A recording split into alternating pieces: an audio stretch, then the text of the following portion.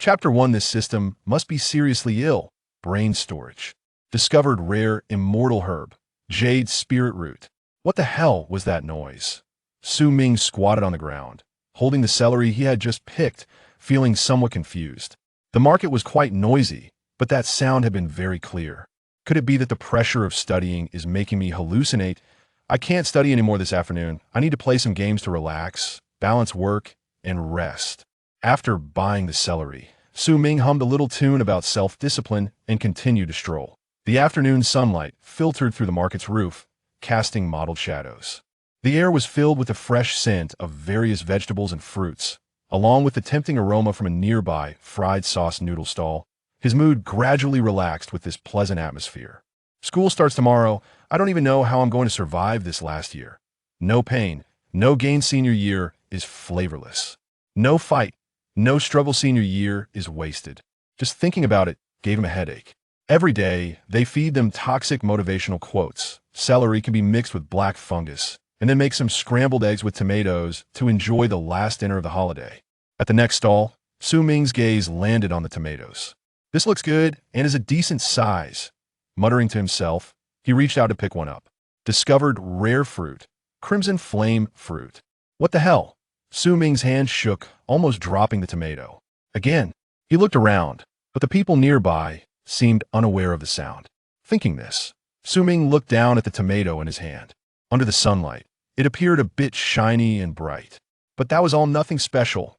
Boss, how much is this? Ming shook the tomato in his hand. 4 yuan per gene.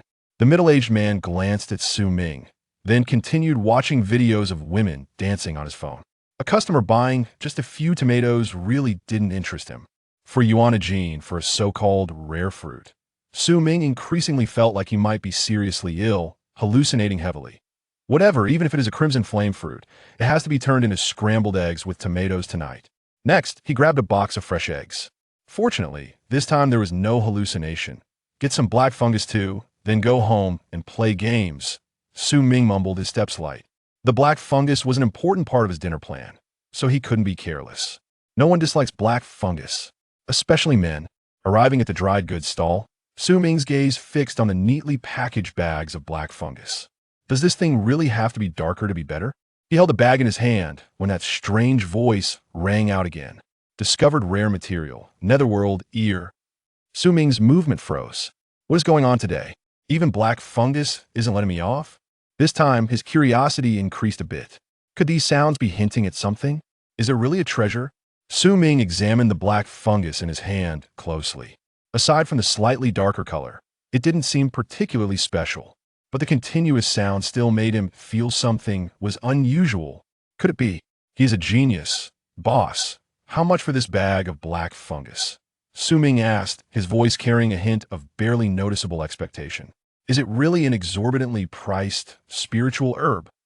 $10. The boss didn't even look up, casually answering. Hearing this, Ming fell silent, paid, and put the black fungus into his shopping bag. If this world isn't sick, then it must be him who's ill. That's it. I've really gone stupid. Ming took a deep breath, preparing to head home. At that moment, a sudden change occurred. Detected 3 types of rare materials within 10 minutes. Terrifying indeed. You have gained the recognition of the system.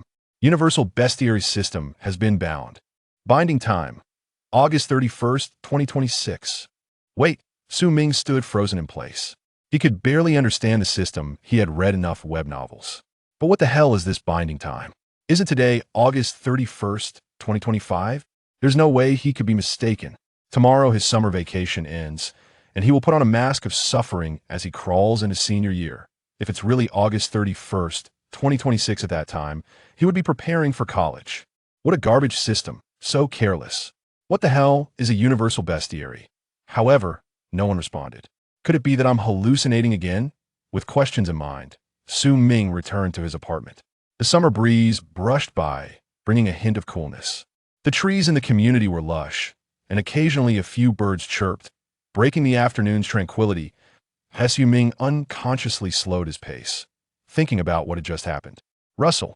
A small cat emerged from the nearby bushes. Meow. Orange, come here. Ming bent down, instinctively reaching out his hand. He recognized this orange stray cat. Every time he passed by, he would give it a pet and often find something to feed it. Warning, warning. Detected Lord-level creature approaching. Please evacuate immediately. That voice appeared again out of nowhere. But compared to the previous times, there was a hint of urgency and fear in its tone.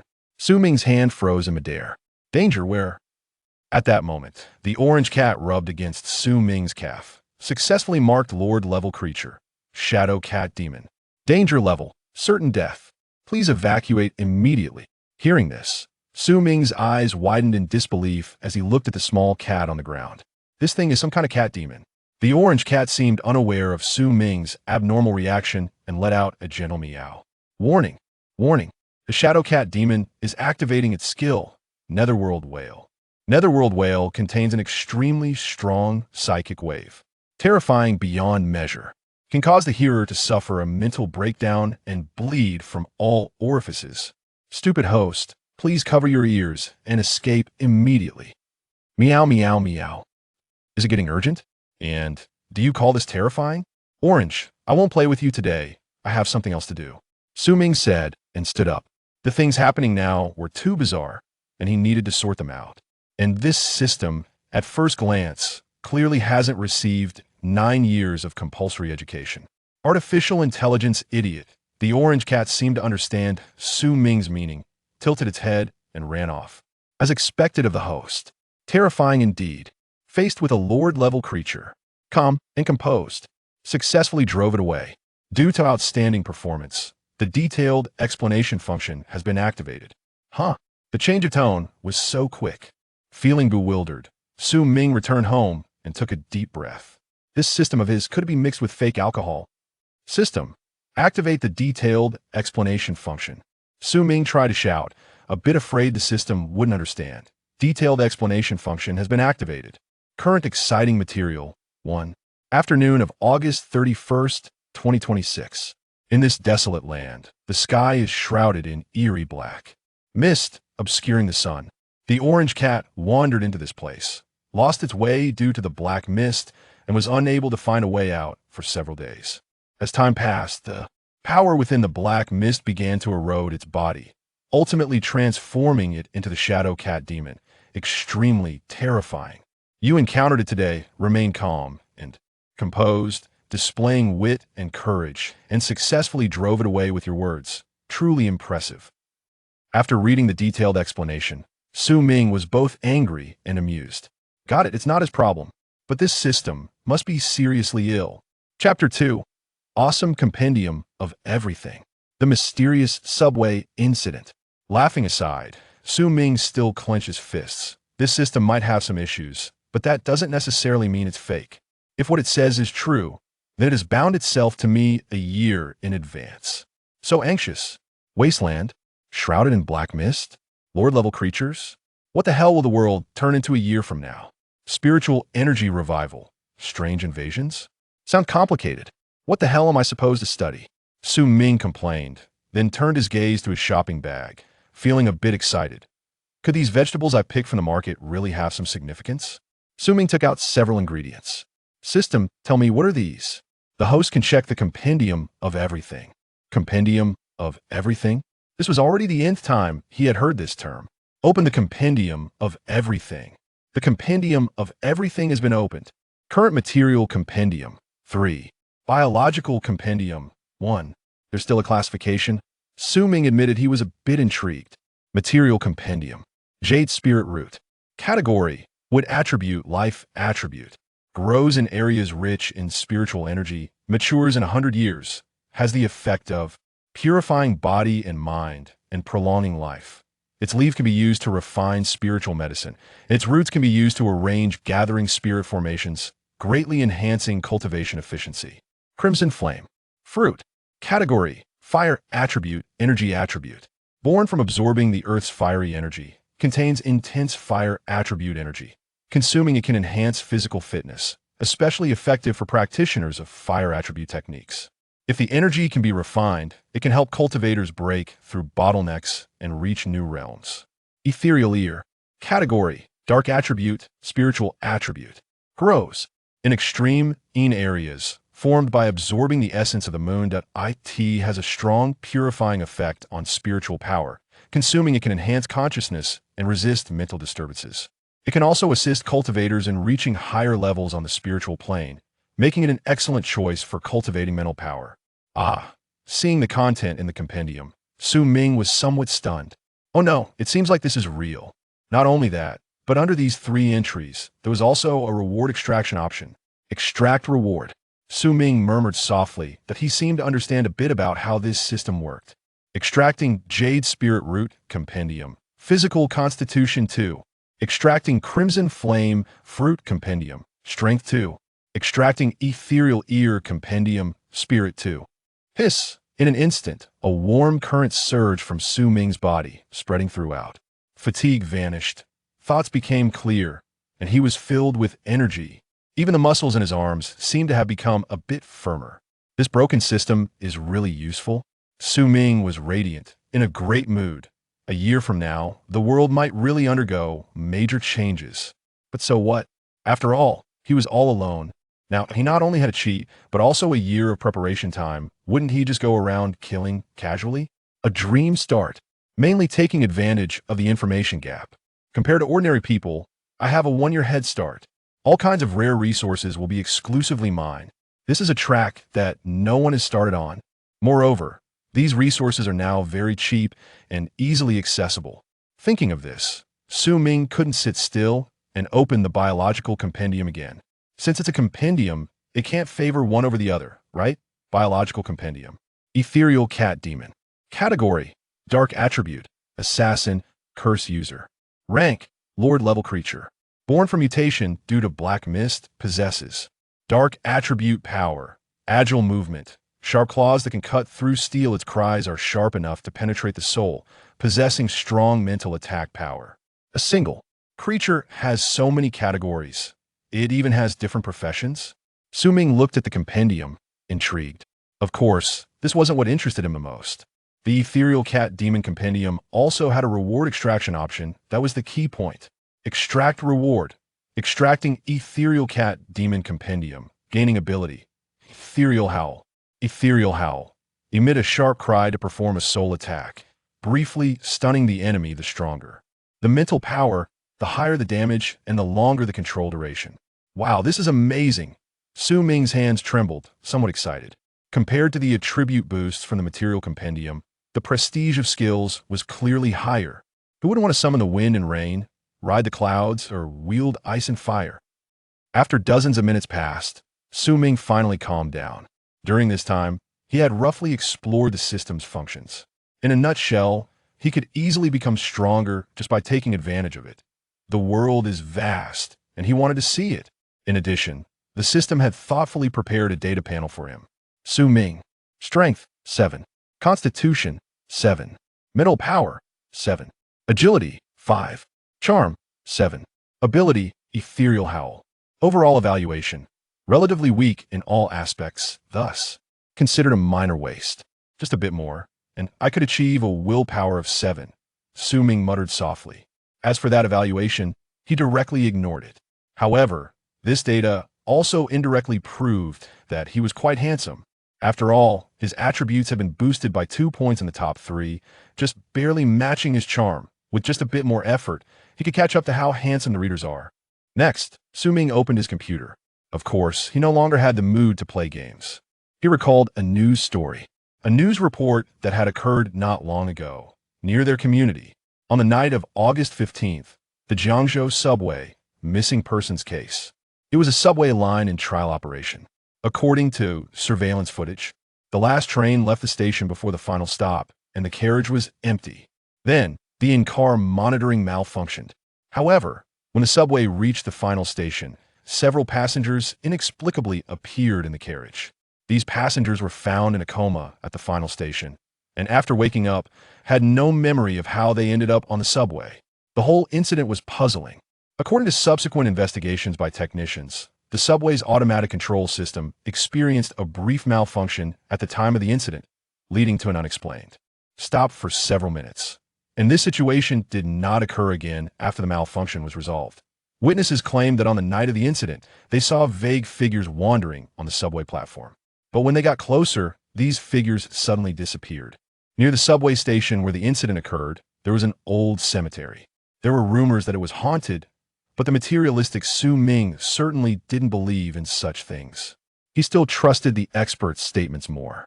This should be a man-made crime incident. The missing passengers might have been drugged unknowingly and then transferred to the subway by criminals. The passengers seemed to have suffered no harm and did not lose any belongings, so the incident hadn't escalated particularly. Now that I think about it, something seems off. Why go to such lengths?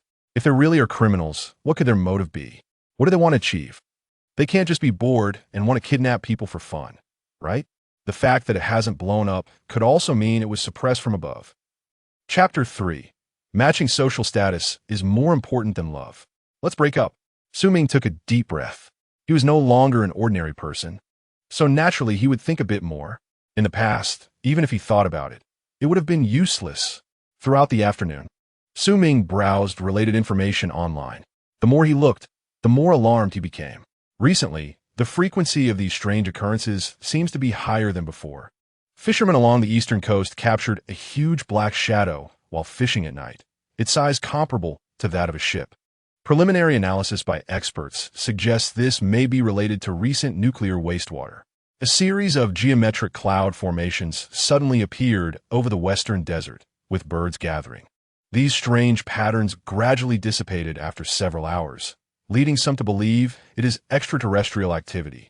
In an old residential area of Jiangnan City, residents reported hearing whispers outside their windows late at night, but the sounds disappeared whenever they investigated. Soundproofing issues cannot be ruled out. The growth rate of plants in tropical rainforests has nearly doubled compared to previous years, and experts believe it may be related to global warming. In a park in Nanha City, flowers seem to have defied natural laws, remaining in full bloom even after their peak season, showing no signs of wilting. Plant experts have gone to study them. Looking at these messages, Ming felt a bit uneasy. The channels releasing these news are not personal accounts.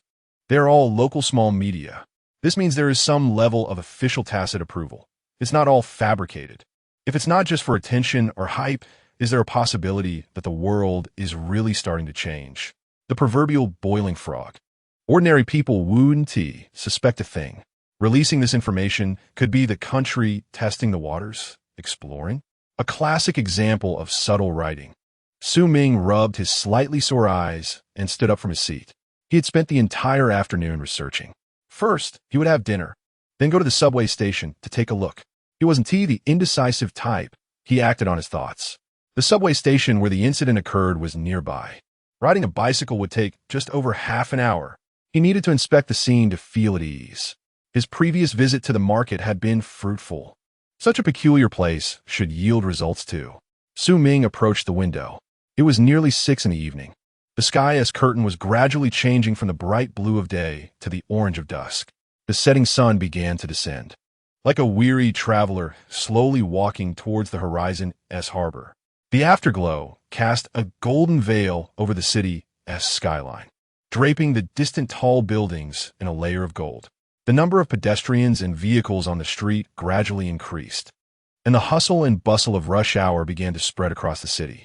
The breath of life was busy yet beautiful. Ming felt the cool breeze brushing against him, temporarily dispelling his various worries.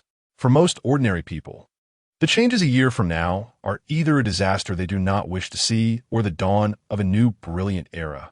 He couldn't figure it out, but he was certain that the whole world would definitely undergo a major reshuffle. After pausing for a while, Ming turned and headed to the kitchen to start preparing dinner.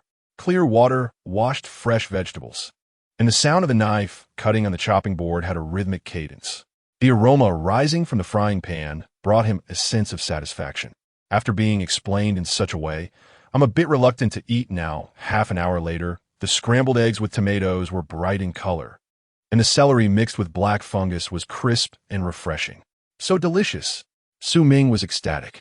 Buzz, buzz, buzz. At that moment, a text message broke the tranquility. Ming picked up his phone and was slightly stunned. The name appearing on the screen was very familiar. Lin Xiyu, his school beauty girlfriend. It had been over a month since they last contacted each other, since the summer vacation began. To reach out to me, at this time, Ming already had a certain suspicion in his heart.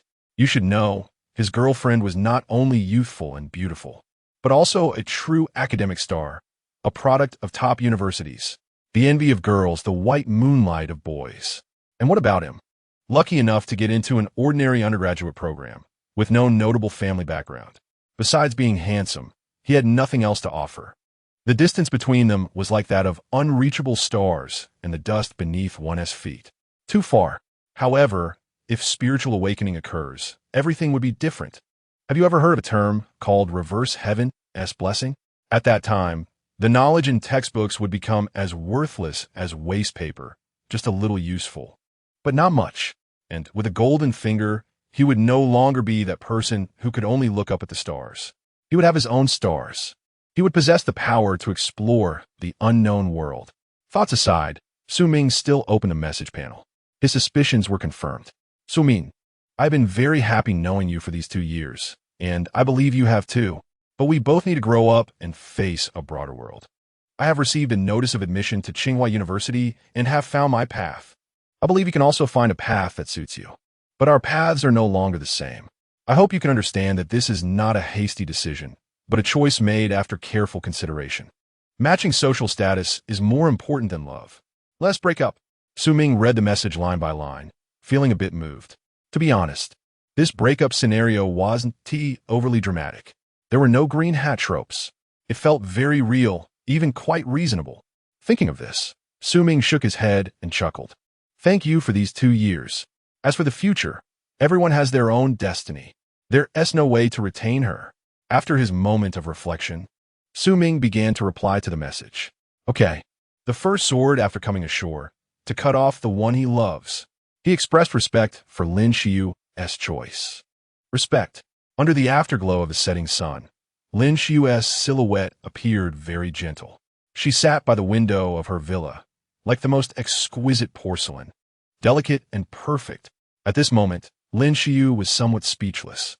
The single word, okay, on the phone screen made her heart feel a bit constricted. She had imagined countless scenarios of breaking up, but never expected it to be like this. He only replied with one word. She couldn't believe it. She was unwilling to accept it. Not even a punctuation mark. She had thought Ming would plead, saying he would try harder, would attempt to bridge the gap between them.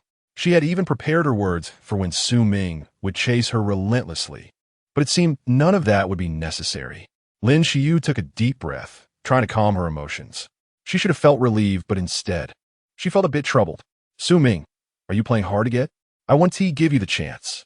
We are ultimately not from the same world. Lin Xiu's expression turned cold as she pulled down the curtains. How dare Ming treat her like this? Chapter 4. Entering the subway station. Artificial intelligence, idiot. A sneeze. On the other side, Ming had just finished washing the dishes and sneezed. Who is thinking of me? He felt a bit puzzled.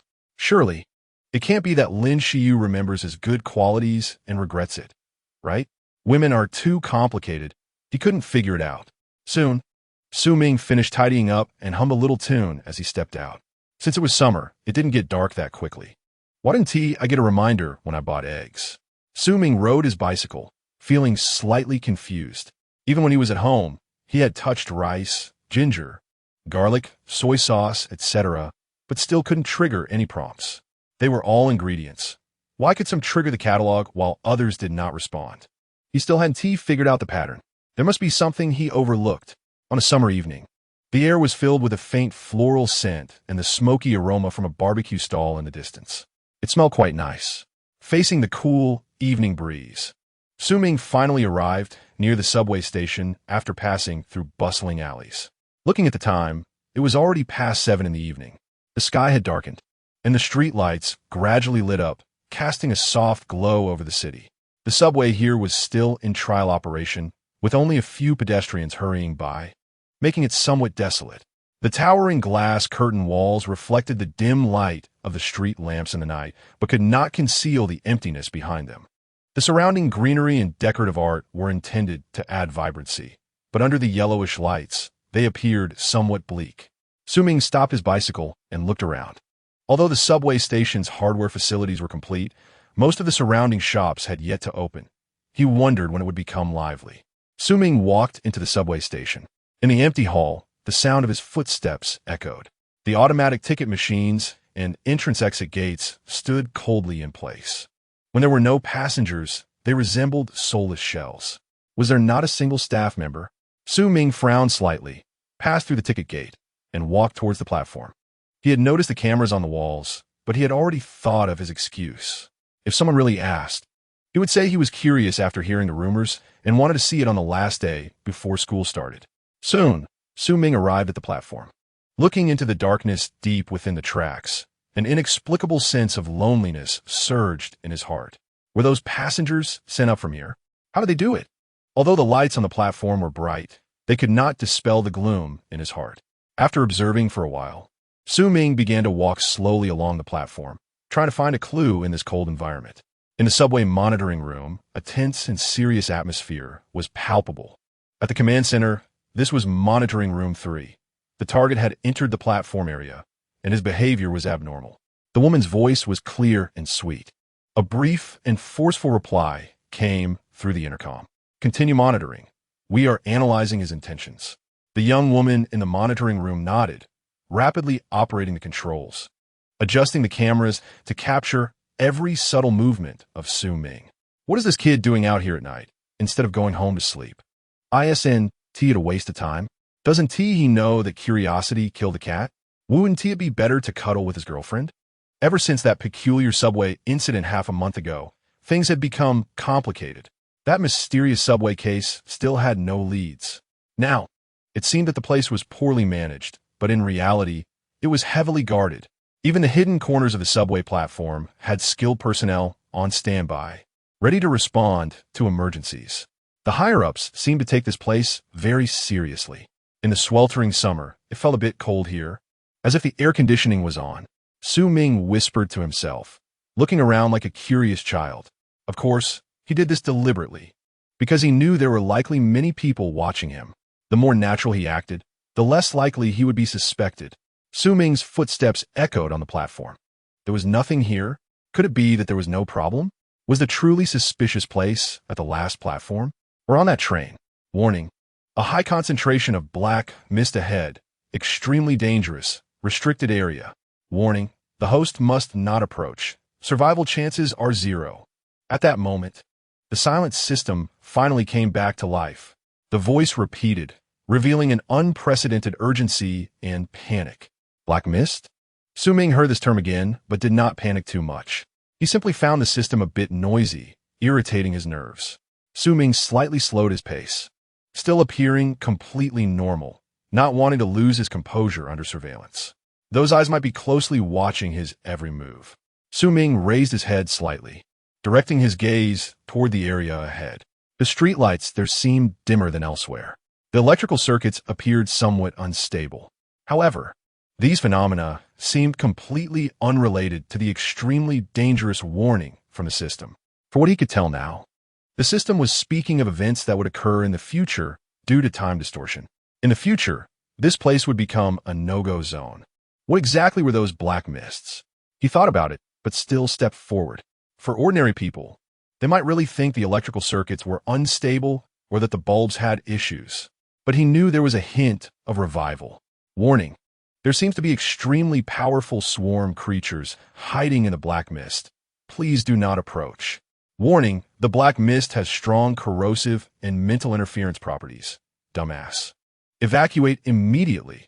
Why are you still moving forward? The system's warning grew more urgent. Su Ming's lips twitched, and he tried hard to suppress his emotions. He wasn't afraid of being scolded, but being scolded by this kind of idiot was somewhat hard to accept. Slap. Slap. Su Ming casually swatted 2 mosquitoes. The host is amazing. With just a bit of useless power, he has killed 2 boss-level void-tier mosquitoes. First kill of a boss-level creature. Reward of 30 points. Do not let your guard down. According to detection, several more void-tier mosquitoes are lurking nearby. Hearing this, Su Ming looked up at the streetlights by the roadside. There, several mosquitoes were swirling around. Is this it?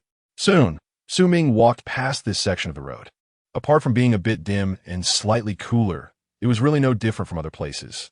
Who would suspect this? This was still under the condition that he had deliberately heightened his awareness. The host has successfully passed through the high-concentration black mist area, just like Mundo, going wherever he wants. Scene catalog has been unlocked. The system's voice came through, filled with shock and excitement. There was also a hint of pride. It was like a talent scout encountering a racehorse like Su Ming. How could such a humanized system be such an idiot? Chapter 5 Bonds. Are they treating him like a lamb for slaughter? Su Ming complained to himself as he retraced his steps. He had just reached the end of the platform. Although he hadn't uncovered the truth, this trip was still quite rewarding. Suddenly, Su Ming's expression tightened. A beautiful figure was walking towards him from a distance. Under the dim light, the figure appeared somewhat hazy. As the distance between them closed, Su Ming gradually made out the appearance of the newcomer. It was a woman in uniform, and she was quite attractive, in her 20s, tall, and with an elegant figure. Her long hair shimmered softly under the light, swaying gently with her steps. The uniform was tailored to fit her perfectly, accentuating her physique. Her features were exquisite, with a hint of heroism between her brows. The woman, wearing high heels, approached Su Ming and spoke in a cold voice. "What are you doing here?" Su Ming felt a bit nervous, his eyes revealing a hint of vigilance and unease, and he didn't respond immediately. Upon noticing this, the woman was slightly taken aback. Was she a bit too intimidating? According to the information she had just received, the person in front of her was just a somewhat inexperienced high school student. A young lad. Thinking of this, the woman took out an ID from her pocket, and her tone softened considerably. "I am a staff member at the subway station, responsible for safety inspections." Su Ming focused on the ID. The woman's name was Wang Qian. He let out a sigh of relief and spoke somewhat hesitantly. "Sister, I heard them say this subway station is quite strange, so I wanted to come take a look before school starts." Hearing Su Ming's address, Wang Qian's lips curved up slightly. "You must have seen the previous news, right? Indeed, there have been illegal elements lurking here, so we have strengthened our patrols. As a student, you should avoid wandering around at night. I'll see you out." "Thank you, sister." Su Ming acted very obediently. Life is like a play, all relying on acting skills. The two walked side by side towards the exit of the subway station, without saying much more. After exiting the platform, Su Ming thanked her again and hopped on his bicycle. Wang Qian watched his figure disappear into the night, her gentle expression replaced by a serious demeanor. The target has left the subway station area, and no abnormal behavior was detected. "Director Wang, he's just an ordinary student. Is it really necessary to have them follow him?" As soon as she finished speaking, a response came through the intercom. "Immediately have them follow him. There must be no negligence. The higher-ups are very concerned about this matter. Leave no room for error. Any oversight is unacceptable." Hearing the instructions, Wang Qian smiled helplessly. She couldn't understand why so many resources and efforts were being wasted on this. Although the missing persons case was suspicious, was it really necessary to be this tense? The personnel sent to follow were all special forces level. In the past half-month, it wasn't just one student who had come here. There had also been adventure streamers and a few drunk people who came here for bravado. Each time, they had to follow this entire process, and they secretly monitored where they went next to see if there was any abnormal behavior. Every time, they mobilized heavily. Every time, they returned empty-handed. It was really exhausting. Meanwhile, Su Ming rode his bicycle towards the neighborhood. That Wang Qian shouldn't be as simple as she appears. Is she with the police? That sense of heroism is not something a mere employee would possess. Although his academic performance was average after years of living alone, he had experienced quite a bit. Compared to his classmates who had no worries about food and clothing, he was constantly struggling. System, what are the points for? The 2 mosquitoes he casually swatted earlier had earned him 30 points. Every 10 points can be exchanged for 1 attribute point. A very straightforward function. However, given the system's nature, there might be a points shop in the future. Then, Su Ming opened the new encyclopedia. Void Fong Mosquito. Category: Dark Attribute. Flying Creature. Social Creature. Assassin. Rank: Boss Level Creature. Originating from the Black Mist, the Void Fong Mosquito is known for its sharp mouthparts and extreme mobility. They can silently approach their prey in the dark, and once they lock onto a target, they launch an attack with lightning speed to drain blood, often attacking in groups, making them difficult to defend against. Sound quite powerful. Su Ming smiled. He was only interested in extracting the encyclopedia rewards. Extracting Void Fall Mosquito Encyclopedia. Obtaining the ability Shadow Strike. Shadow Strike. Lock onto a target, accelerate instantly, and launch an attack. Another ability in hand. Just one word. So damn satisfying. Thankfully, it's not blood-sucking. Otherwise, it would be a bit off-putting. Su Ming breathed a sigh of relief. However, the system continued to push forward. Current Dark Attribute Encyclopedia. 3. Ghostly Ear, Shadow Cat Demon, Void Fall Mosquito. Activate Level 1 Dark Attribute Encyclopedia effect.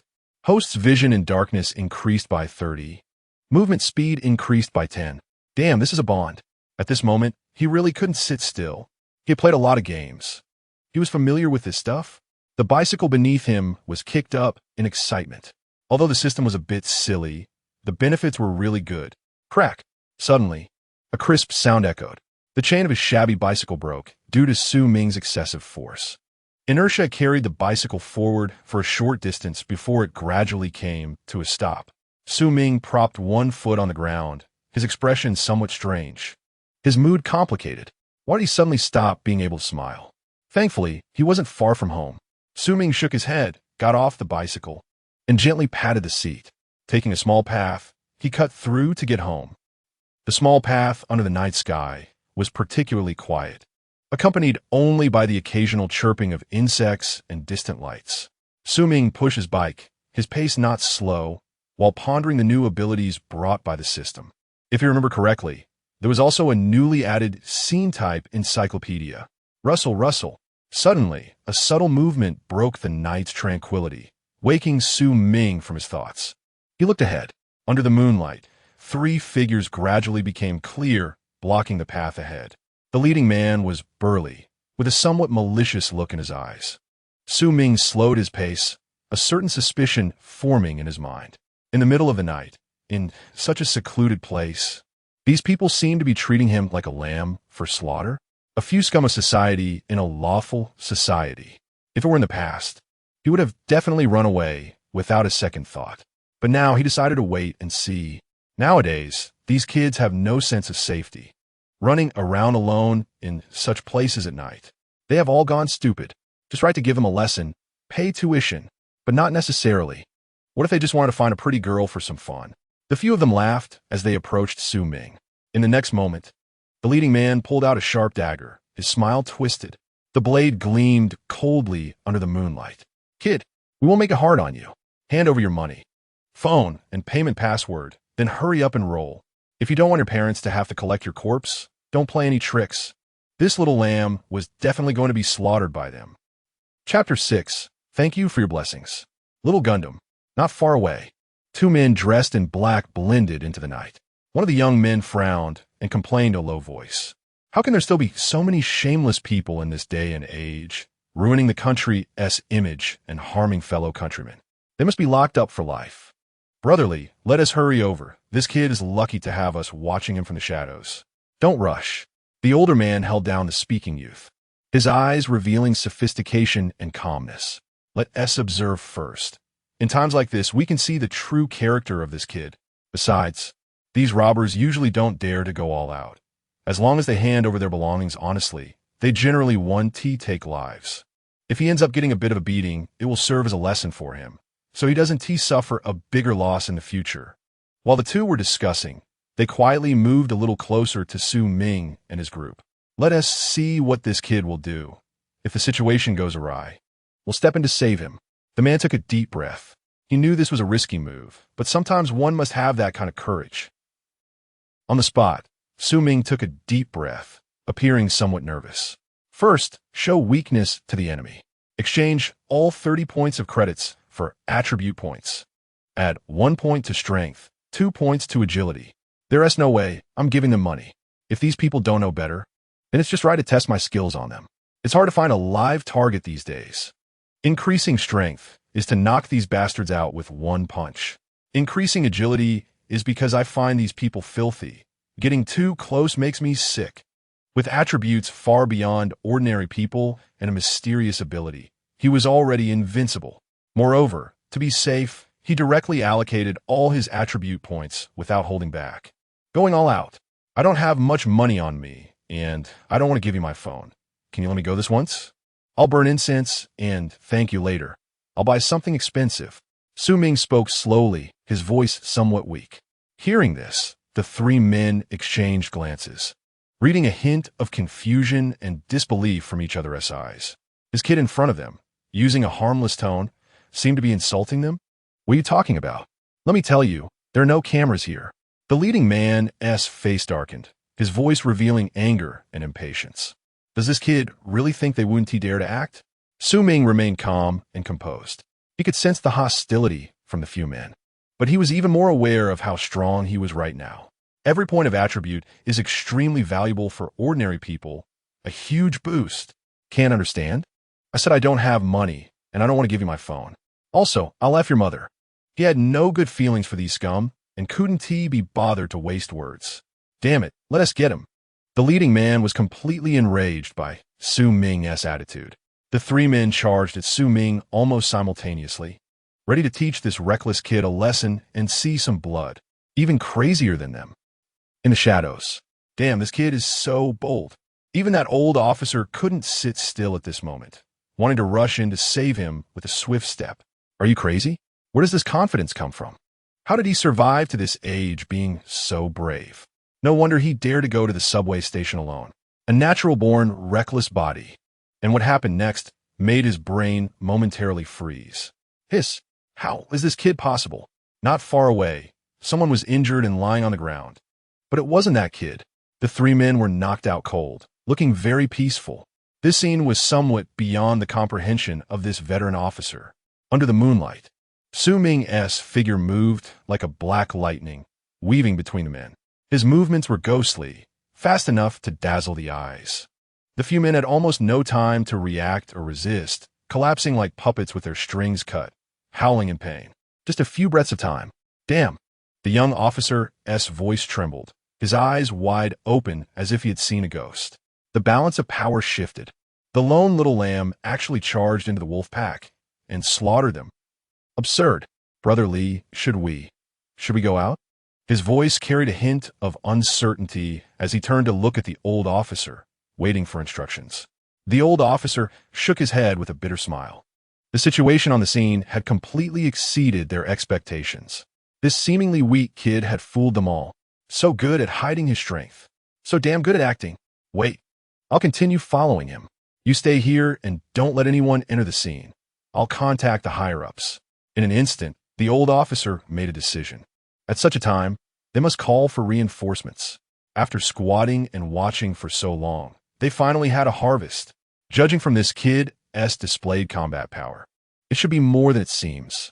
Perhaps it really has something to do with the subway station incident. This kid might not know what bad things he has done. If he could be absorbed into the combat zone.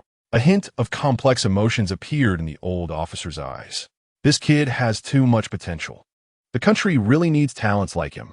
Soon, the old officer reported what had happened here. A specialist was already rushing over. Brother Lee, how does this guy compare to those soldiers?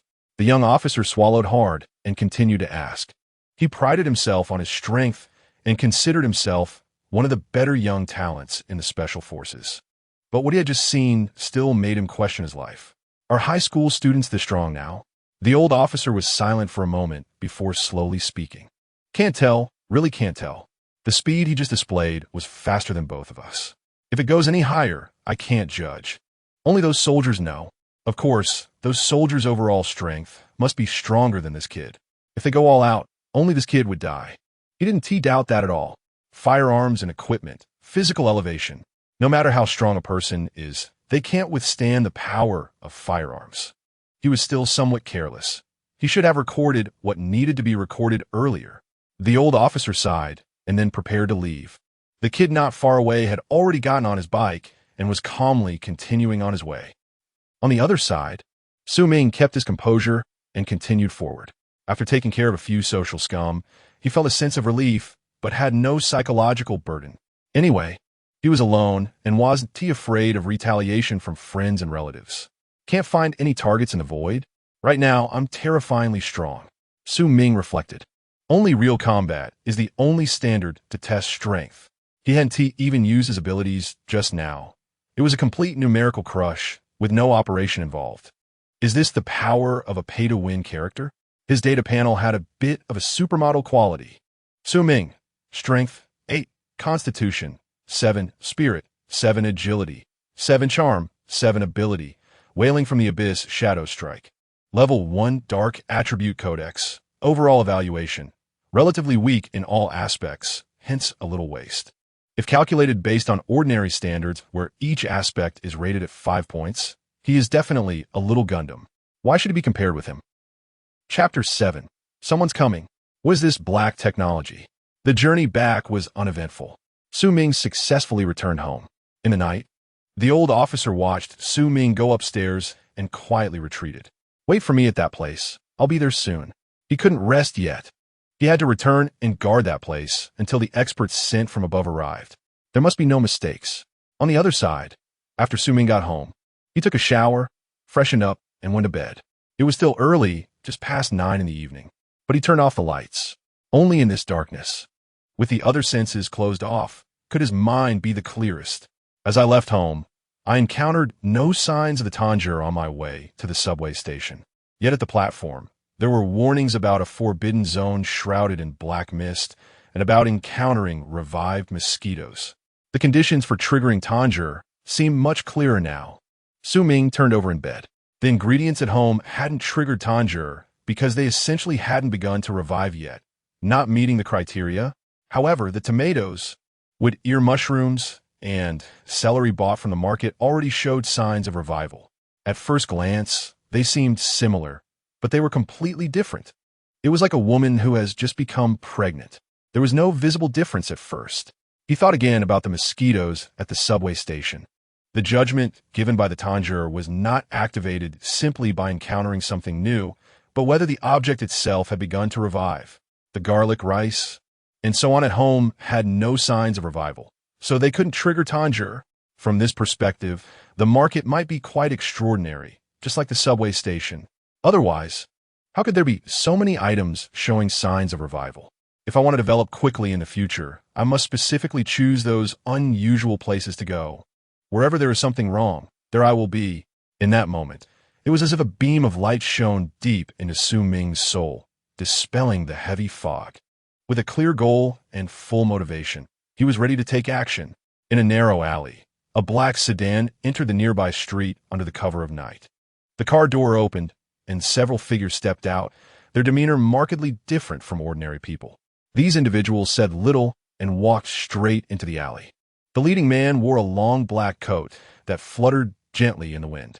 His face was resolute, with features as sharp as if carved from stone, and his eyes sparkled with an eagle-like glint, as if he could see through all secrets. At the same time, his gait was exceptionally calm, with each movement revealing an extraordinary bearing. Powerful and confident. In his hand, he held a uniquely shaped square instrument. The surface of the instrument was engraved with strange patterns, giving it a high-tech appearance. At the location where Ming had previously clashed with someone, 2 officers were keeping watch.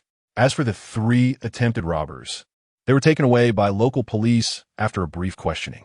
The old officer specifically instructed the police to take good care of them. They must make these scum remembered deeply, so they would never again have the heart to commit crimes. A thorough cleanup. Brotherly, I still can't figure out what exactly we need to investigate. The young officer increasingly felt that what they were investigating was unusual. The previously absurdly strong child, the strange subway incident, and the extreme attention from above. The old officer glanced at him and smiled mysteriously.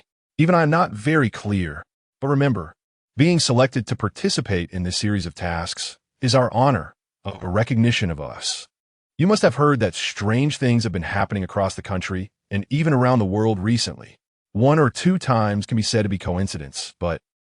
The old officer paused suddenly and looked toward the other side. Someone was coming from that direction. The 2 exchanged glances and quickly focused. Soon, the 2 groups converged. A look of surprise flashed in the old officer's eyes.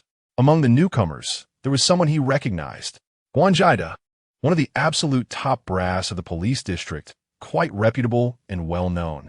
But even with such a status, he was now walking behind the leading man. Who exactly was this person? Previously on the phone, it had been stated that experts would be coming.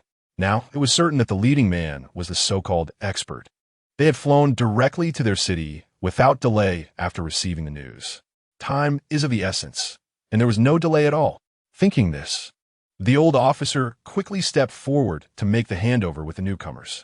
The leading man nodded to the two officers and exchanged a few brief words.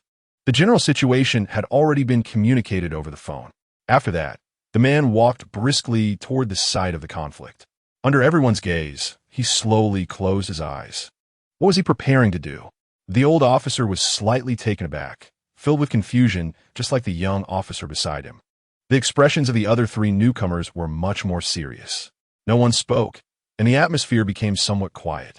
In the center, the man with closed eyes seemed to be sensing something. Whether it was an illusion or not, the air around him seemed to gently ripple with his breath. Perhaps it was a heat wave. After several seconds, the man opened his eyes. His brow furrowed slightly, and he shook his head gently, seemingly puzzled. The old officer opened his mouth but still said nothing. Since the big shot hadn't spoken, he could only obediently watch. Is there really no way to find the surveillance footage around here? The man spoke. The old officer helplessly nodded. We've checked, and there really is none. It's also my negligence. There was no on-site recording. The man waved his hand, no longer fixating on this issue. He still had some doubts about whether the kid they mentioned could really achieve the speed described. So far, he hadn't seen anything unusual. It was time to move the machinery. The man made up his mind and then focused his gaze on the instrument he carried. This thing was extraordinary. The instrument was not large, primarily deep black, with intricate silver circuits embedded on the surface. These circuits shimmered faintly in the moonlight, appearing somewhat strange, like the veins of a living creature. At the center of the instrument was a transparent crystal-like sphere filled with slowly flowing blue liquid, the nature of which was unknown. The man gently touched the instrument, his movements filled with a sense of ritual. His fingers glided lightly over the silver circuits, each touch precise, as if playing a silent melody. As he operated, everyone widened their eyes. The blue liquid in the crystal sphere began to flow faster, emitting a bright glow. What is this black technology? Chapter 8 Machines Don't Lie. Ordinary People. White Dragon River. The light of the sphere gradually became blinding. The man closed his eyes again, seemingly perceiving the surrounding world in another way. The silver circuits on the instrument began to emit a faint blue light, reflecting the brilliance of the crystal sphere, enveloping the man in a halo. This scene felt somewhat sci-fi, especially the two police officers from earlier, who were so shocked they couldn't speak. Has the technology of their country reached such a level? They couldn't understand it, but it was really damn impressive. A few minutes later, the light finally dimmed. The man opened his eyes, but his brow furrowed even deeper. Mr. Wang, how is it?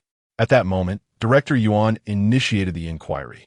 He was the one recognized earlier by the old officer Yuan Chong, one of the three major leaders of the Southeast War Zone, who had made numerous commendable achievements on the front lines in recent years, gaining great renown. But that wasn't the key. The key was that he heard Director Yuan refer to this man as Sir. Could this extraordinary man not be from their police department? Director Yuan a bit puzzled. The man murmured softly, a hint of confusion flashing in his eyes. From the description, that child was indeed extraordinary. The two special forces soldiers' judgment couldn't be wrong. But I truly did not sense any fluctuations related to anomalous energy. Even when using instruments, it was still the same. That child should just be a very talented, ordinary person. Hearing this from the man, the expressions of Director Yuan and the others were somewhat unclear. It was uncertain whether they felt relieved or disappointed. Machines don't lie. It was a definitive conclusion. After pondering for a moment, Director Yuan began to speak. Long Pinyin, you stay here to assist in investigating the subway station matters. Yes. The man named was quick to step forward, his movements clean and swift, without any hesitation. The old officer was once again surprised and couldn't help but take a few more glances. He had heard of this name, a rising star in the southeast war zone, whose speed, strength, and fighting skills were top-notch, with few rivals among the younger generation. A strong competitor for the future king of soldiers. The new generation surpasses the old. A hint of admiration flashed in the old officer's eyes. People like him naturally admire the strong. At the same time, his curiosity grew even more.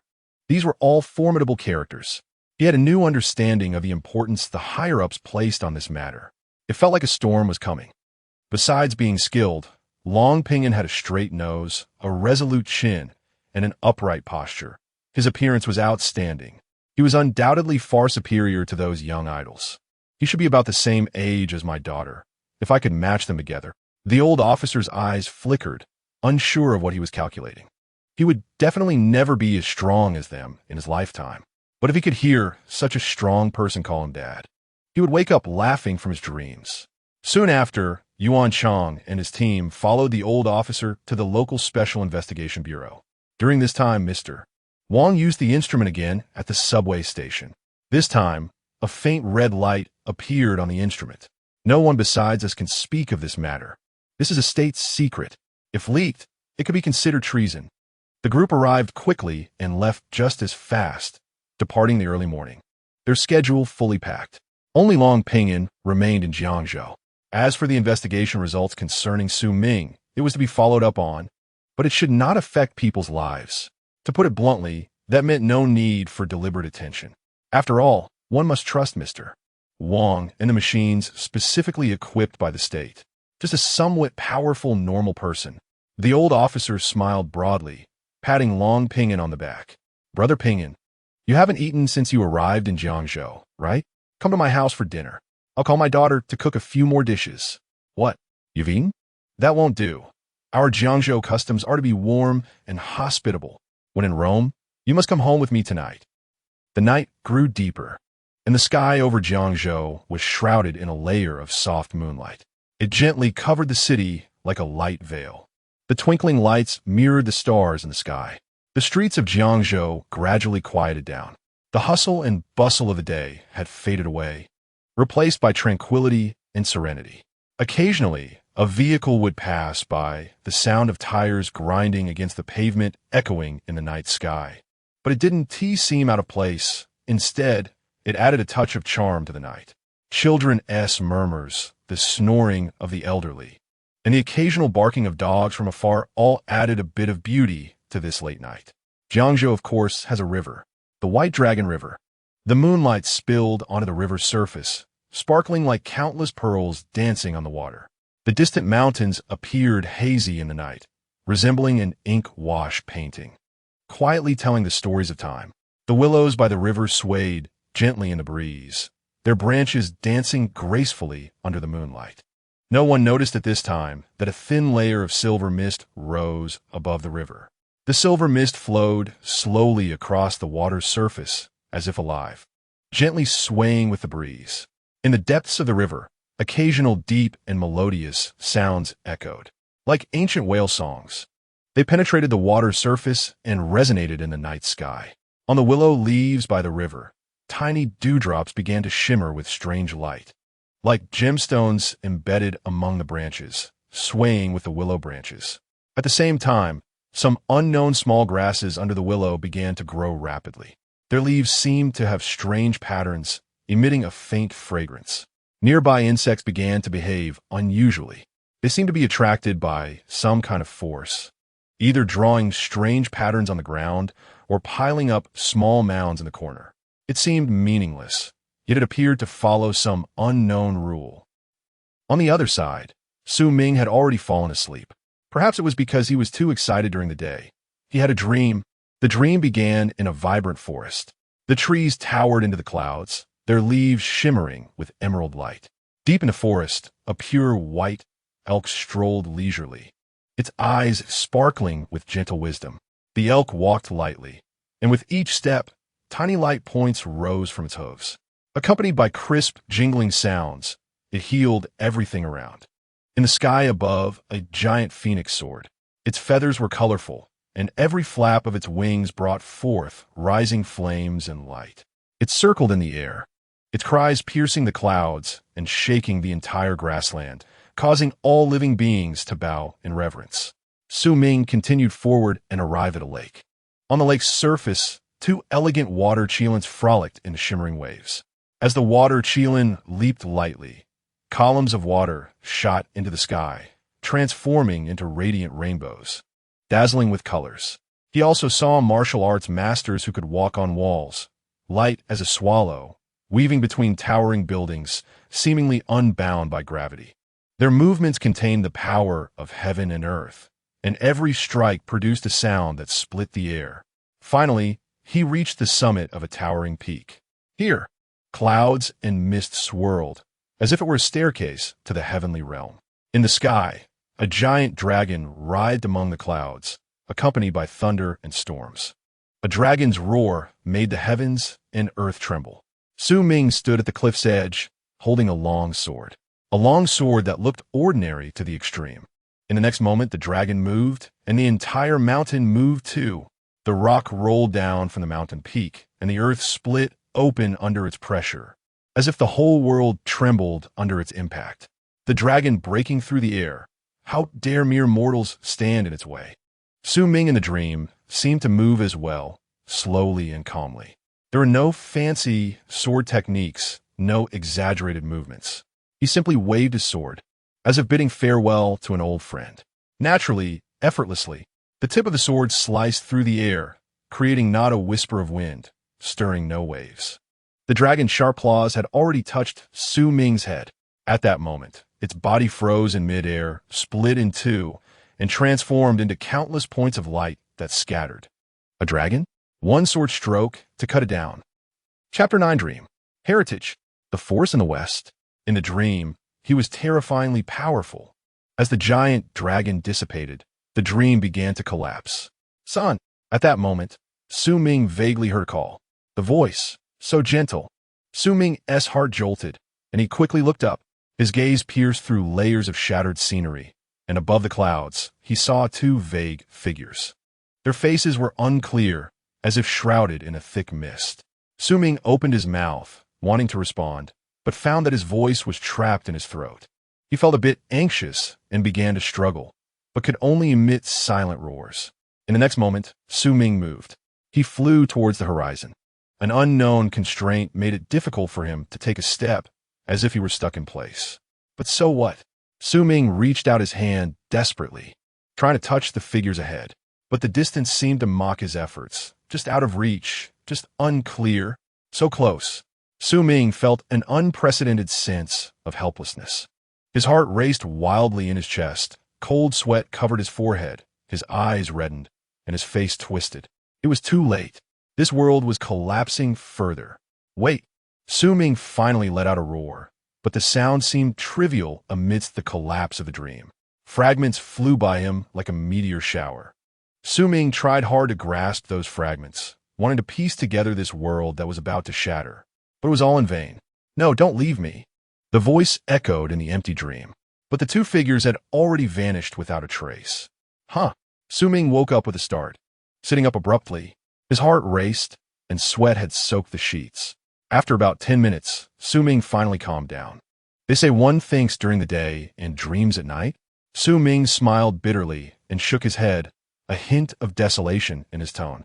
The revival of spiritual energy had occupied his thoughts all day after he learned about it. It was only natural to dream about it. Who doesn't he long to become stronger? Who doesn't he aspire to reach the pinnacle and look down upon the world? That voice, so gentle. A smile crept across Ming's lips. The call in the dream was so familiar. Ming knew that his father and mother had always been hidden deep in his memories. He just didn't want to think about it, nor dared to. According to newspaper records and his grandmother's account, his parents had died in a car accident when he was 1 year old. Everyone in the car had fallen off a cliff. No one survived. The scene was too bloody, too mangled to see clearly. He was only 1 year old at the time, so he naturally hadn't participated in the aftermath of the accident. His impression of his parents existed only in a few photos. Later, his grandmother raised him alone. 2 years ago, his grandmother also passed away. Since then, he had been living alone in this familiar, yet unfamiliar city. No, it was survival. I miss you. After calming himself slightly, Ming got out of bed.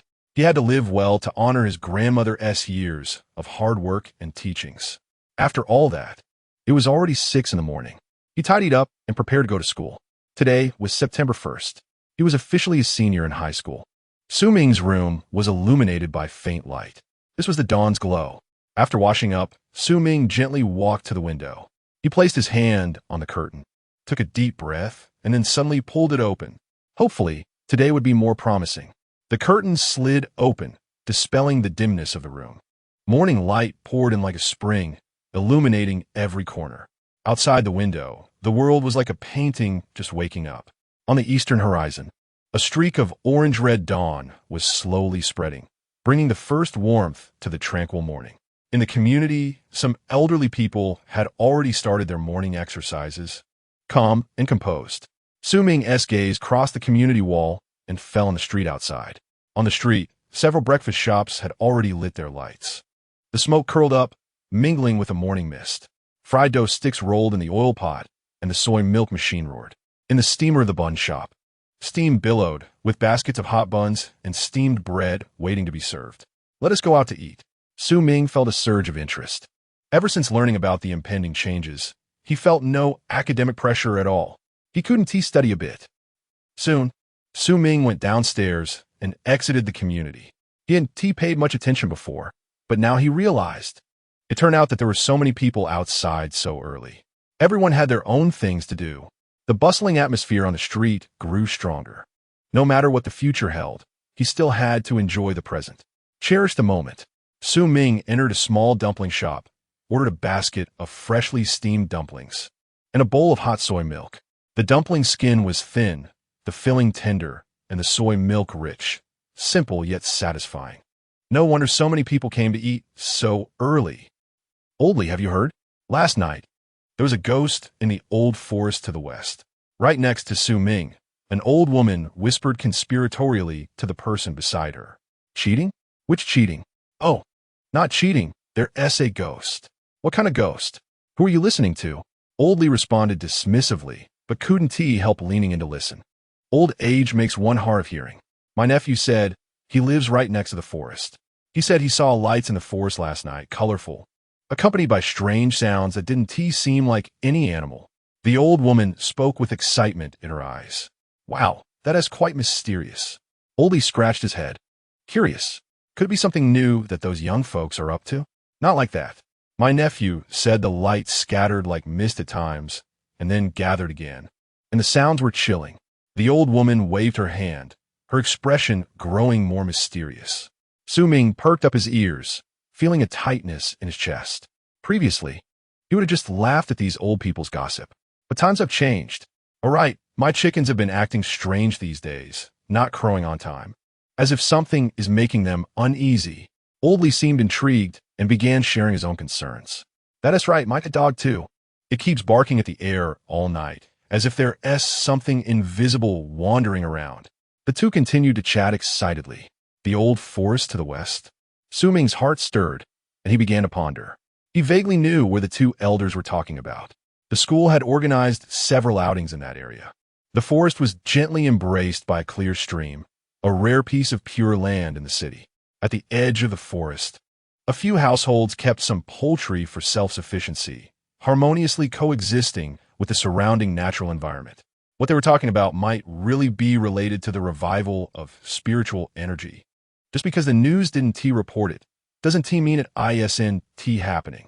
Those remote places still have to be explored on one's own. I need to go take a look soon. Listening to the two describe that place, it already sounded a bit mystical. If I wait too long, I really don't know if I can handle it. Chapter 10 Moral Kidnapping. We are ultimately not people from the same world. After about 10 more minutes, the two elderly men left, chatting happily. Ming also paid and walked out of the breakfast shop. It was already 7:30 in the morning. Next off to school. His home wasn't far from the school. It took about 20 minutes to walk. Along the way, there were quite a few parents and students heading in the same direction. Everyone was up early and returning to school, not daring to delay. Who knows what these students will feel in a year? After studying hard for over a decade, they might feel like they've worked hard for nothing. Class 8 of a senior year. Su Ming arrived at the classroom door and was slightly taken aback. It was only 8 a.m., and most of the students in the class had already arrived. The notice clearly stated that the holiday would end at 10 a.m. The atmosphere in the classroom was somewhat oppressive. It seemed that everyone had a tense string pulled tight in their hearts. Is everyone this stressed? This is senior year. On the podium, the class teacher noticed Su Ming at the door and frowned slightly. This kid coming late is one thing, but he has empty hands, and didn't he bring anything? How can he expect to change his fate with this level of awareness? She was well aware of Su Ming's family situation and hoped he could work a bit harder. Otherwise, when he graduates from high school and enters society without connections, money, or support, he would basically be useless. He might even become a pest in society. Su Ming walked straight to his seat. His desk mate had arrived, and it was none other than his ex-girlfriend, Lin Xiu, who had been recommended to Tsinghua University. Lin Xiu sat at her desk, not glancing at him. Su Ming felt a slight stir in his heart.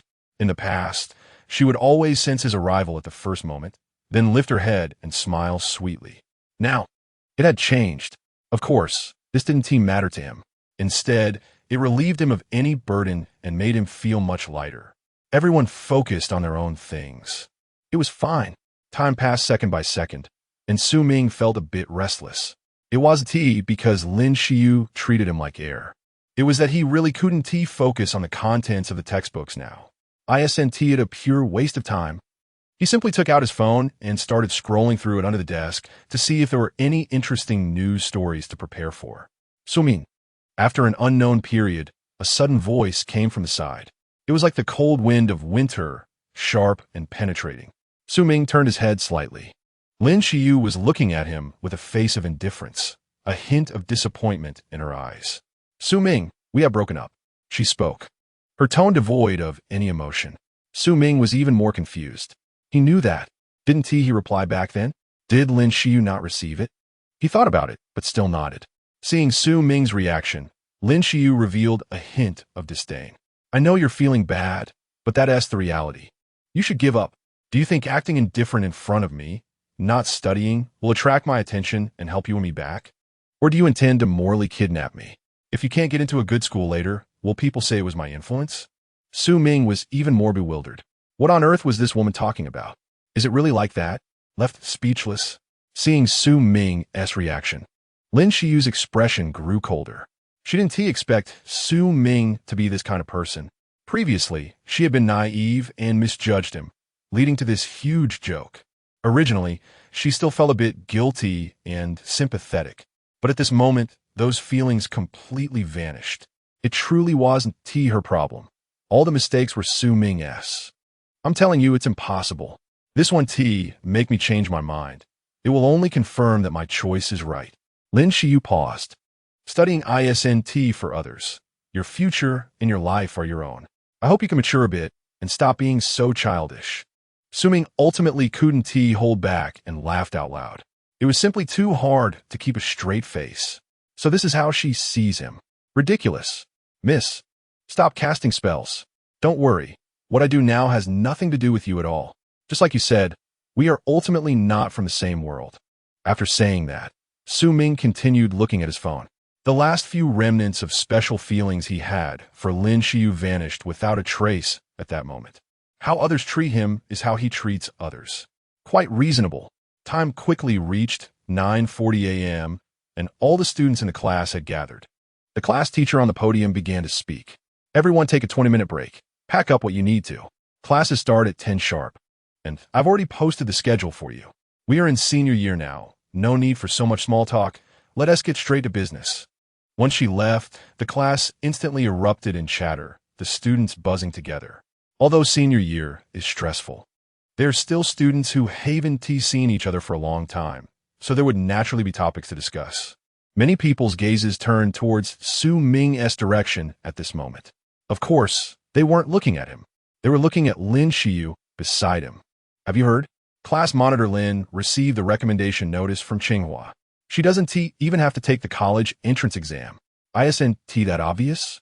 Who doesn't know this news? It can only be said to be envy. I don't even dare to feel a hint of jealousy. I'm not worthy. The class monitor is the class monitor. Not only is she beautiful, but her family background is good, and her grades are top-notch. How could such a person exist next to me? This question should be directed at Su Ming. What kind of luck did he have to be the boyfriend of the class monitor? Is it just because he is a bit handsome? Yeah, no matter how you compare. Class monitor Lin is at the top, thoroughly putting Su Ming beneath her.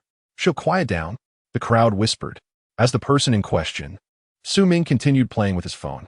His mental strength had been raised by 2 points, and he could hear them despite their not-so-soft voices. But what others said was their business. It didn't matter to him. Whether he was above or below, it really wasn't that important. His mindset had long changed. Just then, Lin Xiu suddenly slammed her hand on the desk and stood up. The sound was crisp. The entire classroom fell silent instantly. All eyes were drawn to her, as if attracted by a magnet. This was the beautiful class monitor who had been recommended to Tsinghua. Who wouldn't want to take a few more glances?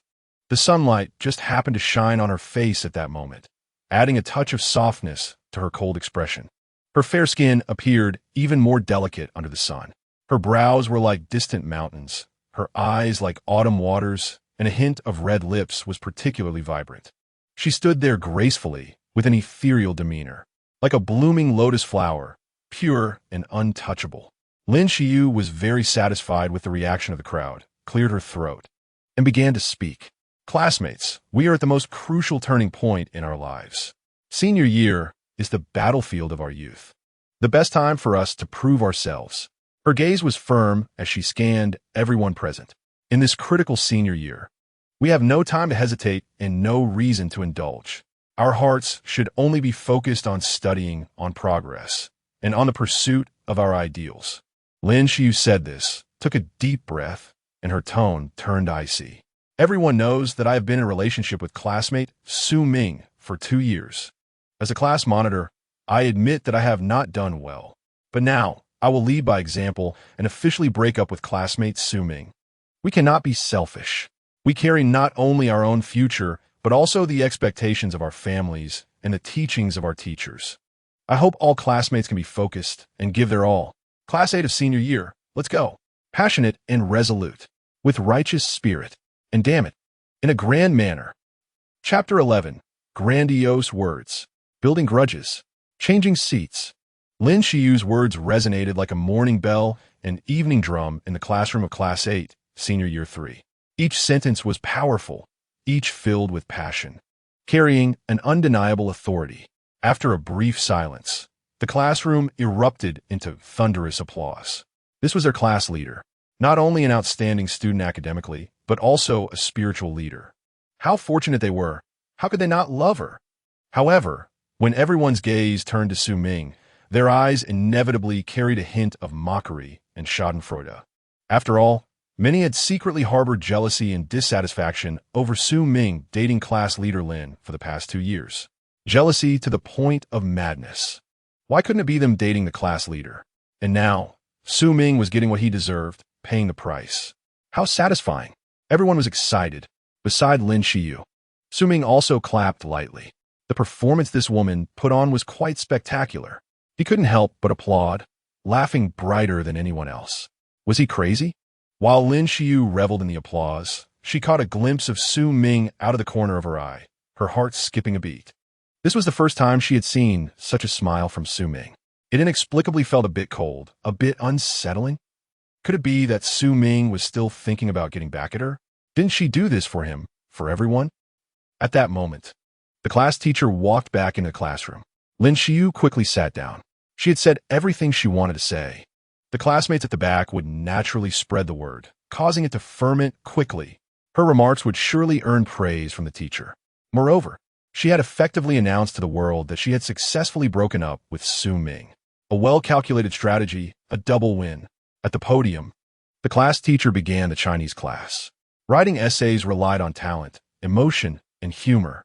If you lack talent and can't stir emotions, then you must at least provide some entertainment for the grading teacher to score points.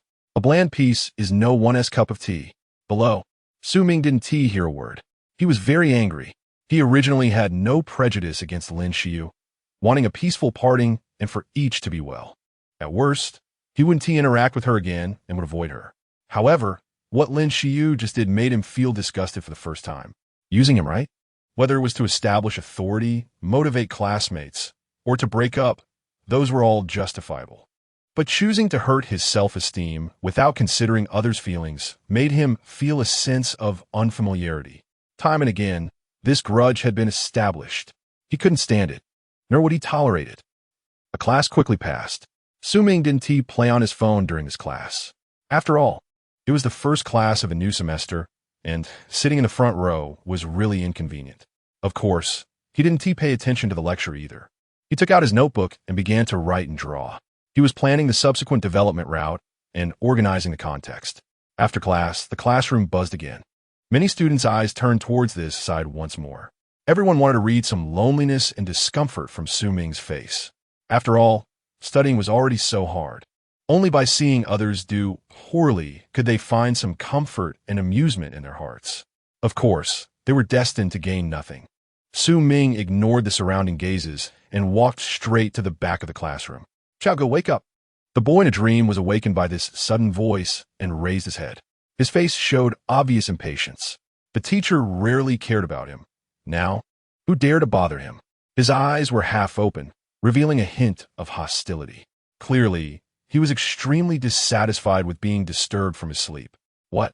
Wang Chao asked coldly, his tone obviously displeased. Ming ignored Wang Chao's attitude and spoke directly. "I want to change seats with you."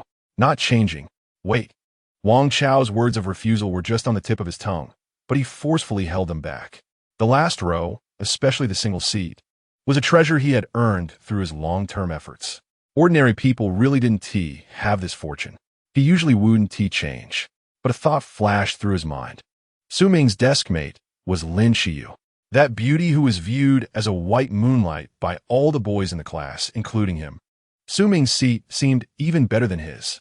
He usually didn't study and looked down on interacting too much with classmates. But sitting next to a girl as exceptional as Lin Xiyu was still very attractive. A hero's anger for a beautiful woman. For someone like him, having a beauty by his side would be even more perfect and classy. If he could really sit with Lin Xiyu, he could smell her faint fragrance every day while sleeping. Even his dreams would probably be sweeter. Wang Chao began to calculate in his heart. Although he had no interest in studying, this opportunity to get closer to Lin Xiyu was undoubtedly a once-in-a-lifetime chance. To say something that shouldn't be said. He often found himself alone practicing his skills at night, with Lin Xiyu's elegant figure appearing in his mind. With my unique charm and a financial offensive, perhaps I could gradually make her infatuated with me. A domineering bad president and a sweet, obedient academic. Wang Chao became more and more excited. So what if his grades were poor? Directly capturing a scholarly girlfriend would prove his strength even more. Okay, deal. Wang Chao finally nodded, his voice carrying a hint of uncontrollable excitement. But would she agree? Why should she agree? It's me changing seats with you. It has nothing to do with her. Ming replied with a smile. It seemed like the deal was done. Soon, the two began to pack their belongings, preparing to swap seats. Both were very satisfied. For Ming, as long as he sat in the last row, it would definitely reduce the attention from teachers and classmates on him.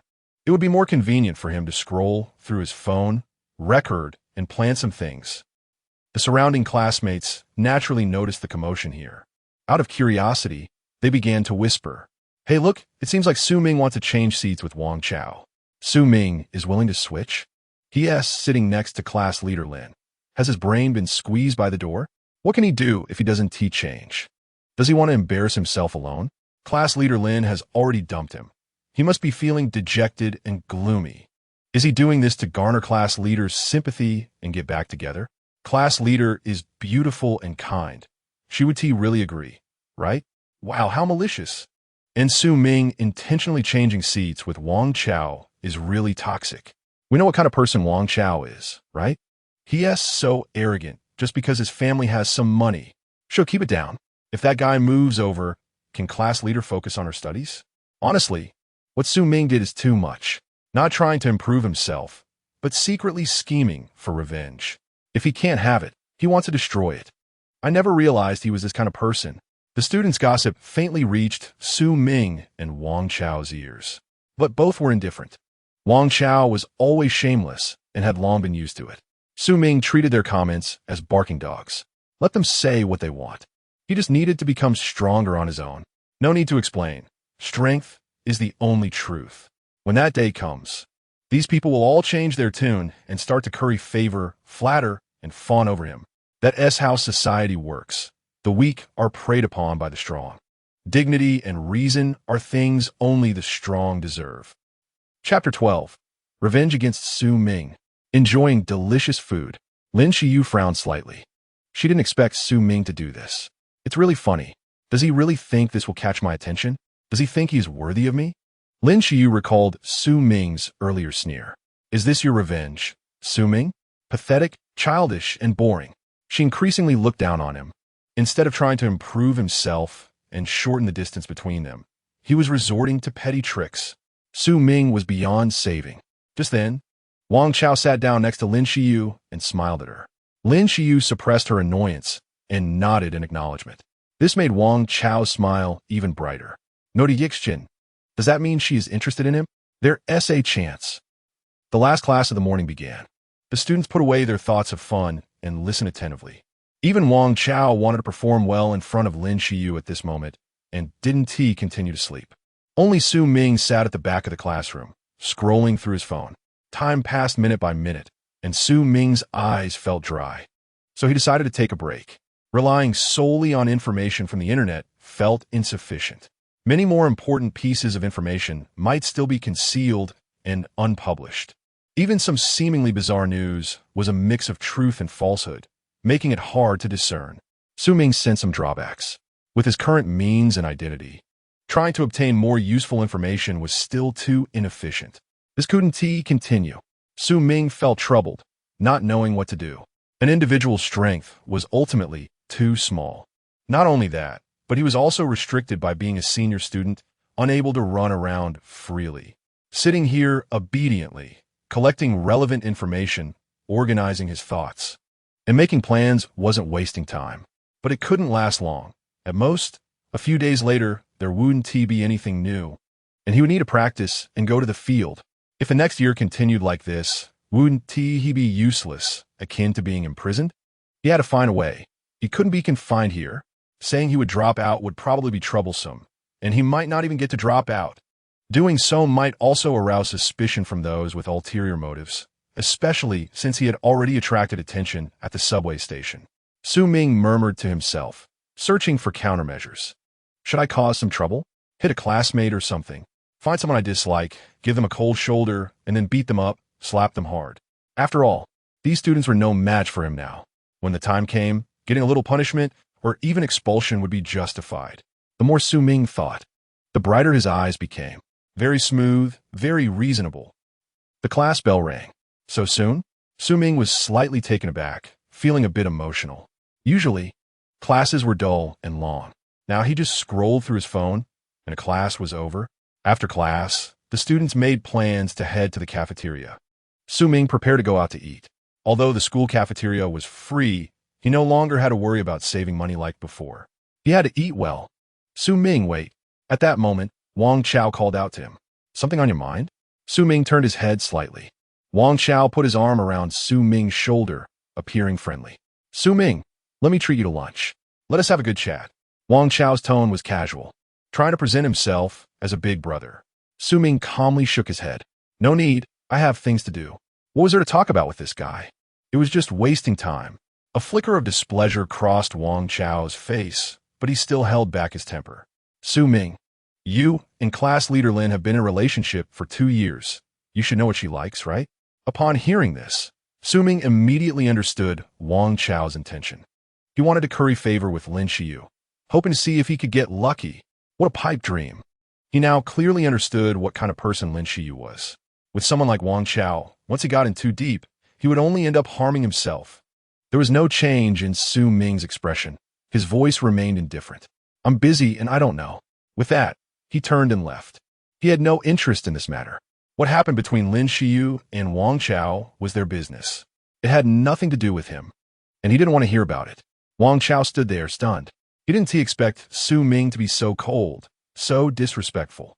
Watching Su Ming walk away, a flicker of malice flashed in his eyes. Su Ming, refusing the toast only to drink the penalty wine, really thinks too highly of himself? How dare he refuse me? This kid, does he still think about getting back together with Lin Qiyu? What a delusional dream. Wang Chao's voice was low, and a sinister smile appeared on his face. From now on, Lin Qiyu is my woman. Anyone who has ideas about her should not blame me for disregarding our classmates' feelings. Just an orphan without a mother. He deserves to die. Wang Chao picked up his phone and dialed a number. He had to deal with Su Ming and teach him a lesson. On the other side, Su Ming had already walked out of the school gate. He was unaware that Wang Chao had set his sights on him as a thorn in his side. He also didn't know that a revenge plot against him was being planned. At this moment, he had entered a Chinese restaurant called Bamboo Pavilion. The restaurant was decorated in an ancient and elegant style, with bamboo and wood as the main theme. Several ink paintings hung on the walls, creating a tranquil and distant atmosphere. A faint aroma of tea wafted through the air, making one feel at peace upon entering. A nice place, Su Ming casually commented. This Chinese restaurant wasn't too far from their school. He had only looked at it from the outside before, as he was reluctant to spend money. Su Ming chose a window-side seat.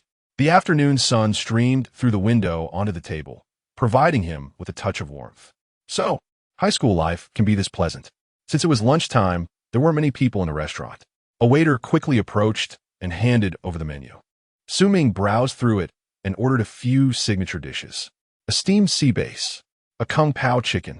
Additionally, a serving of seasonal vegetables and a bowl of fragrant rice. The total came to less than 80 yuan, which wasn't particularly expensive. This is what life is. Su Ming felt a bit emotional. What kind of hard times had he been through before? Soon, the kung pao chicken and seasonal vegetables were served. The kung pao chicken was spicy and fragrant, with the tender chicken pieces paired perfectly with the crunchy peanuts, leaving a lasting aftertaste. The seasonal vegetables were minimally processed, with simple cooking that preserved their natural sweetness. No wonder so many people love dining out. The taste really does seem better than what I make myself. He genuinely felt this way. After eating for about 10 minutes, the steamed sea bass finally arrived at the table. Perfect timing. The bass lay quietly on a pure white porcelain plate, with a few slices of ginger and scallions arranged on top to remove the fishy smell and enhance the aroma. Underneath the fish, there was a layer of vibrant green lettuce. From the perspective of appearance, Su Ming can give it an 8 out of 10. It looks good. Let me give it a try. Su Ming's fingers are itching. The meat is tender and melts in the mouth. Refreshing. Damn. Host in danger. Don't. Hiss. Warning. The host is actually devouring the lord-level creature, the Baihailan fish. The meat of the Baihailan fish contains extremely strong energy. And with the host's current weak constitution, there is a risk of body explosion. Host, safe travels. Su Ming is completely bewildered. Chapter 13. Azure Sea Lanin Fish. Healing type. Off to the White Dragon River. The sudden voice from the Tsunci startled Su Ming. He didn't expect that even during a meal, the most relaxing time, the Tsunci could be triggered. He almost choked. Does this Tsunci have no sense of boundaries at all? Su Ming put down his chopsticks, feeling a surge of absurdity. He looked again at the steamed bass on his plate, his expression becoming more complex. This thing? It's actually a lord-level creature? And it was killed, cooked, and then I ate it? The key is it actually tastes quite good. Su Ming found it hard to contain his excitement. Following that, he took another bite. Even better, he completely ignored what the Tsunci said about energy overload and exceeding capacity. This little fish hasn't even grown up yet. What kind of energy could it have? It would probably be hard to even make it supplement a kidney. Thank you, nature, for your gifts. Su Ming silently thought, feeling that the money spent on the meal was worth it. At that moment, the waitress came over again. Sir, do you need some water? She had seen that Su Ming almost choked earlier. Normally, she wouldn't bother with such small matters, as it was better to avoid trouble. But since there were few customers that noon, and this young man was quite handsome, she thought it would be nice to come over to chat, relieve boredom, and pass the time. Su Ming thanked her softly and had her pour a glass of water. This fish is so fresh. It's the first time I've ever eaten such fresh fish in my life. Su Ming generously shared his praise, hoping to see if he could hint at something. The waitress covered her mouth and chuckled, nodding with some pride. Our base is freshly caught from the river. Those farm bays can't compare. Oh, hearing this, Ming became even more interested. Which river? He followed this topic, chatting with the waitress while eating, feeling quite pleasant. After more than 20 minutes, Ming walked out of the restaurant, and a wave of heat hit him. Just now, the waitress had also added him on WeChat. The sun was blazing overhead, shining directly on the asphalt road, making the ground scorching hot. It was almost 1 in the afternoon, and the first class in the afternoon was at 2:20.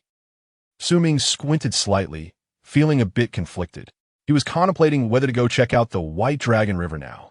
From his earlier conversation with the waitress, he learned that the base in their restaurant was specifically caught from the White Dragon River. At that moment, the trees by the roadside stood quietly, their leaves somewhat wilted from the sun, no longer the vibrant green of the morning. The street was deserted, the heat causing people to choose to rest and stay cool. Occasionally, a few cicadas could be heard chirping in the shade, persistently narrating the heat of summer. Cicadas, everyone else is resting. Why are you still calling out nonstop? You're so persistent, I feel embarrassed to slack off. Ming smiled bitterly and made up his mind. Even if time was tight and the weather hot, he would take advantage of this midday time to check out the White Dragon River. In the evening, many people would bring their families to the riverbank to cool off. At that time, with so many people, it would be inconvenient for him to operate. Check the new biological encyclopedia. Ming silently thought. Biological encyclopedia, Azure Sea Launine Fish, category, water attribute, priest, marine creature, rank, lord-level creature, also known as the ocean singer. It often resides in the depths of water rich in spiritual energy, living by absorbing the essence of water and the spiritual energy of the moon. Its song has the magical power to purify the soul and heal wounds. After reading the introduction, Ming was slightly stunned. A priest? It seems to be a healing-type creature. Thinking of this, Ming felt a surge of excitement, whether in battle or daily life. Ensuring safety is always the most important thing. Having healing and recovery abilities is undoubtedly key to survival and development in this world. Just look at how much money hospitals make to understand the importance of this. Moreover, with the arrival of the era of spiritual energy recovery, various creatures and environments will undergo dramatic changes. In such a big context, having healing abilities will give him a significant advantage. The rewards in the encyclopedia for this creature should also be related to healing. I want to extract the encyclopedia reward for the Azure Sea Launine Fish. Ming's heart rate quickened slightly, feeling a bit nervous. Extracting the Azure Sea Launine Fish encyclopedia, obtaining the ability, Song of the Tides. Song of the Tides. Passive ability, affinity with water elements, enabling easier and faster movement in water. Song of the Tides, active ability. Through singing, it allows the wounded to regain vitality, with recovery effects related to the range of singing and mental strength. Is amazing. Ming felt great joy and couldn't help but praise. His wishes had come true. This ability not only has healing effects, but also comes with proficiency in swimming. Truly well-rounded in virtue, intelligence, physical ability, aesthetics, and labor. After calming his emotions slightly, Ming scanned a shared bike and headed towards the White Dragon River. He was quite motivated. The White Dragon River was a bit of a distance away. Even riding a bike would probably take about 20 minutes. As Ming rode along the street, he felt no coolness at all. Even the wind was hot. After passing through several streets, Ming finally reached the edge of the city. The buildings here were noticeably sparser, and the view was much more open. However, it didn't seem as hot in this weather. Ming also saw the river in the distance. The broad surface of the White Dragon River sparkled under the sunlight, like a silver dragon winding at the edge of the city. Ming quickened his pace, the bike speeding along the small road by the river. The river breeze gradually picked up, bringing a refreshing coolness with the moisture, making him feel a long-lost coolness. It was empty now. In the evening, it would be crowded. So it was good that he came early. Finally, Ming reached the banks of the White Dragon River. A new place means what? Naturally, it means new opportunities. Chapter 14. The story of the White Dragon River and the ancient bridge. The woman and the White Dragon. Ming stopped his bike and stood on the riverbank, gazing at the vast river before him. The river flowed majestically, shimmering silver under the sunlight. This shared bike is really a great thing. Su Ming wiped the sweat from his forehead with his sleeve, feeling a bit sentimental. Unlike his makeshift bicycle, which he had broken yesterday due to poor quality, the one at home is definitely not as comfortable as the ones outside. Shared bikes not only save effort, but can also be used anytime. And they are faster and more enjoyable to ride. It seems I need to keep up with the times and get some new items. Su Ming made a plan. His grandmother had left him about 100,000. He had been reluctant to spend it before, thinking about college and living expenses, etc. Now, he no longer had so many worries. He could eat, drink, and change things as needed, as long as it helps him become stronger. He wouldn't have to worry about material things in the future. Is there a problem here, Tongzi? Su Ming paused for a moment, trying to communicate with Tongzi. There was no response. This Tongzi often ignored him and only liked to startle him. He had to rely on himself. Su Ming shook his head and began to walk along the riverbank. The waitress had said that the base he ate was caught right from here. So this place should have signs of revival. However, the area where the river flows is vast, and he might not be able to find anything. After walking along the riverbank for about 10 minutes, there was still no reaction from Tongzi. Even Su Ming's own observations revealed nothing unusual. Could it be that only the river water had a problem? Was there nothing to see from ashore? Or did that base revive elsewhere and then swim over here, only to be caught? Su Ming began to doubt. As he walked, Su Ming suddenly stopped, feeling a sense of something. If there really were signs of revival here, he seemed to know where it was. Or rather, he hoped it was there. Ahead on the river stood an ancient bridge. At first glance, it didn't seem special. But that was only for outsiders. Anyone who grew up in Jiangzhou, even if they had never been here, had heard the stories about this place and the bridge. The ancient bridge lay quietly over the river, its stone structure appearing ancient and solemn. It seemed like an elderly person, having endured the vicissitudes of life, silently recounting the changes of history. According to legend, in ancient times, the White Dragon River was not as tranquil as it is today. It wasn't even called the White Dragon River back then. The river surged violently, often flooding and bringing great disasters to the people of Jiangzhou, until a woman named Bai Ling appeared. Bai Ling was the daughter of the city lord of Jiangzhou. She was beautiful, kind-hearted, and possessed a compassionate heart. Whenever the river flooded, she was always the first to step forward to organize disaster relief, her good deeds deeply winning the hearts of the people. Until that day when Jiangzhou faced an unprecedented flood. The sky was like an angry sea, rolling black waves surged. Under this turbulent sky, Jiangzhou was facing an unprecedented disaster. Thunder roared, and heavy rain poured down. The furious river waves crashed relentlessly against the embankments, threatening to wipe everything away. The water level of the river kept rising, threatening the homes of the people on both banks. Just a little more, and everything would be submerged. On the brink of despair, a figure stood alone by the river. It was Bai Ling. At that moment, she had exhausted all her means, her spirit worn out. But a mortal is ultimately just a mortal. She could not withstand such divine wrath. Her dress fluttered in the gale. Her long hair danced wildly in the downpour. Yet her gaze remained resolute, hands clasped together, praying to the heavens. Tears and rain intertwined. Her cries seemed so faint amidst the thunder, yet so clear. She was screaming, she was shouting. She said she was willing to sacrifice her life in exchange for the peace of Jiangzhou. She would not flee.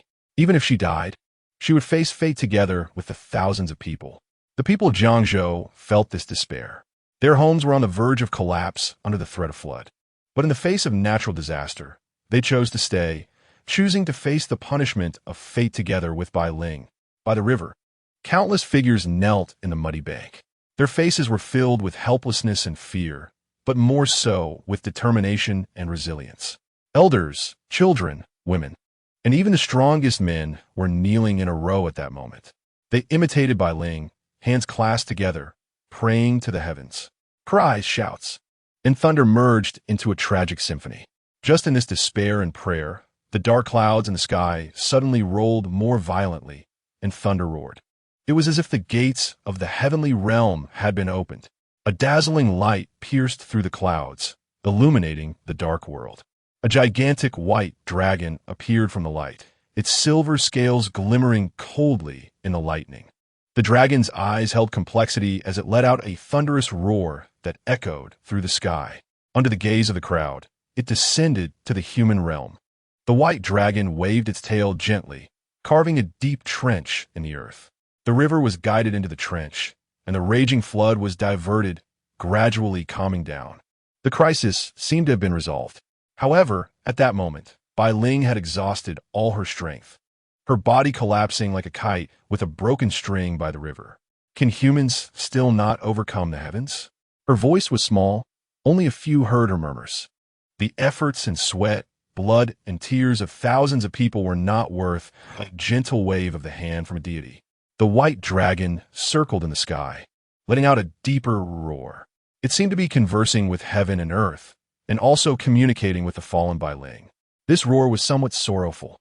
Then, the dragon's figure began to gradually become transparent, its massive body transforming into countless points of light, falling towards the river. The imagined falling to the riverbed did not occur. Its body transformed into a stone bridge, spanning the river, becoming a passage connecting both banks. Bai Ling's body also became completely transparent and disappeared at that moment. From then on, Jiangzhou enjoyed favorable weather, and there were no floods for many years.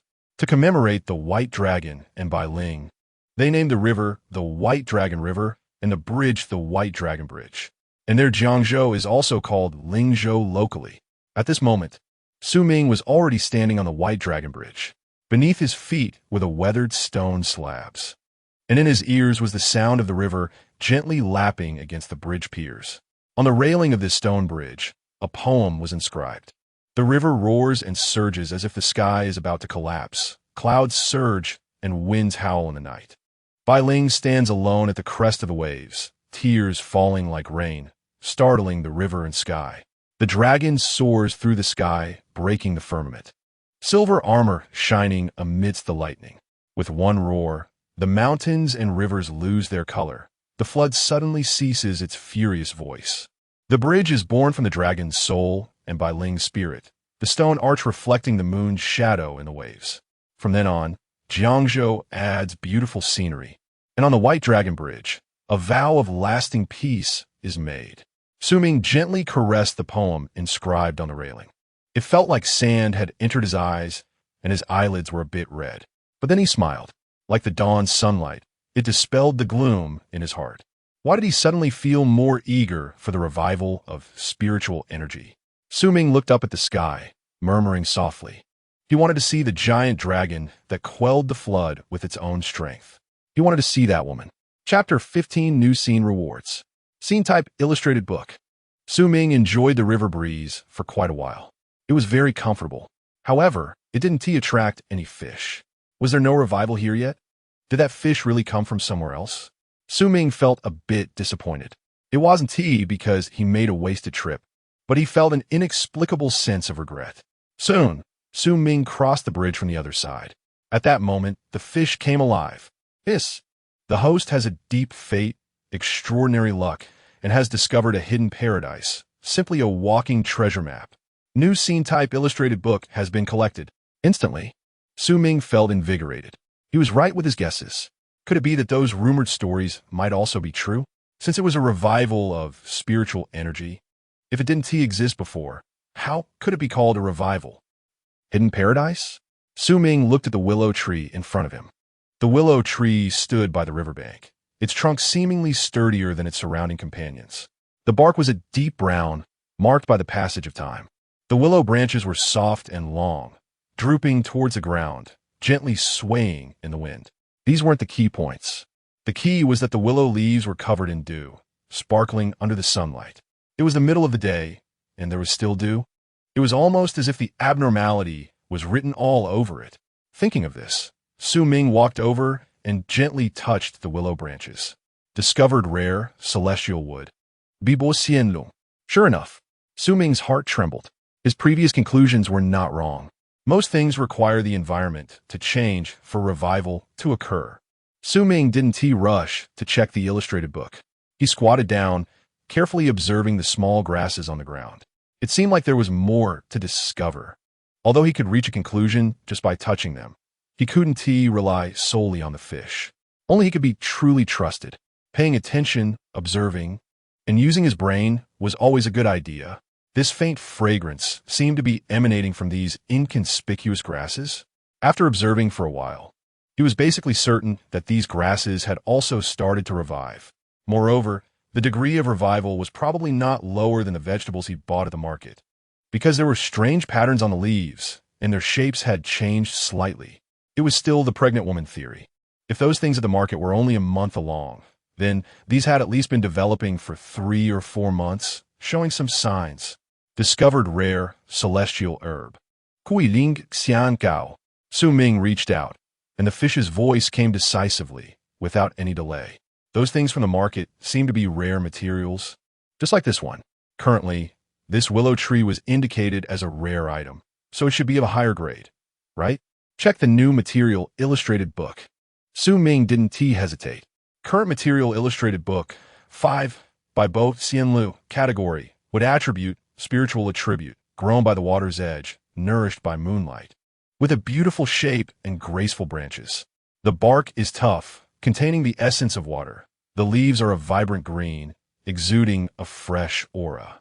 The leaves and branches of Bai Bo Xian Lu can be used to refine spiritual medicine, effective for calming the mind. Moreover, cultivators practicing underneath, it can cultivate their temperament and enhance their cultivation. Chui Ling Xian Chao, category, would attribute. Life attribute. Chui Ling Xian Chao grows under Bai Bo Xian Lu, nourished by its spiritual energy. Its dew has the power to nourish all things. Cultivators taking its dew can nourish their bodies, accelerate healing, and prolong life. Both of these are great items. Su Ming exclaimed in amazement. However, it seemed that this small grass hadn't produced dew yet. It probably hadn't revived to that extent. If it revived for a while longer and grew bigger, wouldn't I be able to come and collect dew to drink every day? He felt this was feasible. Life seemed to have more promise now. In the next moment, Su Ming stood up and extracted the illustrated book rewards. Extracted by Bo Xian Lu illustrated book, Spirit 3. Extracted Chui Ling Xian Chao illustrated book. Physique 2. That means rare materials add 2 attribute points, while precious materials it can give 3 points. Su Ming was in a good mood. This wasn't over yet. Current wood attribute illustrated book, 3, by Yuling Jin, by Bo Xian Lu, Chui Ling Xian Chao. Activate first stage would attribute illustrated book effect. The host's self-healing ability has been enhanced, and the wound recovery speed is increased by 20. Feeling the changes in his body, Su Ming couldn't help but let out a groan. The sensation of becoming stronger was truly delightful. His muscles felt firmer, and his mind clearer. He even felt that ordinary fruit knives might not be able to pierce his skin anymore. If his physique became even stronger, could he withstand firearms? Su Ming felt a surge of excitement in his heart. Not to mention chewing on grenades. A vacation in the midst of gunfire should be no problem, right? He needed to get stronger quickly. Open the scene type illustrated book. Su Ming continued to murmur. He almost forgot in his excitement. Long before, at the subway station last night, he had obtained a scene type illustrated book. But just as he was about to open it, he encountered those 3 brazen thugs. After dealing with them and getting home, he began thinking about the revival matters and completely forgot about this.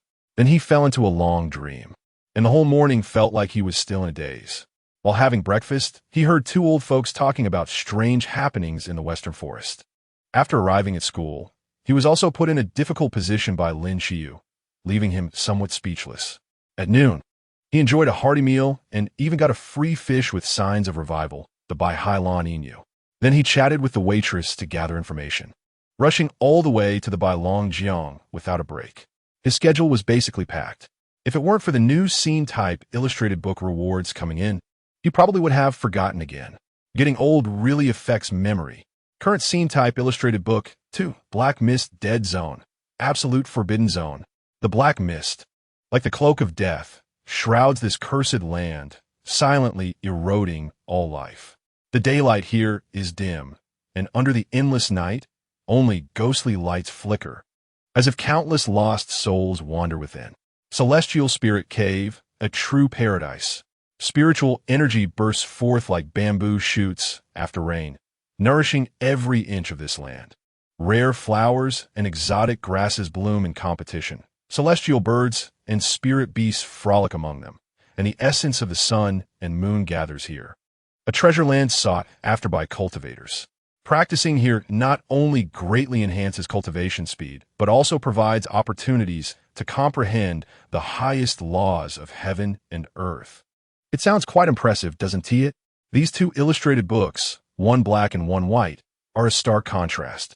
Extract scene-type illustrated book rewards. He was quite curious about what kind of rewards this type of illustrated book would yield. It couldn't possibly just be attribute points again, could it? Chapter 16, The Key of Wu Wei. Seed of the Lingxi Divine Tree. The weather changes. Tongzi hurriedly followed, extracting the Black Fog Death Domain Pokédex. Reward. Special item Wu Wei Key. Wu Wei Key, a seemingly ordinary key, but it is the only material in the Black Fog Death Domain that has not been eroded, as pure as white paper. Wu Wei Key characteristics. Pure essence. Malleable form. Attribute bestowal. Spiritual resonance. Extracting the Immortal Spirit Cave Pokédex. Reward. Special item Lingxi Divine Tree Seed. Lingxi Divine Tree Seed, a rare source of spiritual plants in the world, nurtured by the spiritual energy of the Immortal Spirit Cave, can grow into a divine tree that reaches the heavens, providing continuous spiritual energy to the surroundings. After reading the introduction, Ming took a deep breath. This type of scene Pokédex rewards items. This is good, practical. Ming looked at his hands. In his left hand was the key, which was indeed very ordinary as described. The material seemed to be between transparent and solid, which was quite strange. In his right hand was a small seed, which didn't seem special at all. Could this Tongzi have randomly found two counterfeit items to fool me? Ming was a bit unsure. The next moment, his expression changed slightly.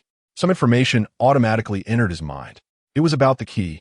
The characteristics of the key mentioned in the introduction suddenly became much clearer to him.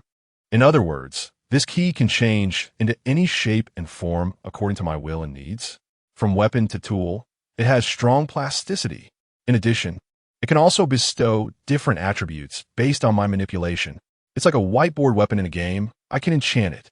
Ming's eyes brightened. This is definitely a good item. However, at the moment, it seems he can only transform the key into one form, so he needs to think carefully. Better to keep it for now. How to use it and how to develop it can be thought about slowly during class. The key only needs to change form. He has a lot to consider. Patience is key. As for that mysterious seed, he can't plant it right now. He can't just bury it anywhere, right? What if it withers or someone digs it up while he's at school? Where would he go to cry? The limitations of being a student are still too great. Ming shook his head and walked towards the area where the shared bicycles were, preparing to return to school. It's quite absurd. The world has already started to change dramatically, and they still have to attend classes. Ming returned to the class just as the bell rang. The male teacher with a receding hairline shot him a glance and didn't say much. Class began. The teacher was animated, and the students were focused, while Ming wanted to escape. He had barely sat down and looked at his phone for a while when he wanted to go out for a walk again.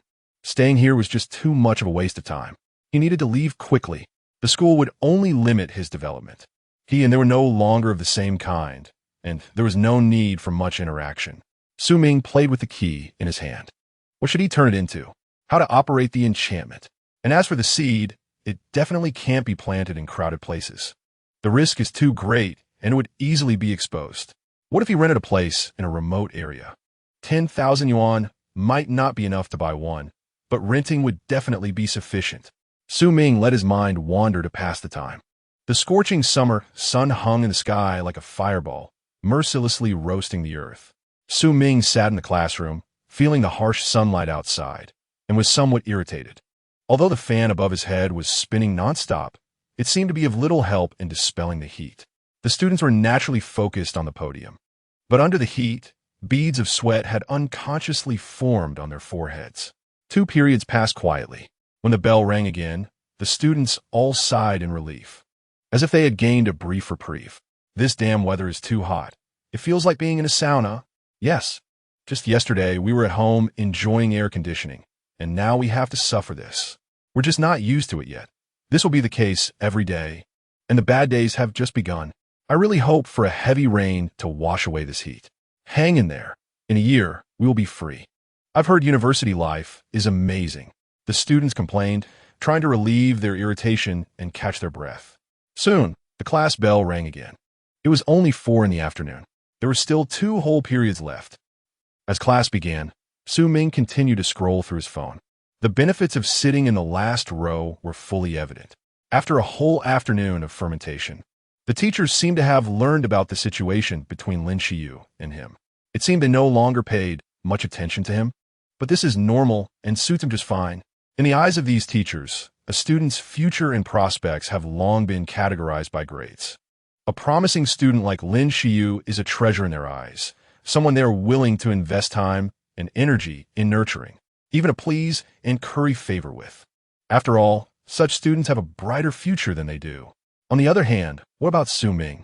No family background, no money, and he even had a conflict with Lin Xiyu. It would be good if they didn't kick him while he was down. Grades are the hard truth. There are indeed differences in education, and everyone shines, but very few can truly achieve that. Suddenly, the classroom lights seemed to dim a bit.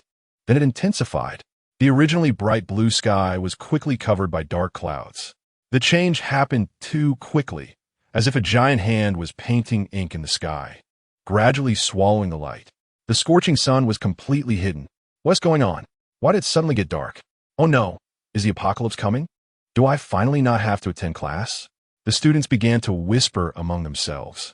Although they were in class, such a change always excited them, breaking the monotony.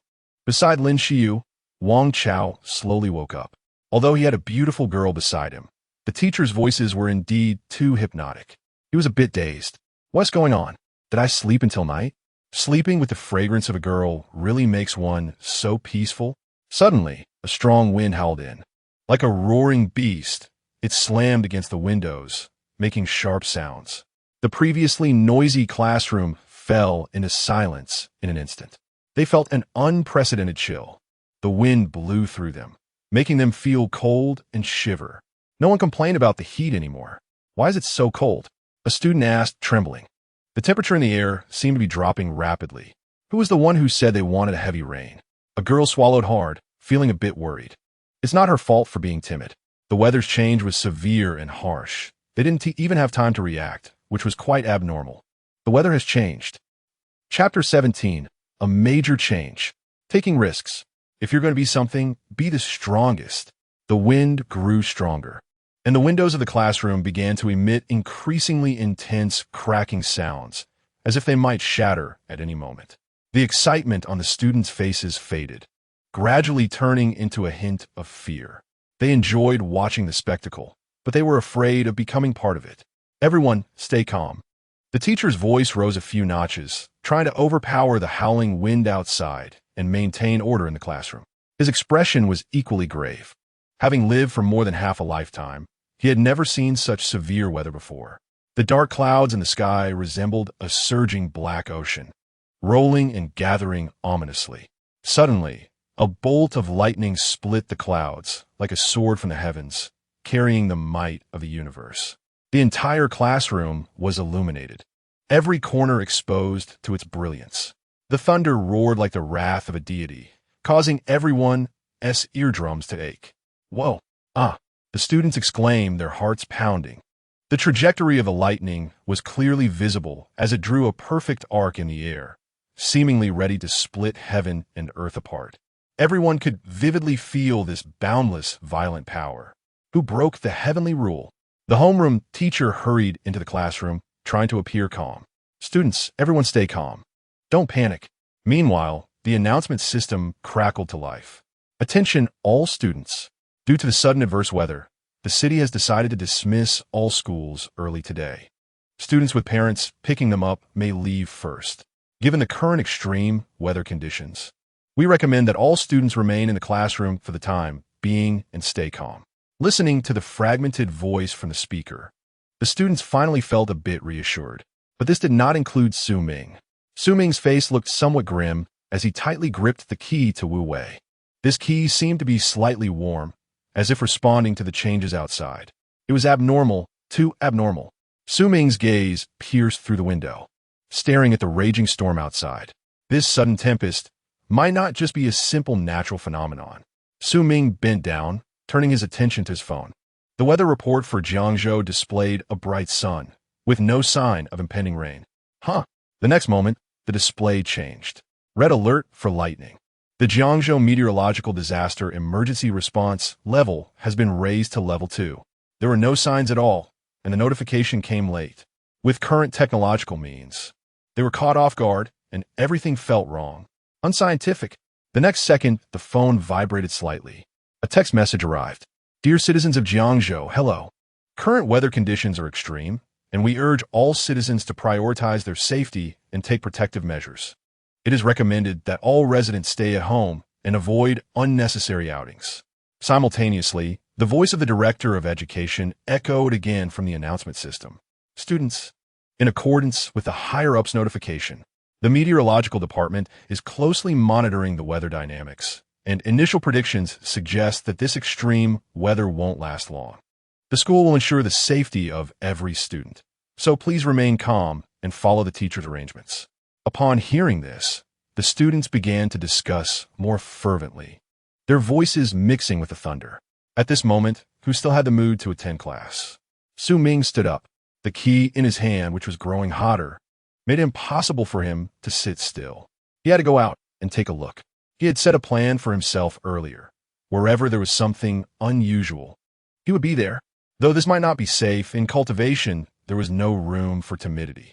Fortune favors the bold, and opportunities and crises always coexist. While one could slowly grow stronger by staying safe, to forge an indomitable heart, one must venture and practice. There are differences even among the strong. If one is to be something, be the strongest. Su Ming walked to the classroom door. Su Ming, what are you going to do? The homeroom teacher's voice rang out, carrying an undeniable sternness. Su Ming appeared somewhat anxious in the face of her questioning. Teacher, I need to go home. The homeroom teacher frowned tightly. The weather outside was dreadful, and any responsible adult would not let a child take risks in such conditions. The key was that she was still Su Ming's homeroom teacher. The situation outside is too terrible. It's better for you to stay at school. Su Ming gently shook his head, already having his words ready in his mind. The announcement said parents could pick up their children. But I don't have parents. Doesn't that mean I can't go back? A hint of helplessness was evident in Su Ming's tone, but more so was his determination. Teacher, I really have things to handle at home. I'm the only one in my family. If I don't do it, no one will help me. The homeroom teacher looked at Su Ming, momentarily speechless. His words struck a chord. Perhaps due to the weather, there really were troubles at his home. For example, leaks. If he didn't return soon, his home might get flooded. Alone, he had to manage everything himself. Thinking of this, a complex emotion surged in the homeroom teacher's heart.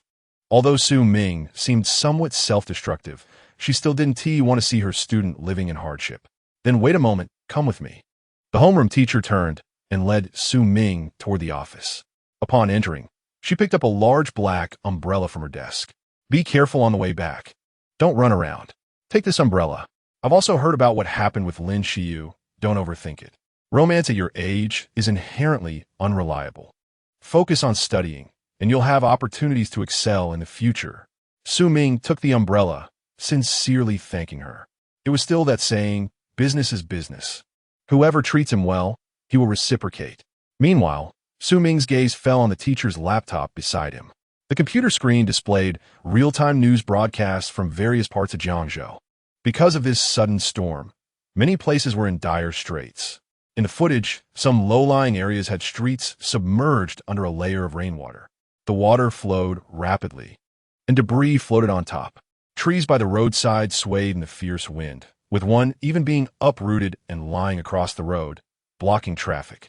The scene shifted to an old residential area in the city, where the roofs of some houses had been torn off by the fierce wind, with tiles scattered everywhere. Whoa, come quickly and take a look.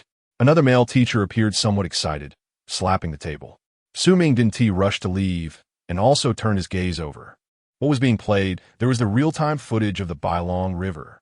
The river churned, waves surged, and the water level continued to rise, nearly spilling over the embankment. But that was not the reason for the teacher's exclamation. The shock came because, under the oppressive dark sky, the river seemed to be summoned by some mysterious force. Beginning to spin rapidly, it formed gigantic water columns shooting straight into the sky.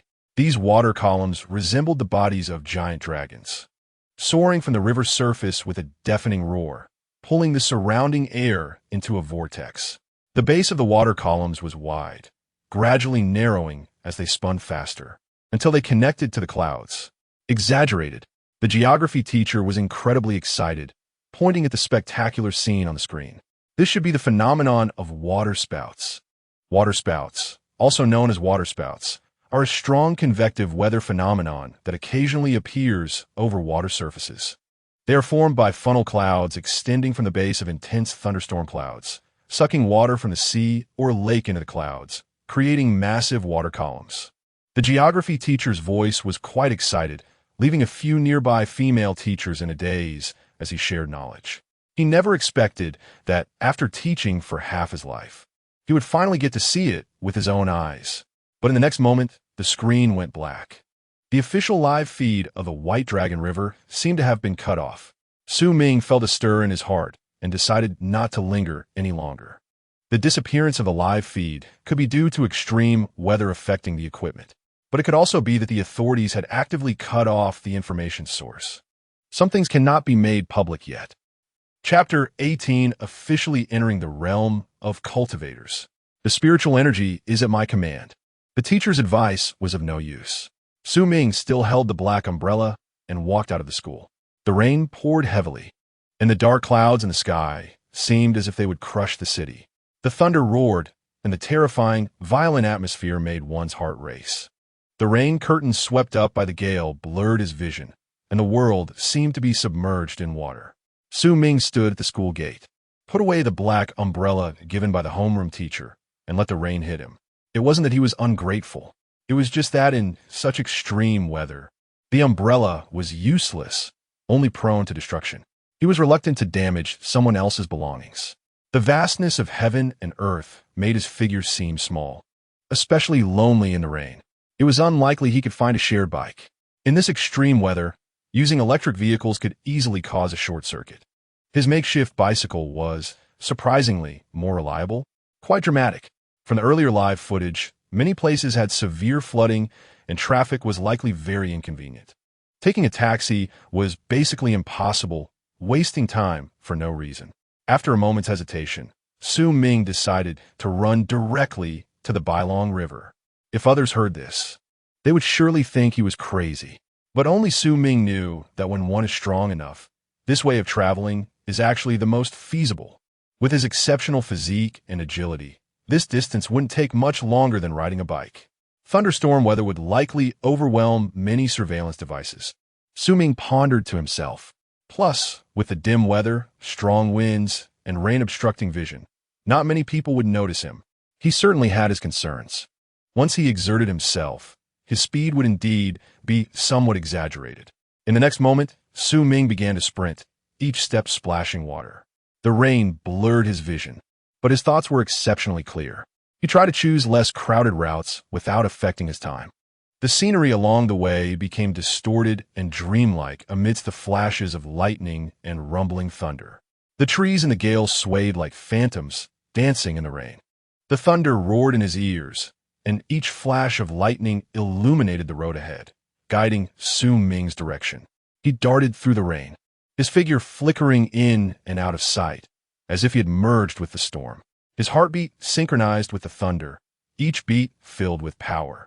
The rain washed over his body, adding no burden but rather taking away much fatigue. This feeling was quite marvelous. It was just the right time to see what his limits were, how fast he could run, and how long he could keep going. The more he ran, the more heated and refreshed he felt. He crossed flooded streets, the splashes shimmering under the lightning's glow. He ran through an empty square, the rain curtains whipped up by the wind swirling around him, as if cheering him on. He dashed through a quiet residential area, the thunder becoming his war drum, urging him forward. Ming raced through the city's streets and alleys. Even he didn't notice that a mysterious aura seemed to be forming around him. As he ran, This aura seemed to weave an invisible net in the rain, connecting him to the world. His breath began to resonate with the water elements in the torrential rain. With each footfall, it felt as if he was awakening the power slumbering deep within the earth. This was, gradually, Ming sensed this power circulating within him, in sync with his heartbeat and breath. His steps became lighter, and he ran faster. His physical attributes and agility hadn't increased, but he seemed to be utilizing them better. Is this the power of spiritual energy? Ming pondered, feeling something profound. He seemed to have a tighter connection with this world. Was it the rain's influence, or was he truly gifted, naturally suited for cultivation? A glimmer of surprise flashed in Ming's eyes. He began to run more focused, trying to communicate more deeply with this aura. No one saw it, but in the heavy rain, it seemed a field of energy formed around Ming. The rain, as it approached him, was naturally guided away, as if by an invisible hand. With each breath, it felt as though he was absorbing the surrounding spiritual energy, continuously replenishing his stamina. Host comprehension is extraordinary. Self-realization of cultivation path, officially entering the ranks of cultivators. Current realm, Qi refining realm, 3 stars. Ming's mind shook. He was a genuine cultivator now. Moreover, it seemed due to his innate attributes. He had directly stepped into the Qi refining realm at 3 stars. Previously, even with extraordinary abilities and physical attributes far exceeding those of ordinary people, he had not entered this sequence. There was an essential difference between the two. Cultivators had a deeper understanding and control over Qi. Such individuals could perceive and absorb the spiritual energy of heaven and earth, transforming it into their own power. This power was not limited to enhancing physical attributes, but also included the diversity and plasticity of spiritual energy. For example, using spiritual energy for attacks, defense, or even manipulating objects, mysterious and profound. An ordinary person with strong physical quality, lacking special abilities and mastery of Qi, would be unable to accomplish many things. However, the two were not inherently contradictory. A dual development leads to greater strength. He needed to stack his attribute values and also elevate his realm. In an instant, Ming's speed increased even further. He tried to wrap his feet in spiritual energy to lessen the impact when landing, thereby increasing his running speed. Applying what he learned. As he ran, he finally reached the vicinity of the Bailong River. He wasn't as exhausted as he imagined. It had only been half an hour since he left school, faster than he had anticipated. Ming stood in the rain, letting the gale batter him, staring somewhat dazedly at the spectacle not far away. The sky hung low, the dark clouds weighed down like a heavy burden. The lightning between the clouds struck as if the heavens were lashing out in anger, each flash accompanied by deafening thunder. It felt suffocating and oppressive, as if the weight of the entire universe concentrated on this soon-to-shatter sky. The gale cut through the air like a knife. The swirling rain formed curtains in the air, weaving before Ming and fragmenting his view. This was nature's merciless judgment of all things in the world. A massive water column shot up into the sky above the Bailong River. Twisting and spiraling, it seemed to want to break the boundaries between heaven and earth. The base of the water column connected to the river, while the upper part pierced the dark clouds, forming towering structures that connected heaven and earth. Under the illumination of the lightning, the silver-white glow of the water column became increasingly dazzling. They shimmered in the darkness, like silver dragons twisting in the night sky. Interesting. Truly interesting. Ming's body trembled slightly, unsure if it was due to nervousness or excitement. His gaze pierced through the rain, locking tightly onto the legendary Bailong Bridge. The river surged like an angry beast, repeatedly crashing against the bridge piers. The bridge trembled in the storm, as if it could be torn apart by this natural force at any moment. Water columns surged around the bridge, pointing like swords towards the sky. Extremely dangerous. I can't see clearly. Ming murmured softly. He had a premonition that the Bailong Bridge was the heart of this storm, the gathering place of all unknowns and dangers. But at this distance, he truly couldn't see clearly. The Bailong Bridge was hidden within the dim rain, as if it were a giant beast lurking in the deep sea, waiting for its prey to approach. Warning: crisis looms ahead. Energy is abnormally chaotic and violent. Once you step in, it's certain death. Host, please escape quickly. Stop thinking about dying. The system seemed to sense Su Ming's thoughts and hurriedly issued a warning. Su Ming's expression flickered, and he smiled with a bit of nonchalance. Shut up, you coward. How many times has this guy said he would die? Yet every time, he emerged unscathed. Cultivation is about going against the heavens. If you don't even have this awareness, then let others have all the future opportunities. I can't afford to lose this face. Boom! Lightning split the sky, striking the river surface and illuminating Su Ming's face. It seemed to be provoking him. I really don't accept this. Su Ming moved. Chapter 19 Live. Thunder Dragon. You have a way to die. By the White Dragon River. Family members, start sending your likes and rewards, or I really will leave. Lin Kuer is currently very conflicted, her trembling voice filled with excitement and fear. The number of real-time viewers in her live stream has already surpassed 50,000 and is rapidly increasing. Before this, her live stream had never broken 100 viewers. This is an incredible fortune. Don't. Host, don't go. I'll send you a super rocket. This scene, you won't see it again in your lifetime. The host wouldn't want to leave any regrets, right? This weather is really crazy. Can the tornadoes in the sky really be explained by science? Which fellow cultivator is here crossing the tribulation? Hurry up and reveal yourself. I say the host should leave. It's too dangerous. I don't want to see you in the news tomorrow as missing. Wow, look over there. It seems like someone is coming. Damn, it's real. Host, quickly switch the camera. Lin Kuer, who was already scared, kept staring at the scrolling comments, trying to ease her emotions. She has been live streaming for 2 months. Always lukewarm. Today she wanted to take a chance and see if there was any content to broadcast. If she didn't gain some heat, she would really have to go home and accept her elder's arrangements. As she turned to the area near the White Dragon River, the weather suddenly changed. Originally, she planned to leave to avoid the rain, but the sudden change on the river made her stop in her tracks. The river water was actually flying up into the sky. Such a shocking phenomenon. Even a pig would know it must be an incredible source of traffic. If she could seize it, taking off on the spot wasn't impossible. She understood all too well. Although it was very dangerous here, she craved such opportunities. Once missed, there would be no next time. She had to gamble. She had to go all in. She had to take the risk. Now, it seems she won the gamble, and the effect was undoubtedly remarkable. Everyone who entered this live stream couldn't leave, quickly sharing the stream. It was just too shocking. It could be said that a large portion of the citizens of Jiangzhou, regardless of their professional status, as long as they were watching the live stream, were now with her. The official real-time footage of this area had been cut off. Only she could see it. One person transmitted to 10 to 100, and in just about 10 minutes, tens of thousands were online at the same time. Likes and gifts kept pouring in. Everyone was afraid the host would get scared and run away. This real-time live broadcast was even more thrilling than watching a movie. 100 to 1,000 times more shocking. Is there someone else? Lin Kuer looked at the comments and suddenly raised her head. In such a dangerous place, there was more than just her. Is it true? God, there really is. At this moment, Lin Kuer let out a cry of surprise, and the camera instantly turned to face it. In the frame, a figure was walking towards the White Dragon Bridge, and the speed wasn't slow. But the White Dragon Bridge was the most chaotic, the storm the fiercest, looking the most dangerous. How dare he? Damn, this person is risking his life. Hurry and call the police if something happens. It'll be a big deal. Host, why are you still stunned? Hurry up and rush over to save him.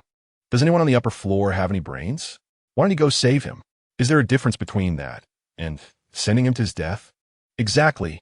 If someone wants to die, why must they drag others along? Looking at that figure, he seems young. Please don't do anything reckless. Lin Kuer looked at the comments and started to panic, feeling a bit of a loss. She saw more clearly than anyone that someone was indeed going in. And judging by the figure, he might still be a student. But at this moment, she really didn't dare to take another step forward. Her position was already very dangerous. If she dared to get closer and something happened, her life would be at stake. Just a little hesitation could lead to death. Only on sight could one understand how terrifying and harsh this weather was. It was like divine punishment. I can only show you from here. I really don't dare to go further in. Everyone, please give some advice. There was a hint of a cry in her voice. She didn't even dare to continue looking at the comments, afraid someone would morally bind her and make her go save him. Her attention was entirely focused on the figure about to reach the bridge. Please don't let anything happen. On the other side, Ming faced the thunder, his steps unyielding. Since he was already here, there was no reason to retreat.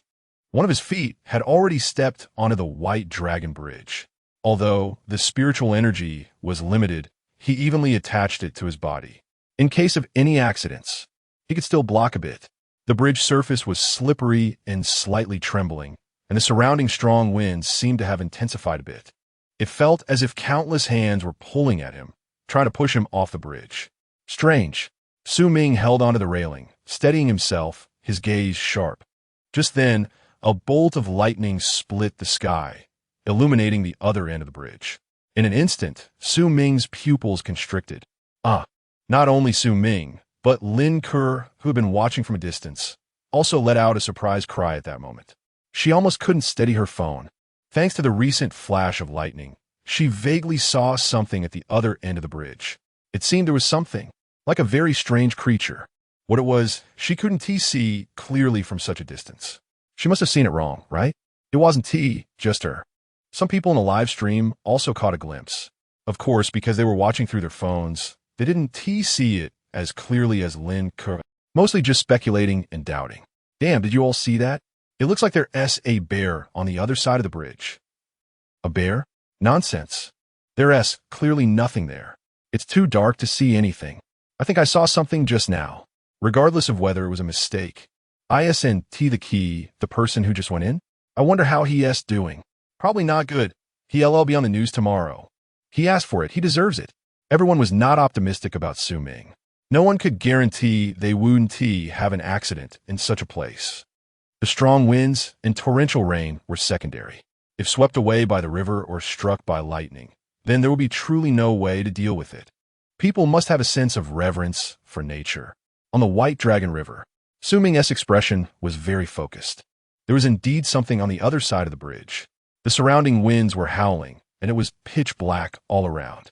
But thanks to the night vision enhancement effect of his dark attribute skill, he could barely see the appearance of that thing. Its body was winding like a snake, but larger than an ordinary snake, standing upright. Its head shape was between that of a dragon and a beast, with a pair of sharp horns growing on its forehead, the tips flickering with electric light. The key was that this creature also had sharp claws, looking rather out of place. What made Ming wary was not just these features. It was that currents were occasionally surging from this creature. Every time thunder sounded, its body seemed to resonate, and electricity surged all around. The level of revival of this thing felt quite high. He couldn't even tell what its true form was. But if it were to wait until a year later, it would surely be a troublemaker. System, say something? Weren't you the one who told me to shut up earlier? Ming's face was full of black lines. What good is it to listen now? Host, run quickly, you have a way to die. Detected an epic-level thunder dragon, known for controlling thunder and storms. Extremely brutal. You're not even enough to be its toothpick. Epic level? This was Ming's first time hearing about a creature of this rank. Killing a creature of this rank should yield quite a generous reward, right? Ming's thoughts began to stir, eager to take action. Chapter 20. The military enters. Is Jiangzhou about to become famous? It's not that we can't fight. Although the upper limit of this thing is very high, it's something he has never even heard of in epic level. But that's for later. What does it have to do with now? He really not afraid. Being a cultivator is great. He can vaguely sense its aura and threat. It shouldn't be too different from him, just an even match. If he can't win, he can still run. With his thought, Ming made up his mind.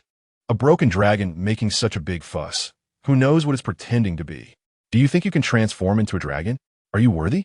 The land beneath your feet is protected by a true dragon. Roar. The thunder dragon seemed to hear Ming's mockery, roaring earth-shatteringly. At the same time, lightning flashed, and the entire Bailong River seemed to tremble slightly. In the distance, Lin Kuer was so frightened that she collapsed to the ground, her phone slipping from her hands. She had just seen it. That thing was definitely not a bear, but like the legendary dragon, flashing with lightning. Even more incredible was that the figure that had entered earlier seemed to be confronting the dragon, about to clash. Her worldview was completely shattered. What the hell? Where's the streamer? Is something wrong? Why is it blacked out? Did you just see that? Damn, there really is something dirty. What the hell? What is it? Where's the streamer? Say something. Damn, it must all be fake. I'm still dreaming. I must have eaten something bad. I'm hallucinating. Who has seen such a scene in decades of life? The whole internet was in an uproar. Lin Kuer knelt on the ground, letting the rain beat down on her, her thoughts in a tangle. It took a long time for her to recover. As for her phone, she no longer had the courage to pick it up and continue the live stream. If what she just saw was real, it was truly astonishing. If she continued recording, what if she got targeted? She still had some sense. If these things were broadcasted, the impact would be greater than showing a private film in public. If her actions disturbed social order and caused a huge uproar, what awaited her might not be tremendous wealth, but rather going to jail. She would be ruined. Just then, several police cars sped toward her direction, moving extremely fast. These were not ordinary police cars. They were all armed police vehicles, the kind that can withstand bullets. The contours of the cars appeared especially tough and cold under the dim sky. It seemed as if war chariots had driven straight from the battlefield into the city, steel beasts, with the sound of tires splashing in the water. These police cars came to an almost impossible stop around Lin Kuer. It was somewhat a show-off. The splashes of water scattered like diamonds under the headlights. The car doors were almost pushed open simultaneously. A group of police wearing black SWAT uniforms poured out. Their appearance was like ghosts in the night, swift and silent. These officers seemed to be anything but ordinary. The SWAT team's movements were coordinated, as if they had practiced countless times. They all wore masks, revealing only their cold eyes. And the firearms they held glinted coldly in the rain. Two of the SWAT officers quickly approached Lin Kuer. One helped her up while the other picked up her phone, blocking the camera with one hand and decisively shutting down the live stream with the other. This scene happened too quickly for Lin Kuer to react. The only thing she was clear about was that it seemed she had gotten herself into big trouble. Was such a large show of force necessary for arresting her? These officers, each exuded an extraordinary aura, completely different from the civilian police she usually saw. And importantly, they all had guns. What was going on? However, not many people paid attention to her. The SWAT team did not stop, quickly conducting on-site investigations and organizing themselves clearly. Ping. The instructions from above were very clear. You must not act impulsively. A middle-aged man patted a young guy next to him on the shoulder. Director Wong, don't worry. I know what I'm doing. This young guy was naturally Long Ping, dispatched to this area. At this moment, he was not only calm, but also somewhat excited. He had just arrived in Jiangzhou for a short time, and it seemed things were becoming interesting. Director Yuan was indeed insightful. Everyone's gaze was now on the Bailong Bridge. They had clearly seen Lin Kuer's earlier live stream in the police cars. The delay in their arrival was due to the unified mobilization arrangements from above, which took some time. Meanwhile, the local police forces had gone elsewhere for rescue operations. This meant that the police present here were not weak. They were all special forces who had been specifically placed here after the subway station incident, strong and reliable. In the classroom of Class 8, Senior 3, classes had still not resumed, and everyone was watching the all-in-one machine at the front of the classroom. The machine was broadcasting the situation in various areas under extreme weather. The disaster seemed to have been brought under control, and the police were collaborating with the local people in an orderly manner. This made the students breathe a sigh of relief. At this moment, Lin Shiyu's head turned towards Wang Chao. Of course, it wasn't for love, nor was there any ambiguity. She hadn't reached that desperate state. What mainly caught her attention was the scene on Wang Chao's phone screen, stirring up turbulent waves in her heart. Wang Chao was watching the live stream from the Bailong River. Initially, she hadn't planned to follow along, but the voice of the person in the live stream sounded somewhat familiar. Upon closer inspection, it was indeed her cousin Lin Kuer. Coupled with the shocking visuals from the Bailong River, she couldn't help but watch. Just a moment ago, Her heart had suddenly skipped a beat, pounding wildly. She had also seen that figure heading towards the Bailong Bridge. It gave her a familiar feeling. It felt like someone she had seen every day 2 years ago. Who else could it be but Su Ming? It couldn't be him, could it? I must have mistaken him. So far away, and it was so dark. I couldn't see clearly. Maybe I'm still angry, so I'm associating it with him. Moreover, Su Ming had just left school half an hour ago. How could he have reached there so quickly? She thought that way, but she still kept her eyes glued to the screen. It had nothing to do with Su Ming. She was just worried about her cousin. Then she saw that scene and immediately covered her mouth to prevent herself from gasping out loud. 2 figures stood on either side of the bridge. Under the lightning, that profile was somewhat blurred. But for Lin Xiyu, it was even more recognizable than the back view. Is there really someone who looks so much like that in this world? Lin Xiyu felt a bit lost, a bit flustered, a bit at a loss. At this point, the live stream was suddenly cut off, but the bullet comments continued to scroll rapidly, even intensifying. What the hell? What exactly happened? Why has the live stream been shut down? It's over. Is there anyone brave enough to go check the Bailong River? What to look at? Are you trying to get killed? Call the police. This is getting serious. Is it possible that the police shut her down? If it was really the police who cut it off, could it be that there are secrets in that bridge? Do you remember the person who just went in? He seemed to be confronting the monster on the other side. Is he preparing to fight? What the hell? Celestial phenomena, experts confronting each other, I realized. This is a damn Xinxia novel. It's over. I suddenly don't understand this world anymore. Could it be that the Xinxia big shots are really coming? The audience in the live stream room was in complete chaos. Everyone understood that Jiangzhou might be about to become famous. Jiangzhou, Bailong River, live stream, thunderstorm weather, mysterious figures, monsters. These keywords may not mean much on their own, but when combined, they become terrifying upon closer examination, incredibly impressive. Chapter 21. Outsider Master? Pioneer. Thunder Dragon.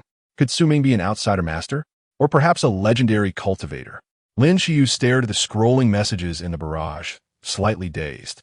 This is impossible. Does she not know what kind of person Su Ming is? It's all fake. Definitely just hype. Even in this day and age. How can there still be people who believe this? How boring. Even if it were true, that person would at most just look like Su Ming. Lin Xiyu took a deep breath, tried to suppress the rising anxiety. No one could be Su Ming. If her cousin is fine, she'll ask her later. Bailong Bridge. The dark clouds in the sky swirled like a boiling sea of ink, with thunder and lightning intertwining. The Thunder Dragon seemed to sense Su Ming's provocation. This challenge ignited its inner rage. Roar. The roar was deafening, changing the color of heaven and earth.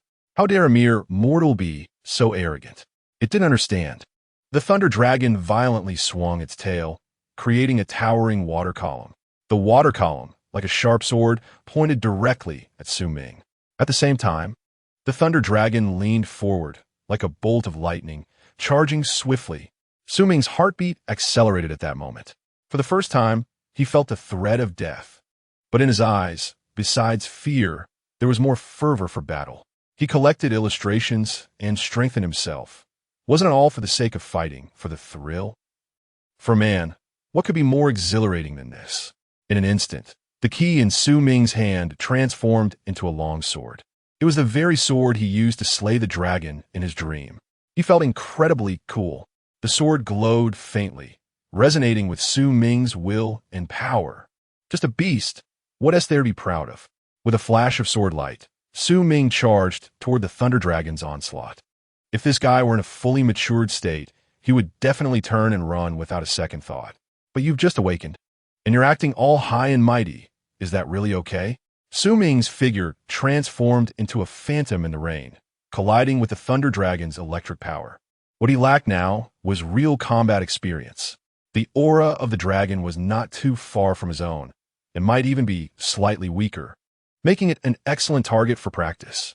The sword tip made contact with the Thunder Dragon's scales, producing a piercing metallic clash and sparks flying. Su Ming's movements were somewhat clumsy, even lacking any proper technique. But he had strength on his side. Great strength yields miracles. Every swing of his sword carried the momentum of breaking through the air, targeting the Thunder Dragon's body.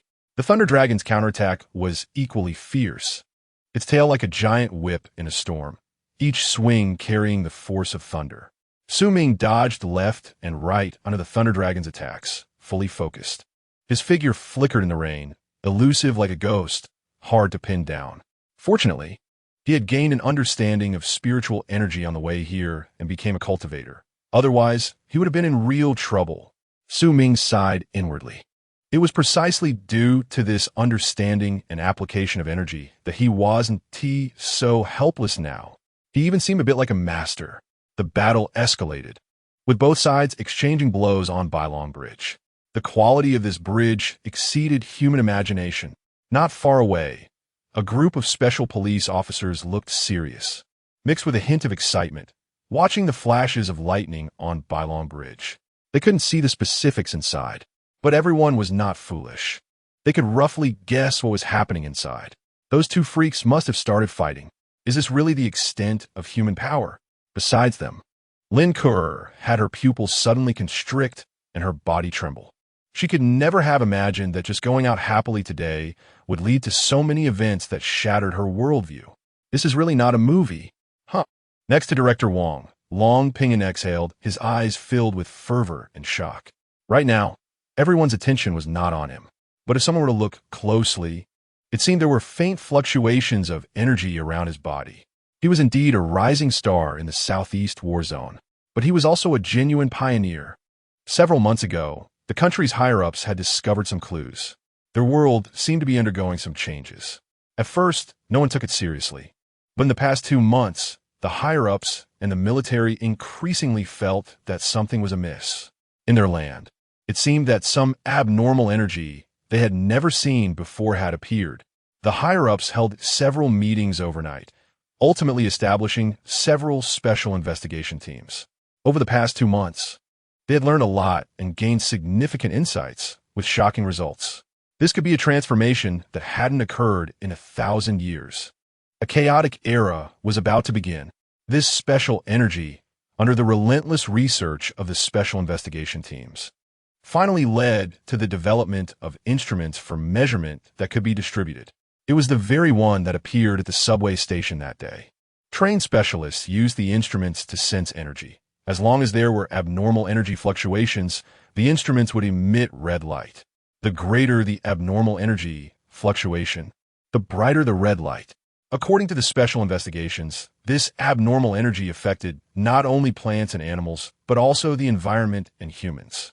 A very small number of people seemed to have some sensitivity to this abnormal energy, possessing a natural affinity for it.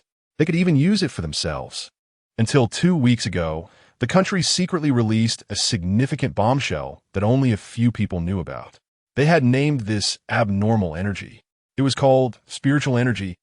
Those who could sense the fluctuations of abnormal energy, that is, those who could sense spiritual energy, were called pioneers. According to the research, the current abnormal phenomena resembled the era of spiritual energy recorded in ancient tales. Hence, the higher-ups initially determined that the current world might be entering a revival of spiritual energy. Based on the degree of spiritual energy sensitivity, the higher-ups also referenced the system levels recorded in ancient tales. Qi refining realm, Qi Si realm, spirit spring realm, spirit domain realm, divine travel realm, void realm, sage realm. Although it sounded ridiculous, like a fictional myth, Long Ping was indeed such an extraordinary genius, a genuine one-star Qi refining realm pioneer. To put it bluntly, even those elite soldiers, as long as they hadn't comprehended spiritual energy to become pioneers, might not be his match. What a terrifying aura. Is the thing fighting inside really human? At this moment, Long Ping was both shocked and confused. According to the information he had received, currently, the entire world, and particularly their country, had the highest sensitivity to the revival of spiritual energy. After all, their cultural heritage was profound, and his current one-star Qi refining realm combat power was definitely among the top in the country. He might even be in the top 10. But the aura fluctuations from Bailong Bridge made him feel an overwhelming sense of heart palpitation. It was far too strong for him. What kind of monster is it? Spiritual energy had just begun to show signs of revival. How did it become so strong? Even that war god couldn't achieve this level, right? Where on earth did this guy come from? If it weren't for the orders from above, he would really want to risk his life to rush up and take a look. On Bailong Bridge, the Thunder Dragon's roar intertwined with Su Ming's sword howl. Su Ming's swordsmanship became increasingly fierce, leaving marks on the Thunder Dragon scales. This Thunder Dragon had attributes that were all slightly lower than his. It was just right for practice. But it was about time to end this. Su Ming's gaze hardened. His mouth slightly opened, and a sharp cry rang out. The ability, Netherworld Howl, activated, and the Thunder Dragon seemed to receive a shock to the head, freezing in place. Confusion filling its eyes. Take advantage of your illness to kill you. Shadow Strike. Initiated, and Su Ming quickly created an afterimage, instantly appearing in front of the Thunder Dragon. This sword was incredibly fast. The gathered aura at the sword tip directly pierced the head of the Thunder Dragon. Even Su Ming didn't notice that a bolt of lightning seemed to draw into the sword from the Thunder Dragon's head. Swish! With a soft sound, the Thunder Dragon's head was sliced off and fell into the nearby river, disappearing without a trace. Its massive body thrashed violently on the bridge before slowly collapsing, falling silent. Water splashed everywhere on the bridge. The Thunder Dragon is dead. Chapter 22. The Retreat of Extreme Weather. The Dragon Kingdom is safe. The sky seemed to be silent for a moment. Hiss. The host is terrifying, having killed an epic-level creature for the first time, reward of 100 points. Su Ming directly chose to ignore the praise from the commander. Immune. The thunder in the sky gradually faded, and the dark clouds began to slowly disperse, revealing faint light through the gaps. It was only 6 in the afternoon, not yet evening. This extreme weather should be coming to an end soon. Su Ming murmured softly. He could feel the violent energy around him quickly weakening, and the rain began to fall sporadically. Let's leave this place first. Earlier, he had already noticed the special police not far away. He also knew that those people must have seen him, but he did not want to have too much interaction with these special police right now. At least not in this place. Most likely tonight. Those people would definitely come looking for me, but it wouldn't be like now with so many people around. It would definitely be important figures. Thinking of this, Su Ming took a deep breath, adjusted his state, and quietly left from the other side while the extreme weather had not completely dissipated and visibility was obstructed. He did not completely reject contact with the upper echelons of the country. As mentioned before, he needed an identity that wouldn't be limited to school and could provide more channels for information. Of course, he also didn't want to be fully exposed to everyone's sight. People still need a bit of mystery, a bit of boundary. A few minutes later, Long Ping frowned, feeling something was off. Director Wong. It seems those presences are gone. Gone? Director Wong was slightly stunned, not quite understanding. The battle should be over. Should I go up and take a look? Long Ping was eager to try. Director Wong's face showed some difficulty. The special police present here were undoubtedly skilled and vaguely aware of some abnormal energy situations. But if we talk about the best skills, it would still be the one in front of him. He was one of the few who knew Long Ping was a pioneer. Director Wong made a phone call. 3 minutes later, the call ended, and he nodded at Long Ping. You go ahead, be careful, and report any situation quickly. This was naturally reported up. Moreover, according to the meteorological monitoring station, a few minutes ago, the extreme weather showed a trend of rapid decline. By now, the dark clouds in the sky had mostly dispersed, and the rain had become milder. It should be fine now. Hiss. A minute later, Long Ping ran onto the bridge, his pupils constricting, gasping in shock. The scene before him was too shocking. The corpse of the Thunder Serpent lay across the bridge, its headless body still exuding a chilling aura even in death. Its scales shimmered with a ghostly blue light under the gradually clearing sky, as if still retaining the power of lightning. Thunder attribute power? Is it really this rare attribute? The spiritual energy has just begun to recover, and such a terrifying creature has already appeared. Can we really stop its growth like this? The once proud Long Ping felt a bit insecure at this moment. He was at the forefront of everyone, a pioneer of spiritual energy recovery. But why did he feel so weak now? Am I being fooled? Long Ping crouched down, gently touching the cold and hard scales with his hand, feeling uncertain. He could sense the residual spiritual energy within the thunder serpent and could also feel how tough its skin was.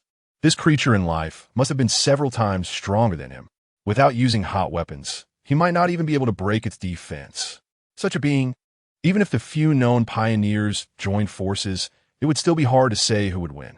What a terrifying creature. Long Pingin's gaze finally returned to the severed neck of the serpent. The cut was clean, clearly made by a single sword. Such power is too insane. Long Pingin took a deep breath and dialed the phone. Pingin, what's the situation? Director Wong picked up immediately, asking anxiously. Director Wong, you'd better come over and take a look in person. Long Pingin's voice carried a hint of helplessness. He honestly didn't know how to explain this scene. It was too far beyond comprehension. If he hadn't seen it with his own eyes, it would have been impossible to believe. Soon, Director Wong arrived quickly at the White Dragon Bridge with a group of special police. Their footsteps halted abruptly upon seeing the corpse of the Thunder Serpent, and disbelief was written all over their faces. What is this? One special police officer stammered. He had killed many heinous criminals in his life, but he had truly never seen anything like this. Director Wong's expression also became extremely serious as he stepped forward to examine the Thunder Serpent's body. The clean cut and the lingering, terrifying aura all testified to the terrifying strength of both it and the person who defeated it. Director Wong furrowed his brow, hesitated slightly, and then instructed the special police to handle the scene. The upper echelons wanted him to let these selected special police see a bit of the world. Now, it seemed he himself was like a country bumpkin. Since the recovery of spiritual energy is an unstoppable event, it is necessary to give some people a vaccination and prepare for it. Although these selected special police are not pioneers, their strength is strong enough, and they are loyal enough, making them the core strength. Moreover, as time goes on, more pioneers will certainly emerge, giving these special police even more opportunities. These arrangements are all to cope with the future full-blown era of spiritual energy recovery. Director Wong called Long Pingin to step aside. Do you know what this creature is? Hearing the question, Long Pingin shook his head. I don't know. This is my first time seeing it. I still need to report to the upper levels and wait for the special team to conduct comparative analysis. Director Wong nodded, his expression somewhat complex. The events of the past few months, even though he had lived more than half his life and experienced countless storms, were still hard for him to bear. Could the rumored mythological stories be true? Did spiritual energy and cultivators really exist a long, long time ago? Is it really like the immortal cultivation worlds in those novels? Hard to believe, but the evidence seems to be increasing, and they are losing their confidence to refute it. Even such a brilliant civilization back then could fall into decline and even experience a rupture. What exactly did they encounter? And why is it starting to recover now? Even if he racked his brain, he couldn't figure it out. Beside him, Long Pingin listened to Director Wong's sighs and smiled slightly. His gaze was sharp, and his voice was powerful. Director Wong, look at this world. The winds and clouds change from time to time, but it is precisely such changes that give birth to infinite possibilities. Long Pingin waved his hand towards the horizon. The recovery of spiritual energy, if you fear it, it is a disaster. If you dare to face it, it is an opportunity for rise. Our Dragon Kingdom has countless heroes and legends since ancient times. Regardless of how the times change, they can forge ahead through the storms and create their own brilliance. In our generation, we will only be stronger, and we can only be stronger. Director Wong looked at Long Pingin, a glimmer of appreciation flashing in his eyes. With people like you, the Dragon Kingdom will naturally be safe and sound. By the way, what do you think of that person's strength? Hearing this, Long Pingin took a deep breath. He naturally knew who Director Wong was referring to. Very strong, extremely strong. I even suspect that his strength may surpass any of the pioneers we know. Director Wong's expression changed slightly. He knew that the person would be formidable, but he didn't expect Long Pingin to give such a high evaluation. A pioneer so powerful, if not utilized for the country, would be a great pity. If he turns out to be someone with ill intentions, that would be a huge threat. All right, report and investigate immediately. Director Wang issued the order with unwavering decisiveness. There was no time to waste. Chapter 23. The entire internet is abuzz. Lightning attribute enchantment. On the other side, Ming had already returned home. He acted as if nothing had happened and went straight to take a shower. He had developed a bit of strong person's mindset, handling things with composure. The TV was broadcasting real-time updates from various areas in Jiangzhou. The thunderstorm had come quickly and was leaving just as fast. The disaster conditions in various places were alleviating, and recovery should happen soon. However, the introduction did not mention the Bailong River at all. Beep, beep, beep. At this moment, Ming's phone vibrated slightly. He focused his gaze and was somewhat stunned. Why was Lin Xiyu messaging him again? What was this woman thinking? Soon, Ming opened the message. Ming, are you home? Don't get me wrong. As the class monitor, it's my responsibility to care about the safety of my classmates. None of your business. After reading the message, Ming chose not to reply and closed the chat window directly. He really did not want to communicate further with this woman. It was somewhat unlucky. Following that, Ming casually scrolled through videos. This is called a balance of work and rest. In the video, the river was rushing, the wind was howling, and thunder was rumbling, with a figure confronting a shadow at the other end of the bridge that was not very clear. Damn! Soon, Ming exclaimed. He thought the video looked increasingly familiar. Wasn't this the scene when he went to Bailong Bridge and confronted the Thunderflood Dragon? How did it get posted online? Moreover, the view count was already in the hundreds of thousands and was rapidly increasing. Damn it, don't cause trouble. Whereas the public relations team. Hurry up and suppress the hype. Ming felt a bit overwhelmed. If they really found out it was him, and he entered the public eye, how could he still be carefree? The only comforting thing was that although the figure in the video looked very much like him, it did not show his face. So no conclusions could be drawn. Ming quickly opened the comments to see what was going on. I watched the live broadcast of the scene. This video has definitely not been edited. It's completely real. No way. Everything nowadays has a gimmick. Are they crazy for clout? Whereas the official statement. I believe what the official says. The official needs to say something. I said before that this thunderstorm was caused by that friend on Bailong Bridge undergoing tribulation. Didn't you believe me? Teaching cultivation online. Message me if you need it. The price is reasonable. That could also be an illusion. It's a recording after trivalent iron encountered lightning. Don't talk nonsense upstairs. Even if what you said is true, it proves something happened before. How do you explain that? I say, if the whole Jiangzhou digs this person out, won't the truth be revealed? Dig out what? Didn't you see that the video ended there? I estimate he was directly killed by that thing. Ming looked at the comments, rubbing his slightly throbbing temples. What a mess. Meanwhile, Ming had a thought. He seemed to know why Lin Xiyu was messaging him. Did she find out that the figure in the video looked a lot like him? Women's thoughts are complex. Never mind. Ming tossed his phone aside. After that, it was really not something he needed to worry about. Those high-level officials in the country should be more troubled and anxious than he was. He felt no guilt about letting those people clean up the mess, because he had left them a gift. The reason he didn't destroy or take away the Thunderflood Dragoness body at that time was specifically to leave it for those people to study. He didn't know how long it would take for them to come find him. He hoped they wouldn't wait until he was asleep at night to show up. As Ming thought, he took out the Wu-Wei key again. He discovered another benefit of this treasure. It could switch back and forth between the key and the transformed sword. This was much more convenient, maximizing both concealment and portability. Huh. Suddenly, Ming was slightly taken aback. This key seemed to have become a bit different. Originally, it had no color. Now, it seemed to have a faint blue-purple hue. What is going on? After studying it for a while, Ming's eyes brightened. This was the attribute bestowed by its characteristics, what he referred to as enchantment. After slaying that Thunderflood Dragon, the Wu-Wei key had absorbed and refined some of the lightning attribute from the dragon. Ming pondered for a moment, then focused his mind. He chose to infuse this lightning attribute into the transformed sword. Lightning is associated with killing, representing the wrath of heaven. Its characteristics are swift and violent. The power of lightning has been viewed as divine punishment since ancient times, symbolizing the most direct and pure form of destruction in nature. It can tear apart the heavens and pierce through all things, which aligns perfectly with the sharpness and directness of the sword.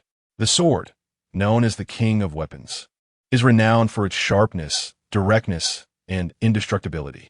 The addition of the lightning attribute would undoubtedly elevate the sword's sharpness, endowing it with unparalleled destructive power. Even the most solid defense would be as fragile as paper in the face of lightning power, making it an excellent match. Shortly after, Ming closed his eyes and concentrated. The Wu-Wei Qi transformed back into the sword, and under his guidance, the power of the lightning attribute slowly infused into the sword. The sword began to emit a deep rumble, as if resonating with the power of lightning. Ming could feel the sword vibrating slightly, a sign that the lightning attribute was flowing within. He moved cautiously, not daring to lose focus. This was also training his control over spiritual energy, killing two birds with one stone. After about 10 minutes, Ming let out a breath and wiped the sweat from his forehead. The enchantment was complete. Tiny arcs of electricity danced along the blade, flickering with a ghostly blue light, which looked very nice. Ming gently swung the lightning attribute sword in his hand, and a small arc followed the tip of the sword through the air, making a crackling sound. Ming nodded in satisfaction and transformed it back into the key, putting it away again. It was impossible to try too much. He didn't want to destroy his own house. Now, he could only perform one transformation on the key. In the future, if he had surplus transformation attempts, he could enchant the absorbed attributes onto newly transformed weapons. This was what a true universal key was. He was terrifyingly strong. Chapter 24, Ability, Thunder Punishment, Easily Mastered. System, open the new creature encyclopedia. Ming rested for a moment and continued to reap rewards. What could be more joyful than this? Thunder Dragon, category, electric attribute, dragon type. Mage, rank, epic level creature. A celestial messenger rumored to control the power of thunder, born at the moment of the Nine Heavens Thunder's movement, is one of the most violent existences in the world. The Thunder Dragon possesses supreme power over thunder, and every appearance is accompanied by earth-shattering thunder and lightning, terrifying indeed. After reading the encyclopedia, Ming nodded in approval. The introduction indeed looks impressive, but it still needs to grow. Ming smiled. This Thunder Dragon, not yet grown, was easily taken down by him, who was only at the Qi refining stage. Why not develop steadily? Why rush? This guy is classified as a mage? Upon reflection, Ming was relieved. After all, this guy is still somewhat related to dragons. Being able to summon the power of heaven and earth and invoke thunder punishment, bringing down thunder to the mortal realm, is not an exaggeration. Unfortunately, it has just revived and only knows how to operate, but with insufficient blue energy, it can only fight with its body. Quite dramatic. Encountering me, you're not dying in vain. System, extract the encyclopedia reward. Extracting Thunder Dragon Encyclopedia. Gaining ability. Thunder Punishment. Thunder Punishment summons the most violent and purest thunder power in nature, striking enemies within range continuously in the name of divine punishment. Strike range, duration, and thunder intensity are related to mental state. Note, this ability consumes a lot. Wow. After reading the introduction, Ming jumped up from his seat. No semblance of a master at all. An excited heart, trembling hands. This is the Thunder Law King. Truly an epic level creature. How strong it is and how much it consumes aside, just summoning thunder is enough to excite any man. Handsome and domineering, with full sexual tension. Boys love electric toys when they're young. Girls love electric toys when they grow up. This ability is truly lovable. Tonight is destined to be a sleepless night. No one can sleep. Ordinary citizens and netizens are discussing the Bai Long Xiao incident in Jiangzhou, with reports of someone excitedly squeezing their eggs. Various derivative news about Bai Long Xiao are trending. Even the legends of Jiangzhou and Bai Long River have become popular topics among many outsiders after being explained. Jiangzhou has truly gone viral. In addition, high-level government officials held several meetings overnight regarding the revival of spiritual energy in the Jiangzhou incident. Several helicopters secretly flew to Jiangzhou one after another. On the other side, Ming, waiting for someone to contact him, also did not rest and was quite conscientious. But he also didn't want to push himself too hard. He opened the game to relax. As a result, not only did he not get a good draw, but all his cards were off, making him furious. Regretful about the past. Also tossing and turning in bed and unable to sleep was Lin Xiyu. The more Su Ming didn't reply to her messages, the more anxious she became. She even dared not let her phone turn off, fearing she would miss something. She watched that video of Bai Long Chao again and again, repeatedly comparing it. The more she watched, the more shocked she felt, and her emotions became increasingly complicated. Even the clothes seemed similar. Perhaps I shouldn't have been so impatient at that time, or should not have proposed breaking up so early. Couldn't I have waited until college to talk about it?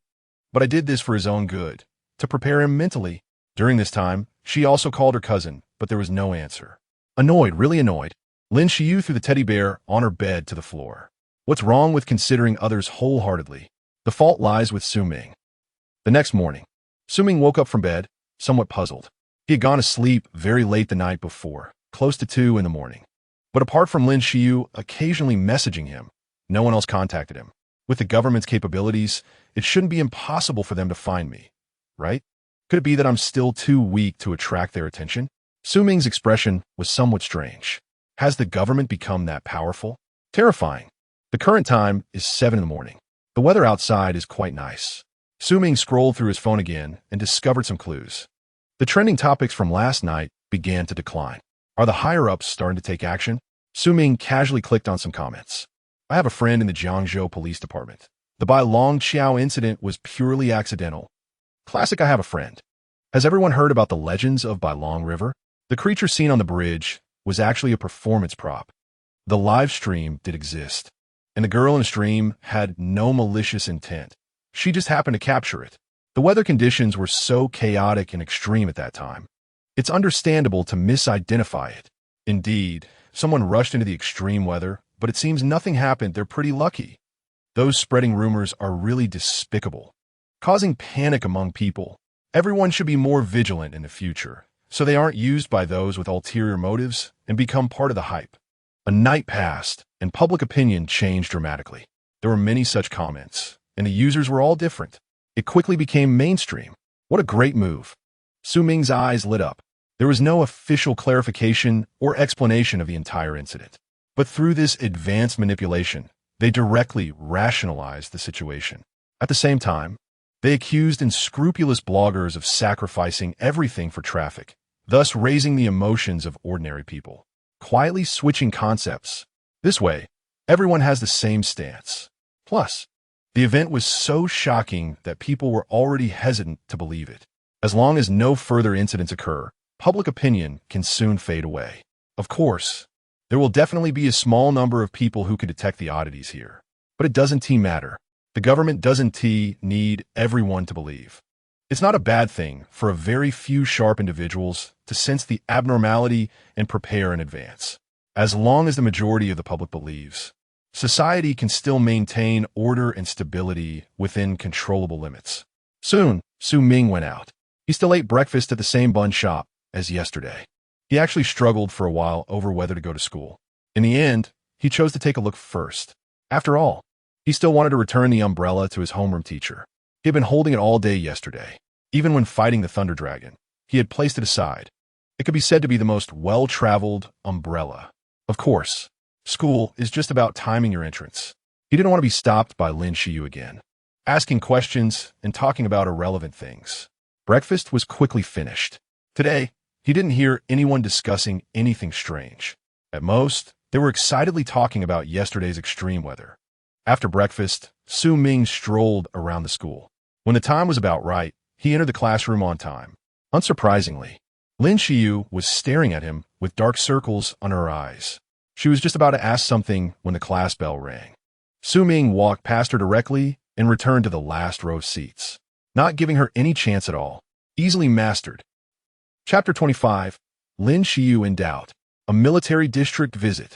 On the podium, the teacher began the lecture. For these high school seniors, as long as the earth didn't explode, they had to keep studying. Outside the campus, 2 police cars stopped at the school gate, their bodies gleaming with a cold sheen under the sunlight. One of the police car doors opened, and several figures stepped out.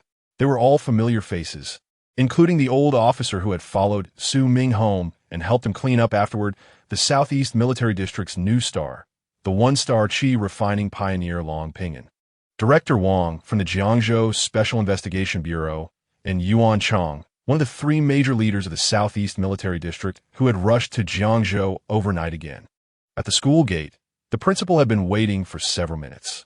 Upon seeing the newcomers, he quickly greeted them with a smile. More than 10 minutes earlier, he had received a phone call, and he didn't dare to delay for a moment. This was a call from the mayor of Jiangzhou himself, instructing him to show respect. Soon, Director Wang finished negotiations with the principal, and the group walked toward the teaching building. Their final destination was the classroom of Class 8, senior year.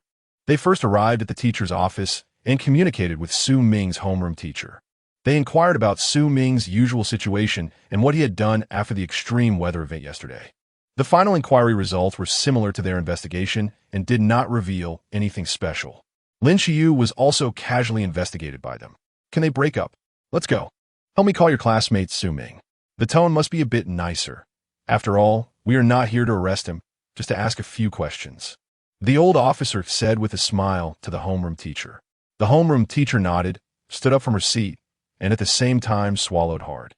She vaguely understood why these people were looking for Su Ming.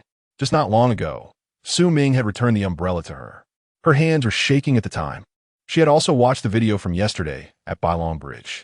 Besides Lin Xiyu, she felt that the figure in the video was quite familiar.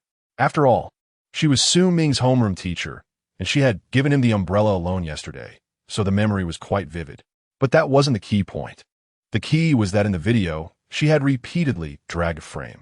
In that frame, the figure held a black object in their left hand, which was not very clear, and walked towards Bailong Bridge. Others might not guess what it was, but she had a reference. It was the umbrella she had given to Su Ming. The thought sent chills down her spine. Whether it was the figure or the object in their hand, it was indeed too coincidental, and now these police officers were here to find Su Ming. It seemed she had discovered some shocking secret. Could such a person be her student? We're almost there. I'll go call Su Ming out. The homeroom teacher smiled slightly, preparing to call him. Of course, she had no intention of revealing these thoughts to the others. What if they silenced her? Inside the classroom, Su Ming was completely not listening to the teacher's lecture on the podium. Lin Xiyu was the same. She was still trying to comfort herself, almost in a trance. Su Ming seemed unaffected, taking his time. The person in the video couldn't possibly be him. The other students also had no reaction. Why was she scaring herself like this? Afterward, she decided not to think about it anymore. She and he were not from the same world. Meanwhile, the homeroom teacher knocked on the front door of the classroom. Under the gaze of everyone, she walked straight to the last row of the classroom and arrived in front of Su Ming. The students looked strange, then revealed a hint of schadenfreude. The homeroom teacher must be here to deal with Su Ming, right? After all, Su Ming not only took the initiative to self-destruct at the back of the classroom, but also caused such a scene with Lin, the class monitor who was bound for Qingbei, ruining his future. When this homeroom teacher got angry, she was like a female demon. The anticipation was palpable. Su Ming, could you come out with the teacher? Someone is looking for you outside. The classroom fell silent, and the students were all stunned. Their usually strict female demon was speaking in an unexpectedly gentle tone. Su Ming put away his phone and nodded calmly. Sure. Seeing this, the students were completely bewildered. So classy? If they didn't know better, they would think it was Su Ming who was being sent to Qingbei. Soon, facing the complex and confused gazes of the crowd, Su Ming walked out of the classroom. Lin Xiyu couldn't sit still any longer. Inside the teacher's office, Su Ming sat with the 4 members of the police bureau. The office door was closed, and there were no surveillance cameras in the corner. Both sides sized each other up. Su Ming, do you know why we are looking for you? The old officer spoke first, his expression friendly. Su Ming shook his head. Seeing this, the old officer's face stiffened a bit. This kid isn't giving any face at all. The night before last, you encountered 3 thugs in the alley. It was me and another officer who helped you clean up afterward. The old officer scratched his head, looking somewhat bitter. He had planned to test Su Ming, worrying about him a bit.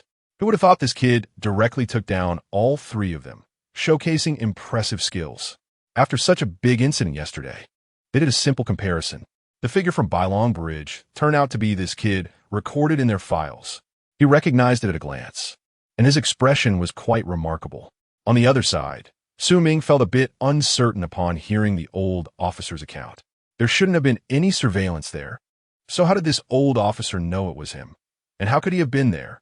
Did they interrogate and sketch the thugs? Or had they been following him all along? At that time, he hadn't become a cultivator, so his perception of the surroundings wasn't strong. He must have been followed. Ming was making guesses. This point was soon confirmed. The old officer personally admitted it and explained everything. During the overnight meeting last night, a decision was made from above. They must not hide anything from Ming regarding these matters. After all, such a powerful individual with unknown strength might have already realized they were following him. He just didn't intend to confront them. In this light, it was good news. After all, tracking such a thing would be unbearable for other powerful individuals. His temperament was quite nice.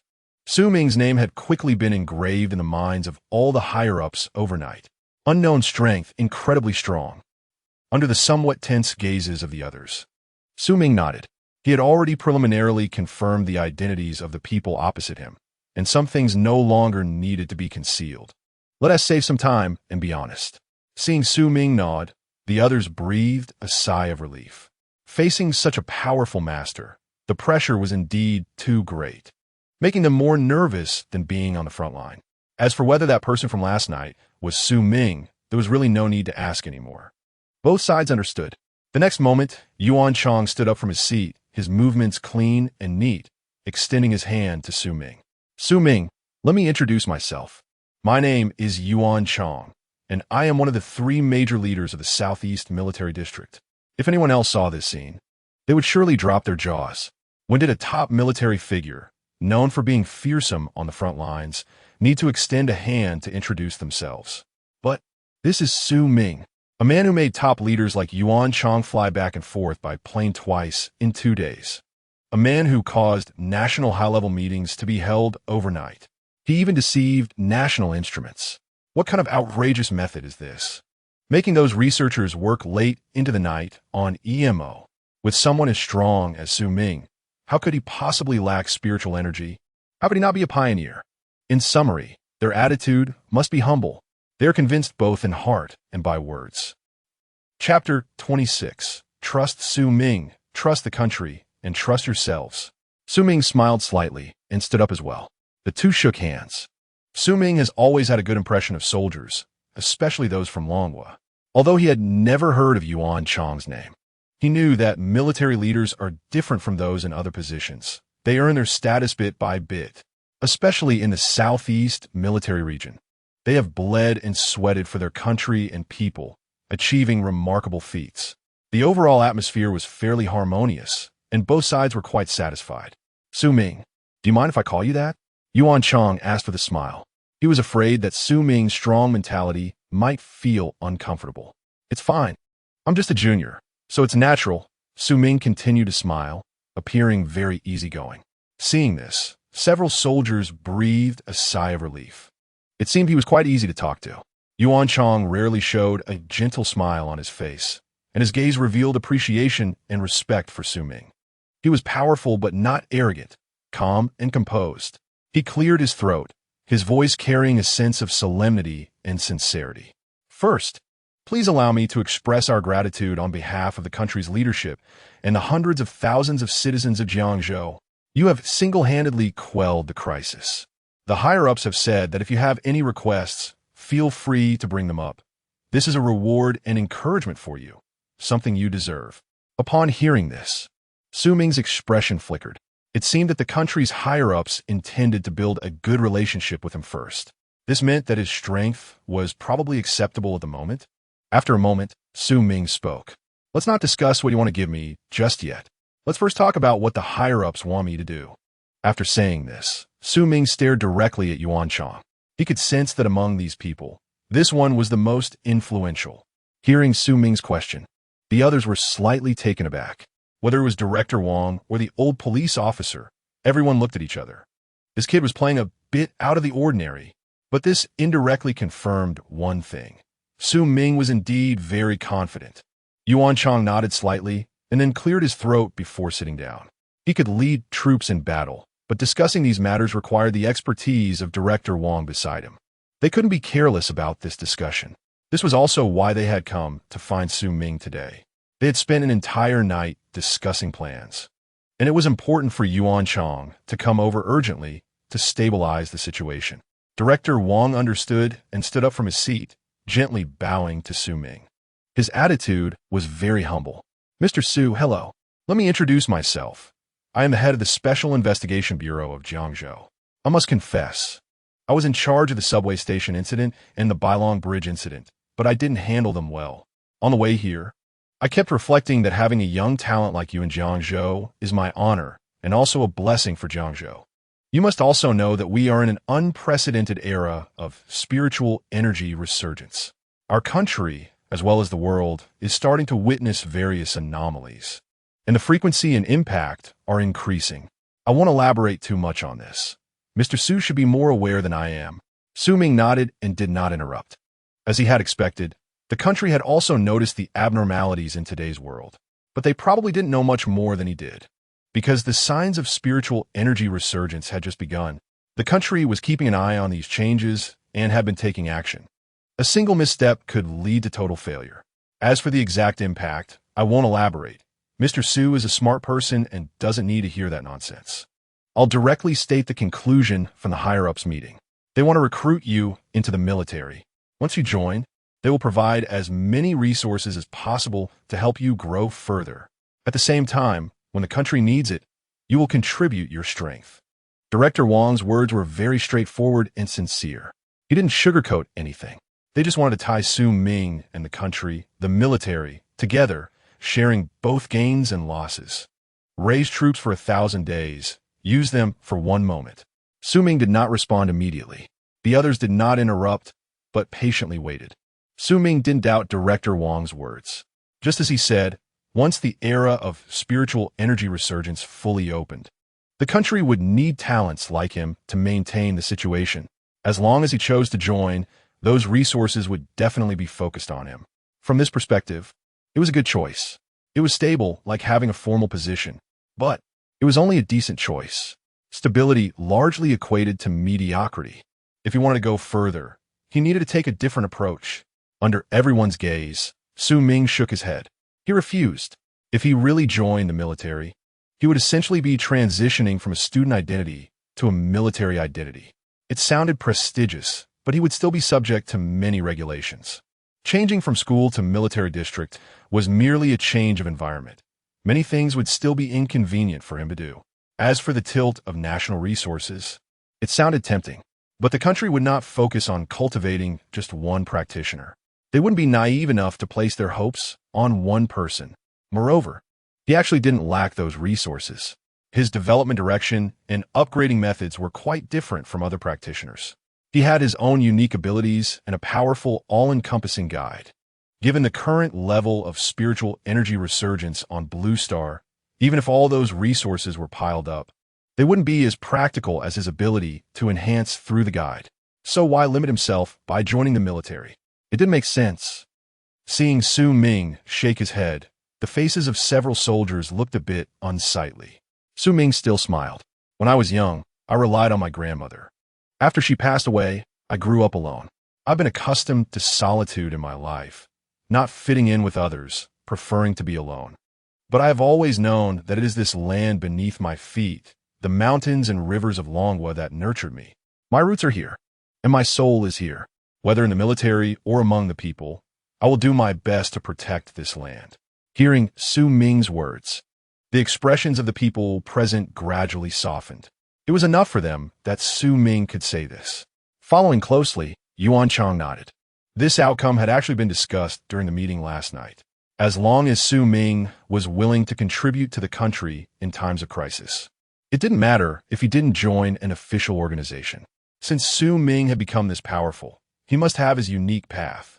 His luck and opportunities, if he truly joined the military, might be limited and slow down his progress in becoming stronger. Longwa's mindset was not something those small territories or countries that only knew how to bully the weak could compare to. If this were some other countries, if Su Ming dared to refuse, he might be captured on the spot or sabotaged behind the scenes. But Longwa would not do that. During the meeting last night, one person said, Longhua has always advocated inclusivity and coexistence, rather than monopoly and exclusion. To find a truly strong person and do everything possible to stifle them is the behavior of the weak, the mindset of cowards. A true strong person will use the strength of others as motivation to strengthen themselves, creating a positive cycle, and together walk toward a higher path. Trust Su Ming. Trust the country, and trust yourselves. Chapter 27. Specially appointed secret consultant of the Dragon Country Special Investigation Bureau. The conversation between both parties continued. The atmosphere was quite harmonious. Su Ming's words about patriotism truly touched the hearts of several soldiers. They did not doubt the sincerity of Su Ming's words. Someone who could cultivate to this level should have a clear understanding of their path, right? Every word and action must be genuine. In the end, both parties reached an agreement. Su Ming gained a new identity.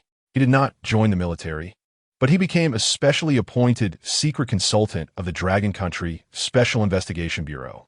He had a lot of freedom, no restrictions on his activity areas, and could receive some military information. It was equivalent to holding a nominal position, just needing to show up for major events. It was considered a collaboration, and also a form of support from the state. The situation opened up. This identity and welfare policy were also decided upon in a meeting at the national level. Yuan Chang had the authority to make this decision. As the saying goes, if you suspect someone, do not use them. If you use someone, do not suspect them. At this point, if one were still timid and indecisive, it would be meaningless. The Dragon Country had this kind of courage and confidence. After that, Su Ming added the four of them on WeChat. The old police officer was the most excited. What merits did he have? First, he met Long Pingan, and now he was meeting Su Ming. He wished he had two daughters. Otherwise, one could marry Long Pingan, and the other could marry Su Ming, making him the strongest father-in-law in history. The group left the office and walked towards the school gate. The old police officer stayed at the school to follow up on some matters with the school authorities. Su Ming got into the car with the others and headed to the Jiangzhou Special Investigation Bureau. As for attending classes, it no longer mattered, with his identity and status. Did he need to? Mr. Su, when we arrive at the Investigation Bureau, may I ask you for some guidance? Long Pingan struggled with his thoughts for a while before finally speaking, looking at Su Ming sitting beside him. He was a martial arts enthusiast and genuinely wanted to find the gap. Even if he got beaten black and blue, it would only excite him more. He had a natural tendency to seek out challenges. Yuan Chang, sitting in the front seat, slightly moved but did not say anything. Before coming, he had hinted to Long Pingan to have more contact with Su Ming. They were all young people after all. With a strong person like Su Ming around, he should be able to grow faster. As for someone with Long Pingan's talent, they truly didn't know how to teach him. In the past, it would have been no problem. But now that the spiritual energy had just begun to recover, they themselves were not pioneers. What could they use to teach others? Ridiculous. Moreover, only he in the car knew that Long Pingan was the biological son of that person. This matter was known by very few, even within the military. The confidentiality work was done exceptionally well. Having more contact would surely bring the two closer together. Regarding Long Pingan's request, Su Ming nodded. He wasn't quite sure about the level of these military personnel. However, this kid had the qualifications to be here, so he should be capable. It was just right to give it a try. If this kid was very strong, he would definitely go all out, not holding back at all. Only in this way could he avoid being surpassed and looked down upon. Fortunately, Long Pingan was unaware of his thoughts. Otherwise, he would probably be scared away. Going all out? Is he serious? This could cost him his life. The car passed through the bustling city and eventually arrived at the outskirts. Surrounded by lush trees, Su Ming looked out the car window and was slightly surprised. The choice of location for the Special Investigation Bureau seemed very deliberate. This place was not only concealed, but also convenient for quickly responding to emergencies in the city. Because the roads were exceptionally well built. It should be noted that the subway station incident had not happened long ago. Even before the subway station incident, Jiangzhou had experienced some strange events, amounting to no more than 2 months. In such a short time, they managed to clear the roads in the vicinity, which was truly remarkable. Once again, it showcased the speed of the Dragon Country. The car finally stopped in front of what seemed to be an ordinary factory gate. "We've arrived, Mr. Su. Let's get out," Yuan Chong said with a smile, and everyone got out of the car. In front of them, the factory's outer wall looked somewhat worn.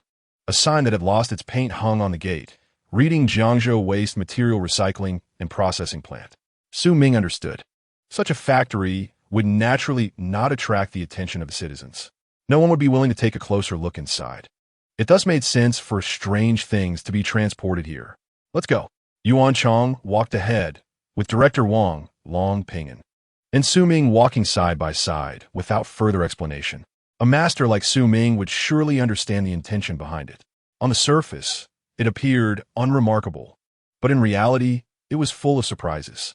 Once inside the factory, Su Ming could see several people in work uniforms busily moving around. Their steps were steady, and their gazes sharp. They were definitely not ordinary workers. Most likely, they were well-trained special police. After becoming a cultivator, Su Ming's perception of such a demeanor had become more acute, making it hard for him to misjudge. "Mr. Su, this is the station of our Jiangzhou Special Investigation Bureau. Although it looks unremarkable from the outside, the internal facilities are complete," Director Wang explained. The group passed through several seemingly ordinary warehouses before finally arriving at an elevator in a corner.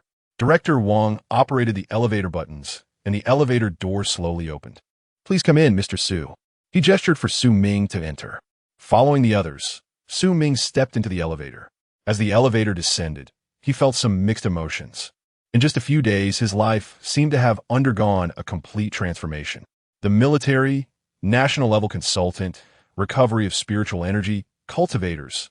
These were things he had never imagined before. But now they were right in front of him. Soon, the elevator door opened again. What unfolded before Su Ming was a scene completely different from the old factory. It was spacious, bright, and filled with a sense of modern technology. In the center of the hall, a massive display screen showcased a map of Jiangzhou City. Various data streams and light points flickered above. It had a somewhat sci-fi vibe. Additionally, there were several uniformed individuals in the hall. Their gazes were sharp, and their postures were upright. Each person's face displayed a mix of focus and alertness. As Su Ming and Yuan Chong's group exited the elevator, their eyes all turned to them, filled with respect and curiosity. Director Wang stepped forward and briefly introduced Su Ming. "These are the core members of the Jiangzhou Special Investigation Bureau. Among them is a young lady who had previous contact with you at the subway station, Wang Qian. She is a highly skilled hacker within the military district, but had not been exposed to the most core secrets. However, because she had contact with you, after the incident at the Bailong Bridge yesterday, she was promoted. Wang Qian had a shocking night and couldn't sleep. She actually thought such a big shot lived a very lonely life. At that time, she even lectured this super big shot in front of him, telling him not to run around at night. This was her first time experiencing something so thrilling." Chapter 28, The Weather Vane. The entire morning, Su Ming spent at the Research Institute, gathering a lot of information. He learned about the instrument used to test abnormal energy and even got to see it. It was transported overnight. Others didn't understand why the instrument had no effect on him before and couldn't detect the red light. But Su Ming knew very well that when he dealt with those societal scum, he hadn't even become a cultivator. He purely relied on numerical crushing and didn't use any abilities. If that could be detected, he would actually doubt whether the machine was malfunctioning. Of course, he didn't plan to explain this. He only mentioned that the machine still had room for improvement. He wasn't lying. This was motivation. People should learn to keep some things to themselves. If the country's higher-ups didn't understand this issue, it would only make him seem more profound and unfathomable. He could play this game. It was just unfortunate for those big shots in research, losing their hair over it. Besides that, he also had a spar with Long Pinyin. The outcome was obvious. Long Pinyin got beaten up with a bruised face. To showcase his own strength, Su Ming didn't suppress his power too much. Although his combat experience was no match for Long Pinyin, he had grown a lot from his battle with Lei Jiao. Coupled with his strength at the 3-star Qi refining stage, he made Long Pinyin wail. Of course, since it was a spar, he stopped short. Su Ming didn't summon his Thunder Sword or use any abilities. It was still a numerical crushing. This gave him a clearer understanding of his own strength. In the country, and even the world, he might be in a class of his own. Of course, He couldn't let it go to his head. With his current strength, if he truly angered the higher-ups of the country and they sent planes, tanks, or even missiles to bomb him, he would still be dead. On the other side, in Class 8 of the 3rd year, the homeroom teacher, Zhao Fong, entered the classroom. "Students, I have good news to announce. Our classmate, Su Ming, has been admitted to the Southeast Military Academy with special consideration." Hiss! Under the podium, the students gasped in shock. They all understood what the Southeast Military Academy represented. It was like Tsinghua or Peking University in the military school realm. In a sense, the conditions for admission were even stricter than those for Tsinghua or Peking University. To put it bluntly, graduating from Tsinghua or Peking University might not guarantee a good life. But graduating from the Southeast Military Academy meant you would directly become an officer, stepping straight into a bright future. One could say that the moment Su Ming stepped into the Southeast Military Academy, he was no longer one of them. Instantly, whispers filled the classroom. Zhao Fong on the podium didn't stop them. Her attitude toward Su Ming was somewhat special now. She realized that Su Ming might be even more outstanding and stronger than she imagined. Strong enough to exceed her understanding. She was here to share this news, not just to celebrate, but also to give the students a warning. If Su Ming were to return to school later, don't be foolish enough to provoke him. Hiss! So Su Ming, who usually seemed unremarkable, was actually so impressive? Could it be that he had some connections? Why was he able to get into the Southeast Military Academy? Do you think connections alone can get you into the Southeast Military Academy? What are you thinking? Besides, we all know what Su Ming's family conditions are. Just don't slander our classmate. Why wouldn't they let you in? Hiss! No wonder Lin, the class monitor, broke up with him. He seemed unaffected, so it turns out he didn't care at all? TSK. I wonder how Lin is feeling now. She broke up with him, and now she is probably regretting it? She deserves it. Thinking she could get into Tsinghua, she looked down on others and toyed with feelings. She is not a good person. For a moment, the comments erupted, especially many girls who had secretly been dissatisfied with Lin Xiyu. They seized this opportunity to vent. We're all classmates. Why should she be prettier than us? Why should she have better grades than us? This is reality. When you're not doing well, a group of people will bully you, trample on you, and laugh at you. But when you rise to power, those same people become like weather vanes, willing to be your right-hand man. Anyone who opposes you is going against them. At this moment, Lin Xiyu's expression was somewhat unpleasant, including Wang Chao, who was sitting next to her, suddenly felt that Lin Xiyu wasn't that appealing anymore. At this moment, Wang Chao quietly took out his phone and edited a message to send. He had contacted a few local thugs yesterday, wanting to call them to beat up Su Ming. However, due to extreme weather, it had been temporarily shelved. Now it seemed that it saved him. If he had really gone to beat up Su Ming, it would have completely severed ties. It would have been him who couldn't save face afterward. Throughout history, it's true that heroes love beautiful women, but throughout history, beautiful women often bring disaster. Wang Chao murmured softly, shifting his chair a little further away from Lin Xiyu. He couldn't let his desires overwhelm his judgment. It was better to be cautious. Bang! Suddenly, Lin Xiyu slammed the table and stood up from her seat. The classroom instantly fell silent. It was that everyone was afraid of Lin Xiyu at that moment. They wanted to see what the class monitor was going to do. On the podium, Zhao Fong also looked over, her brows slightly furrowed. She knew that Su Ming and Lin Xiyu had been dating before and that they had now broken up. A year ago, she had even advised Lin Xiyu not to continue dating Su Ming as it would affect her studies, speaking earnestly. After all, she had always treated Lin Xiyu like her own daughter. So why did it suddenly seem like she didn't care for her as much? Xiyu, what is wrong? Zhao Fong asked softly. Teacher Zhao, I'm feeling a bit unwell. I'd like to ask for leave to go home and rest for a while.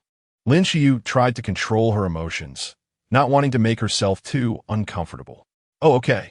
Zhao Fong hesitated for a moment before nodding in agreement. At this time, it was probably better for Lin Xiyu to have some quiet time alone. Soon, Lin Xiyu arrived alone at the school gate and hailed a taxi. In the past, Teacher Zhao would definitely have accompanied her to the school gate. Lin Xiyu's face showed a hint of dejection. Today, Teacher Zhao didn't even ask her a couple more questions. And those classmates, how could they say such things about her? Thinking of this, She clenched her fists. The reason for the current situation was all because of Su Ming. Su Ming, how could you be this kind of person? If the person on the White Dragon Bridge was really you, why have you hidden it from me all these years? Do you think I'm not worthy? Playing with a girl's feelings like this, you're a scumbag. I hate you. At the same time, she dialed her cousin Lin Kuer's phone again. This time, the call went through. Chapter 29 Manual of Cultivator Realms. Achoo. On the other side, Su Ming sneezed again. How can I still have an itchy nose after becoming a cultivator? Su Ming was a bit confused. Shouldn't I be in great shape and enjoy my meals? Right now, he was sitting with Long Pinyin, both preparing to have lunch. Pinyin, is it true that there are officially less than 30 recorded pioneers? Su Ming asked while eating. Somewhat surprised. There are over 1 billion people in the country. If there are less than 30, there wouldn't even be one for each province. That's too rare. This morning, he had already learned that the official term for people like them was pioneers. As the name suggests, they are the pathfinders of the era of spiritual energy revival, which is quite fitting. He just didn't expect the number of pioneers to be far fewer than he imagined. Brother Ming, that's indeed the case. However, there might be some pioneers like you who are not officially recorded, but they wouldn't be many. As for those stronger than you, I don't think there are any. Long Pinyin replied with a smile.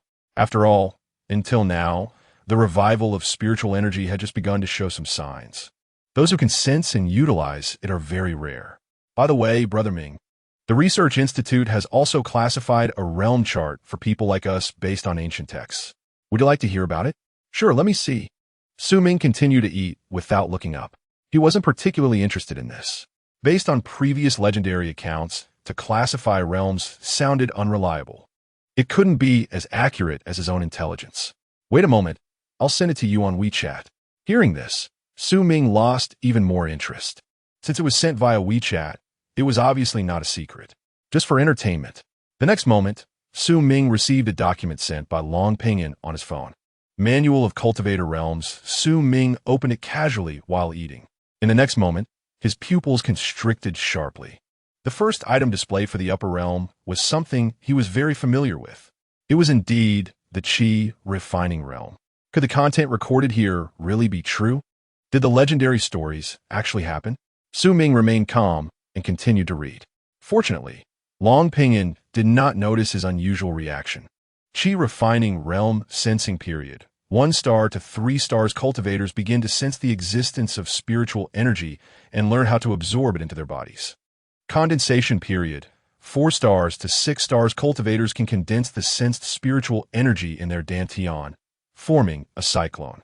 Transformation period. 7 stars to 9 stars cultivators can transform spiritual energy into their own power, beginning to use simple spells and martial techniques.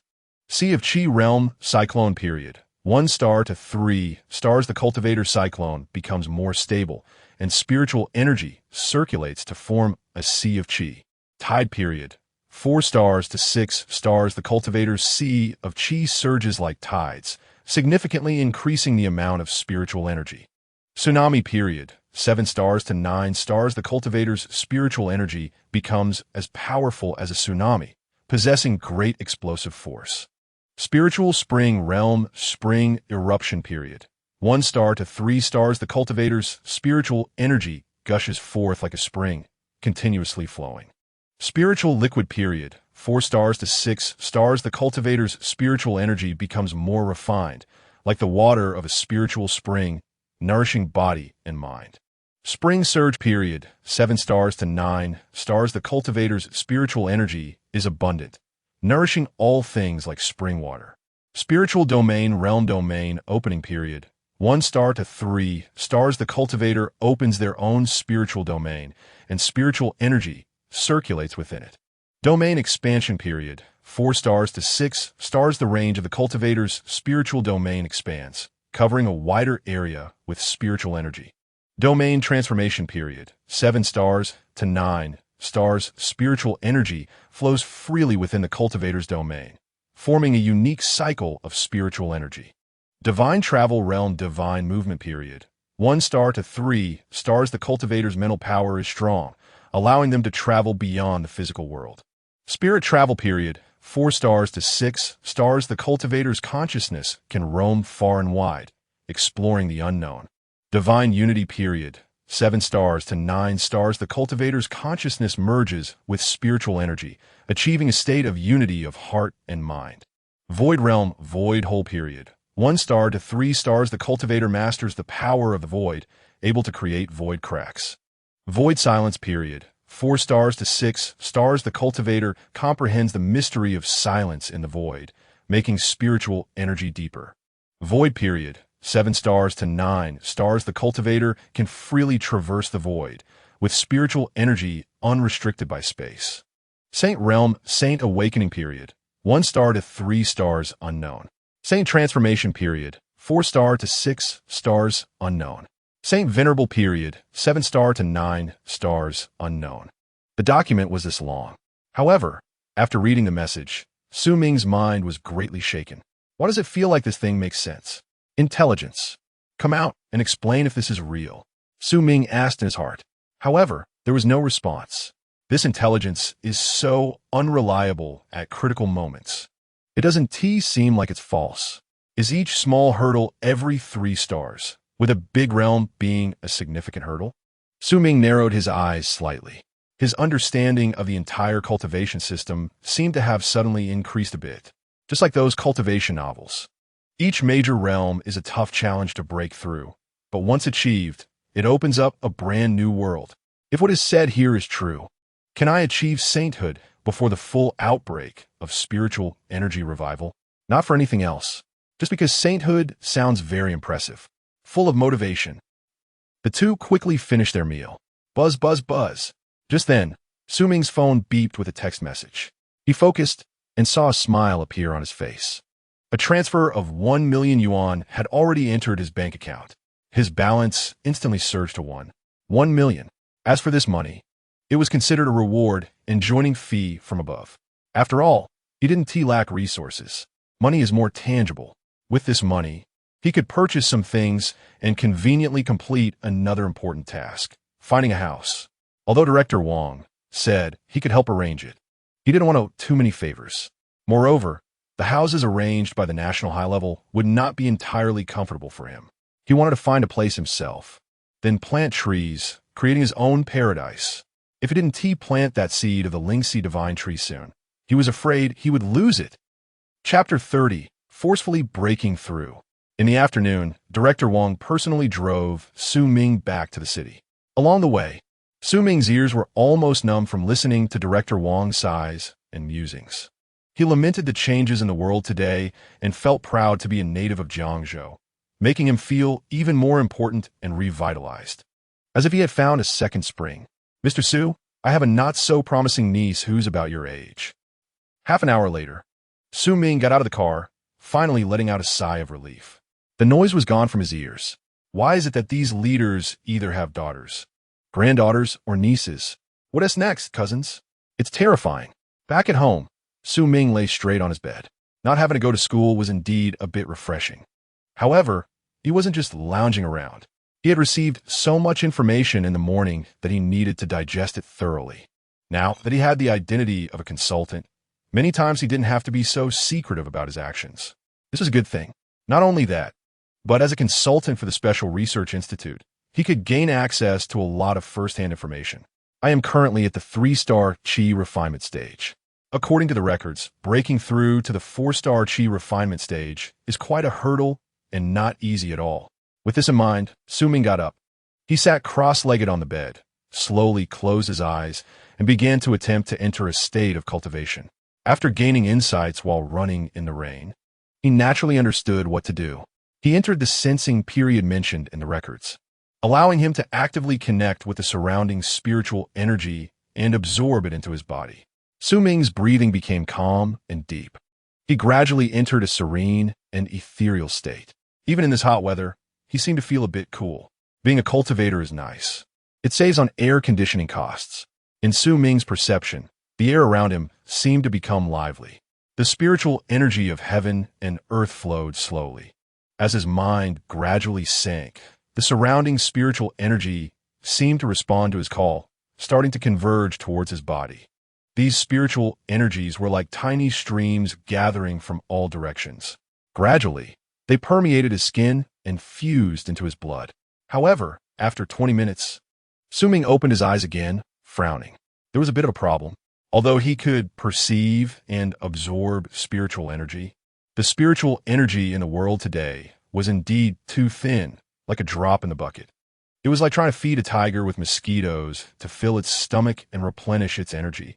It was a bit excessive, given the current concentration of spiritual energy on Blue Star. Relying on this method to break through to the 4-star chi refinement stage was almost as difficult as climbing to the sky. I'm like this, and so are other pioneers. Ming stood up and walked to the window. He pulled back the curtains, letting sunlight fall on his face. He gazed at the sun in the sky while contemplating a solution. The importance of the seed of the spirit tree was becoming increasingly evident at this moment. If he could manage that, he could create a place rich in spiritual energy for himself, becoming self-sufficient. But that was a future concern and couldn't solve the urgent problem at hand. In the overall context of scarce spiritual energy, if I want to improve faster, I need to find places with slightly more abundant spiritual energy. As the number of pioneers gradually increased and grew stronger, everyone would actively seek these opportunities. By that time, conflicts would surge. If there were no clear regulations, casualties would be inevitable. After all, there are many wolves and little meat. If I want to seize the initiative and control these resources, I need to stay far ahead. At the beginning, it was about eating meat. Later, it was about drinking soup. And eventually, there would be no bowls left to lick. With this thought, Ming no longer hesitated. He needed to quickly elevate his realm, stay ahead, and take all the benefits. However, it seems I actually have a way. Ming's expression flickered. That is to use attribute points to boost his physical qualities, forcibly breaking through. System, exchange the 100 points I previously obtained for 10 attribute points. Strength 2, Constitution 1, Agility 3, Charisma 3. 1 point left as a reserve. Add everything to ensure balanced nutrition. Addition successful. Host successfully broke through from 3-star chi refinement to 4-star chi refinement. Done. I can really force a breakthrough. Ming's mind trembled. He could feel that tremendous changes were occurring within him. It wasn't just an overall enhancement of his physical qualities. It felt as though a new power was being injected into his body. Or rather, it was an aura. This invisible aura stirred deep in his abdomen, as if it was about to open up a whole new space there. This was an unprecedented experience. There was a twinge of pain, but compared to the anticipation and excitement, it was nothing. The spiritual energy flowed within him, gradually converging at the center point in his abdomen. With every breath and heartbeat, it seemed to provide power to this center point. Ming focused his mind, guiding the spiritual energy to rotate along a specific trajectory, forming tiny whirlpools. This process was slow and not easy. Fortunately, there was a continuous supply of spiritual energy to support him. As time passed, Ming felt the center point in his abdomen becoming hotter and brighter. The spiritual energy there began to condense into a vortex. Though weak, it truly existed. This vortex was like a seed containing infinite vitality and potential. Finally, after a deep breath, Ming felt the vortex of his dantian suddenly tremble violently before stabilizing. Dantian, established. The aura surged. Ming's thoughts became very active. According to the records, the transition from 4-star chi refinement to 6-star is called the condensing chi stage. Practitioners in the condensing chi stage can gather the sensed spiritual energy in their dantian, forming a vortex. Everything matched perfectly. From this perspective, the records seem to be accurate. The higher-ups in the country indeed have some depth, not simple. Understanding all this, Ming continued to calm his mind. He immersed himself wholeheartedly in the cultivation state. Though small, the vortex contained enormous potential. Each rotation seemed to tear at the surrounding space, drawing in more spiritual energy. Compared to before, the speed had increased several times. Refreshing. After about 10 minutes, Ming got up. Every cell in his body was filled with vitality, and every meridian had become more resilient. With the overall enhancement of his attributes and further development of spiritual energy, He was now stronger. So strong that he might be able to kill that thunder serpent without using his sword. It would be a complete crush. System. Open the data panel. Su Ming murmured softly, checking his current status. Su Ming. Realm. 4-star Chi refinement. Strength. Constitution. Mentality. Agility. Charisma. Abilities. Wailing from the nether. Shadow Assault. Song of the Tide. Thunder Punishment. Level 1 Dark Attribute Codex. Level 1 with Attribute Codex. Comprehensive Evaluation. All aspects are relatively weak. Unable to even tie up a chicken, hence classified as a small chick. This is why he had 1 attribute point left unallocated. Everything is at 10 points. A blessing for his obsessive-compulsive disorder, looking neat and tidy. As for the system's evaluation of him, changing from small waist to a small chick, he directly ignored it. I am definitely a pentagonal warrior, developing all aspects with high intensity. Strong as hell. Chapter 31. How can the firefly dare to compete with the bright moon? Shortly after, Su Ming took a nap. He was already so strong. He should give others a chance to catch up. The weather was too hot at noon, and he didn't really want to go out. As for meditating to absorb spiritual energy, he didn't have that thought for now. It wasn't that he was lazy. It was just that the spiritual energy was too thin, and the efficiency was outrageously low. It was better to rest first until he felt refreshed. Then, when the weather cooled down a bit, he could go out and buy some things. What could be more enjoyable than shopping? On the other side, Lin Xiyu had waited all morning and finally arrived at the time to meet her cousin Lin Ke. The waiting process had been excruciating.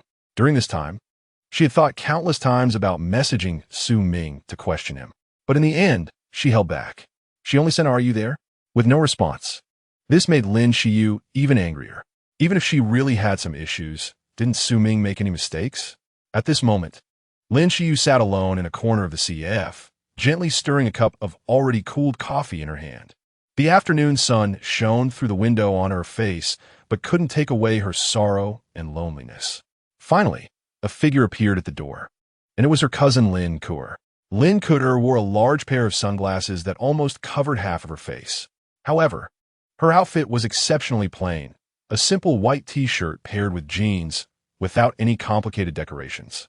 It was starkly different from yesterday. Nevertheless, her beauty was undeniable. Her skin was as fair as snow, and her long, smooth hair casually draped over her shoulders. Her figure was curvy, with certain parts even larger than Lin Xiyu's. Seeing her cousin arrive, Lin Xiyu hurriedly waved. Lin Ke walked over and sat down in front of Lin Xiyu, removing her sunglasses. Dark circles were clearly visible under her eyes. It was evident that she hadn't slept well either. Lin Ke looked at the obedient and charming Lin Xiyu, her eyes flashing with a hint of affection and care. "Xiyu, have you been waiting long? I got delayed by some matters earlier. But you shouldn't be skipping school today, right?" Lin Kaya asked softly. Lin Xiyu gave a sweet smile and shook her head. "I just got here not long ago. I took a day off. I was too worried after watching your live stream yesterday and wanted to call you. But I couldn't get through all night. And I didn't sleep well at all. Taking a day off today is just a way to rest. I've already been accepted to Tsinghua, so it won't delay anything." Lin Xiyu pretended to be relaxed, even pointing to her dark circles. Seeing this, Lin Ke felt a pang of emotion and heartache. Her cousin had gone to such lengths for her, calling her repeatedly to check on her and inviting her out to relax. Who said that besides parents, no one cares for you without expecting something in return? Nonsense. Look at her cousin. Outstanding in both character and academics. How wonderful. "Don't worry. It's all fine now," Lin Ke said gently. Lin Xiyu nodded. "Cousin, what happened yesterday? I was so scared. When the live stream cut off, I really thought something happened to you. I didn't know what to do." Lin Xiyu feigned concern, probing for details. Lin Ke sighed softly, a hint of hesitation in her eyes. The warnings from those people kept echoing in her ears. That was confidential. Her lips moved, but she held back. "I really can't say. Cousin Ke, you weren't hurt, were you? Did anyone bully you? Just tell me. I can help you think of a way." Lin Xiyu pressed on, her eyes filled with worry and a touch of urgency. Seeing this, Lin Ke's defenses began to crack. Her cousin not only excelled academically, but was also completely humble and cared so much for her. Where could she find such a good little sister? Just revealing a little bit shouldn't be a problem, right? If her cousin sincerely cared for her, then if she let her down, wouldn't that make her a villain? After a moment of hesitation, Lin Kuer finally decided to reveal some information. At least it would prepare Lin Xiyu psychologically. Xiyu, what happened yesterday was actually more complicated than what you saw on the live stream. Lin Kuer lowered her voice. These issues are quite sensitive. You can't tell anyone, understand? A hint of surprise flashed in Lin Xiyu's eyes, but she nodded seriously. Got it. Things in this world may not be as simple as we see on the surface. Lin Xiyu focused intently. But after waiting for a while, it seemed Lin Kuer had no intention of continuing. Was that it? The atmosphere suddenly fell silent. Xiyu, aren't you even a little surprised? In the end, Lin Kuer couldn't hold back and asked first. Not really, I just don't quite understand. By the way, cousin, what happened to the person who went into the White Dragon Bridge yesterday? Upon hearing this, Lin Kuer's expression slightly changed. Lin Xiyu keenly caught this detail. That person should be fine. Xiyu, about that person, you must not ask too much or investigate.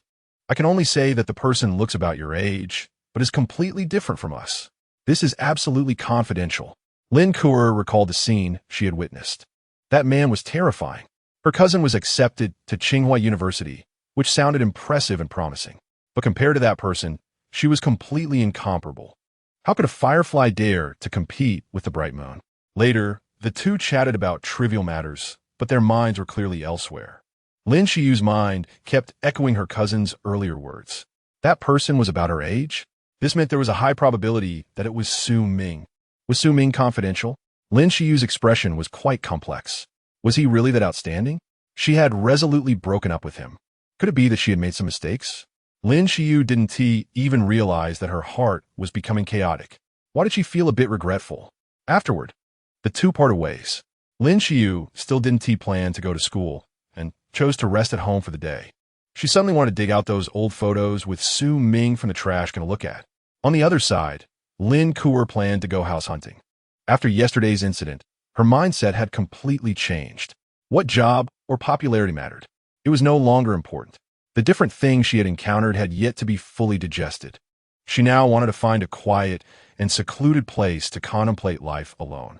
Buy a house far away from the hustle and bustle of the city. At 3:30 in the afternoon, Su Ming woke up feeling refreshed and climbed out of bed. The pleasant senior year life. After tidying up, Su Ming headed straight out the door. This afternoon was all about shopping. Just rich. Just willful. Chapter 32, Buy a Bicycle. Looking down on others? The weather outside today isn't particularly hot. Su Ming rode a shared bicycle, crossing the bustling streets, and stopped in front of a well-known bicycle shop. This shop had a great reputation, selling bicycles of excellent quality and innovative designs. Other than being expensive, there were no drawbacks. Upon seeing the visitor, a young lady in uniform hurried over with a warm and friendly smile. "Welcome, sir. How can I assist you?" Her voice was gentle, making one feel as if they were basking in spring sunshine. Not far from them, another slightly older salesman patted his apprentice beside him. "Did you see that? This one clearly lacks perception. He rode over on a shared bike, looks like a student, and obviously has no money. Shaoli is being overly enthusiastic, wasting energy and time."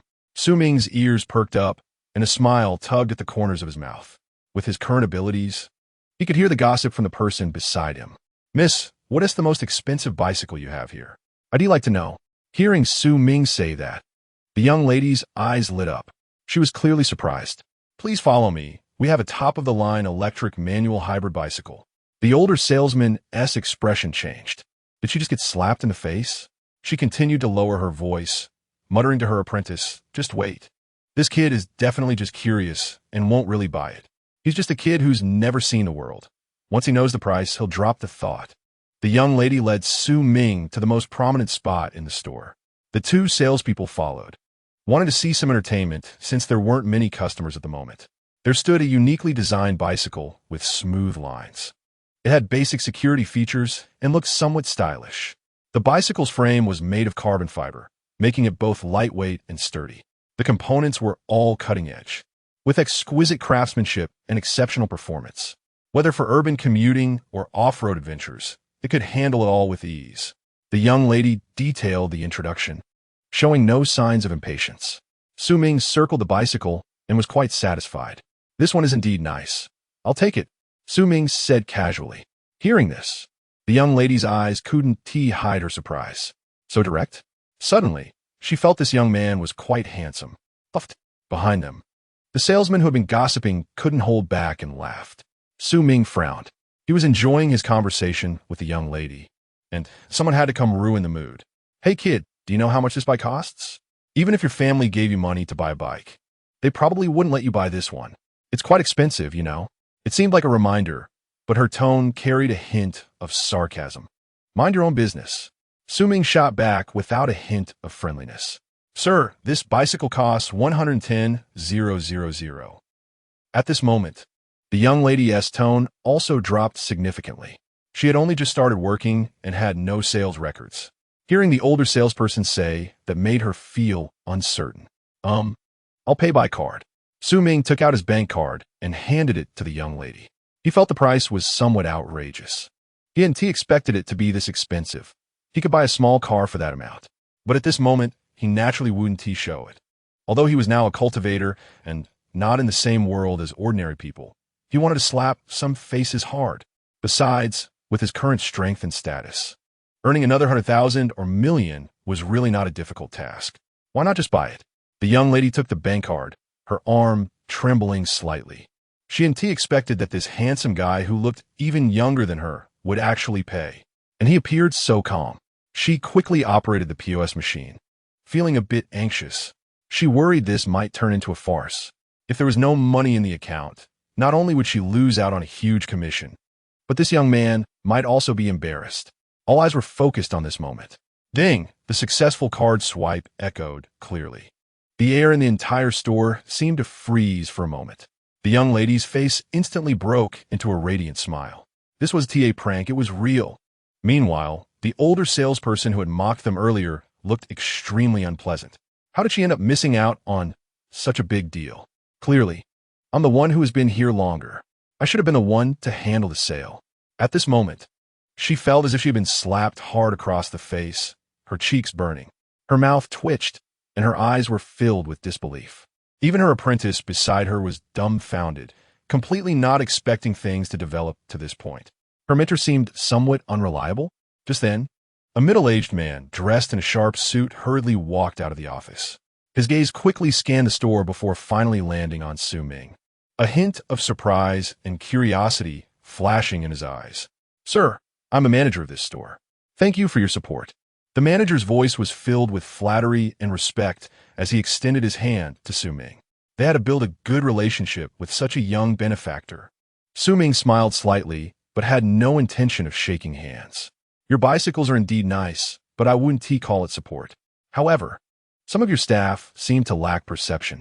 Upon hearing this, the manager's expression changed slightly. When he saw the older salesperson's flushed face, a hint of realization crossed his eyes. So this is someone looking down on others, only to hit a wall? Sir, in the service industry, the most important thing is to show respect to the customers and maintain a good attitude. My staff has failure is my negligence, and I sincerely apologize to you. To make up for the mistake, we will provide free lifetime maintenance service for your new bike. Then, the manager took out a beautifully designed card from his pocket. This is our store's VIP Gold card. From now on, using this card in our store, you'll enjoy a 10% discount on all products. Plus, you'll have priority access to experience our new products. Su Ming accepted the gold card and nodded. This is how a manager should be. He knows how to handle people and affairs. Afterward, the manager assisted the sales lady in completing the follow-up procedures for Su Ming. Mr. Su, why don't you add our sales team on WeChat so you can contact us anytime? The manager smiled, giving the sales lady a look. Su Ming, seeing this, did not refuse. This is reality. When you have strength, you are the reason. You understand the ways of the world. You can decide the fate of others. After everything was done, Su Ming rode off on his brand new bicycle, his figure gradually disappearing in the gaze of the crowd. The manager turned around and shot a cold glance at the older salesperson. The warmth in his eyes was gone, replaced by a hint of sternness and dissatisfaction. Your commission for this month will be paid in full, but starting next month, Your salary tier will be lowered. If you can work, then work. If not, then leave. Following this, he shifted his gaze to the sales lady who had assisted Su Ming, a gentler expression appearing on his face. Lee Cinny, right? Starting tomorrow, you will enjoy the treatment of a gold medal salesperson. Today you added the client on WeChat. You must seize the opportunity. You are young and beautiful with ambition. Once the relationship is established well, the future will be limitless. Chapter 33, Buying a House. Shocked Lin Kuo. Su Ming was not actually concerned about the follow-up from the car dealership. He only wanted to live without feeling constrained. With this ability, why should he let those who dislike him live freely? That doesn't make sense. What do you mean you're above it all and can't just overlook things? Not in his case. He wanted to slap those people hard in the face. Su Ming rode his expensive bicycle through the city, feeling somewhat emotional. This ridiculously expensive bike indeed had its unique charm. It was fast and didn't tire him at all. He could pedal whenever he wanted or switch to electric mode whenever he didn't want to pedal. It was 100 times better than his previous knockoff bike. After riding for 30 minutes, he wasn't tired at all. It felt quite refreshing. The roads were clear in the afternoon, and the ride was smooth. With a gentle breeze accompanying him, it was a nice experience. The destination of this trip was a property located on the outskirts of the city. The location was indeed a bit remote, far from the hustle and bustle of urban life. The surroundings were peaceful with natural scenery, nestled between mountains and water. With lush trees providing shade, the air was filled with the fresh scent of soil and flowers. This property primarily featured luxury villas. Each villa had its own private garden and spacious green areas. For these reasons, Su Ming chose this place. If he followed the arrangements of Director Wang and the others, he definitely wouldn't have found such an inconveniently located place. Su Ming walked into the sales center. A saleswoman quickly approached him. "Hello, sir. Welcome to our property. How can I assist you?" The saleswoman's voice was sweet, and her attitude was respectful. This time, there was no display of condescension. Su Ming smiled slightly. "I want to see your villas, especially those in more secluded locations. I like quiet." The saleswoman nodded, not underestimating Su Ming because of his youth, and began to seriously introduce the property. This was professional conduct. "Our villas are built near the mountains and water, and the environment is very beautiful. Although some people feel the location is relatively remote, this actually guarantees privacy and tranquility." As she spoke, she guided Su Ming to view the villa models. Su Ming nodded occasionally. To be honest, he didn't quite understand. They all looked pretty similar. He only needed to choose the most secluded one. Just then, Su Ming's phone rang. He cast an apologetic glance and stepped aside to answer the call. It was Long Pingin on the line. "Brother Ming, where are you? Do you have time to come to the subway station? I could pick you up." Long Pingin's tone was somewhat serious. Su Ming sensed something. It seemed there was new information at the subway station. "All right, I'll send you my location. I'm looking at houses here." He didn't hide this fact. There was no way to keep it secret. If he really bought a new house, the higher-ups would definitely know immediately. "Let us go with this one." After hanging up, Su Ming returned to the saleswoman and pointed to the most secluded villa. The saleswoman was taken aback. She didn't expect Su Ming to make a decision so quickly. Was he sealing the deal with just a phone call? It was as casual as buying a toy. The saleswoman quickly suppressed her shock, cleared her throat, and her voice carried a hint of excitement and anticipation. After all, the villa Su Ming pointed to was not cheap. This meant that once the deal was made, her commission would soar. "Sir, the total price for this villa is $3.9 million. It's a great value. You can't get this price anywhere else. We also have many areas that can be developed nearby, and once they develop, the property will definitely appreciate." While she spoke, the saleswoman closely watched Su Ming, trying to catch any reaction from his expression. She had mentioned the price. Would he buy it or not? Su Ming's face remained calm, as if that number was just a trivial matter for him. "We offer various payment options. You can choose to pay in full to enjoy some extra discounts. If you choose to pay in installments, you can pay a 20 down payment, and the remaining amount can be paid off over 10 or 20 years. Su Ming raised his hand to interrupt the saleswoman's explanation. He took out his bank card. This action made the saleswoman's heart race. So cool. It made her ecstatic. "This has the down payment. Let us sign the contract." Su Ming's tone was still flat, as if he were doing something trivial. At that moment, a figure walked into the sales hall. Wearing sunglasses and with a graceful figure, it was undoubtedly Lin Ke. As the cousin of Lin Xiu, her family was also well off. Otherwise, how could she dare to pursue her dreams publicly? If she didn't succeed, she would have to go back and inherit the family business. However, what happened yesterday wasn't entirely a bad thing. First, she seemed to understand this world more deeply. Secondly, her actions yesterday had truly frightened her parents. Now, those two elders were afraid that their precious daughter would stir up trouble again.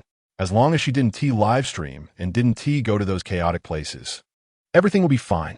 Wanted to buy a house to relax and not work? They directly transferred money to her.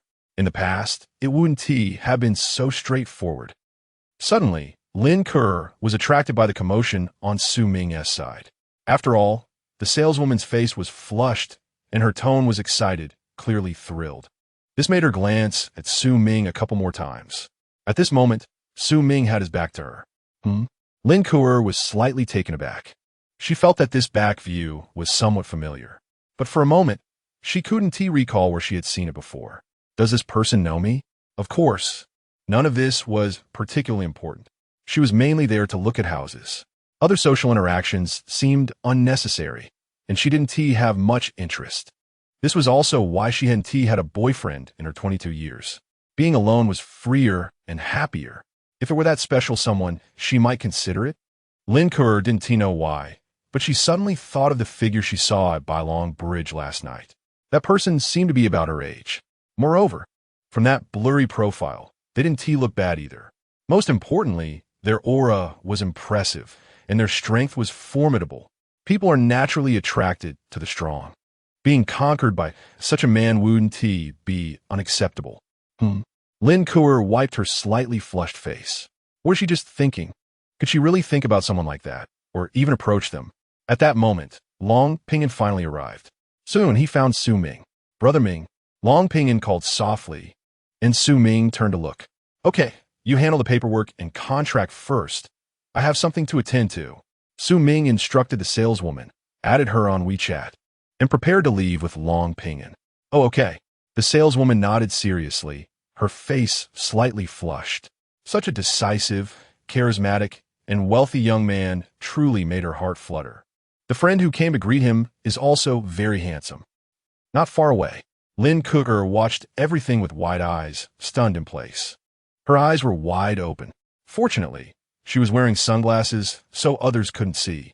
Her breathing was a bit rapid, and her body was trembling. The boy who just arrived, she had seen him at the police station yesterday. His identity and status seemed quite high.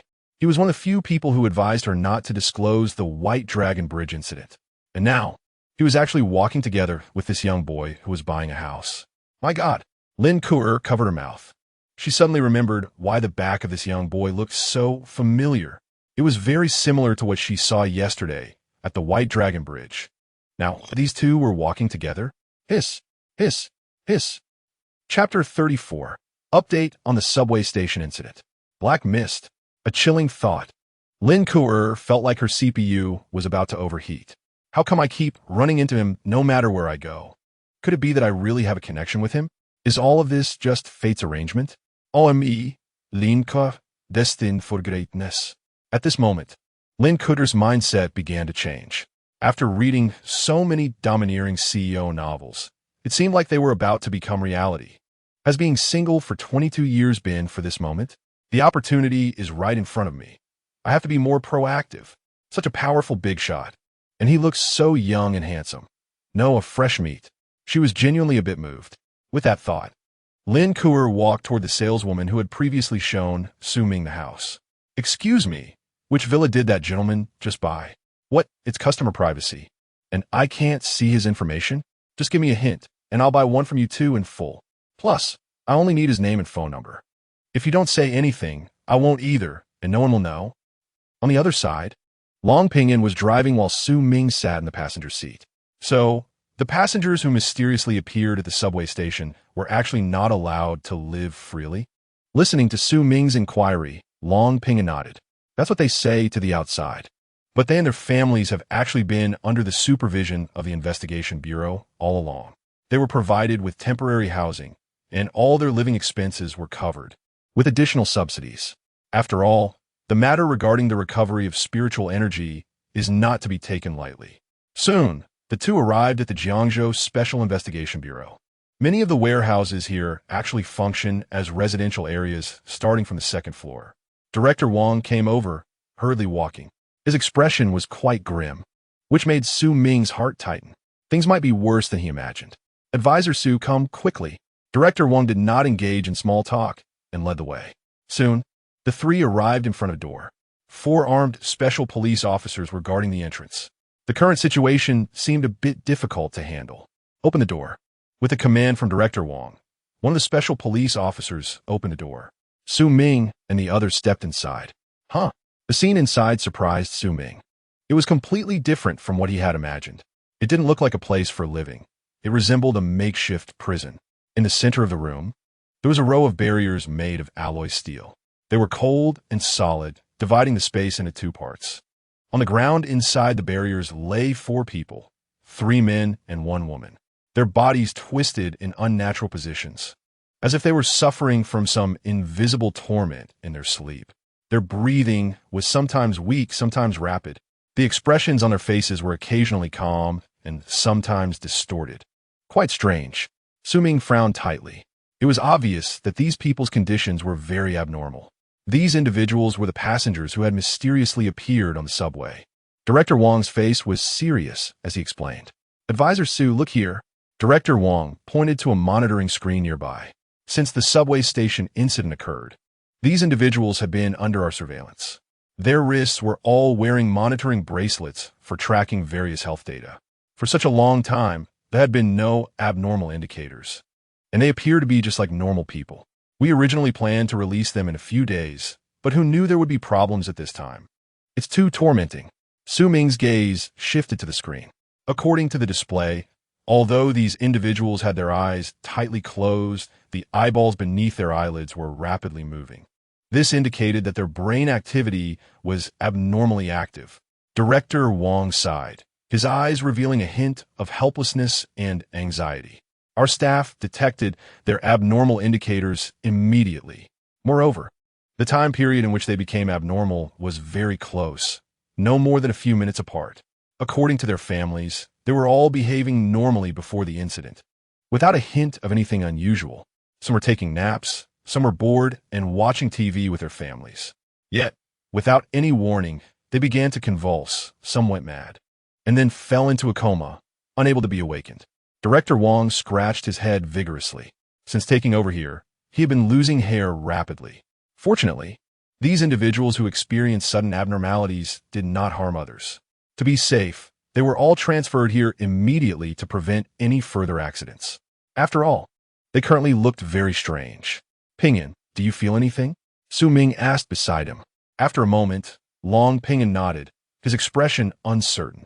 I was present when they were transferred over. At that time, aside from their physical condition being off, I didn't have any other feelings. But now, it seems like there's a faint aura emanating from them that makes me uncomfortable. Long Pinyin's expression was not good. If his feelings were correct, it meant that these individual situations were further deteriorating. Su Ming nodded and focused on sensing the surrounding space. With his 4-star Qi refining realm strength, he could observe much more clearly than Long Pinyin. On those individuals, some black mist was vaguely entwined around them, filled with eeriness and ominousness. What exactly had these people experienced back then? Appearing out of nowhere, with the surveillance failing, it was too bizarre. Su Ming's heart was also unsettled. Due to the influence of the Tongzi, he understood some aspects better than the national leaders. They knew that the recovery of spiritual energy was real. However, they might not be fully aware that along with it came eerie black mist and other filthy things. The Shadow Cat Demon and Void-Rending Mosquito in his illustrated guide were affected by that thing. It could influence the environment and living beings. So it seemed reasonable that it could affect people too, right? Although Su Ming was reluctant to admit it, this was likely the truth. Director Wang, open the door. I want to take a look. This. Hearing Su Ming's decision, Director Wang hesitated. The current situation was unclear, and doing so was somewhat dangerous. It's fine. As a national advisor, I naturally need to do something practical. If I can't handle it, Do you think anyone else can solve it? Su Ming's words made Director Wang pause slightly. It seemed to be true. The strength of advisor Su was undoubtedly among the strongest in the country right now. If even he couldn't solve it, then all his worries and decisions would be in vain. All right, advisor Su bet karepu. Director Wang gritted his teeth and personally opened the door for Su Ming. Su Ming stepped in, gazing at the 4 people lying on the ground. The black mist entwined around them was even more apparent. Su Ming felt a twinge of unease. Although he believed he could handle the current level of black mist without much trouble, these things kept growing. Moreover, this was only Jiangzhou. What about other places? Outside the barriers, several people nervously watched every movement inside. Su Ming crouched down and slowly reached out his hand toward the only woman among the 4. It had nothing to do with gender. It was just that the black mist around her was the most pronounced. Just as his fingers were about to touch the black mist, an unexpected change occurred. Chapter 35, Polluter? Soul Corrosion Mist. The 9 Great Black Mists? Su Ming heard the anxious voice of the system again by his ear. Warning, polluter detected. Host, hurry and run. There is still a glimmer of hope. Whoever gets close to this dirty thing is in for trouble. Su Ming paused for a moment, a trace of seriousness flashing in his eyes. The name polluter sounded ominous. Of course, running was out of the question. When the system said he was doomed before, he didn't have any major issues. Now it actually said there was a glimmer of hope. Doesn't that mean he was quite safe? Su Ming took a deep breath and began to mobilize the spiritual energy within him. The spiritual energy formed a protective layer, isolating himself from the black mist on these people. Their skin was pale and even starting to become transparent. He felt as if he could see the blood vessels and black mist flowing slowly beneath the skin. This damn thing, like spiritual energy, could invade the body, and it could even cultivate. Although the breathing of these few people was weak, each breath seemed to absorb and release the surrounding black mist, making it denser. It was a cycle. The aura of these polluters was gradually strengthening. If measures weren't taken quickly, the consequences would be unimaginable. This strengthening speed was much faster than absorbing spiritual energy. At this moment, Su Ming suddenly understood why the demonic path in those novels was so strong. It was easier to acquire and naturally cultivated faster, just by inhaling and exhaling. This was something spiritual energy couldn't compete with. Can it be saved? Su Ming concentrated his mind and instantly released his spiritual energy without reservation. Not far away, Long Pingin's body shook, his eyes filled with disbelief. The momentum that surged out was too overwhelming. He felt it very clearly. When Ming and he sparred, although the momentum was strong, it was far from terrifying as it was now. Ming truly hadn't used all his strength. Even now, he might still be hiding his true abilities. Among the pioneers in our system, I wonder if they could last a bit longer against Ming together. Long Pingin, while shocked, felt a bit complicated. His Ming was simply too strong. The so-called geniuses and military kings in their military district felt like a joke. At the same time, Su Ming attempted to use his spiritual energy to contact the black mist on the 4 individuals. He wanted to see if he could neutralize or dispel these things. He had become quite proficient in using spiritual energy when he previously infused it with a lightning attribute into the sword. This operation wasn't particularly difficult. The spiritual energy began to blend with the black mist.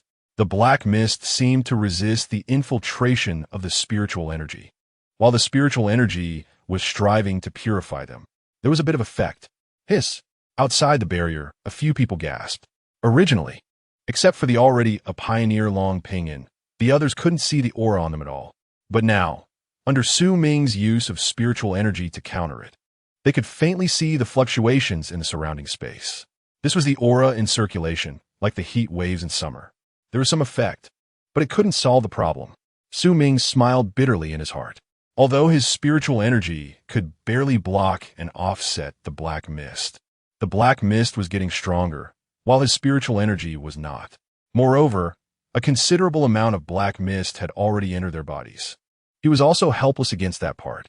Host is terrifying, actually resisting the soul corrosion mist with a weak body.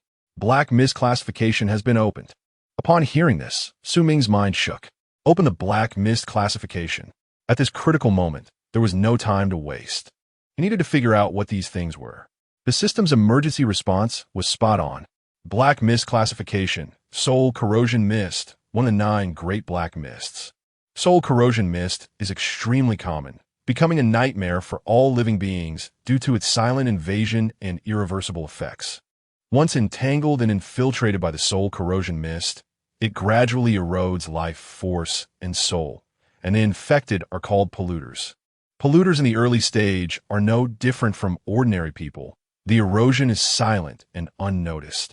In the mid-stage, they gradually lose self-awareness after a brief stupor. All attributes surge, becoming violent and powerful. In the late stage, polluters lose the ability to think and judge, becoming spreaders and executors of the black mist. Once the soul corrosion mist is fully eroded, the subject becomes a slave of the black mist, doomed to eternal damnation. Ming quickly understood the contents of the classification. There are even types of black mist? This dirty thing actually has 9 kinds? And this is still the most common? Just thinking about it made Ming's scalp tingle. From the effects of this soul corrosion mist, it was somewhat similar to the plagues and corpse transformations in apocalyptic scenarios. 1 spreads to 10, 10 spreads to 100, and eventually the city is filled with zombies. The most critical point is that these are zombies in the era of spiritual energy revival. What kind of concept is this? Equivalent to a bunch of zombies that can fly and use spells? What kind of life is this? The sense of crisis surged up Ming's back. If this continues, it would be quite serious. System, extract the classification reward. Ming shouted in his heart. Now these few polluters should still be in the mid-stage of erosion. Perhaps there is still hope. Extracting soul corrosion misclassification. Reward. Special item. Wu-Wei key mold. Wu-Wei key mold. An extremely special material mold. Not eroded by any kind of black mist. Can increase the number of transformations for the Wu-Wei key by 1. Here it comes again. Ming felt a bit anxious. Although this thing is good, it can't help in an emergency. Shouldn't it give a purification ability? Or something? The few people lying on the ground had the black mist growing even faster. His spiritual energy was already starting to struggle to suppress it, especially that 30-year-old woman. She was almost completely surrounded by black mist. Ming was still pondering countermeasures, a bit dazed. Suddenly, a bone-chilling cold spread through the room. The black mist around the woman began to spin wildly like a living creature, trying to spread from all directions. On the monitoring instruments outside the barrier, the red light suddenly rose a notch. At the same time, the woman's eyes suddenly opened. Her pupils were pitch black, with not a trace of white. Like 2 black holes, devouring all light and hope. In an instant, her hands gripped the ground, her fingertips sinking deep into the cement. Not good. Ming's heart tightened. In the moment before everyone could react, the woman's body suddenly sprang up from the ground. Like a predatory beast, she pounced towards Ming. Be careful. Someone outside the barrier shouted in alarm. Ming reacted extremely quickly, swiftly retreating to barely create some distance. The transition from mid-stage to late stage was so fast. Ming was shocked. At the same time, he felt a heat emanating from his pocket. That spot was the Wu-Wei key. Ming's heart sank. Previously, during the extreme thunderstorm, the Wu-Wei key had also shown signs of heating up. He had thought about it later. The reason for the heat was that the key sensed some energy that could be absorbed. At that time, when he used the key to transform the sword to slay the Thunder Flood Dragon, it absorbed some of the lightning attributes from the dragon. Ming's heart jumped. Could be. Chapter 36. The Grim Reaper's Scythe. For the first time, complex emotions. At this moment, the woman enveloped in black mist charged forward again, moving at an incredible speed. Her fingertips sliced through the air like sharp blades, producing a piercing sound. Judging by her current combat power, she should be no weaker than Long Pinyin. This conclusion genuinely shocked Ming. Although he could easily handle Long Pinyin now, it was only because he had been enhanced that he had grown so quickly. Yet this woman, fully consumed by the black mist, had previously been just an ordinary housewife. How could she possess such power? If more beings like her appeared, it would definitely stir up a bloody storm. Many would die. The enhancement speed of the pioneers seemed far inferior to these bizarre entities. Su Ming did not engage directly, dodging the woman's attacks. At the same time, the air beside him suddenly began to ripple. An illusion slowly coalesced. It was a fish, entirely transparent, radiating a faint blue light, like a spirit from the deep sea. Suddenly, the illusionary fish emitted a melodious song. The sound was soothing, echoing in the room. Everyone heard it and felt refreshed, their emotions calmed significantly. However, there was no joy on Su Ming's face. He had just activated the ability of the blue sea lionine fish in the encyclopedia.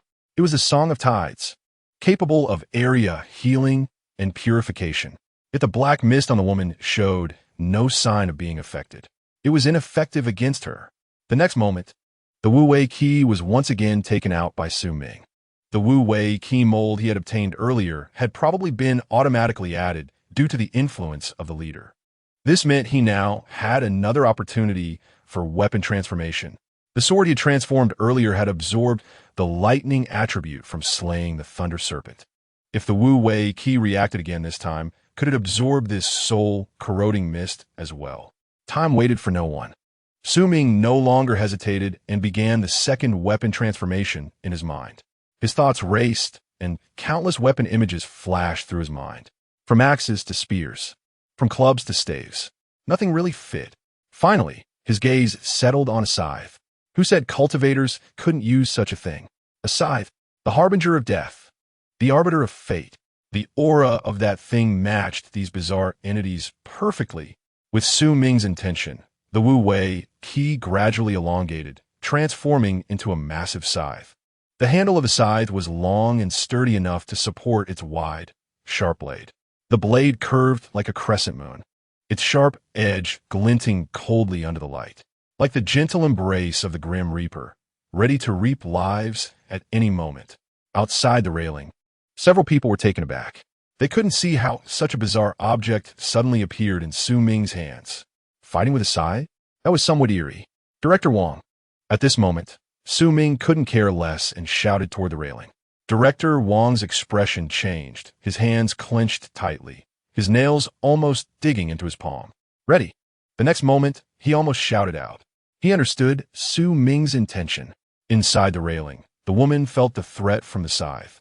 Her movements paused slightly, but she then charged at Su Ming even more frantically. A flicker of hesitation and struggle flashed in Su Ming's eyes, but he gritted his teeth. According to the encyclopedia, this woman had already reached the late stage of corrosion. She was now just an empty shell, a slave to the black mist, a wicked accomplice. This time, Su Ming did not evade. Although his eyes were filled with reluctance, he had to take that step. The revival of spiritual energy had only just begun, but every major change in the world would break the old constraints. Concepts of peace, stability, and beautiful times were crumbling step by step. The harsh reality would be played out more frequently. And now, if he hesitated to act when he knew the other party was beyond saving, he would never become a true powerhouse. There must be a first time for everything. The scythe in Su Ming's hand seemed to sense his resolve, emitting an even colder glow. Su Ming looked at the woman with a twisted face. He finally made a move. The scythe drew a beautiful yet deadly arc in the air. A sharp sound rang out. The woman was struck by the scythe, her body flying backward violently, crashing heavily to the ground. Black blood splattered out, instantly staining the ground black. After a few twitches, she lay still. Su Ming tightly gripped the scythe and walked step by step toward the fallen woman. His gaze held compassion, but more so determination. The surroundings were eerily silent, but no one spoke to interrupt. The next moment, the black mist on the woman began to surge toward the scythe. The mist wrapped around the edge of the scythe, slowly being absorbed. The blade flickered with a deep black luster. The ancient runes on the handle of the scythe trembled slightly, like whispers from a demon. Su Ming could feel the power of the scythe strengthening. This scythe absorbed the black mist without needing to revert back to the Wu Wei Qi. It was directly drawn in. Was it tailor-made? Just then, the three other men on the ground stood up, charging toward him. Su Ming's scythe. He closed his eyes. The scythe in his hand swung horizontally. Minutes later, Su Ming walked out from behind the railing. No one spoke, their faces somber. The impact of the previous scene was indeed hard for everyone to accept. This included several special police officers, including Director Wang. They had killed before in their lives. But those were all scoundrels and evildoers. What wrongs had these ordinary citizens committed? At this moment, Director Wang patted Su Ming's shoulder. Advisor Su, don't think too much. No one blames you, and you haven't done anything wrong. You killed them, and it was my agreement, as well as the approval from above, to eliminate hidden dangers for the people. Su Ming nodded, saying nothing more. He was not surprised. There were surveillance cameras in the room. Some higher-ups were undoubtedly aware of this matter. They might even be watching it live. These individuals had been invaded by the black mist. I had tried to use spiritual energy to force the black mist out of their bodies, but I was unsuccessful. It was uncontrollable. They were all ordinary people. And by the time they began to erupt, they were already in the late stage of corrosion. Terminally ill, even a deity could not save them. Su Ming explained calmly. For nearly 20 minutes afterward, Su Ming roughly described his understanding of the black mist on these people, including the symptoms before, during, and after corrosion. He did not hold back. After all, he was nominally a national advisor, and he still needed to do something. Furthermore, communicating these characteristics could provide the country with a more precise research direction. For him, it was not a bad thing. Mutual assistance. He was also a citizen of Long Country. Advisor Su, you work hard today. The subsequent handling, including the family side, we will take care of it. Don't worry. It won't affect you. Director Wang hesitated, wanting to say a few comforting words. Su Ming waved his hand, forcing a smile. It's fine, I'm heading home first. After leaving the room, Long Ping accompanied Su Ming to retrieve the bicycle that had been placed in the trunk. Let's go. Su Ming said little, riding his bicycle back to the community alone. It was 7 o'clock in the evening, and the streetlights on both sides of the road emitted a dim yellow light, casting a long shadow of Su Ming. He felt inexplicably tired. Xiao Su, a voice called out to Su Ming from within the community. He turned to see the elderly lady who lived downstairs. She wore a kind smile and walked over a few steps. Xiao Su, you're in your senior year this year, right? You must be studying hard. As she spoke, she handed Su Ming a roasted duck that she had just bought. The bag was filled with a tempting aroma. You all are studying too hard. You need to nourish your brain more. Grandma. No need. Su Ming waved his hand and quickly refused. You keep it. My son was supposed to come back for dinner today, but he said he had to work overtime at the last minute. I can't eat all this by myself. It would be a waste. You're a good boy. If you eat it, Grandma will be happy too. Seeing that he couldn't refuse, Su Ming accepted the roasted duck, feeling a wave of indescribable sadness rise within him. Thank you. After bidding farewell to the elderly lady, Su Ming returned home alone. He didn't turn on the lights. He placed a roasted duck on the table. Standing in front of the balcony, he gazed at the night view outside, lost in thought. After a while, he drew the curtains.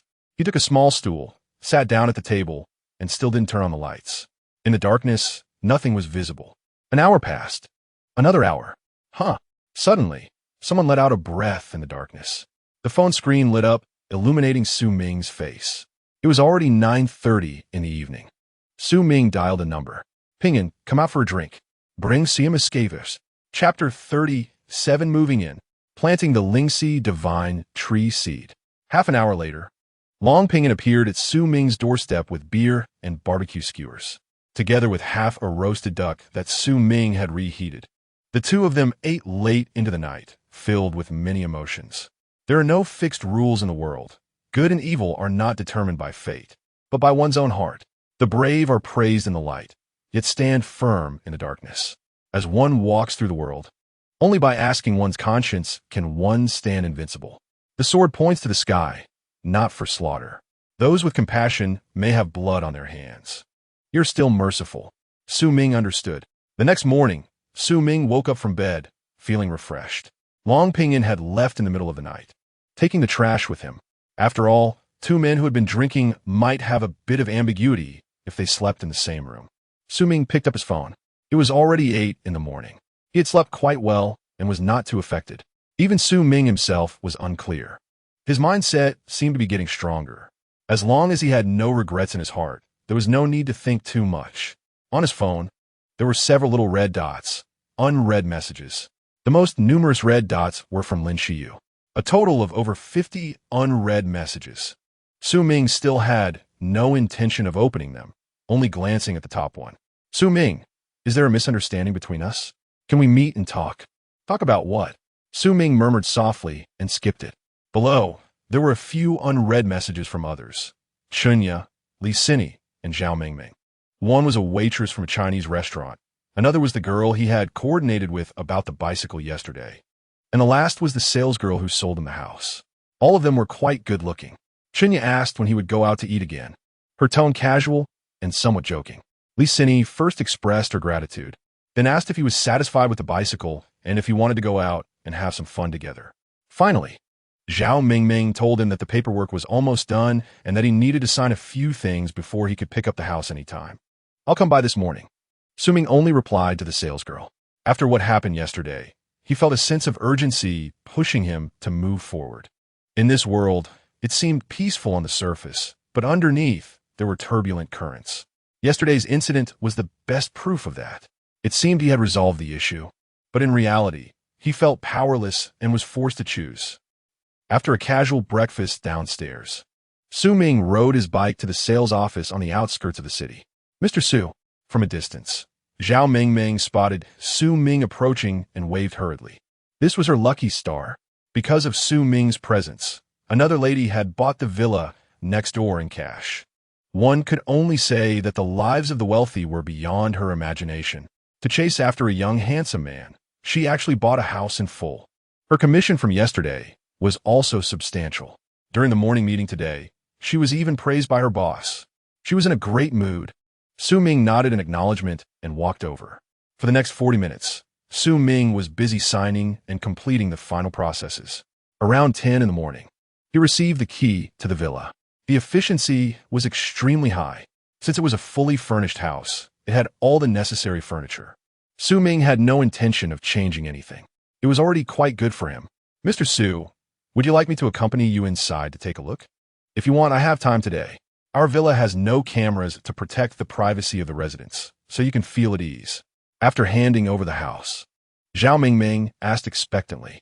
She genuinely wanted to spend more time with such a young, handsome, and wealthy man. It could even be like a world of ice and fire. No need.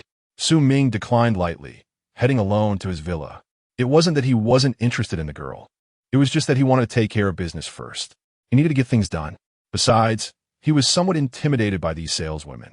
He couldn't just casually give his first time to these random women, right? Following the winding path, passing through meticulously trimmed lawns and flower beds, Su Ming arrived at the deepest part of the residential area. His villa was right here. Looking at the surroundings, Su Ming nodded. Quiet, elegant, secluded, far from the hustle and bustle of the city. Su Ming took out his access card and swiped it to open the gate of his villa's courtyard. He felt a surge of excitement. From now on, this was his territory. The courtyard was lush with greenery, well-arranged, and full of life. This is perfect. Convenient for me to plant trees and create cover. Su Ming walked into the villa and took a quick look around. There were 3 floors in total. The first floor had a spacious living room. The second floor had several bedrooms and a study, and the third floor had an open terrace that overlooked the entire garden. Su Ming was quite satisfied with this arrangement. At this price, being able to acquire such a large area could only be possible in this undeveloped suburb. For him, the cost-performance ratio was indeed maximized. Soon, Su Ming returned to the garden. He still had something very important to do. Where was the best place to plant the Lingxi divine tree seed? Su Ming's gaze wandered among the greenery, contemplating the best planting location. He needed a spot that was not too conspicuous, sufficiently spacious, and could receive ample sunlight while also providing enough concealment. Finally, his eyes landed on a corner of the garden. There were several lush trees there, with abundant branches and leaves. Moreover, around them, some low shrubs and flowers were growing, providing natural cover for planting the Lingxi divine tree seed. This is the spot. Su Ming nodded in satisfaction. The next moment, he closed his eyes and began to slowly spread his spiritual energy. The spiritual energy expanded like an invisible net, spreading outwards. He detected no abnormalities.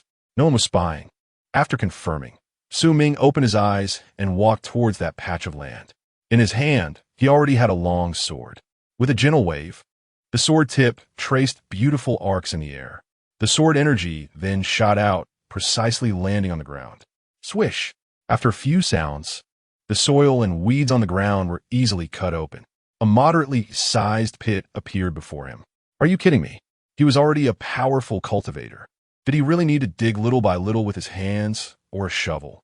Not happening. Ming sheathed the long sword. He took out the Lingxi divine tree seed from his pocket. The seed was entirely black, emitting a faint glow, as if containing boundless vitality. Here we go. Ming carefully placed the seed into the pit and gently covered it with soil. After thinking for a moment, Ming pressed his hands against the ground and slowly injected his spiritual energy into the soil. He didn't know if this would help, but it was worth a try. What if it could nourish this land and nurture the Lingxi divine tree seed? Following that, Ming took a watering can and watered it. The watering can was, of course, a gift that came at the villa. After all, with such a large garden, giving a watering can as a gesture was quite reasonable.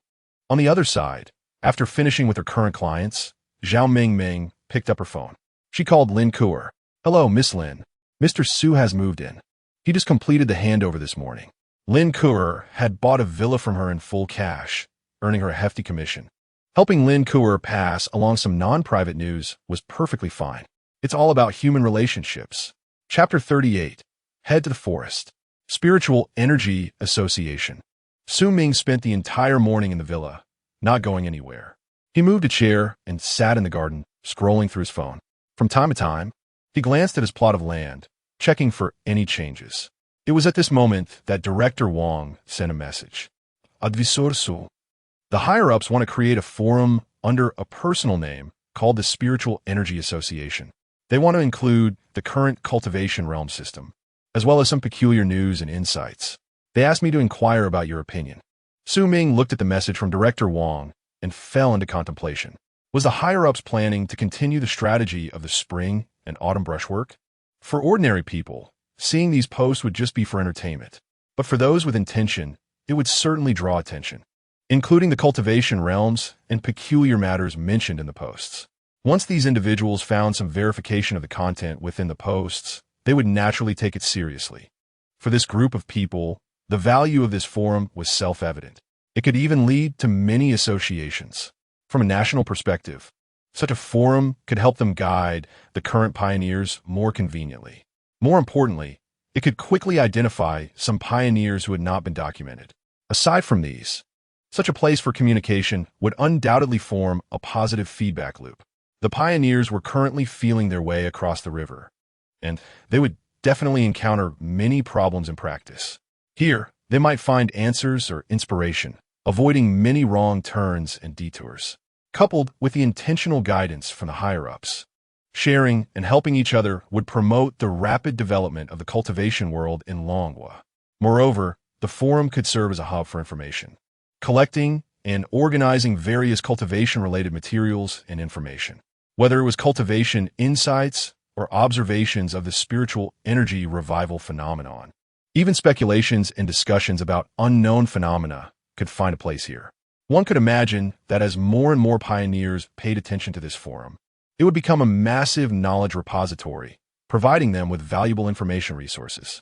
Through monitoring and analyzing the information within the forum, the state could also promptly discover and prevent many potential problems. As for drawbacks, there would definitely be some, but the benefits far outweighed the disadvantages. The operation was feasible. Thinking of this, Ming shared his thoughts with Director Wang. Director Wang did not reply, likely busy. At noon, Ming left the courtyard. The seed he had planted showed no signs of reaction at all. This made Ming somewhat disheartened. He decided to put aside for now and grabbed a quick meal at a restaurant. Ming opened his phone's navigation and began to ride westward towards the forest area. He needed to be a bit more diligent. That day at the bun shop, he clearly heard the conversation of two elderly people. The rumors in the western forest area sounded somewhat mysterious and worth checking out. Ming rode his bicycle at high speed, weaving through the streets. Being wealthy indeed had its advantages. The key was that there was no traffic. He didn't know how many times he had marveled at this. About half an hour later, Ming exited the urban area and arrived at the outskirts. The air here was noticeably fresher. The scenery on both sides of the road transformed from concrete skyscrapers to lush green natural landscapes.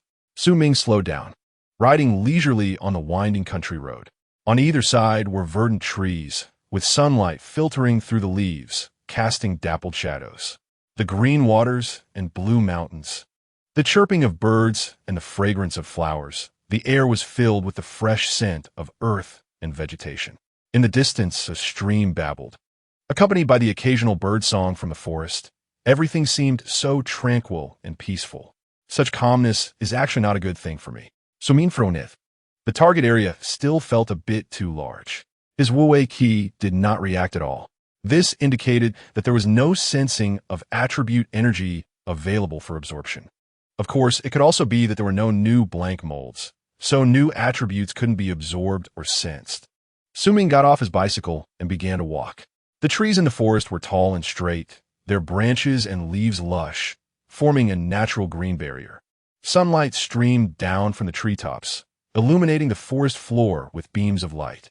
The ground was covered in fallen leaves, crunching underfoot. Suddenly, Su Ming frowned slightly. Just now, he sensed an unusual fluctuation of energy. Spiritual energy. Su Ming stopped, focused intently, and slowly expanded his perception, trying to capture the source of that fluctuation. After a moment, he tilted his head, his gaze sharp, directly aimed at a hidden corner deep within the forest. There was movement over there. After a slight hesitation, Su Ming parked his bicycle on the path and locked it. Then, he stealthily approached that direction, where he parted the last layer of underbrush. An unexpected sight appeared before him. In front of him seemed to be something resembling a formation mechanism. It looked quite mysterious. This was the first time he had seen something like it. Normally, he might have just taken a casual look and moved on, thinking it was just someone playing around. But now it was different. There was a very distinct fluctuation of spiritual energy emanating from it. This was intriguing. Su Ming took a step closer to examine it carefully. Upon getting nearer, the conclusion became clearer. This thing was likely set up by someone. Have you never seen a pig run if you haven't eaten one? The thing spread out before him resembled the formations depicted on television. The outline of the formation was composed of countless pure, white small stones with smooth lines. Under the sunlight, these stones shimmered with a faint glow, like countless stars converging on the ground, forming a vast star map.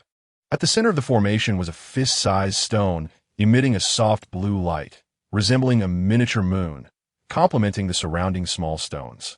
But these weren't the most important. The aura above the formation flowed slowly, forming a unique magnetic field. The surrounding spiritual energy seemed to be rushing towards it, just randomly entering a forest. And encountering something like this? Su Ming didn't know what to say. The next moment, he reached out his hand toward those small stones. Stop! Suddenly, a furious shout came from behind him. Su Ming's hand froze in midair, but no one noticed the smile that crept onto his lips.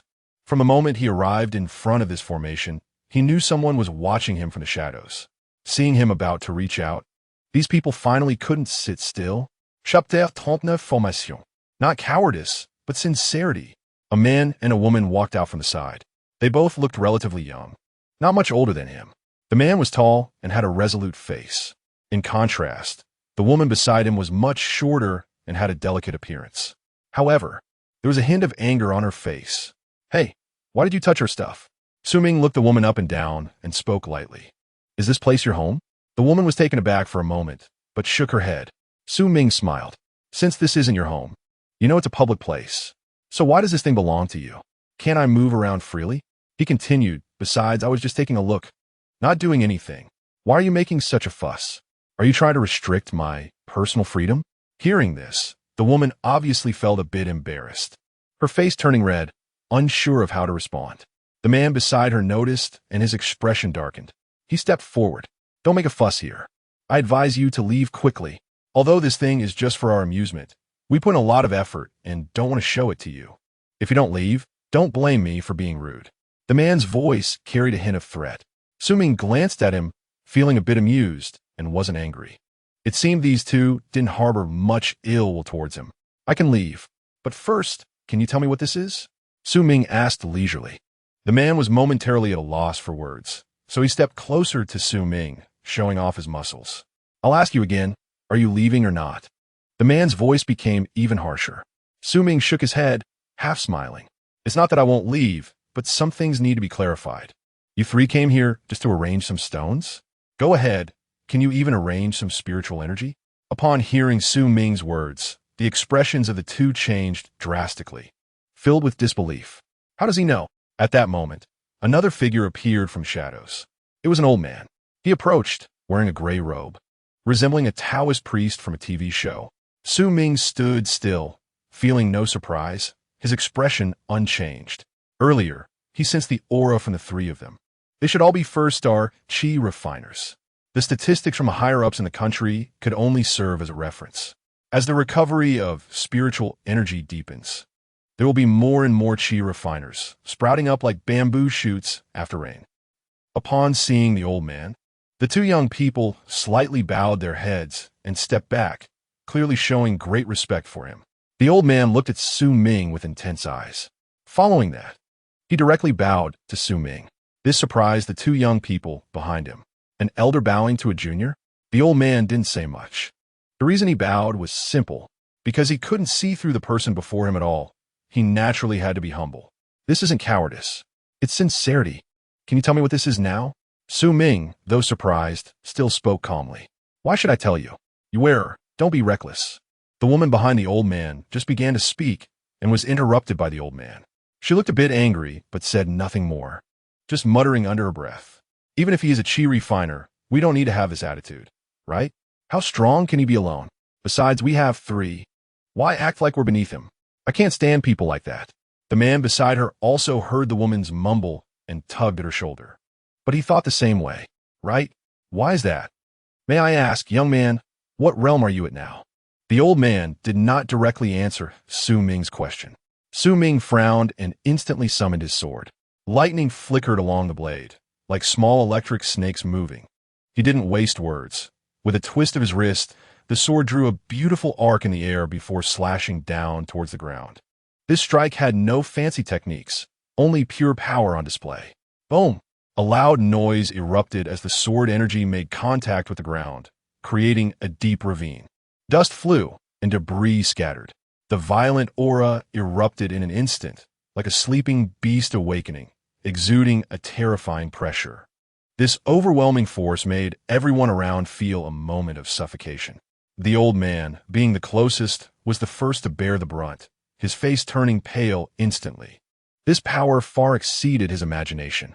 He couldn't withstand it at all. He thought he was strong, but in front of this person's sword, he felt like an ant, completely reduced to a joke. The two young people behind the old man were even more affected by this pressure, retreating repeatedly, their faces filled with terror. They clearly hadn't expected this person's strength to be so horrifying. If that sword had struck them, they would likely have been split in half on the spot. Su Ming sheathed his sword and stood there, his gaze sweeping over everyone present, his voice still calm. Can you tell me what that is now? The old man took a deep breath, putting aside other thoughts. In the face of such a strong person, any concealment would be useless. Instead, it would only lead to his own destruction. The only thing he could do was cooperate. The old man's attitude was extremely humble, his voice trembling slightly. Please forgive me. I am a Taoist from Qingsong Mountain, with the Taoist named Qingsongzi. The old man cupped his hands in salute. These two behind me are my unworthy disciples, Yuer and Feng. Wait. Su Ming interrupted the old man's explanation. You are from the Qingsong Taoist Temple? Su Ming had indeed heard of Qingsong Mountain. It was the mountain they were currently on. Halfway up the mountain, there was a Qingsong Taoist Temple. In Jiangzhou, it was quite a popular tourist spot. Last year, he and Lin Xiu made a wish at that temple. They even paid 10 yuan to hang a love charm on a tree. He had heard others say that the tree was very spiritual and could make wishes come true. In fact, it proved to be useless. The old man was unaware of Su Ming's thoughts but nodded. I am the current head of the Qingsong Taoist Temple. He didn't dare lie. Do you think being a temple head requires an exam? Isn't it quite difficult? After all, it's a civil servant. Su Ming was a bit curious. Upon hearing the question, the old man's mouth twitched, struggling to hold back. Is this what a strong person is like? Their way of thinking is so different. However, this also indicated that this person truly didn't take them seriously. When I took office back then, there was no such thing as an examination. However, my two disciples have performed quite well. Hearing this, Ming nodded. The saying online that the end of the universe is the civil service exam seemed to have some truth to it. In this day and age, even being a little Taoist required education. What good is just good performance if you don't know where to learn etiquette and quality? Behind the old man, the two young people heard Ming's mumble, and although their faces turned red, they didn't dare respond. They all learned from their master. This isn't cowardice, it's sincerity. Chapter 40. The Taoist Scripture, the Spirit Tree of Green Pine. The old Taoist priest did not dare to respond to Ming's mumbling. At this moment, if he were to erupt in anger, it would not be to defend his disciples, but rather to send someone's head flying. The old Taoist turned his gaze to the formation beside him. Seeing this, Ming also put away his playful thoughts and became more serious. He was curious about how these worldly Taoists knew about such mysterious things. The old Taoist slowly began to speak. This formation should be called the Gathering Spirit Formation. What do you mean should be? Upon hearing his somewhat uncertain tone, Ming raised an eyebrow. The old Taoist seemed to notice Ming's reaction and let out a bitter smile. His gaze became somewhat distant. This gathering spirit formation should be considered a secret passed down through generations in our family. His voice carried a hint of nostalgia. Since my ancestors, we have practiced here on Green Pine Mountain, guarding this forest for generations. According to what my grandfather said, the Green Pine Taoist Temple was established by his father's father, maintained by our family through the generations. It's a bit convoluted. The old Taoist paused, seemingly giving Ming time to process. In our family, there's an ancient Taoist scripture that has been passed down through generations. That scripture records many profound spells and formations, and the Gathering Spirit Formation is one of them. Hearing this, Ming frowned slightly. The Taoist scripture mentioned by the old Taoist is somewhat like the records that come from the upper echelons of the country. It seems somewhat authentic. The old Taoist noticed Ming's doubts and shook his head. I know this may sound unbelievable. In fact, I have lived more than half of my life, and I'm also half convinced about the things written in it.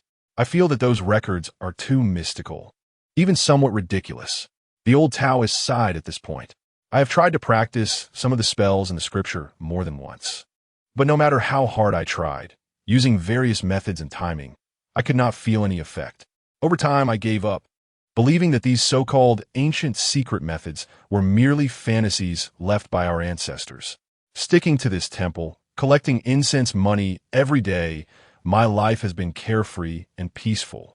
The old Taoist then turned his gaze to the two disciples behind him. They're a pair of siblings who were disrespectful to my young friend before. But please be magnanimous.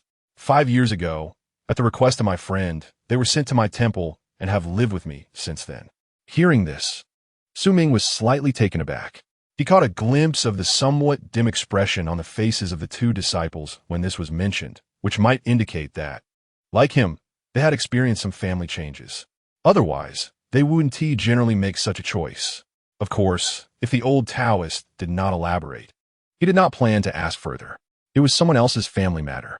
Through the old Taoist's following words, Ming understood the context of the situation. About 5 years ago, the country began to regulate tourism spots and places providing tourism services in the surrounding areas. They dispatched special personnel to connect with these places and promote their development in a more formal direction. The well-known Green Pine Mountain, along with a Taoist temple with a long history and cultural tradition, naturally attracted attention. As the head of the Green Pine Mountain, the old Taoist did not have much resistance to these changes. He knew that keeping up with the times was necessary. It was also a way to protect and promote traditional culture. Moreover, actively cooperating with the national regulatory actions brought many benefits. They arranged for some new staff to come over to help manage various affairs. But he didn't have to pay them. The government would. While it made things easier for him, the local government's publicity also increased their income. Why not take advantage of it? Of course, his two disciples did not quite fit the regulations. To avoid gossip from others, the old Taoist urged them to study hard and take civil service exams. The two did not disappoint and, with their foundation and effort, successfully passed the exams and stabilized their positions. The old Taoist, who treated his two disciples like his own children, was naturally happy. It also became a good story. He even allowed these two to read that ancient scripture passed down through their ancestors. Of course, the two were not very interested in it. After attempting it without results, they did not mention it again. Life for the few of them was relatively stable and carefree. Every day, they enjoyed watching young couples come to check in and elders seeking blessings, which was immensely pleasant. But all changes began to unfold a month ago. Upon hearing this, Ming became even more alert. The key point was coming. A month ago, that night, Green Pine Mountain was somewhat different from usual. That night, the stars in the sky were particularly brilliant, and the moonlight was exceptionally bright. It was already late at night, and everyone was resting, but for some reason, I just couldn't sleep, tossing and turning in bed, always feeling that something was off. Finally, I stepped out of the house. The old Taoist's voice trembled slightly, and his eyes sparkled with light. It seemed as if the miraculous scene from that night was once again vivid in his mind. The moonlight was like a wash, filling the entire Green Pine Mountain. The ancient trees in the mountains seemed to wear a layer of silver gauze under this gentle glow. The tree shadows swayed gently in the wind, like a group of fairies dressed in silver dancing in the night. I saw the ancient tree in the middle of the temple shining with dazzling light under the moon. That night, he still remembers very clearly. Every leaf on the tree was glowing. Even the trunk was adorned with strange, glowing patterns. I approached that tree, and a mysterious and powerful force surged from the trunk, permeating the air. A hint of awe flashed in the old Taoist's eyes. It was a kind of power I had never felt before. It was pure, ancient, and full of vitality. At that moment, he reached out his hand and gently touched the trunk. That power flowed through his palm and spread throughout his body. Standing under that tree, bathed in the intertwined spectacle of moonlight and tree light, a sudden impulse surged in his heart. At that moment, the breathing techniques recorded in the scripture involuntarily surfaced in his mind. He closed his eyes and began to inhale and exhale slowly according to the guidance in the book. This action he had practiced thousands of times. As his breathing deepened, he felt the power surging from the trunk begin to blend with his own breath. Upon hearing this, Ming realized he had sensed the spiritual energy and officially entered the ranks of practitioners. The golden scales are not mere fish in the pond. Once they encounter wind and clouds, they transform into dragons. According to the old Taoist account, that night, he also woke up his two disciples. The three of them went out together into the courtyard to comprehend under the spirit tree. However, apart from the old Taoist, neither of the two succeeded.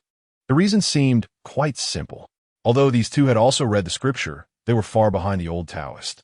The old Taoist had practiced for decades, which allowed him to gain insight under the spirit tree and apply it.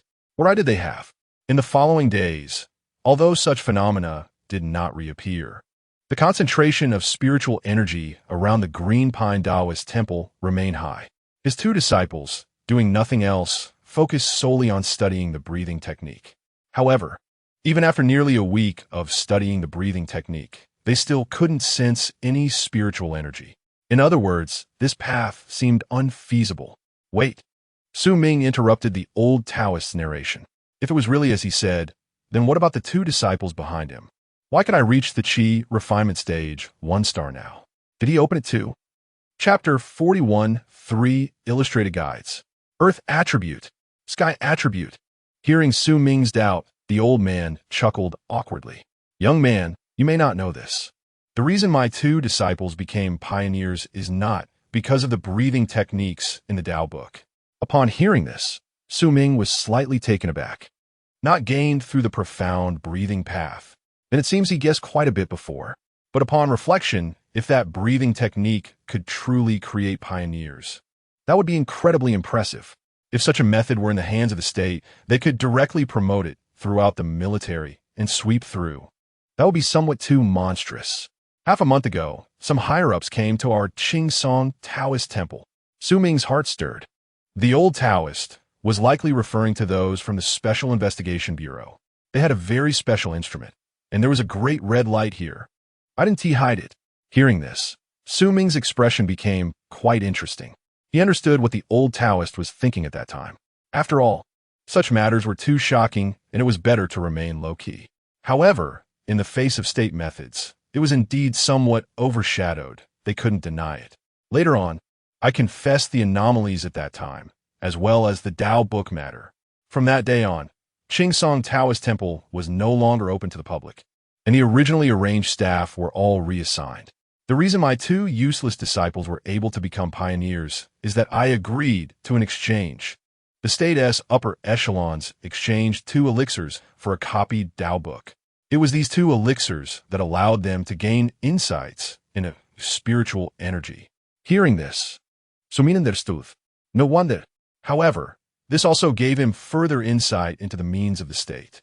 Elixirs that could allow ordinary people to feel spiritual energy. Without a doubt, they must be worth their weight in gold. Calling them rare treasures would not be an exaggeration. Coupled with the transcription of the Tao book, the actions and growth speed of the Dragon Kingdom regarding the revival of spiritual energy were not slow at all. After all, they had too many personnel and too much authority. Their energy far exceeded imagination. I have no ill intentions.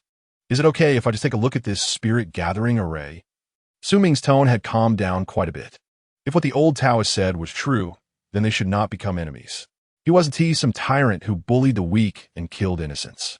Please take a look. I just hope you don't disturb them too much. The formation is delicate and can easily have problems. The old Taoist naturally had no reason to refuse. The person before him was willing to talk to them nicely, which was already a blessing. Su Ming nodded, walked to the front of the array, and reached out to touch the edge of the stone. Rare material spirit stone discovered. Spirit gathering array discovered. The voice of the system echoed. Su Ming's eyes lit up. 2 prompts in total. This meant 2 new illustrated guides. It came without effort. Following closely, Su Ming turned his gaze to the center of the spirit gathering array. There was a different stone emitting blue light. At first glance, it was an extraordinary item. He didn't know where the old Taoist got these things. Thinking of this, Su Ming leaped up. He completed a beautiful flip in the air, and with a light flick of his finger, he made slight contact with the stone glowing blue. This scene left the old Taoist and the others slightly stunned. What was this young man doing? Performing acrobatics? Rare material stone discovered. This place was indeed the right choice. Su Ming felt very pleased, and he found the few Taoists much more agreeable. He directly obtained 3 illustrated guides. Moreover, the starstone was a rare material like the by Bo Xian Lu. Taking off. Meanwhile, the old Taoist still did not make any moves, not daring to act rashly. Even if Su Ming seemed to be distracted, they still did not know what kind of person he truly was. If they didn't perform well enough and provoked him into a killing spree, it was not impossible. The reason the old Taoist had been so forthcoming earlier was also due to careful considerations. He had said that he had connections with the upper echelons of the state. He had provided the Tao book to the higher-ups and received commendation. This was equivalent to having a powerful background. If this young man truly wanted to harm them, he would have to think carefully about whether he was afraid of the state as higher-ups pursuing him. His thoughts were meticulous. At this moment, Su Ming didn't care what these people were thinking and directly opened the new illustrated guide. Material illustrated guide. Spirit stone. Category. Earth attribute. Energy attribute. Hidden deep within the earth, drawing power from the earth's veins and revealing its spiritual light after thousands of years.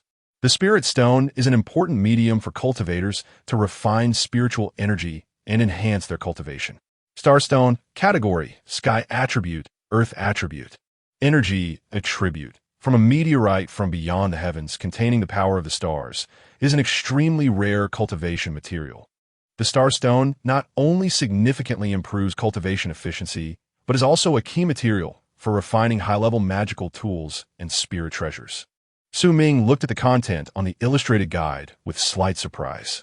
The earth attribute was something he saw for the first time, but it sounded rather ordinary. Meanwhile, the starstone with the sky attribute seemed to have a certain prestige.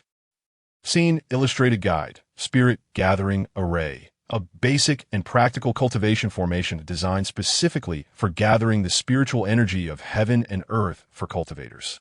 This formation can sense the flow of spiritual energy in the natural world, guiding and condensing it at the center of the formation, forming a cultivation space rich in spiritual energy. The formation is also counted as a scene illustrated guide. This caught Su Ming slightly off guard. Extracting illustrated guide rewards. Su Ming murmured. Extracting Spirit Stone Illustrated Guide, Power 2. Extracting Star Stone Illustrated Guide, Power 3. Extracting Spirit Gathering Array Illustrated Guide, Reward Spiritual Energy Amplification Scroll. Spiritual Energy Amplification Scroll instantly fills the body with spiritual energy, sweeping away hunger, allowing you to be yourself again. In an instant, Su Ming felt his strength surge dramatically, feeling terrifyingly powerful. Increasing from 10 points of power to 15 points was no small number. This scroll was also quite interesting. It did not specify a limit for spiritual energy recovery. The stronger a person was, the more they could unleash the miraculous effects of this scroll. This was equivalent to unleashing a powerful ultimate move that would empty the blue bar, only to instantly fill it again and go for another round. What concept is that? It would flatten mountains. Overall, Su Ming was very satisfied. The Spirit Gathering Array Illustrated Guide was certainly not comparable to the Black Fog Dead Domain or the Immortal Spirit Cave. The requirements for Illustrated Guide rewards were naturally not that high. Contentment brings happiness. And it wasn't over yet. Current Energy Attribute Illustrated Guide. 3. Chi and Fruit, Spirit Stone. Star Stone. Activating First Level Energy Attribute Illustrated Guide Effect. The host comprehends the path of energy, dealing 1 of damage that ignores the target's defense. Holy crap. True damage. Su Ming was astonished. What concept is this? Equivalent to the person in the world with the thickest skin who can withstand cannonballs. Every time he strikes, he can leave a pockmark on someone. It's truly a small cow standing on its head. Incredible. Chapter 42. The Strange Forest in the West. Thinking of this, Su Ming looked at the old Taoist with a hint of fervor in his eyes. He was simply a lucky star. The old Taoist sensed Su Ming's gaze and silently swallowed. This young man, could he possibly have a fondness for men? The stronger the person, the more unique their preferences. However, at his age, could he still be interested? Is he really that hungry? Why did you set up the Spirit Gathering Array here? Su Ming asked softly, slightly confused. Logically speaking, wouldn't it be better to set up the array directly at the Qing Song Taoist temple? Why go through the trouble? Young man, the reason we set up the Spirit Gathering Array here is actually to lure the snake out of its hole. Lure the snake out of its hole? Su Ming was slightly puzzled. The old Taoist nodded, his expression a bit worried. Last night, my disciples and I were cultivating in the temple when suddenly there was a hurried knocking at the door. It was quite unusual to knock at midnight. At that time, the old Taoist went to open the door, his expression serious. Given the current changes in the world, they had to be extremely vigilant. Upon opening the door, he was somewhat taken aback. It was an elderly woman. Along with her was an old man and a dog.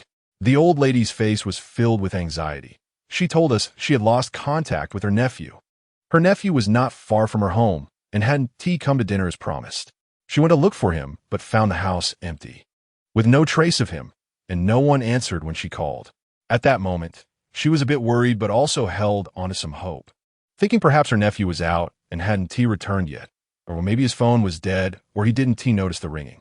But just then, she suddenly heard a strange mix of crying and laughing coming from deep within the forest. Hearing this, Su Ming's expression flickered. It seemed to connect. These people seemed to have come for that matter. However, at the breakfast shop, when he heard the old lady, she was still talking and laughing, not paying much attention, sharing light gossip. Little did she know, a huge crisis was approaching. And now, those strange things had already begun to affect them. The old Taoist continued. According to the old lady's description, she originally wanted to suppress her fear and venture deep into the forest alone. However, the dog beside her showed exceptional fear, refusing to move forward, barking wildly with a shrill and trembling voice.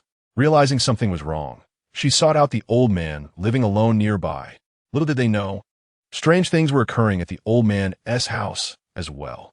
All the chickens he raised, both male and female, had died, bleeding from all 7 orifices. The two realized something was amiss and, leading the dog, came together. After all, it was a Taoist temple, and in their eyes, Only we could deal with those strange things. Hearing this, Ming roughly understood. They had come for help. Young man, the situation was urgent yesterday. So I took my 2 disciples and followed them down the mountain. One reason was to save people and do good deeds. The other was to see if it was related to the current changes and to seek an opportunity. The night was dark as ink, the moonlight filtering through the treetops, yet unable to dispel the layers of darkness. At that time, as soon as they stepped into the forest, they heard those strange sounds. There were cries and laughter. The sounds coming and going, impossible to pinpoint. These sounds were particularly jarring in the stillness of the night. It felt as if countless invisible eyes were watching them from the shadows, sending chills down their spines. The old Taoist and his 2 disciples were pioneers, particularly sensitive to such unusual feelings. That coldness penetrated to the bone. At that time, they felt a bit uneasy, but for the sake of saving people, they still steeled themselves and walked deeper into the forest. As they went further in, the chill grew stronger. It even began to affect their internal energy circulation, forcing them to slow down. Just then, the old Taoist seemed to see some vague shadows flitting through the forest. But when they tried to approach for a closer look, those shadows vanished without a trace. It was as if they were being toyed with. At that moment, the old Taoist made up his mind not to go any further. It was too strange. When they were not yet pioneers, they might have thought someone was playing tricks. They could have just gone or called the police. But at that time, they already knew the world was not as simple as it seemed. Going deeper might not mean saving people. Instead, it could cost them their own lives. At that time, I contacted the Special Investigation Bureau and reported the situation here. The Bureau took it very seriously and immediately dispatched personnel, preparing to come for an investigation today. To be on the safe side, the higher-ups told us to evacuate immediately and not act at night. There are too many unknown factors in these places at night. They asked us to wait until the dispatch personnel arrived before setting out together. Counting the time, they should be arriving soon. Ming heard this and finally understood the situation. Setting up this spirit gathering array was to use the formation to facilitate their absorption of spiritual energy in the area while waiting for the arrivals. Secondly, they wanted to see if they could lure the strange things in the forest out, waiting for an opportunity. After all, the environment inside was much more dangerous and complex than here. What time are they coming? Ming asked softly. It was almost evening, and those people had not arrived yet, which showed how scarce manpower was nowadays. Otherwise, with current transportation, they would have been here by early morning. He didn't mind acting together. With the scarcity of pioneers in Dragon Country, as a national advisor, it would be good to help look after things. It could also be seen as a contribution. They should be here in about half an hour. The old Taoist hesitated for a moment and told the truth. Ming nodded and took out his phone. Then we'll wait. You can absorb the spiritual energy as you like. I'll just wait here and we'll set out together later. Seeing Ming start to scroll through his phone without trying to take anything from them, the few of them finally breathed a sigh of relief. Although this big shot was a bit overbearing, he didn't seem to be bad. He neither coveted their spirit gathering array nor demanded their Taoist texts. Even if it were them with that kind of strength, it would be hard not to be tempted. Looking at it this way, it was actually quite good. On the other side, Ming didn't care what they thought. He happily scrolled through his phone. Director Wang had replied to his message half an hour ago. Basically, he said that the higher-ups had approved the decision to establish this Spirit Energy Association forum. The forum had already been set up. That was fast. Thinking of this, Ming opened the forum app and tried to search. Sure enough, it was there. However, there wasn't too much content in the forum yet. There is only a table of Cultivator Realm System, the same as what Long Ping and had sent him before. After thinking for a moment, Ming started to post. He intended to make some contributions as a way to serve the country and to be one of the forum's elders. Several types of illustrated posts were created by him one by one. I have contributed so much for the pioneers. I can't just say I slacked off in the future, right? Chapter 43. Visitors from the Spiritual Energy Association, an organization outside the military. The following time wasn't boring. Ming used his phone to submit content about spiritual stones, jade spiritual roots, and other illustrations on the forum. This information would become the cornerstone of his reputation. It was obvious that such an official forum would quickly develop. Getting it set up now would bring many benefits in the future. In addition, he also added the 3 people in front of him on WeChat. It sounded somewhat discordant, cultivation and adding WeChat. The fusion of fantasy and technology, the collision of 2 civilizations, was somewhat hard to adapt to. Besides that, Ming also browsed through their moments. The results were as dull as his. There were no blocked contacts, but there was also nothing of pure content. Suddenly, Ming raised his head, sensing something. Next to him, a powerful wave of energy fluctuations suddenly erupted, like ripples suddenly stirred on a calm lake, strong and abrupt. Ming's gaze turned towards the old Taoist, holding his breath. He saw the old Taoist's aura spiraling upwards. The spiritual energy gathered by the gathering array started to converge towards the old Taoist. At that moment, the old Taoist's complexion turned rosy, as if a faint halo enveloped him. He looked as if he had become a few years younger. Had he broken through to the second star of the Qi refining stage? Ming murmured softly, surprised in his eyes. The old Taoist's strength exceeded his expectations. Great talents often hide in the city, and experts are found among the common people. Even the military's pioneers were mostly at the first star of the Qi refining stage at this moment. Long Pinyin was one of them. However, upon careful thought, it made sense. The old Taoist's ancestors must have had some exceptional scriptures, so he was probably not simple himself, whether in terms of genes or upbringing. Plus, after so many years in a place like the Qing Song Taoist temple, practicing those scriptures repeatedly, a breakthrough was understandable. Moreover, across the country, there must be more than just the old Taoist with such opportunities. Strong wild pioneers should become more numerous. Ming pondered a lot and felt somewhat emotional. Beside him, a flicker of joy flashed in the old Taoist's eyes. However, he did not show too much excitement. Of course, this was also because he had personally experienced Ming's sword earlier. Although this breakthrough was rare and felt significant, it still paled in comparison to that previous sword. Only at this moment did he understand how formidable this young man truly was. Once one has seen the towering peak, one will not take pride in temporary progress. The old Taoist took a deep breath to calm his inner excitement and slowly stood up.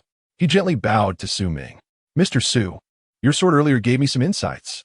Thanks to you, I have successfully reached the second star of the Qi refining stage." Ming smiled in return. "There's no need for you to be humble, Taoist.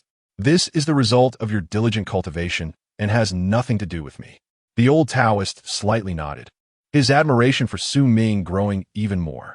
Young but extraordinarily capable, calm and humble. Such a pioneer could provide a lifetime of lessons just in terms of mindset, especially for his 2 disciples. If they could learn something from Mr. Su, it would be a great opportunity. Thinking of this, the old Taoist began to plan in his heart. Ming looked at the time. It was already close to 5 in the afternoon. The few of them had stopped cultivating, waiting for the visitors from above. The spiritual energy gathered in the array had been nearly absorbed due to the old Taoist's breakthrough. It would take quite some time for this land to gather high concentrations of spiritual energy again.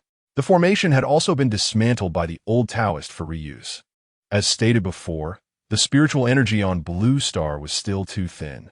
A few minutes later, the old Taoist's phone rang. After contacting them, he looked at Ming. "Mr. Su, they're arriving soon." The originally sunny sky suddenly turned a bit overcast. The sunlight seemed to be blocked by an invisible curtain, appearing somewhat gray. Ming sensed the change in light around him, frowning slightly, puzzled. Was the sun setting already at 5 in the afternoon? It seemed a bit earlier than usual. However, it could also be due to the mountain. He wasn't too sure. A gentle breeze blew, bringing a slight chill. Not far away, the figures of a group of people emerged through the forest path, appearing in their line of sight. Ming looked up and was slightly taken aback. The way these people were dressed was somewhat unexpected. They were neither in military uniforms nor casual attire. Instead, they wore matching black clothing that appeared solemn and mysterious. There were 3 visitors in total, 2 men and 1 woman.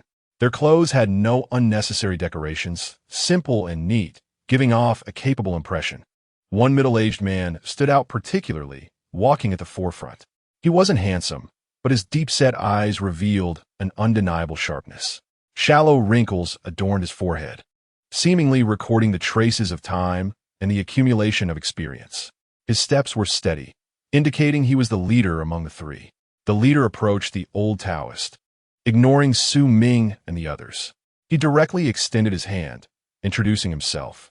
Taoist, my name is Shan, and I am the team leader dispatched by the Spiritual Energy Association for this mission. The old Taoist slightly nodded, his attitude humble. Leader, Xiao has traveled a long way. I am Qing Song. Shan nodded slightly, turning to look at Ming and the other two, a hint of surprise flashing in his eyes. It wasn't because he recognized Ming's strength, but because seeing so many pioneers in such a place was somewhat unexpected for him. Yesterday on the phone, I was told there were 3 of you. Now this is my friend Su, who is joining us on this journey and is also a pioneer. Ming had previously instructed not to flaunt. Xiao Shan's gaze lingered on Ming for a moment longer before turning back to the old Taoist. In his understanding, among the group, only this Taoist strength barely qualified. Although they were all first-star Qi refining stage pioneers, there were still differences among pioneers. Just the 3 of them would easily surpass the 4 of them combined. After all, they had rich practical experience, seamless teamwork, and extensive knowledge. Of course, this was just him casually saying it. The higher-ups called them for cooperation, not to show off. Taoist, we can set off now to avoid prolonged delays. Chapter 44. 2 roads for military and civilians. Abnormal changes incoming? The old Taoist casually agreed. However, he did not act immediately, but instead turned his gaze to Ming, seemingly seeking his opinion. Seeing this, Ming had no choice but to nod. All right, let's set off, I'll lead the way. The old Taoist waved his hand. Beside him, Shan frowned slightly. He had seen all the little actions of the old Taoist just now. What does this mean? They had traveled a long way, yet instead of listening to them, they were following a child? Was he unclear about who the real leader was? Oomph. Shan snorted coldly, but said nothing more. If this child was stronger than them, it would be one thing, but how could that be? It could only be said that the old Taoist didn't know how to handle people, lacking any understanding of human emotions. He didn't even understand the principle of respecting the strong. Behind Shan, the 2 young men did not think too much and began chatting with the old Taoist disciples. The young man was named Zhao Lei, tall and muscular. The veins on his exposed arms stood out, clearly indicating a solid physical condition. As for the girl, her name was quite pleasant, Ning Jing. True to her name, she seemed to be a quiet person, but her voice was sweet. She was not aloof, but had a more reserved and introverted demeanor. The black clothes clung to her figure, accentuating her form. Even in simple attire, her beauty was hard to hide, with long, smooth hair, fair skin, and a delicate face. Even Ming had to admit she was the most beautiful girl he had seen so far. Lin Xiyu couldn't compare. In terms of appearance, the 2 might not differ much, but the serene aura that Ning Jing emitted was far beyond what Lin Xiyu could match. Ming followed quietly, not speaking. The old Taoist's 2 disciples did not dare to initiate conversation with him. The 2 youths from the Spiritual Energy Association also showed no intention of talking to him. Ming was quite happy to be idle, lost in thought. He had originally thought they were from the military, but hearing the leader Shan say they were all from the Spiritual Energy Association, wasn't that the name mentioned by Director Wang? Did they really form an organization? With this in mind, Ming took out his phone and sent a message to Director Wang for clarification. This time, Director Wang replied quickly. Ming glanced over and finally understood the gist of it. The military was the official organization of the state, while the Spiritual Energy Association seemed more like a civilian organization of pioneers. Of course, there were definitely shadows of the state involved, providing some guidance and regulation. The military had strict requirements for talent, prioritizing loyalty. For most pioneers, they simply did not meet that standard. Their ideological awareness was not that high. They might even feel that the military was a kind of constraint on them. At this time, the more civilian-oriented Spiritual Energy Association came into play. Those whom the military could not accept had less to worry about. They provided a good organization for this group of pioneers. These pioneers would also help with various tasks, leading to mutual benefit and positive development. The military and the Spiritual Energy Association represented 2 developmental paths, each with its own advantages. As the group stepped deeper into the forest, it seemed as if an invisible giant hand quietly obscured the sky. The sunlight was swallowed by thick clouds, leaving only a gloomy grayness. The light became stingy, with only a few rays of sunlight struggling among the treetops, unable to penetrate the oppressive haze. It was only a little past 5 in the afternoon. Ming increasingly felt something was off. This forest was far more eerie than he had imagined. Mist began to drift through the woods. It was thin as gauze but carried an indescribable chill, strange and unpredictable. Not just Ming. All the pioneers present sensed something was wrong. The few people who had been chatting beside Ming fell silent at this moment. They still had some sense. Zhao Lei and Ning Jing exchanged glances, both showing a hint of vigilance in their eyes. They had participated in missions before and had developed a sense of crisis regarding these phenomena.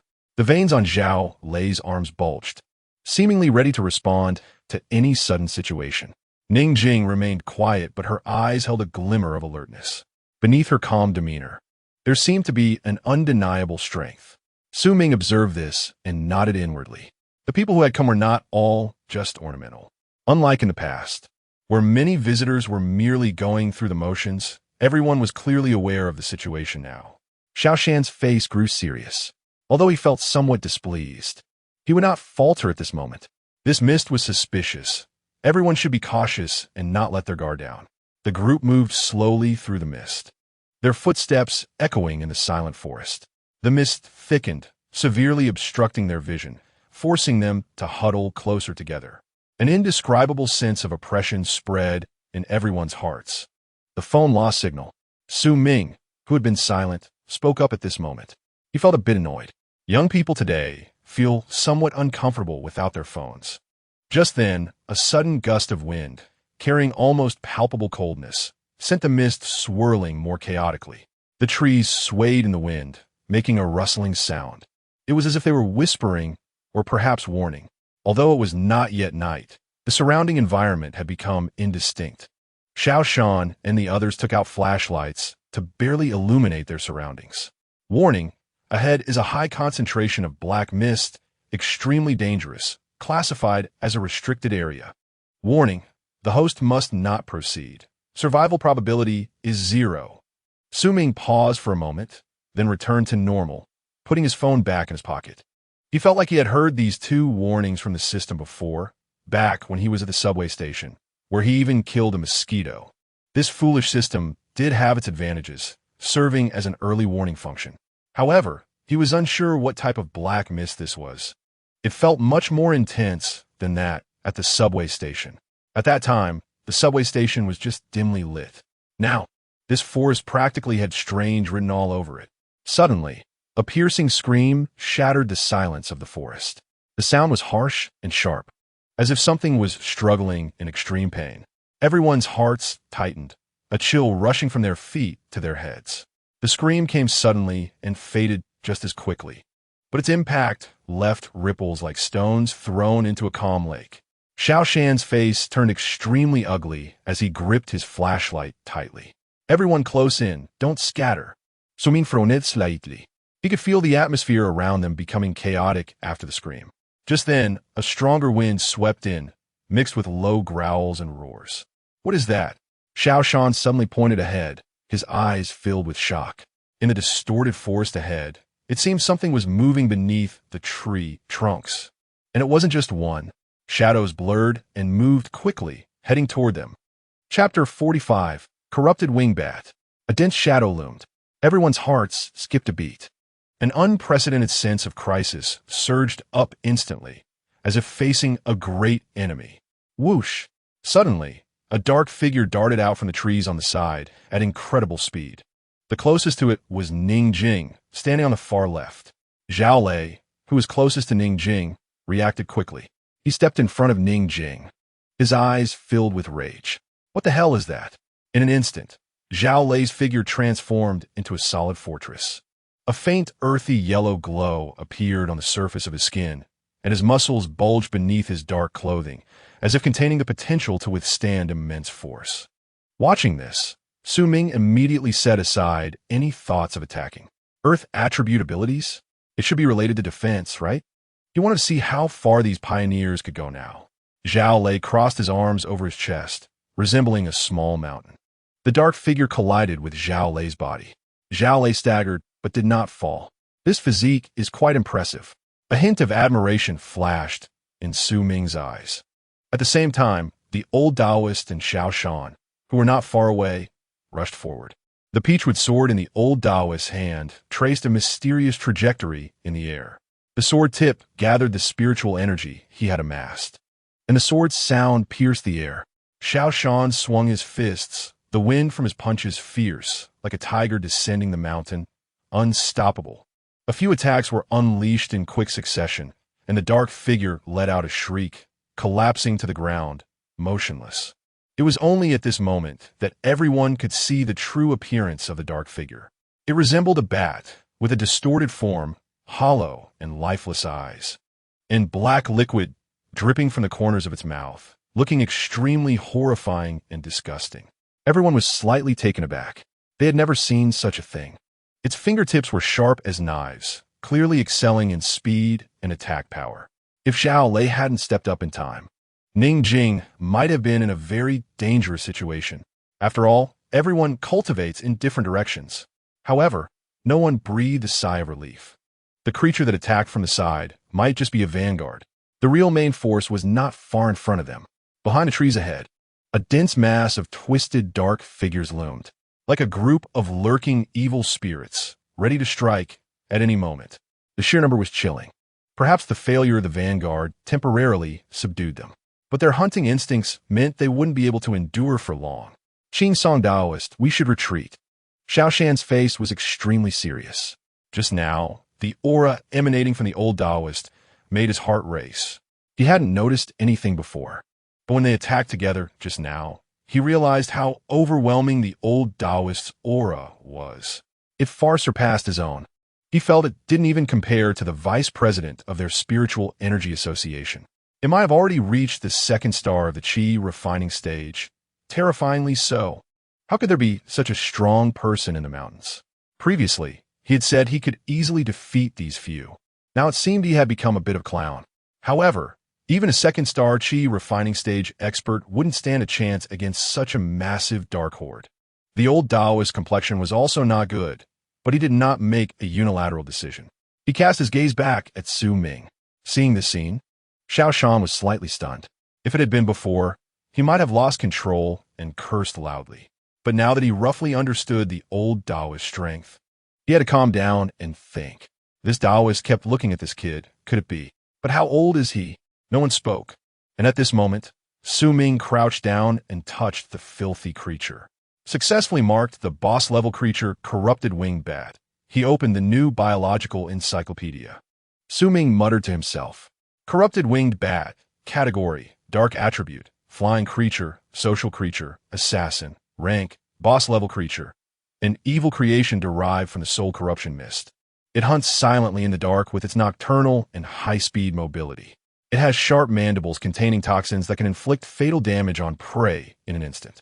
It prefers to live in groups and is difficult to entangle with once provoked, but is extremely afraid of bright light. It really is influenced by the soul corruption mist.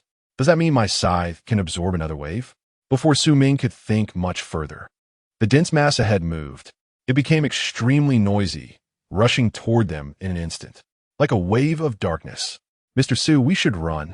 At this moment, the old Taoist was also somewhat anxious.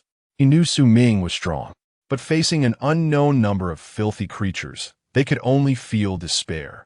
1, 10, even dozens. They could try to fight for their lives. But with hundreds or thousands of filthy creatures, they wouldn't even be enough to fill the gaps between their teeth. Ants can kill elephants if there are enough of them.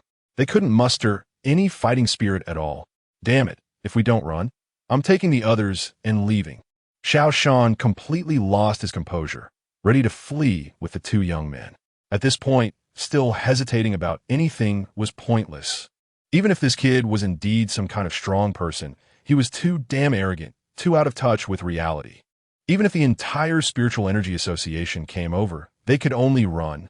If they didn't leave now, it truly meant they were courting death. Just then, Su Ming stood up from the ground.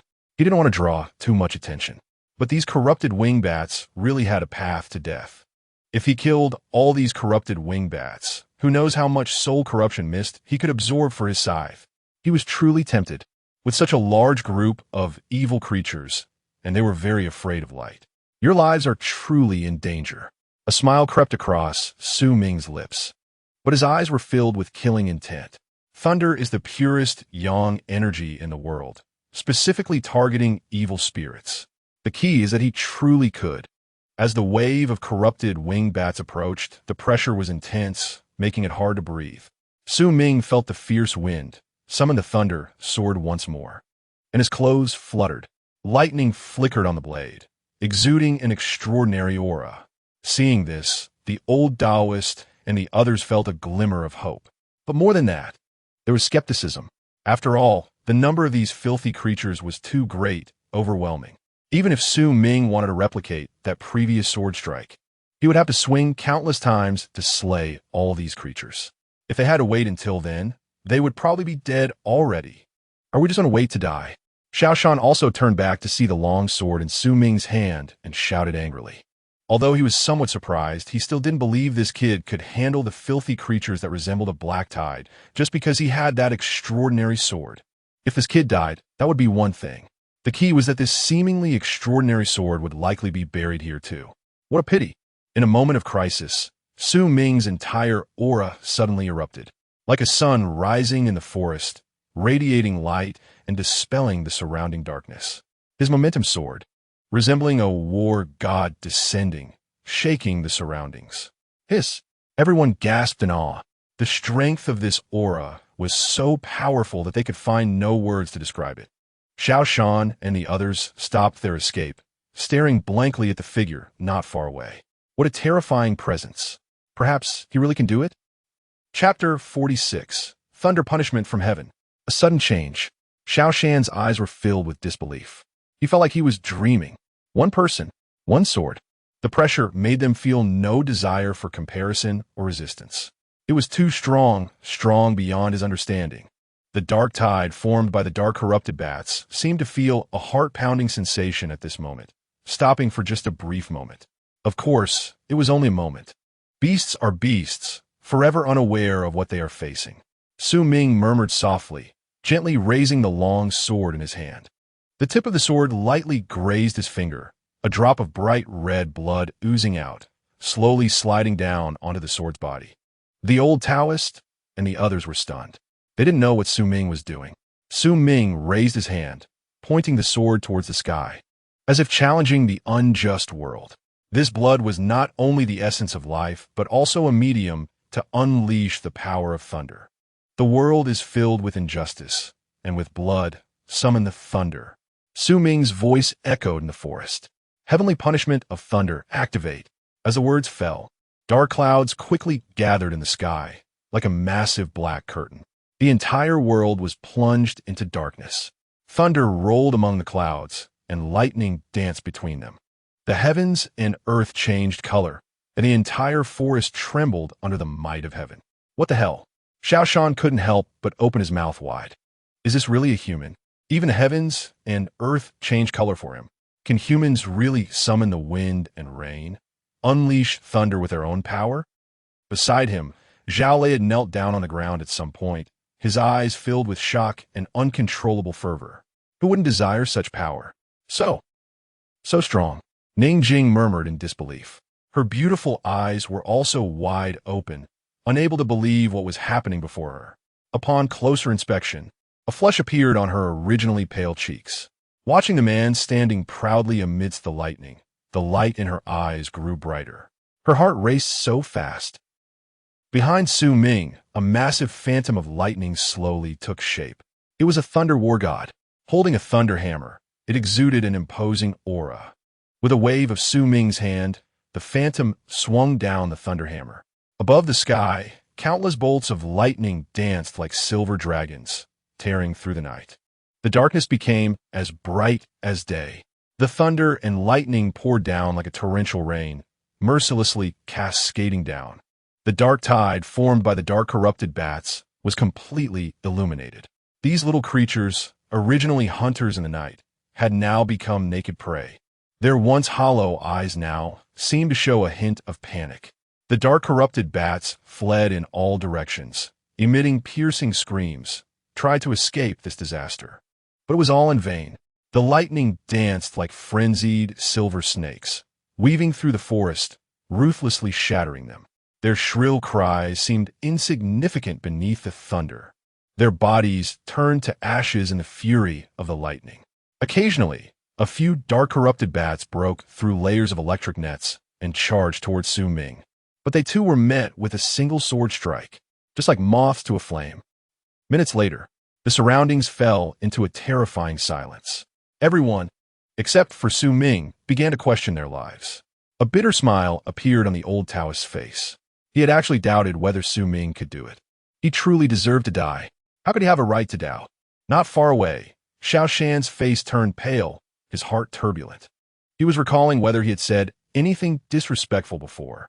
If such a super powerhouse held a grudge against him, he wouldn't need to cultivate anymore. Just eat, drink, and then wait to die. Let's go. Keep moving forward. Su Ming's voice was not loud, but it clearly reached everyone's ears.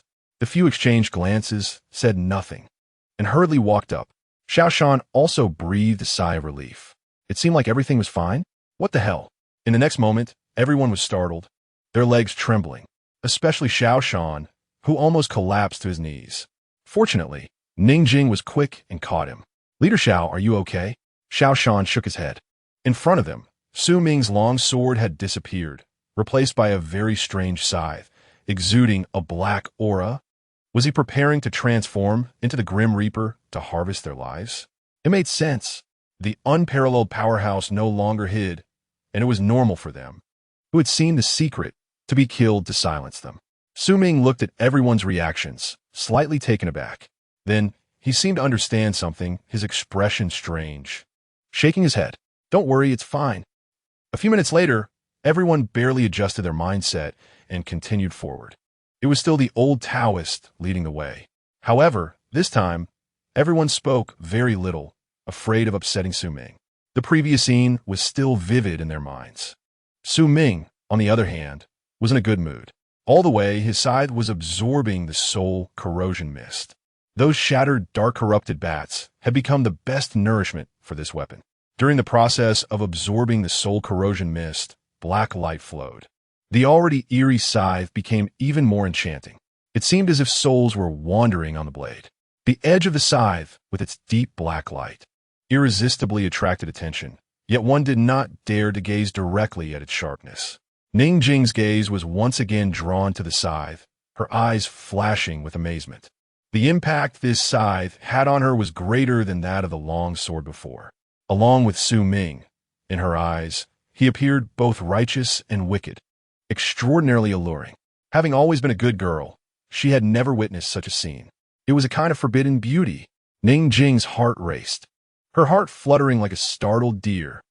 All of this, Su Ming naturally did not know. System, extract the illustration reward. Extracting the illustration of the dark corrupted bat, obtaining the ability, paralysis toxin. Paralysis toxin. By releasing a special toxin, it interferes with and paralyzes the opponent's spiritual energy flow, thereby affecting the opponent's ability to unleash spiritual energy. It sounded quite good. It might even have miraculous effects at critical moments, equivalent to drawing someone else's mana bar in a game. Some crucial life-saving abilities or ultimate moves might be unable to be used because of this extraction, turning the tide of battle. As for the method of use, it was somewhat similar to the previous Tide song, summoning an illusion of dark corrupted bats to launch toxin attacks. Another excellent ranged ability. Overall evaluation, minor divine skill. After walking for another 10 minutes, the surroundings were still filled with mist. The visibility was not high. Occasionally, one or two dark corrupted bats would appear, but they were no longer in groups like before. Su Ming didn't even need to take action personally. The others, after the earlier shock, began to gradually adapt to this sudden battle, including the two disciples of the old Taoist, who had never dealt with these mutated creatures before. This was also their first trial. Although their movements were somewhat clumsy, with Zhao Lei and Ning Jing's cooperation, plus the old Taoist and Xiao Shan support, there were no issues. What Su Ming had to do was very simple. Carrying the scythe, wait for those little bats to drop dead, and then directly absorb the soul corrosion mist from their bodies. The growth potential of this weapon was truly terrifying. Woo-woo. Suddenly, a chilling sound of laughter and cries echoed from the forest ahead. The sound fluctuated in distance and pitch. It was as if countless ghosts were whispering in their ears, and like a wronged woman wailing in the darkness. Everyone paused their steps. Here it comes. The voices from that time echoed once again. They resonated in the silent night, piercing through everyone's eardrums and striking deep into their souls. A chill rose from the feet of the crowd, rushing straight to their heads. Even Su Ming slightly squinted his eyes. The scythe in his hand actually started to feel warm and tremble. What on earth was waiting ahead? Chapter 47. Sinister Tentacles.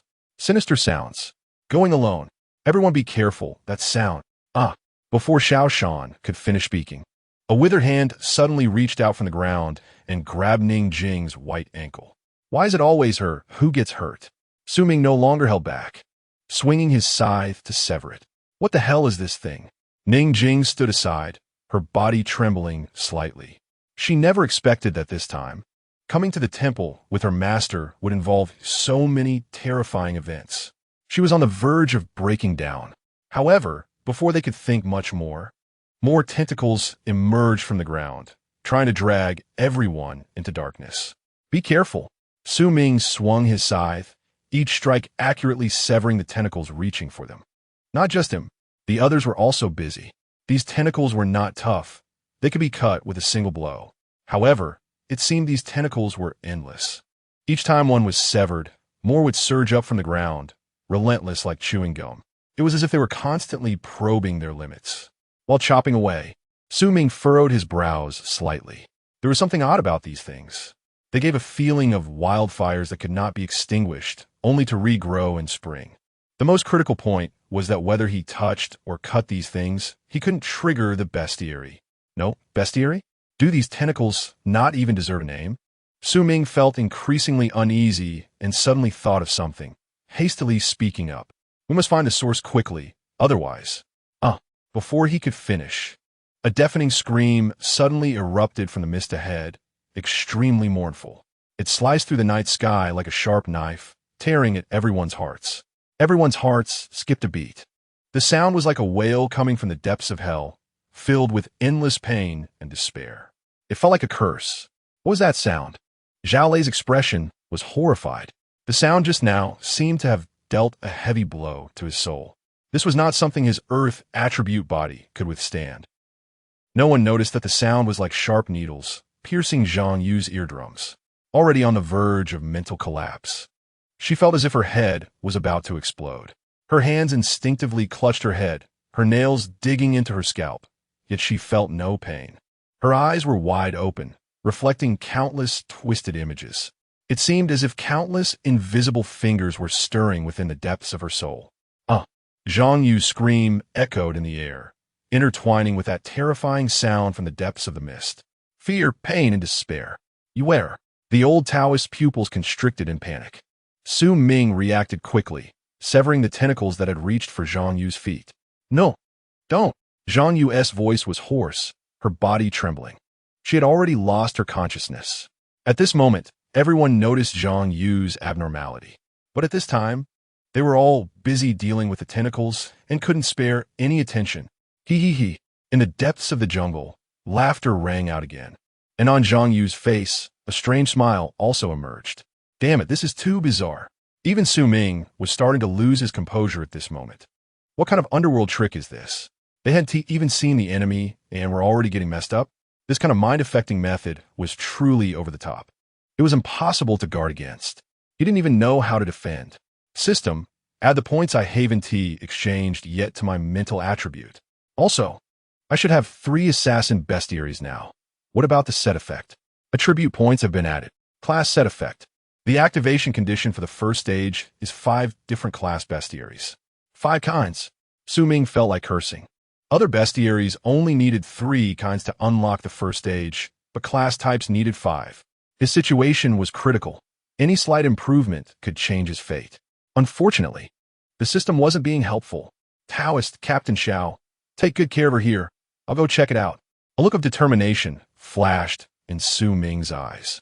After saying this, he no longer cared how the others reacted and charged forward with his scythe. Zhang Yu's situation was indeed not optimistic. If this meaningless dragging continued, she felt like she would be drained to death. This was not just about Zhang Yu. Others in this state of both physical and mental pressure could not hold out for long either. No more hesitation. He had to be decisive. He must find a source to possibly resolve the current deadlock. Su Ming's footsteps splashed across the damp ground, accompanied by the sound of soil flying and tentacles breaking. The scythe in his hand danced, each swing cutting down the oblivious dark-corroded bats with a sharp wind sound. His movements were extremely graceful. These little things could not withstand the current scythe. System, open the panel. Su Ming did not dare to delay. The sense of crisis was too strong. He had to clearly understand his current situation. Su Ming, realm, Qi refining stage 4 stars, strength 15, constitution 10, mental 11, agility, charm 10 abilities, nether whale, shadow strike, tide song, thunder punishment, paralytic toxin, first stage dark attribute bestiary, first stage with attribute bestiary, first stage energy attribute bestiary, overall evaluation, weak in all aspects, unable to even tie up a chicken, hence a small chick. So many abilities, it shouldn't be too much of a problem, right? Su Ming murmured softly, but he felt a bit uncertain, because the attack methods of that unknown thing were truly bizarre and unpredictable.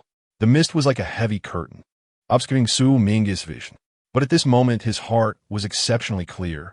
This was also a forced effort. Once he got muddled, it could lead to irreversible consequences. The sound seemed to sense his arrival, losing some of its deep resentment. Instead, it became a bit more playful.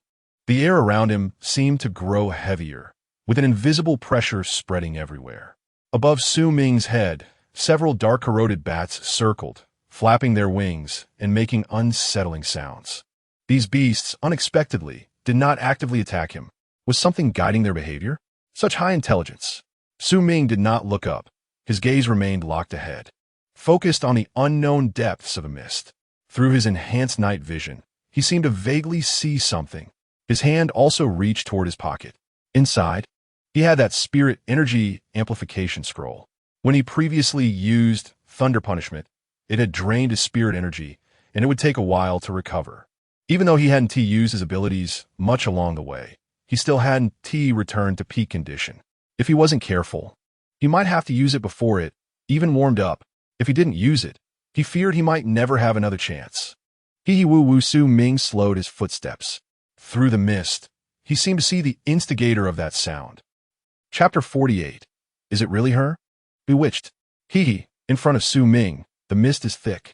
In this mist, there seems to be a figure standing with its back to him. The figure stands in a dimly lit clearing, with no signs of life around. It seems to be the center of this dead world. What the hell? Is it a person?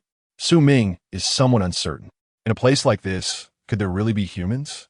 And it seems to be a woman.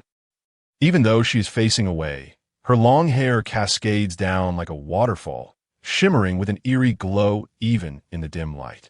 She wears a white long dress, looking somewhat lonely, with the hem swaying gently in the wind. But this wind seems to only caress her.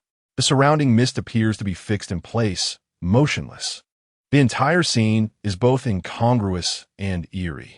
Su Ming remains still, gripping his scythe tightly, his gaze flickering.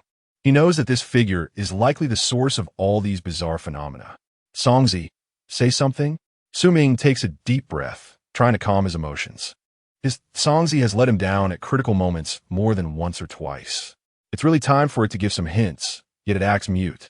Run. The Songzi only replied with one word, and then there was no more response. It seemed afraid of speaking too loudly and getting implicated. Woo. The eerie sound comes again, and the mist in front of Su Ming seems to begin to dissipate. Is it playing tricks? The outline of that figure becomes increasingly clear. Su Ming can even see her shoulders trembling slightly. It seems she is quietly sobbing, or perhaps giggling. Should I just run away? Su Ming hesitates. He can feel the powerful and strange aura emanating from that figure. It even makes his scythe start to tremble slightly. Who are you? Su Ming's voice echoes in the silent forest, trying to break the silence and oppression with words. He really doesn't have time to waste like this. He still doesn't know what the situation is like with the old Taoist priest. However, the figure does not respond. She remains quietly standing there, as if she hasn't heard his words. Su Ming can feel the air around him becoming heavier. This invisible pressure makes it hard for him to breathe. Damn! Su Ming's gaze sharpens, and the scythe in his hand disappears, transforming back into the Thunder Sword. He can't waste time here with these filthy things. In the face of unknown fears, the only way out is to confront it directly. If you don't accept it, fight. Su Ming langs forward. Like a bolt of lightning cutting through the night sky, the electric arcs of the thunder, sword leaping in the air. At that moment, the figure slowly turns around. The movement is very slow, seemingly calm. It is both eerie and graceful. When Su Ming finally sees her face clearly, his heart skips a beat, and he halts. His eyes are filled with shock and disbelief. This is an extraordinarily beautiful woman with a flawless face. But that isn't the key. The key is that this face is too familiar to him. Isn't it his ex-girlfriend, Lin Xiyu? What the hell? This world seems to be more magical than he imagined. In the next moment, a sly glint flashes in Lin Xiyu's eyes. Her smile is like a blooming flower. The originally eerie mist seems to be dispelled by some mysterious force. A valley full of blooming flowers appears.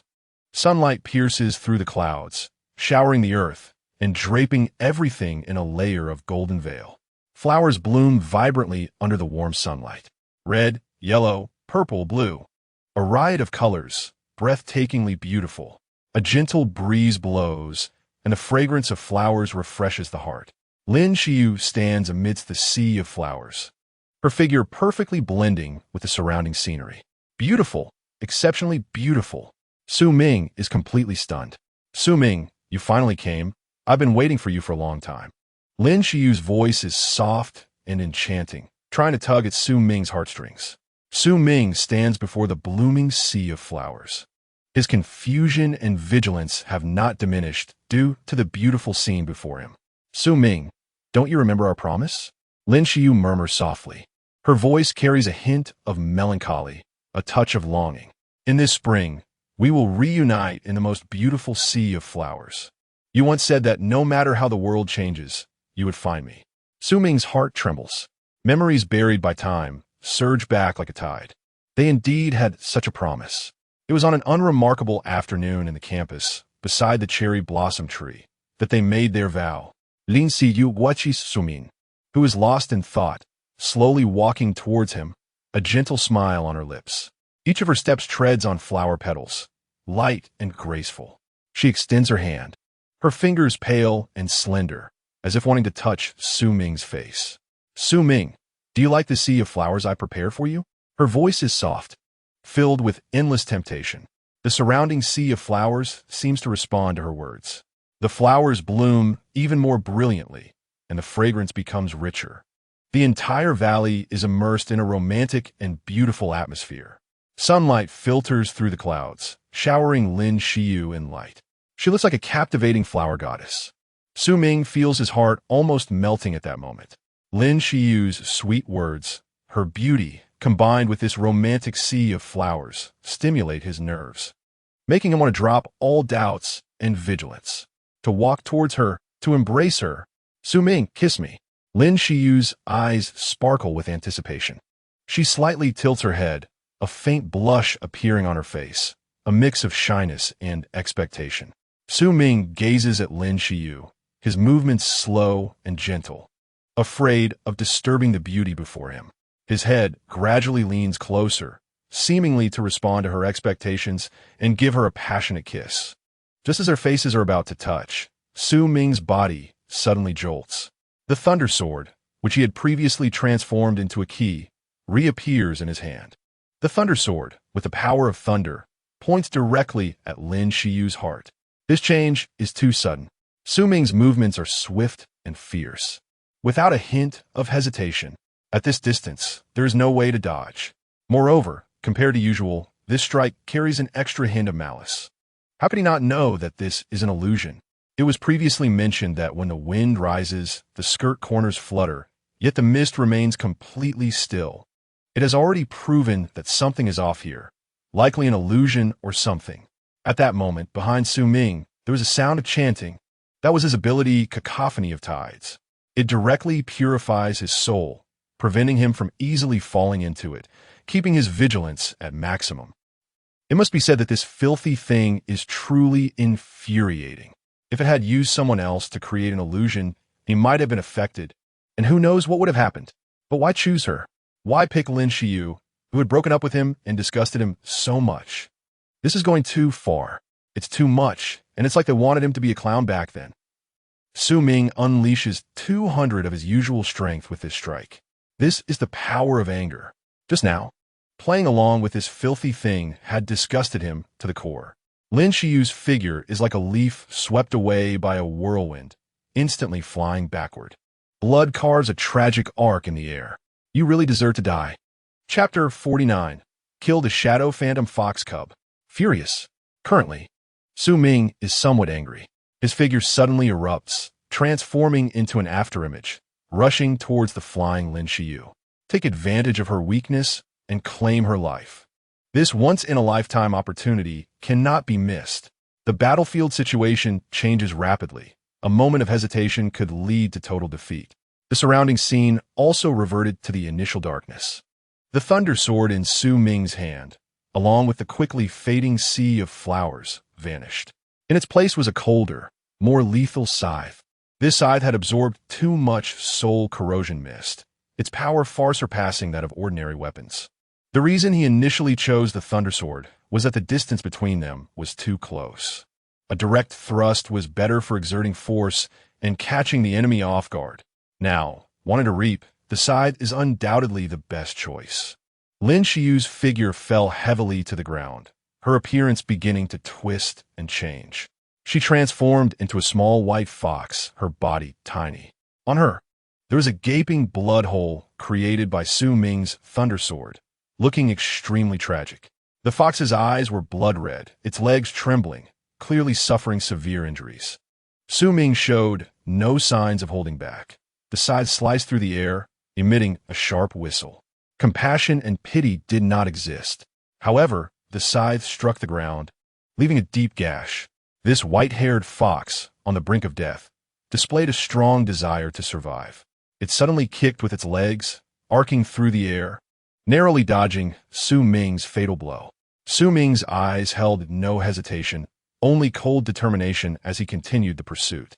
This creature was stronger than any being he had encountered so far. He could not give it a chance to breathe. If it weren't for this fox's blunder, the advantage might not have been his. He had no reason not to go all out. At that moment, the fox's eyes glowed red, directly targeting Su Ming. Not good. The situation arose suddenly, and Su Ming couldn't dodge in time. Instantly, the world became distorted and everything around him blurred. He felt as if countless shadows were dancing around him. These shadows whispered in his ears, their voices fluctuating, loud and annoying, just like having eaten mushrooms from Yunnan. Without any hesitation, Su Ming suppressed this strange feeling and tore off the spirit amplification scroll he had prepared. His remaining spirit energy was minimal, and now was the best time to use the scroll. He was someone who lived in the moment. He wouldn't give the enemy any opportunity to exploit. The scroll emitted light, and powerful spirit energy surged into Su Ming's body. Spirit energy filled him. In the next moment, an illusion of the azure sea wave fish appeared behind him, singing a melody that washed away all illusions in an instant. The powerful purification effect. A hint of panic clearly flashed in the fox's eyes. It never expected that this human could so quickly escape its illusion. Su Ming shouted angrily, his voice booming like thunder. The Ming howl activated, leaving the already severely injured fox stunned in place. A creature skilled at harming with its mind was now struck by Su Ming's soul attack, as if hit by a heavy blow. Su Ming activated Shadow Strike, seizing the opportunity to lock onto the fox's form, dashing forward like a specter. The scythe, glowing with dark light, carved a deadly arc in the air, heading straight for the fox's vital parts. This time it couldn't escape. Swish! The scythe descended, creating a gust of wind. A shrill scream erupted, blood gushed everywhere. It's over. The host is terrifyingly powerful, defeating the legendary level creature cub, Shadow Phantom Fox, all by himself. First kill of a legendary level creature. Reward of 500 points. What the hell? Su Ming's eyes lit up, exclaiming a traditional phrase. The little creature he had just slaughtered was actually a legendary level being? Just hearing that feels amazing, exhilarating. And a full 500 points? But thinking back, it makes sense. If this fox hadn't mistakenly believed Lin Xiyu had broken up with him, creating the wrong illusion, he might still be in dire straits. This was a major mistake in the enemy's decision-making, attempting to use his inner emotions as a medium. They failed to receive first-hand information. They dug their own grave. Now, the biological tiers I have encountered total 4. Boss level, Lord level, Epic level, and Legendary level. The first kill of a boss level creature yields 30 points, and I haven't killed a Lord level creature yet. The first kill of an Epic level creature grants 100 points, and the first kill of a Legendary level creature directly gives 500 points. If I kill even higher tier creatures, wouldn't I get over 1,000 points? That has hundreds of attribute points. Su Ming's eyes burned with excitement. It's simply amazing. After calming down, Su Ming's brow furrowed slightly again. With the death of the fox, the anomalies around began to subside. However, he did not see any trace of the old lady's nephew. Su Ming searched the nearby area for nearly 10 minutes, but ultimately shook his head. There wasn't even a hint of a clue. Could it be that her nephew didn't go missing here? Is there something else going on? Or was there no trace left at all? Su Ming's eyes flickered. It seems that things are not over yet. On the other side, deep in the forest, towering ancient trees block out the sun. Because sunlight struggles to penetrate the dense canopy, the ground remains shrouded in darkness all year round. There are no paths here, not even a place to land. Naturally, no pedestrians live or pass by. At this moment, the forest is filled with a suffocating silence. No one knows that hidden deep within this ancient forest is an ancient cave. The entrance is covered with tangled roots and vines, as if nature intends to conceal it. Inside the cave, it is ominously dark, the ground covered with slippery moss, and the air is filled with the stench of decay and age. Black mist, as if alive, gathers here. It rolls and entwines within the cave, seemingly nurturing some unspeakable power. In this darkness, a seven-tailed white fox curls up on a rock, seemingly resting with its eyes closed. Its body, in contrast to the black mist, remains as white as snow. Suddenly, the seven-tailed white fox opened its eyes, its pupils bursting with bloody red light. Like hellfire burning, it illuminated the fury and brutality deep within its heart. Screech. This sound was filled with pain and anger. The seven tails wildly flailed in the black mist.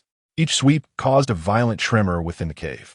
Rocks and dirt fell, as if the entire cave trembled under its wrath. The aura connected to its bloodline had just become extremely weak. Then it lost all sense. Chapter 50. The Perverse Domain of the Ghostly Eye. Hiss. Suddenly, Su Ming felt a chill wash over his body. Why is it so cold all of a sudden? He was puzzled. What he didn't know was that an invisible aura was emanating from the corpse of that little fox, merging into his body. I wonder how the old Taoist and the others are doing? I've resolved things here, so they should be fine, right? Su Ming rushed towards the direction he came from. At the same time, he opened the new illustrated guide. This was the first legendary creature. Phantom Ghost Fox Cub, category, dark attribute, celestial beast, illusionist, assassin. Cursed one, rank, legendary creature, a ghost in the night, a whisper among the stars, possessing innate dark attribute power with a mysterious lineage. Even in its cub stage, it has demonstrated breathtaking potential, a natural master of illusions. Upon adulthood, the number of tails increases. 1 tail equals 1 world. 9 tails disrupt the universe. Wow. After reading the guide, Su Ming couldn't help but swallow. Legendary creatures are indeed terrifying. Fortunately, he hadn't allowed this thing to grow. If he had provoked a future 9-tailed fox and let it escape, he would have had no chance of survival. He couldn't just beat the small one and then face the big one, right? Extracting the guide reward. Su Ming felt a surge of excitement. Previously, the epic level Thunder Flood Dragon provided the Thunder punishment, which was spectacular, changing the colors of heaven and earth. And this was even higher, a legendary level guide. Could the abilities be any worse? Extracting the Phantom Ghost Fox Cub guide, gaining the ability Ghostly Eye Domain. Ghostly Eye Domain.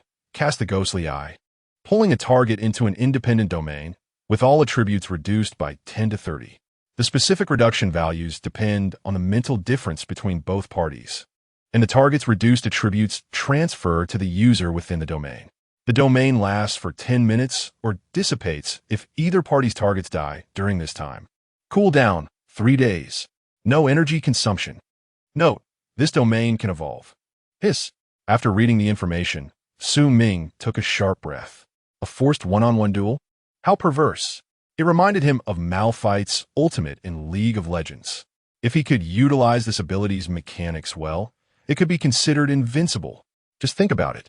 If the opponent has 9 warriors and 1 mage, and the mage has no self-defense ability, hiding behind the 9 warriors while outputting damage.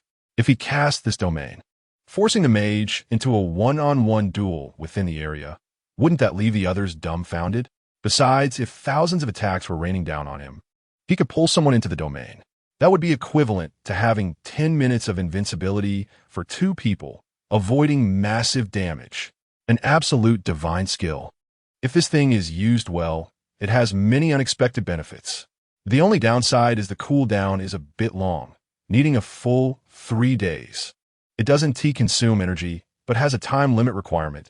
Each has its pros and cons. And the last line states that this domain can evolve. Perhaps it will become even stronger and more perverse in the future. But how does one evolve it? Maybe by using the domain to kill some strong opponents? As Ming pondered, he rushed towards the direction he had left. He was getting close. A few minutes later, the old Taoist and the others finally came into Ming's view. They were sitting on the ground resting, looking fine. A few of them also saw Ming, their eyes lighting up. How is she? Ming approached and asked, his eyes on Zhang Yu, who was leaning against Zhang Feng. The old Taoist chuckled and nodded. Mr. Yuer is no longer in serious danger, thanks to Miss Ningjing's water attribute energy, which has calming and restorative effects. Are you done? Upon hearing the old Taoist question, everyone perked up. Actually, they had some guesses in their hearts. The disappearance of the tentacles and mist on the ground, along with Ming's return, was the best answer. Ming nodded, not explaining further. There was indeed a bit of a problem, but I have resolved it. However, I searched around and didn't see that old lady's nephew. Hearing Ming say this, everyone fell silent. They did not doubt Ming's strength. However, since Ming had said this, continuing to search would probably be in vain. They were feeling somewhat exhausted and didn't want to delve deeper. Too dangerous and too frustrating. Qing Song Daoist, Mr. Su, shall we return now? Xiao Shan inquired at this moment. He dared not act arrogantly, appearing very humble. After all, he couldn't defeat either of these two. Previously, he had some complaints about the old Taoist attitude towards Ming, not very satisfied. Now he realized how wrong he was. Ming thought for a moment, looking at the weary crowd, and finally nodded. They had already risked their lives to search for people. Although they still hadn't gained much, they could leave with a clear conscience. They had to temporarily put a stop to it, and later coordinate with the higher-ups to find a way. It's impossible for everything to go smoothly. Soon, everyone exited the forest. The old Taoist, along with his 2 disciples, bid farewell to Ming and the others before leaving. The old Taoist originally thought of letting his 2 disciples find a way to follow Ming for further development. But when Zhang Yu was on the brink of mental collapse, he was moved and gave up that thought. In the impending chaotic times, pursuing strength is indeed tempting, but it often comes with great risks. Staying safe and guarding one's own little plot of land is also a way to live. Just getting by. First, he would report the situation to that old lady. Then he would stay in the Taoist temple and slowly cultivate, not seeking to reach the peak of the mountain, just wishing to protect the safety of those around him.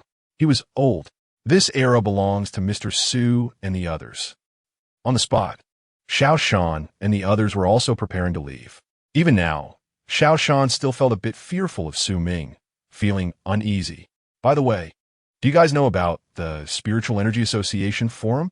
Ming asked. Zhao Lei and Ningjing both shook their heads. Only Xiao Shan appeared somewhat hesitant.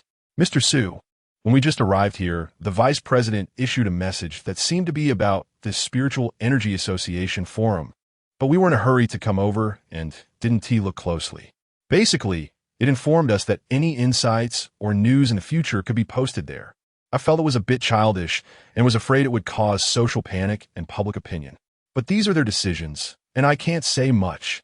By the way, Mr. Su, do you want to join our association? Xiao Shan's tone was very humble, but his thoughts were very active. If Mr. Su really wanted to join the Spiritual Energy Association, the president's position would likely need to change. They valued strength above all. Su Ming shook his head. I won't join the association. I'm just a bit curious. How many members do you have now? What is the president's realm? Chapter 51. The Unmoving Tranquility. Hearing Su Ming's 3 consecutive inquiries, a hint of hesitation flashed in Xiao Shan's eyes. But in the next moment, he gritted his teeth. The big boss had asked personally.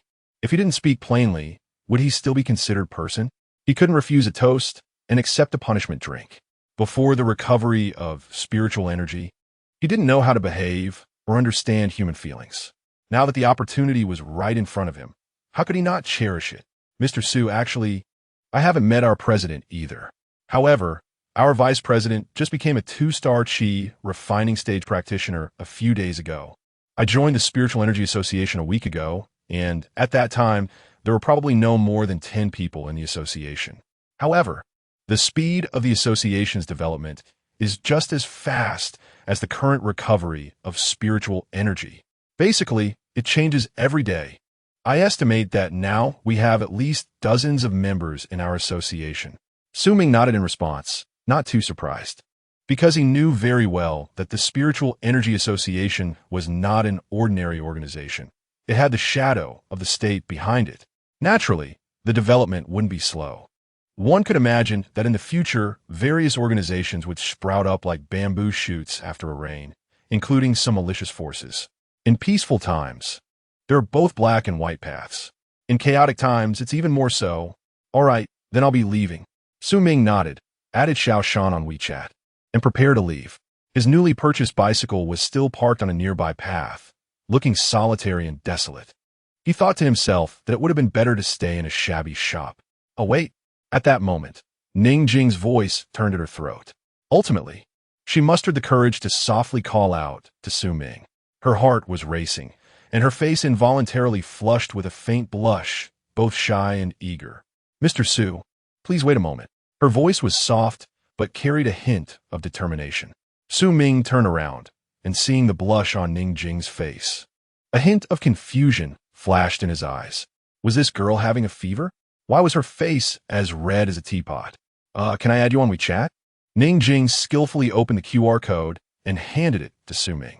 He nodded and added this serene girl as a friend. A girl with water attribute spiritual energy must have a cute WeChat name and profile picture, right? However, Su Ming's mouth twitched. Ning Jing's WeChat name was rather unique. It was called The Dream of Millions of Girls, and her profile picture was actually of a boy in overalls playing basketball. This reminded him of an old acquaintance. Hiss! Su Ming took a sharp breath, looking at Ning Jing with a strange expression. Hidden blue, huh? This little black girl was showing a bit of her true colors, wasn't she? Ning Jing felt Su Ming's gaze, and her face turned even redder as she looked sideways at Xiao Shan. Group leader Xiao I want to stay in Jiangzhou. Xiao Shan looked at Ning Jing, his own expression equally strange. Having lived for half a lifetime, how could he not see what Ning Jing was really thinking? Yet, they had worked together for almost a week, and she was still swayed by someone she had only known for a few hours? Of course, aside from being older, it seemed he was indeed outmatched. Xiao Shan didn't want to say too much at that moment. I'll communicate with the association. How about you come back with me first? Ning Jing decisively shook her head. I'm not asking for permission. I'm notifying you that if it doesn't work out, I'll withdraw from the Spiritual Energy Association. Hearing this, Xiao Shan was completely stunned. What kind of charm did Su Ming have to make this girl act like this? Beside them, Zhao Lei's expression also became a bit strained, feeling a hint of sadness. After a week of getting to know her, he naturally liked this girl, and they were of similar age. It was impossible not to feel something. But now, Sigh. Xiao Shan scratched his head and looked at Su Ming, ultimately agreeing. All right, I'll go back and inform the vice president. Zhao Lei, are you coming back with me? Zhao Lei didn't speak, just nodded. He had to go back. Now that Ning Jing wanted to follow Mr. Su, he couldn't muster any resentment. He was quite self-aware. Right now, he just wanted to leave this heart-wrenching place quickly. Xiao Shan and Zhao Lei left the place as if they were escaping. Before leaving, Zhao Lei also thickened his face and added Su Ming on WeChat, providing a little comfort to his wounded heart. On the spot, Su Ming and Ning Jing stared at each other. Do you have relatives here? Ning Jing shook her head. Do you think the scenery in Jiangzhou is beautiful? Ning Jing shook her head again. Do you think there are many unusual events here and want to take a look? Ning Jing still shook her head. Su Ming rubbed his forehead, not wanting to bother anymore, and walked straight to his bicycle. Ning Jing also didn't speak, quietly following behind Su Ming. I'm planning to ride my bike home now. It's quite late, so let's meet again next time. He didn't know how to deal with this girl. Just then, Ning Jing reached out her delicate hand and tugged at Su Ming's shirt. She didn't dare to look up, her eyes darting away, her eyelashes trembling slightly. The blush on her face appeared even more pronounced under the moonlight, like a perfectly ripe peach. Meanwhile, her heart was tumultuous, more so than her outward appearance suggested. Ning Jing, what are you doing? Ning Jing mentally screamed. A gentle breeze blew past, but her face remained hot, not having much effect. Her heart raced like a startled deer. This new feeling made her both nervous and excited. Su Ming felt a headache coming on. He didn't know how to handle this girl acting this way. Was she not going to leave? They couldn't just stay on the mountain feeding mosquitoes, could they? Ning Jing gently bit her lower lip, took several deep breaths, her chest rising and falling heavily. Finally, she gathered her courage, her voice as soft as a mosquito's buzz. Mistet, I don't have a place to stay. It's so late. Can I disturb you at your home for a bit? After saying this, Ning Jing finally looked up, meeting Su Ming's gaze. Su Ming looked in her clear, big eyes, feeling a bit disheveled. This girl's actions and words were practically begging him to commit a crime. Hey, what was her intention? But how was her gaze so clear? Could it be that he was overthinking? Was she serious? Su Ming repeated the question, and Ning Jing nodded again. All right. Su Ming was completely taken aback, his tone revealing a hint of helplessness as he patted the back seat of his bicycle. This bike is newly bought. Otherwise, there really wouldn't be a place for you to sit. It's quite expensive, so don't break it. Sumin mater softly. Ning Jing heard him, and the corners of her mouth curled up slightly. She felt that this trip was indeed worth it. Mr. Su, I'm not riding for free. I have money. Hearing this, Su Ming's expression became even stranger, his body stiffening. Suddenly, he felt as if he was being treated like a duck. Ding dong. Su Ming heard a sound and took out his phone. Hiss. His eyes instantly widened. He received a transfer from the dream of millions of girls. There was a 1 in front and 4 zeros behind. A total of 10,000 yuan. This is not just a little black kid, but also a little rich girl. All right, please take a seat. We're off. Su Ming suddenly felt much more cheerful. Making money is nothing to be ashamed of. Chapter 52, a bit ambiguous. Villa. Ballad. The night is as dark as ink. The scenery outside the city becomes soft and mysterious under the moonlight. The outlines of trees on both sides of the road appear particularly clear in the moonlight. The air smells pleasant. Occasionally, the croaking of frogs and the chirping of insects from afar add a touch of liveliness to this tranquil night. The bicycle wheels roll quietly on the moonlit road, making a faint rustling sound. Ning Jing sits in the back seat, initially just lightly tugging at Su Ming's shirt corner. But as the night breeze gently brushes and the bicycle bounces slightly, her hands unconsciously wrap around Su Ming's waist, seeking a bit of balance and support. This is her first time riding a bicycle in her life. Up ahead, Su Ming can even feel Ning Jing's body temperature and breath. This stirs up a subtle feeling in his heart. After all, he is still a normal man, just turned 18. Su Ming clears his throat, trying to conceal his embarrassment. Hold tight, don't fall. He shifts the gears of the bicycle, speeding up a bit, trying to let the wild wind wake him up. It should be effective, right? Shifting gears, a momentary push against his back. Ning Jing can't control herself, suddenly leaning forward, her chest making intimate contact with Su Ming's back. It's very soft. The two seem to feel even warmer. Under the slightly ambiguous atmosphere, the two finally enter the urban area. Moonlight intertwines with neon lights, and the outlines of tall buildings flicker in the night. Occasionally, they see a few pedestrians on the road, which makes the usually obedient Ning Jing feel inexplicably nervous and excited. The feeling of being with Su Lao is very novel and nice. After passing through a lush grove, Su Ming finally approached his villa. He turned back to glance at Ning Jing. The moonlight spilled onto her face, giving her outline a layer of silver glow. Her eyes are tightly closed, and her long eyelashes gently tremble in the moonlight, as if sensing this wonderful night. Really, Su Ming doesn't know what to say. A warm current surges in his heart. We've arrived. Ning Jing opens her eyes, a trace of intoxication remaining on her face. Thank you, Su Lao, for tonight. I'll trouble you. The two entered the villa together, passing through a neatly trimmed grove. Moonlight filtered through the gaps in the leaves, casting mottled shadows on the path. Ning Jing's mood lightened a bit. Su Lao's home is very quiet and beautiful. She seems to like it even more. The two went up to the second floor of the villa. There are 3 bedrooms here. Feel free to choose any room to stay in. Each bedroom also has new toiletries. Don't be polite. Ning Jing noted. She didn't choose and directly picked the middle room.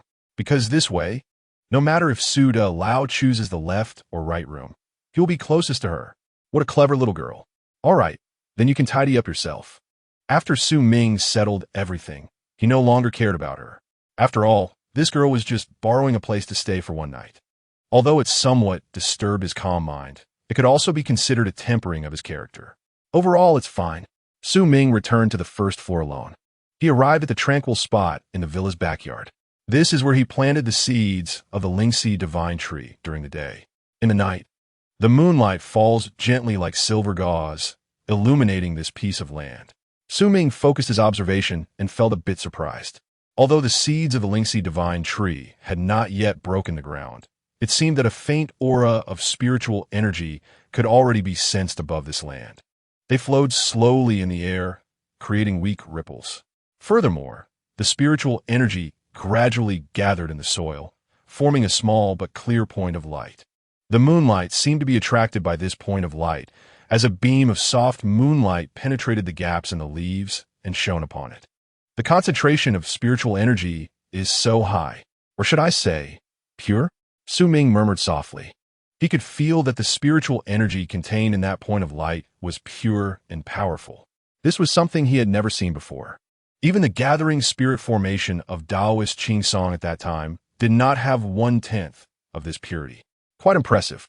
Su Ming squatted down and gently touched it.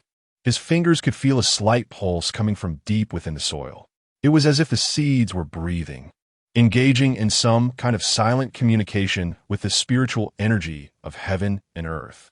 Seeds, grow up quickly, sprout quickly when the morning light first appears. The night slowly opens, you will stretch out your tender green arms.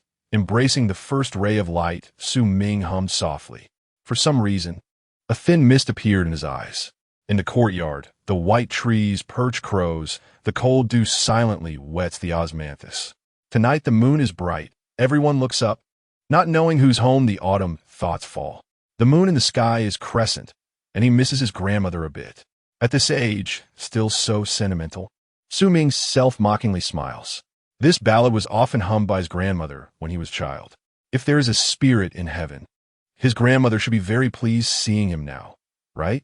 A few minutes later, Su Ming's figure gradually faded away, merging into the outline of the villa. In place, the leaves gently swayed in the breeze.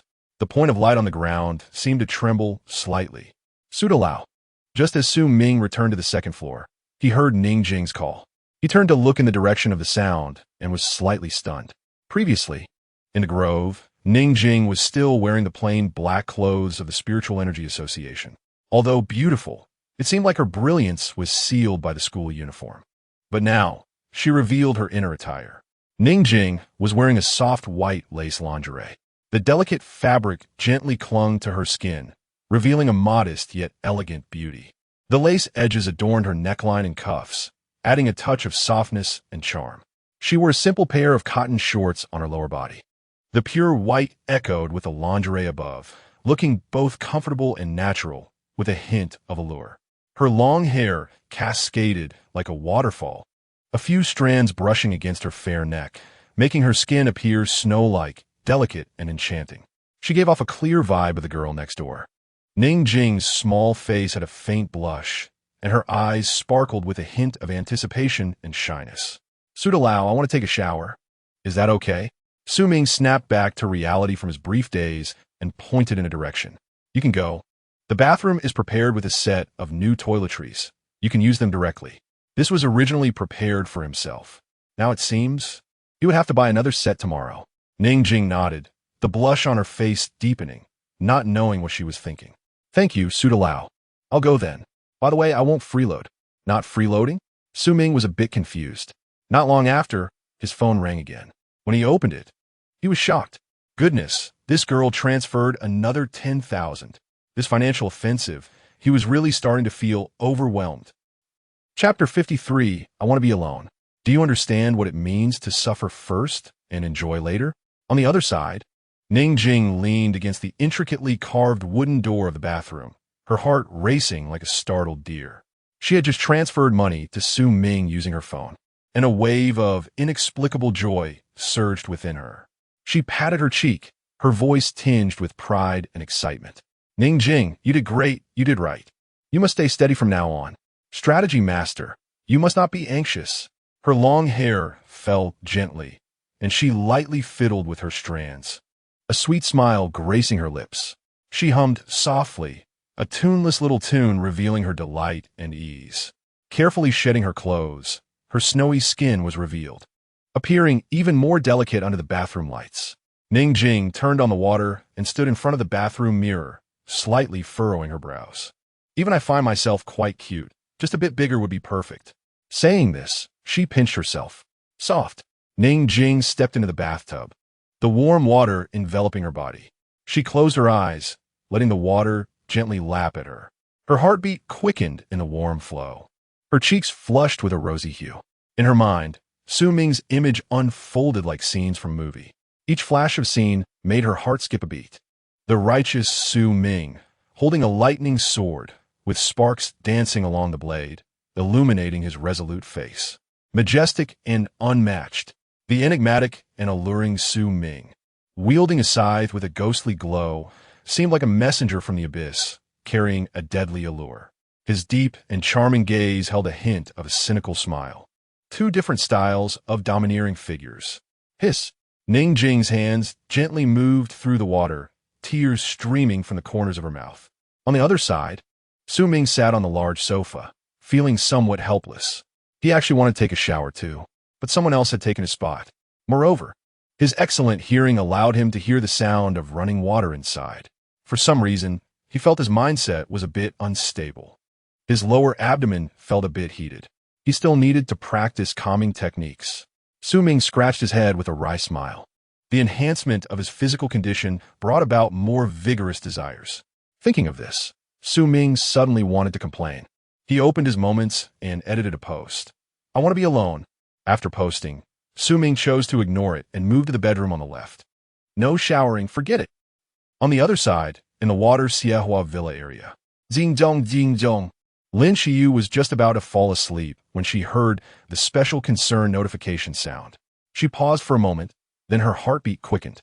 Su Ming had made a move, finally willing to pay attention to her. She had never set a special concern ringtone for anyone before, but yesterday, she suddenly did. She wanted to capture any movement from Su Ming at the first moment. She was afraid that Su Ming would message her, and she wouldn't receive it immediately. Lin Xiyu's fingers trembled as she opened her phone. The next moment, she felt a bit disappointed. Su Ming hadn't sent her a message. It was just a notification about a post in Moments. "I want to be alone." After reading those words, a complex emotion flashed in Lin Xiyu's eyes. She lightly bit her lip, feeling a bit upset. Was Su Ming annoyed by her? Hadn't she just sent a few more messages these days? Lin Xiyu felt a bit wronged, tears welling up in her eyes. Su Ming was too heartless. Thinking of this, she dialed Lin Kuer's number. She wanted to vent her grievances to her cousin. All of this, Su Ming was unaware of. At this moment, He was messaging with the old Taoist priest. From the chat content, he learned that the old Taoist priest had contacted both the old lady and the high-ranking officials of the association through Xiaoshan. The old lady was naturally very sad and emotional, but there was nothing she could do. On Xiaoshan's side, they had contacted the local police, planning to search using surveillance and various police resources. Of course, this was limited to routine searches. Qingsong Daoist, if you come up with any formations, could you let me know?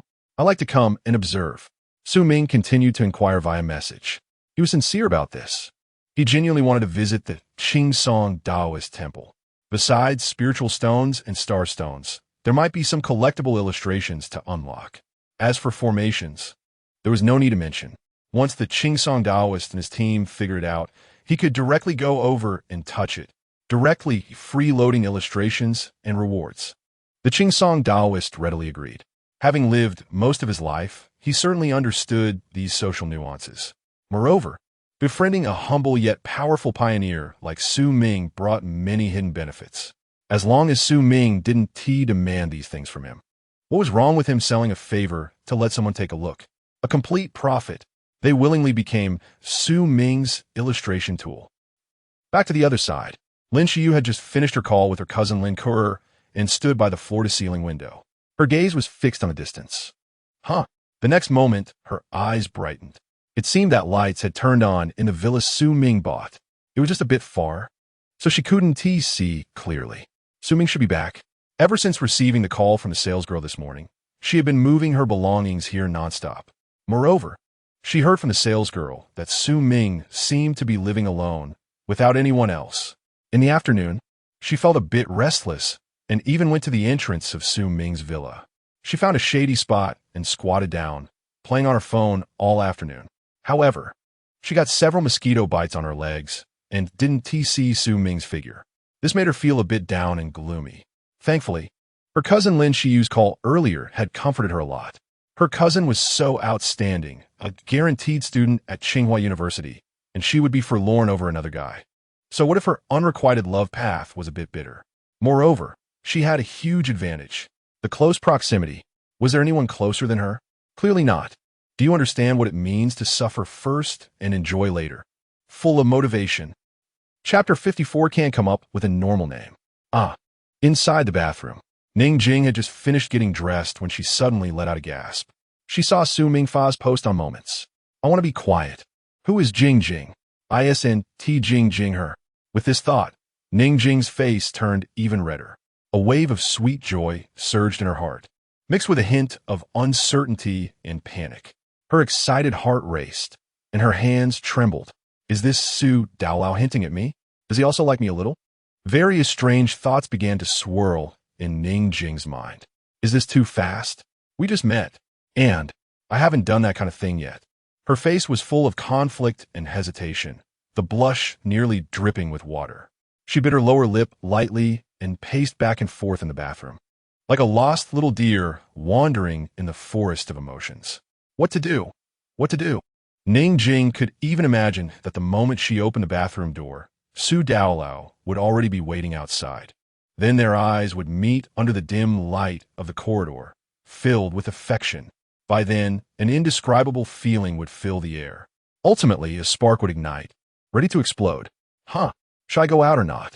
Ning Jing felt her heart was in chaos, thumping wildly. But if Su Daolao really means it, I can't escape with my strength. What did they say? If you can't resist, then enjoy it. With this thought, Ning Jing seemed to have made up her mind and pushed open the bathroom door. Let the storm come even stronger. The living room was dark. There wasn't a single shadow. It seemed she had thought a bit too much. Even the bedroom door on the left was closed. Su Daolao must have already gone to rest. Ning Jing stood at Su Ming's door, hesitated for a long time, but still didn't knock. She returned to her own bedroom with her head down. If she offered herself up, wouldn't that seem too casual? What would Su Daolao think of her? Absolutely not. In the middle of the night, everyone was lost in their thoughts, unable to sleep, except for Su Ming. Ning Jing lay in bed, her small hands frantically typing on her phone screen. This was a chat group. There were 5 people in the group. The dream of billions of girls, beautiful warrior, hard arsonist, tool mandalay, cold and elegant young woman, 5 people couldn't come up with a normal name. The dream of billions of girls was naturally Ning Jing. Tool Mandalay was also quite obvious. It was Zhao Lei who went into the woods with him earlier. He willingly chose this name because in this group, besides him, the rest were all girls. They got to know each other through the Spiritual Energy Association. They'd met a few times privately. They got along well, so they created a group. Beautiful Warrior was named Yao Tingting, who had nothing to do with being strong. A little potato at 1.50 meters, with a baby face, cute, and playful personality, a standard lowly. Hard Arsonist was named Shun Bing, true to her name. A cold goddess vibe. With a tall figure and a cool temperament, she was definitely a queen, a no-entry sign for strangers. Cold and elegant young woman was a woman in her 30s named Zhou Jin. She was warm and cheerful, but had been single since birth. They all emphasized the contrast. Cold and elegant young woman, the dream of billions of girls. So you really plan to stay in Jiangzhou and not come back? Have you been completely bewitched? The dream of billions of girls. Not coming back. It's much more interesting here. I'm living in Daolao's house now. Hard Arsonist. Jing, you better be careful. Don't get cheated. How can such an outstanding girl have a love-struck brain? The dream of billions of girls. Don't worry. Bing Jia. Daolao is a really nice person. Beautiful Warrior. Traitor. Prioritizing romance over friendship. Is Daolao really that strong and handsome? I don't believe it, unless you send me a photo to see. Cold and elegant young woman. I think Jing is just seeing beauty in her lover's eyes. Hard Arsonist. Exactly. I asked team leader Xiao and Zhao Lei. Both kept quiet about that Daolao. Probably just a facade. The dream of billions of girls. You guys don't understand me. Cold and elegant young woman. By the way, ISNT, the association, organizing a small team building next weekend. You should invite that Daolao to let us evaluate if he is worthy to be with our Jing. Ning Jing paused slightly upon seeing this message. Deep in thought, she knew about this team building event. It was for pioneers in the area to get to know each other and promote development.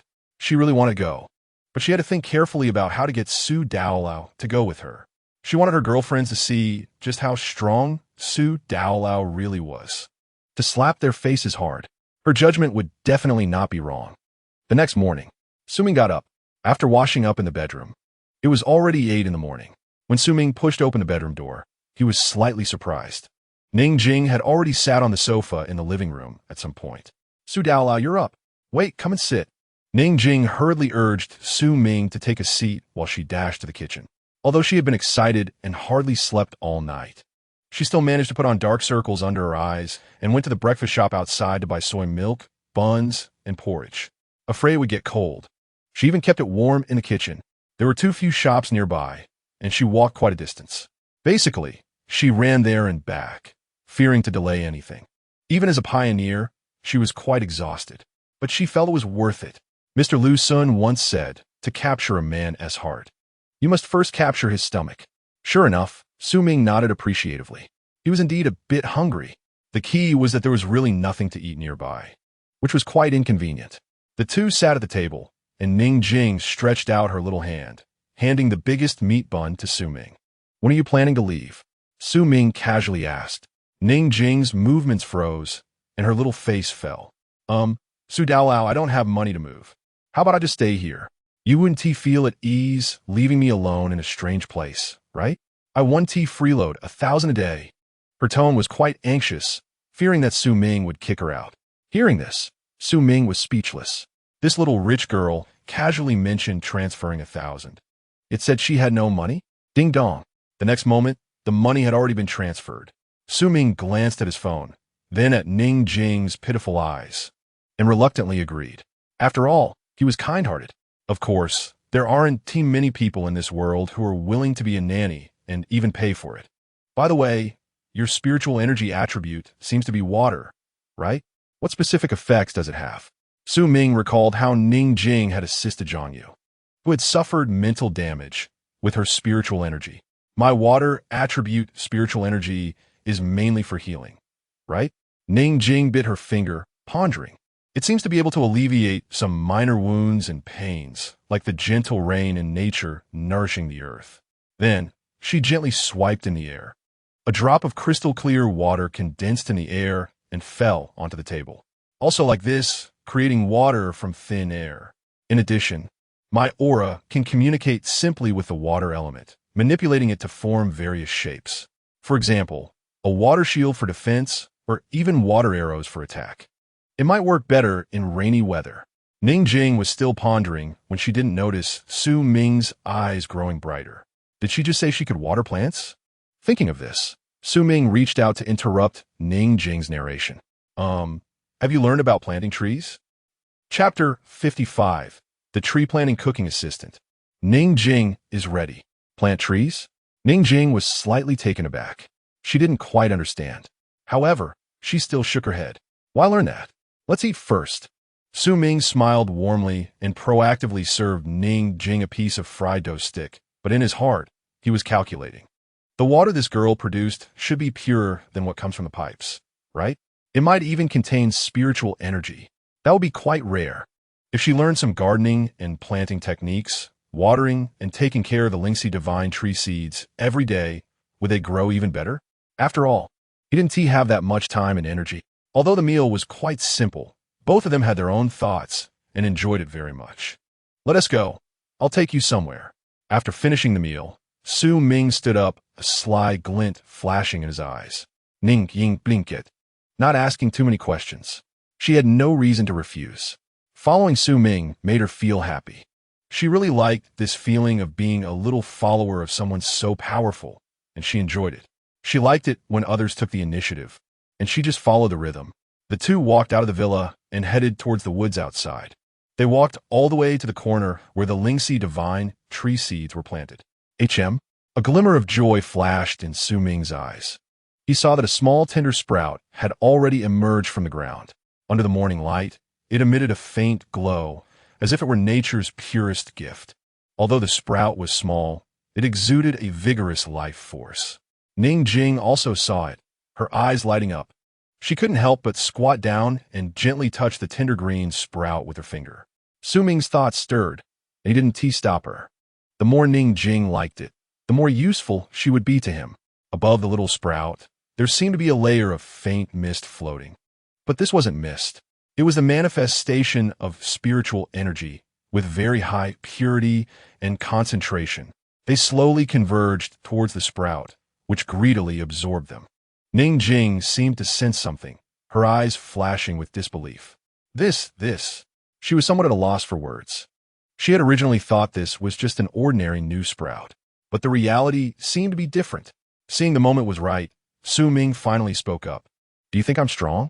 Hearing Su Ming's words, Ning Jing nodded furiously, like a chick pecking at rice. Wasn't he that obvious? She had witnessed that divine aura yesterday. It couldn't be fake. Cultivating spiritual energy is not just about being closed off. It also requires merging with nature and everything in it to comprehend and apply it. Look, Su Ming said while pointing at the sprout on the ground. Once this little guy grows up, it will definitely be extraordinary, because every leaf and every branch can be a part of spiritual energy cultivation. Su Ming cleared his throat, trying to make his voice deep and charming. The reason I have achieved what I have today is also because I keep trying various methods, constantly communicating with nature, and continuously controlling and utilizing my spiritual energy. He then patted Ning Jing's shoulder, his tone sincere. Your water attribute spiritual energy, if only used for simple healing, will be too wasteful. It should have more possibilities, more uses. Ning Jing was deeply attracted by Su Ming's words, her eyes sparkling with curiosity and desire. Didn't she also want to be strong like Su Ming? So, what should I do? What other uses are there? Su Ming extended his hand, pointing at the sprout. Water it. Use your spiritual energy to nourish it. This is not only a way to cultivate it, but also a way to train your own spiritual energy with many benefits. If you want to become stronger, you must start by doing every small thing well. Planting trees actually contains great knowledge. From today onwards, this sprout is entrusted to you. You need to read more and study more. Think about how to take care of it so it can grow strong and healthy. Being close to nature is also a form of cultivation. Ning Jing seemed to understand, but still hurriedly nodded. First, she wanted to become stronger. Second, this was a task assigned by the big boss Su. Based on that, she had no reason not to do well. Thank you, Big Boss Su. Ning Jing was a bit excited. Such a big boss who thought of others selflessly. She didn't know where she could find another. Seeing Ning Jing's reaction, Su Ming felt a bit guilty, but was still quite satisfied. Ning Jing was older than him, so this shouldn't be considered deceiving a child, right? Moreover, he and T said anything wrong. It's very difficult to achieve perfection in anything. But if one can achieve perfection, then they will definitely be strong. Letting Ning Jing use her water attribute spiritual energy to nourish the Lingxi divine tree seeds might actually have some cultivation effect. After all, this was the Lingxi divine tree. Wherever this thing is, spiritual energy will not be thin. If Ning Jing can really complete the task, he would naturally not forget her later, and they would share the blessings together. By the way, can you cook? Su Ming asked again. A little. All right, then cooking will be left to you too. It's also a form of cultivation. Ning Jing was puzzled. Su Ming sighed in frustration. The reason you cultivate so slowly and have such a big gap with me is that you lack these insights. Think about it. Cooking is the fusion of the 5 elements, the natural way of balancing water and fire. The stove can refine everything and also forge character. Controlling the heat is a reflection of the exquisite control of spiritual energy during cultivation. Cooking is actually very similar to meditation during cultivation. One must be focused and concentrated throughout the process. Moreover, cooking is also a form of creation. You need to experiment more. This aligns with innovative thinking in cultivation. Your control of water elements to create water shields, water swords, and so on cannot be separated from innovative thinking. Ning Jing stood there in a daze, somewhat stunned by Su Ming's words. At that moment, she felt a light emanating from Su Ming. No wonder he could be so strong. He truly integrated cultivation into life. Life is also cultivation. With such a realm and such a mindset, how could he not become a master? Moreover, he selflessly shared all his insights with her. What kind of spirit was this? She felt she could only be worthy of it by dedicating herself. Well, you should contemplate well. I'll step out for a bit. Su Ming patted Ning Jing's shoulder and turned to leave. Looking at the dazed Ning Jing, he still felt a slight pang of conscience. If he didn't leave now, he was afraid he wouldn't be able to hold back. The tree planting cooking assistant Ning Jing is ready. And now, he planned to go back to the market where he bought vegetables that day to take a look. The place where the dream began. Numerous illustrations indicated that it was not ordinary, showing signs of spiritual energy revival. Several days had passed. He had to go back and take a look. He couldn't delay any longer. Chapter 56 Step by Step onto the right track. After bidding farewell to Ningjing, Su Ming rode his bicycle out the door. Let this girl study and comprehend well at home. The future is promising. Along the way, Su Ming increasingly felt that his decision was very correct and promising. That is, to develop more tool people and become a big capitalist. As for the Qingsong Taoist Temple, he could regularly go there to touch new things and open the illustrated guide. If he wanted to obtain a lot of key information, he could go through the Special Investigation Bureau, the military, or the Spiritual Energy Association. As for the home front, he would temporarily leave it to Ningjing to manage. As long as he followed this path and realized having tool people help him find tool people, he could lie down and wait for the harvest, becoming stronger and stronger. The efficiency was terrifyingly high. Not bad, not bad. Su Ming nodded. He had gained his own recognition. Around 10 o'clock in the morning, Su Ming finally arrived at the entrance of the vegetable market. This market was very close to his old community, but it was indeed a bit far from his villa. At this time, there were quite a few people in the market. Although most of them were elderly folks carrying vegetable baskets, Su Ming's appearance did not seem out of place. Su Ming parked his bicycle at the entrance and entered the market. It was a bit noisy inside. The vendors were shouting, customers were haggling, and the chopping of ingredients on the cutting boards. All of this moved him somewhat. Nowadays, the changes caused by the revival of spiritual energy have become increasingly profound. How much longer can such stable days last? Right now, it was just like boiling a frog in warm water. How many people would be caught off guard by the upcoming drastic changes? How many would die? There isn't too much time left for the country, for the pioneers, and for me. Su Ming mumbled to himself while expanding his perception. 2 minutes later, he frowned. He did not detect any abnormalities. Is my perception ability not enough? Or is it that there is actually nothing unusual here?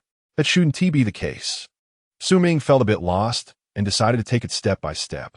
Without the jade spirit root, crimson flame fruit, and netherworld ear back then, where'd he be now? Soon, Su Ming was busy. At each stall, he would lean down and touch all the vegetables. He felt a bit itchy to do so. An old lady looked at Su Ming, who was seriously picking vegetables, and felt a bit emotional. There are too few young men nowadays who are so meticulous about selecting vegetables. If my granddaughter could be with a young man like you, it would be so much more reassuring. Su Ming's ears perked up. He naturally heard the old lady's mumbling. It was somewhat embarrassing. Grandma, can you help me pack this cucumber?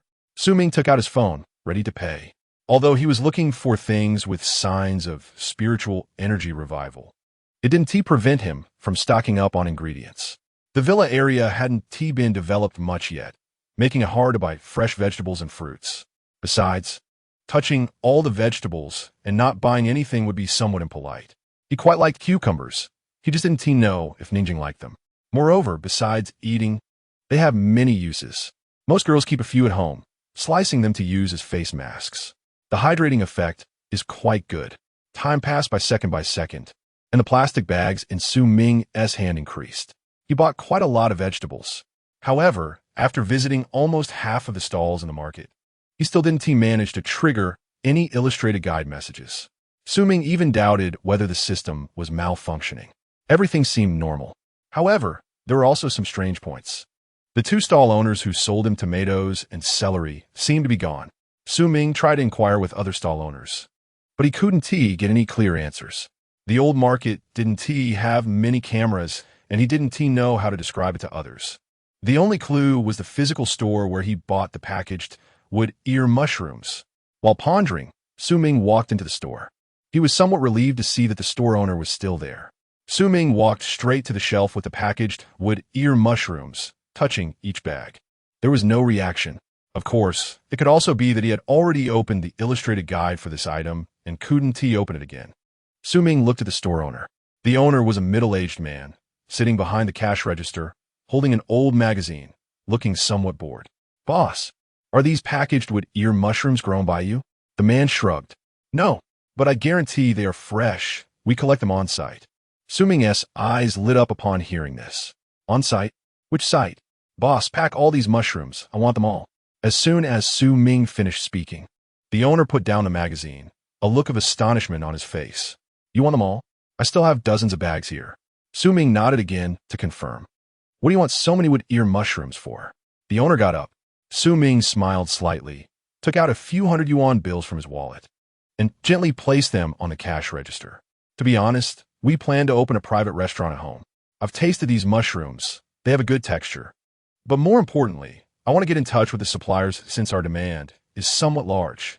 The owner looked at the money on the table, his eyes brightening. He somewhat understood Su Ming's intention. The focus wasn't on the wood ear mushrooms, but rather on the underlying intention. He wanted to see if there were any delivery channels. After pondering for a moment, the owner glanced at the bills on the table. Young man, seeing your sincerity, I can try to contact them for you. However, these wood ear mushrooms are specially collected from Qingshui village. There are a few old farmers there who specifically grow mountain goods. Hearing this, Su Ming's heart stirred. Qingshui village? He hadn't heard of this place before, but it shouldn't be too far from here. Furthermore, the wood ear mushrooms that had previously shown signs of revival were likely found there and then transported here. If that's the case, then the celery and tomatoes that turned into jade spirit root and crimson flame fruit might also follow the same logic. The abnormality isn't in the market itself. The source lies elsewhere. It's possible that the two stall owners who were previously absent also came from Qingshui village. At Su Ming's request, the owner dialed the villagers' phone numbers from Qingshui village in front of him. However, he called two in a row, and no one answered. They might be busy. After that, Su Ming and the owner added each other on WeChat. He also directly transferred another 1,000 yuan to the owner through WeChat. When asking someone to do things, it's always good to give some benefits. Besides asking for some information, The main purpose was to trouble the owner to find a vegetable supplier who could deliver different vegetables to his villa every day.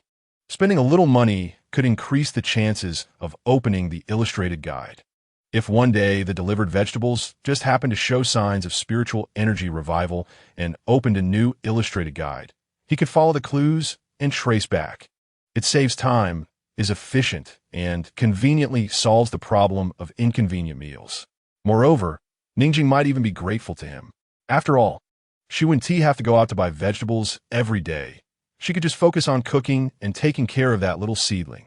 Thinking about it, how much effort had he, Su Ming, put in to ensure she could cultivate peacefully without being disturbed by outside matters? After everything was arranged, the morning was almost over. Su Ming moved his bicycle onto the vegetable delivery truck and got in with the employee arranged by the owner. Since a dedicated person had been arranged to deliver vegetables to the villa every day, today was just right for this person to familiarize themselves with the route. Moreover, Su Ming had specifically instructed, every day, the vegetables delivered to the villa must be sourced by the employee from different channels, and he needs to keep track of where each batch comes from, including the vegetable market. Even if he sees some stalls selling particularly fresh vegetables, he makes sure to deliver those as well. Money is not an issue. The employee is a young man in his 20s with an honest appearance. He drives the car without any complaint about the trouble or the workload. He simply feels a bit emotional. Perhaps this is what it's like to be wealthy. Even meals are so meticulous, always seeking the freshest ingredients. Of course, he enjoys it as well. This young boss pays him a net salary of 3,000 yuan a month. His job is to select some vegetables every morning, keep good records, and then deliver them to the villa. It's easy and pleasant. Why not enjoy it? If he doesn't take it seriously, he feels he doesn't deserve that pay. This kind of desirable job has a lot of people eyeing it.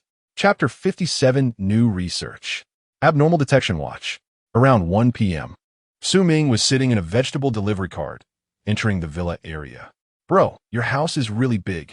Old Lee, the employee, was carrying a large bag of vegetables and arrived at Su Ming's villa door. All right, then I'll trouble you with that. Make sure to bring a variety every morning, and check a few more stalls at the vegetable market. Su Ming gave a few instructions and took out his bicycle. Then the two said their goodbyes. Old Lee got into his car, a hint of envy flashing in his eyes. Just now, he saw the girl in the villa. She was really stunning. Without a doubt, he could roughly guess the relationship between her and his little boss. Being rich is great. Keeping a beauty in a golden house. TSK, TSK, TSK. Old Lee shook his head and drove away. Such days, he could only dream of. Inside the villa, Ningjing listened to Su Ming's casual explanations, her eyes turning red again. Su Dalao was really too good to her. This morning, he said he was going out for business, but it was actually to prepare resources for her, so she could focus more on her cultivation. Su Dalao, I'll go cook now, you rest. Without saying another word, Ningjing began to act. Su Ming Nadith, a child worth teaching. For the next nearly hour, Su Ming was scrolling through his phone. He checked the news from various places and then clicked into the Spiritual Energy Association S forum. There are all sorts of posts. Help! I seem to have encountered something strange. Su Ming looked at the title and clicked in. Brothers, something seems off with our garage. Could there be a ghost? I just watched the surveillance. It was recorded from above. Su Ming clicked on the video.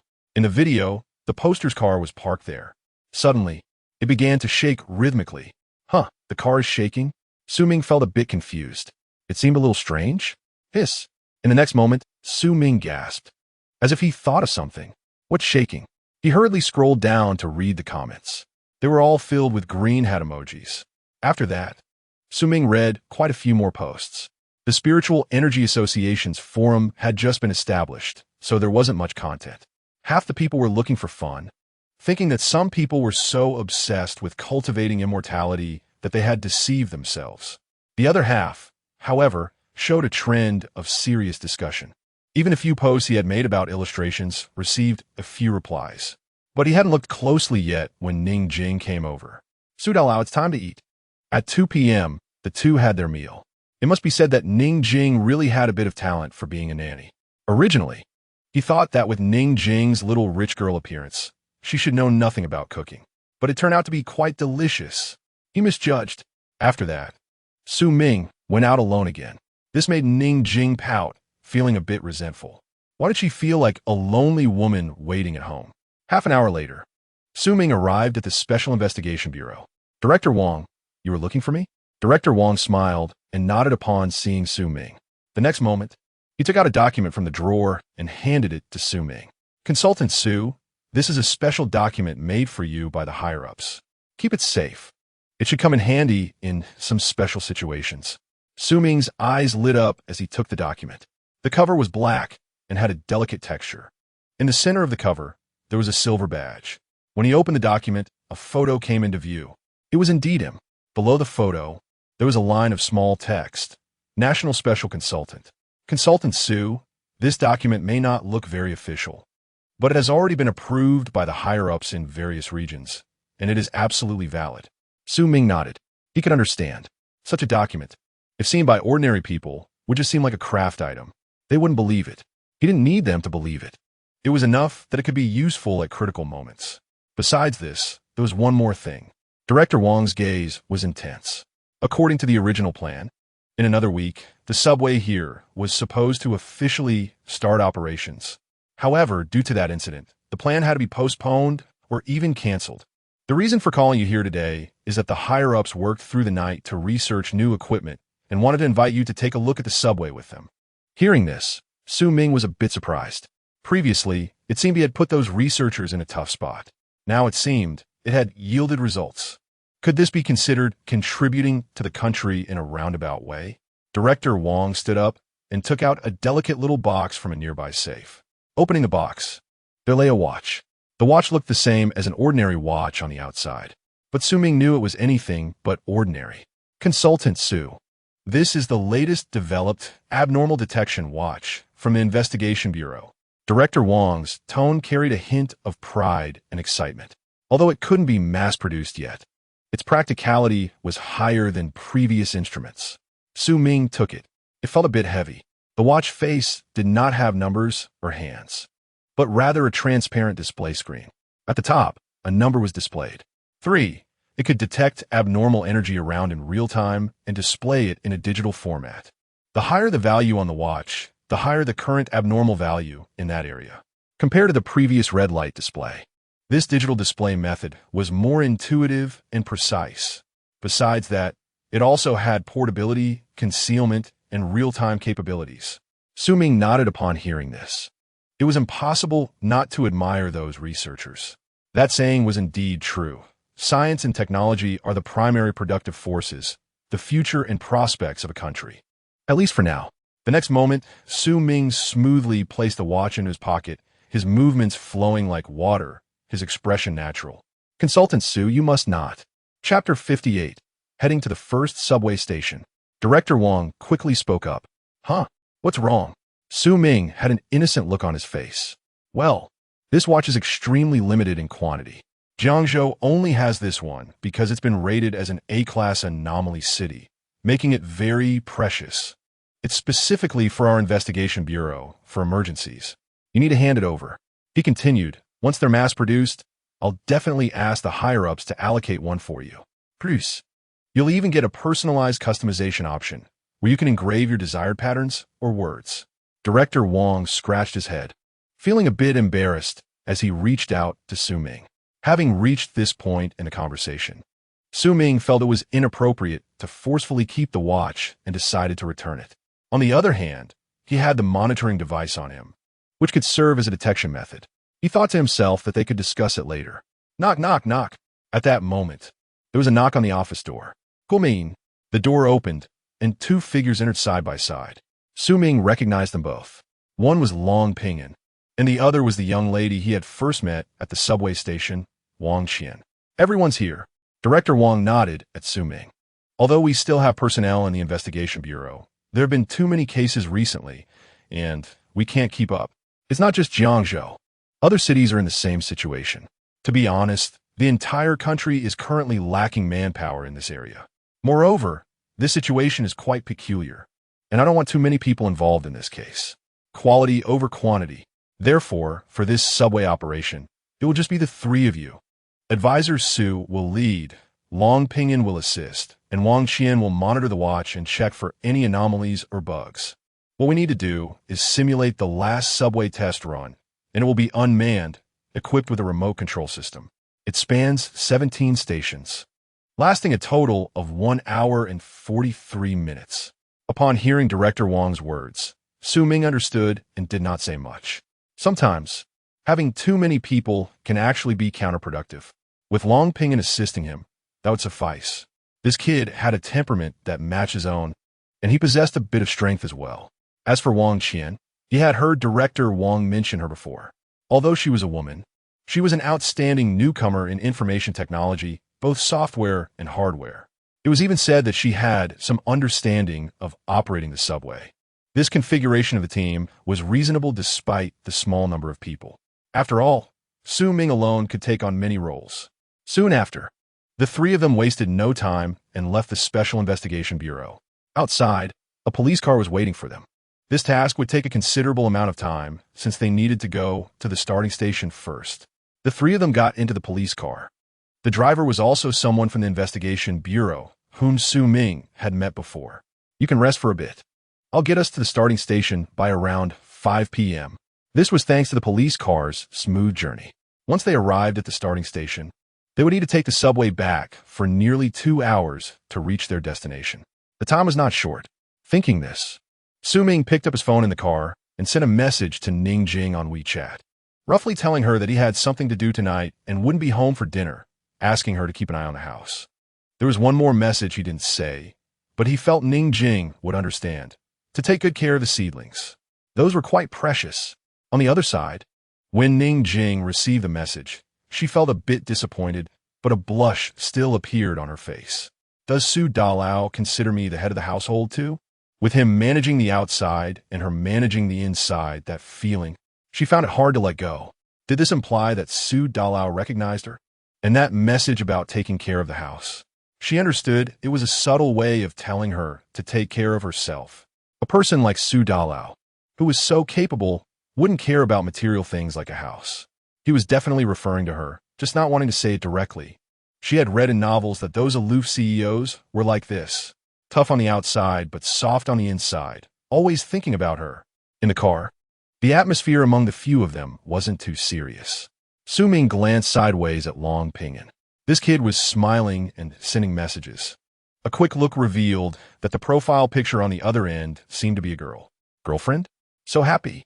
With some free time, Su Ming casually asked. No. Long Pinyin immediately shook his head vigorously, denying it. That's Officer Li's daughter.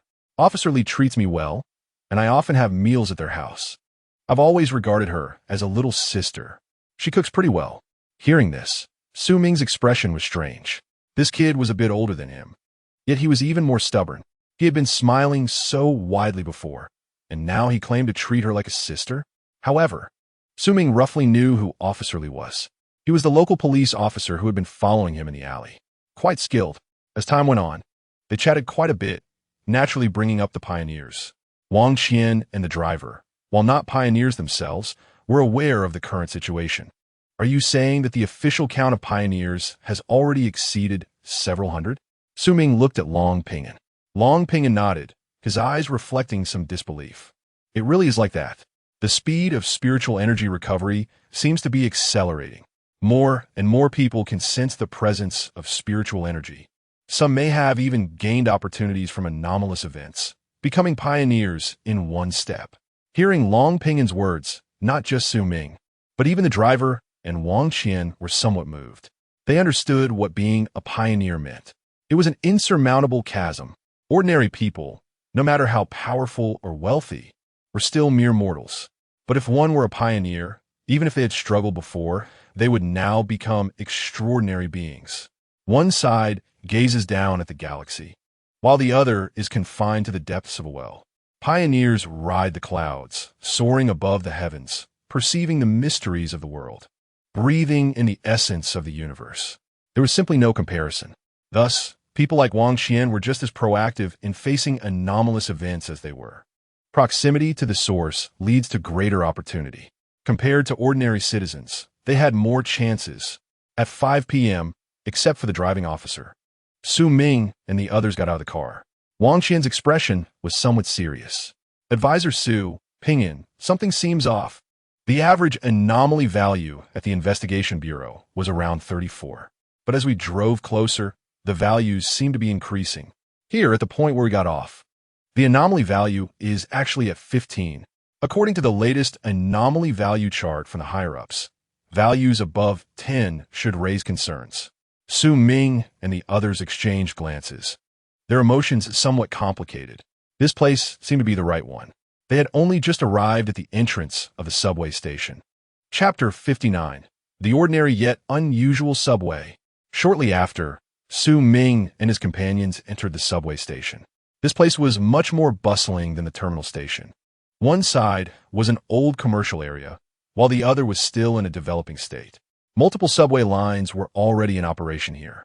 However, the line that had experienced issues during its trial run, including that route, had not been officially launched yet. The abnormal value was still rising. Along the way, Wang Qian's voice was somewhat serious. Ming and Long Pingyan also furrowed their brows slightly. This subway station had a considerable number of pedestrians and businesses. Moreover, there was no reason for a direct suspension. With such a large flow of people, shutting down all subway lines here would cause significant conflicts. If something were to happen in a place like this, it would be hard to control. Long Pingyan's eyes flickered intensely, thinking about the potential consequences. On their side at the terminal station, even if something happened that affected the surroundings, there weren't many people. But here it was different.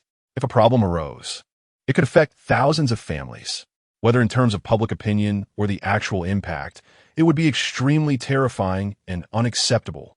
The three of them navigated through the bustling crowd and finally arrived at a secluded platform according to the instructions in their earpieces. The lights around the platform were dim, and there were no other people. In this area, it was just them. This made Ming and the others feel a bit relieved.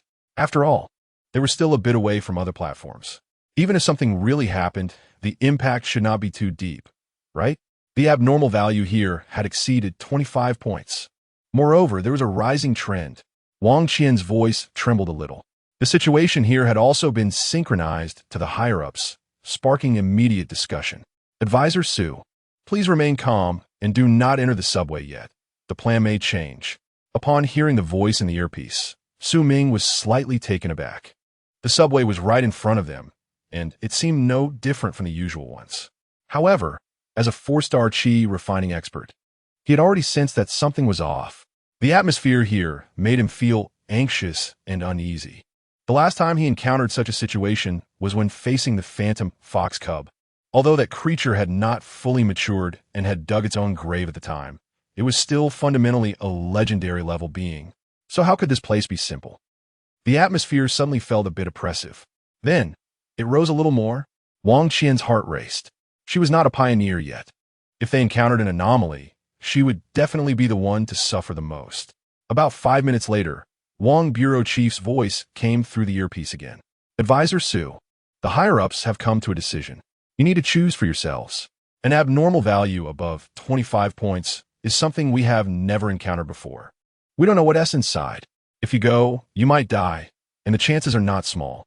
His words were heard not only by Ming, but also by Long Pingyan and Wang Qian. Bureau Chief Wang, if we don't go with the current trend, will this abnormal energy continue to rise? Ming asked calmly. On the other end, there was silence for a moment. The calculations confirmed that the value would indeed continue to rise.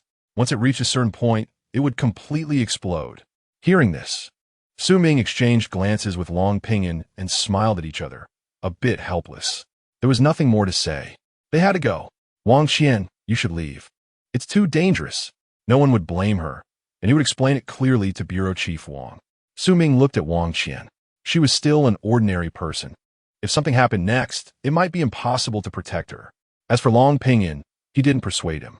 If one wanted to become stronger, facing crises was essential. Long Pingyan was also quite stubborn. Wang Qian's expression changed, but in the end, she shook her head. I will stay. If it really comes to a point where there's no way out, you don't need to worry about me.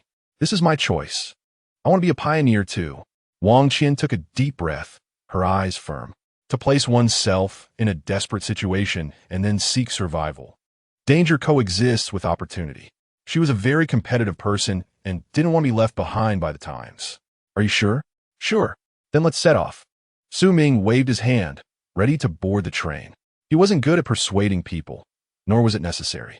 Respecting others' destinies. The three of them boarded the subway.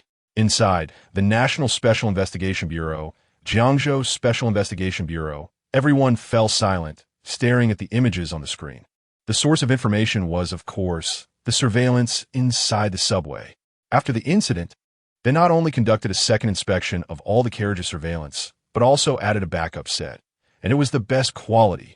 If there were any interruptions in the surveillance footage again, it would definitely indicate something was wrong. The subway doors slowly closed. Besides the three of them, there were naturally no other people in the carriage. Let's move together and see if there's any anomaly. Su Ming instructed while scanning and checking every corner of the carriage. At this moment, the spiritual energy sensing didn't seem to work as well.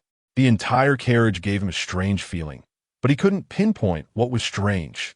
26. 27. 26. Wang Qian kept staring at her watch. Since they boarded the subway, the upper value had been fluctuating between 26 and 27.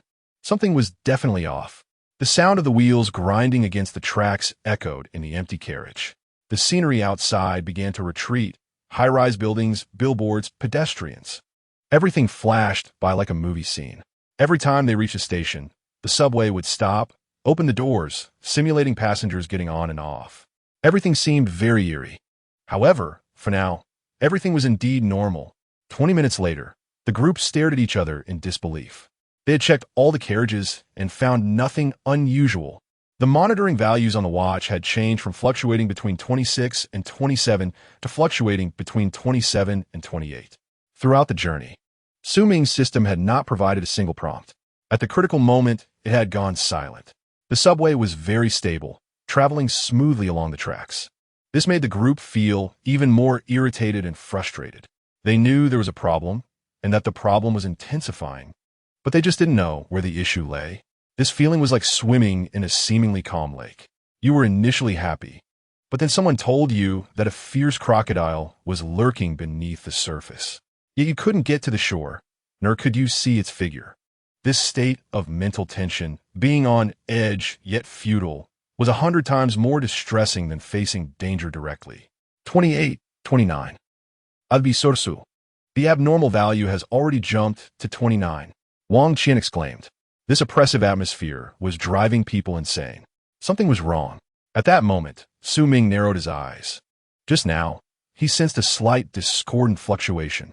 In that moment seemed to coincide with the abnormal value reaching 29. A quantitative change led to a qualitative change. Initially undetectable, but now he seemed to be able to sense something. Positively speaking, this was a good thing.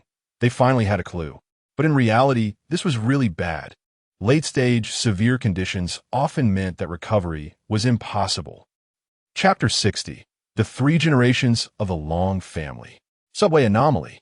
Long Ping noticed Su Ming's abnormal behavior and made a shushing gesture to Wang Qian. At such times, one must be meticulous and not disturb the situation. He knew that Su Ming was far stronger than him. His inability did not mean that Su Ming was incapable. For a moment, the entire subway car seemed to grow even quieter.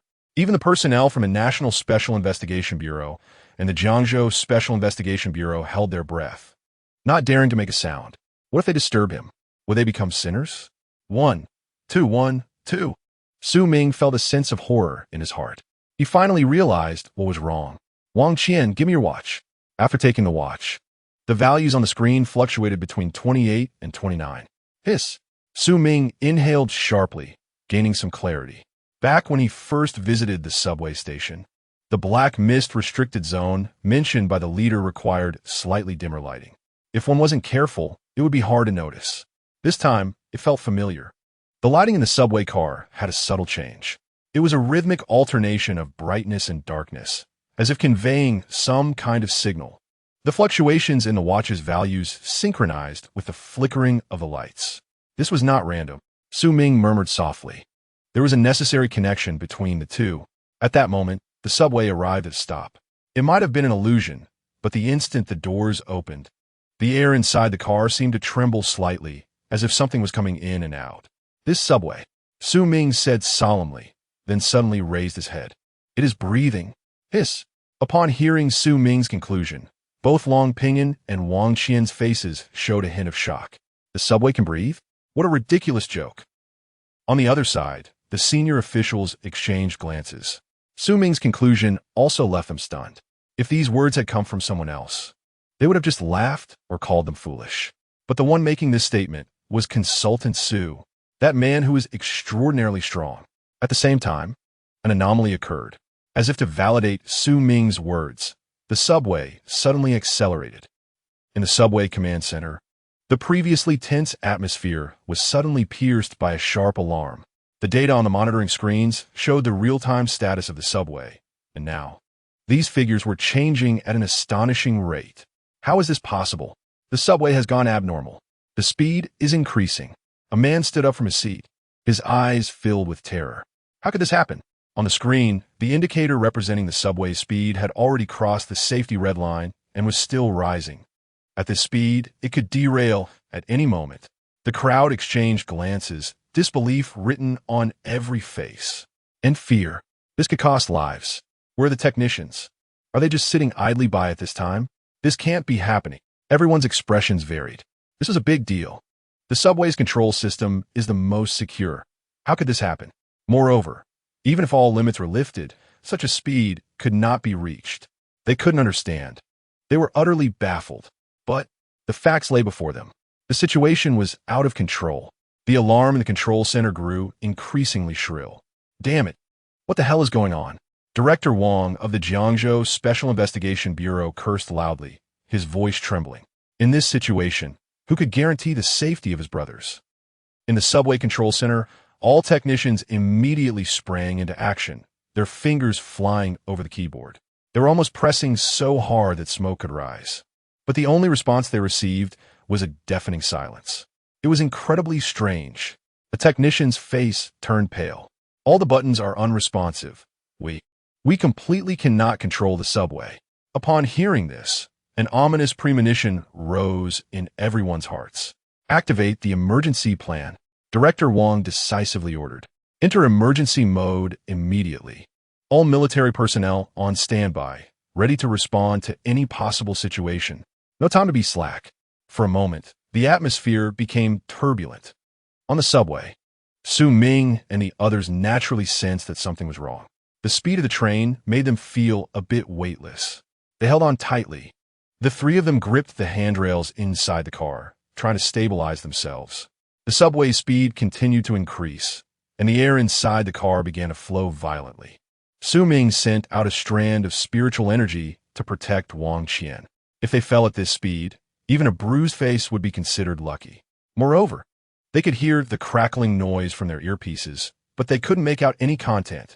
Their connection with the upper management seemed to have been cut off. Inside the National Special Investigation Bureau, the tense atmosphere could almost freeze the air. Damn! Suddenly, an elderly man in military uniform stood up abruptly. He slammed his hand on the conference table, creating a dull thud. His face was filled with anger. Everyone present could feel his fury. This old man was named Long Zhantian. His name was incredibly imposing. Although aged, he exuded an undeniable authority. His military uniform was impeccably neat, and the stars on his shoulder insignia shone brightly, showcasing his extraordinary identity and status. Long Zhantian, a prominent founding figure in the military history of Long Country. His life was filled with legends. He had participated in countless battles and achieved numerous accomplishments. It is no exaggeration to say that he is the most respected elder in the military.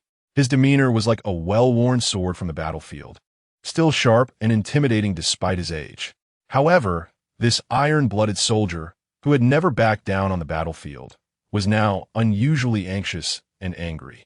The surroundings fell silent. No one dared to make a sound. They knew that Long Zhantian's anger stemmed not only from the peculiar situation, but, more importantly, that Long Pinyin, who was on the subway, was his own grandson. No matter what, he had to bring Pinyin back safely. Long Zhantian's voice echoed like thunder, sending shivers down everyone's spines. Especially Yuan Chong, whose face turned pale, unable to sit still. Long Pingyan was the one he had brought to Jiangzhou. If anything happened, would Long Zhantian not skin him alive? Despite being one of the 3 major leaders in the Southeast War Zone, he still felt small in front of Long Zhantian. If anything happened to Long Pingyan, he had no doubt this was not a joke. Long Zhantian would truly skin him alive, because Long Zhantian's son, Long Baogua, who was also Long Pingyan's father, had already sacrificed himself for the country. A white-haired man sending off a black-haired one. From the moment Long Baogua was born, Long Zhantian had poured all his love and expectations into him, hoping he could inherit his will and become a pillar of a nation. And indeed he did. A tiger father does not raise a dog son. Long Baogua made significant contributions to the country. However, during a secret mission, he encountered treachery from foreign enemies and passed away young. That incident left a deep and painful mark on Long Zhantian. He not only lost his most proud son, but also a comrade who could fight alongside him. Since then, Long Zhantian renamed his grandson to Pingyan. It expressed his simplest yet deepest wish for the child, a lifetime of peace. Whenever he saw the similar eyebrows and eyes of Long Pingyan and his father, a surge of complex emotions would rise in Long Zhantian's heart. And now, Long Pingyan is also in a dangerous situation. How could he calm his heart? In the next moment, an even more desperate thing happened. The surveillance in the subway car. Once again, everything went black. Chapter 61. If miracles have a color, it must be Oriental red. Inside the subway car, the expressions of Ming and his companions were extremely grim. The speed of the subway was increasing rapidly. All the lights had gone out. The scenery outside the window had turned into chaos. The 3 were surrounded by a suffocating darkness, as if they had been buried alive in an endless abyss. What the hell? Even Ming's spiritual energy seemed ineffective at this moment, like a fragile sheet of white paper, easily pierced. If earlier the subway was a steel dragon, now it had transformed into a ferocious beast that had broken free from its shackles, taking them through the cracks of time. The air in the car became thin due to the surge in speed. Each breath felt like it was swallowing fear. The faint light from Ming's watch screen became the only source of illumination in the darkness. The numbers flickered like the eyes of a demon, ominous. In the darkness, the senses of the few were extraordinarily sharp, as if stripped of all coverings and directly exposed to the unknown fear. Buzz, buzz. A low, continuous buzzing began to echo throughout the car. Initially weak, it gradually intensified until it was deafening. It was as if the subway's heart was pounding wildly beside them. Each vibration tore at their eardrums. Are we going to die? Wang Qian's face was horrified. At this moment, she truly regretted it. Suddenly, a dazzling beam of light broke through the darkness. Ahead, it seemed there was a white hole capable of swallowing everything. At the center of that white hole, there appeared to be an endless abyss, drawing them forward relentlessly, impossible to resist. The subway, like a cursed hearse, rushed toward that blinding white light with Ming and his companions. The speed was so fast, it seemed to tear apart the boundaries of time and space. The heartbeats of the 3 almost came to a stop, their pupils reflecting the approaching white light. Unable to move, unable to evade. In the next moment, their car collided with the white light. The explosion they imagined did not occur. Instead, there was a strange, or rather eerie calm. The previous sonic booms and vibrations vanished without a trace. Ming and the others felt their bodies being stretched and compressed, but there was no pain. Their consciousness began to blur. The scenes before them became fragmented. White light, darkness, chaos intertwined. No! At the last moment, Ming gathered the remaining spiritual energy in his mind, trying to maintain his last clarity. His pupils constricted. He saw. The metal walls of the subway car began to turn transparent, gradually becoming blurry, rippling like water waves. The outline of the car began to twist. The metal and glass seemed to melt under some mysterious power, slowly changing shape. As the car deformed, an ancient street gradually emerged. The cobblestone pavement extended beneath Ming's feet. Each stone appeared smooth and rich with history, as if it had witnessed the vicissitudes of countless years. On both sides of the street were buildings with a quaint style, intricately carved wooden doors and windows, with flying eaves and upturned corners. The brick texture on the walls was clear, bearing the marks of time. The roof tiles were layered and arranged in an orderly fashion. Light and shadow flowed, whispering through time and space. The original rumble of the subway gradually faded away. In its place, there was the clamor of voices. Faintly, one could hear the melodious sound of a zither in the distance. Su Ming's expression was horrified. The scene before him was somewhat beyond his understanding. The street was bustling with pedestrians, some dressed in luxurious satin, others in coarse linen. An old man leaned on a cane, walking slowly while muttering to himself. Several children chased and played on the street, their laughter ringing out. Candied hawthorn, sweet and large. Makeup and silk fabric, good quality at low prices. Look at those few people. Their clothing is quite strange. Could they be from a foreign land? Don't speak too much. They might be nobility.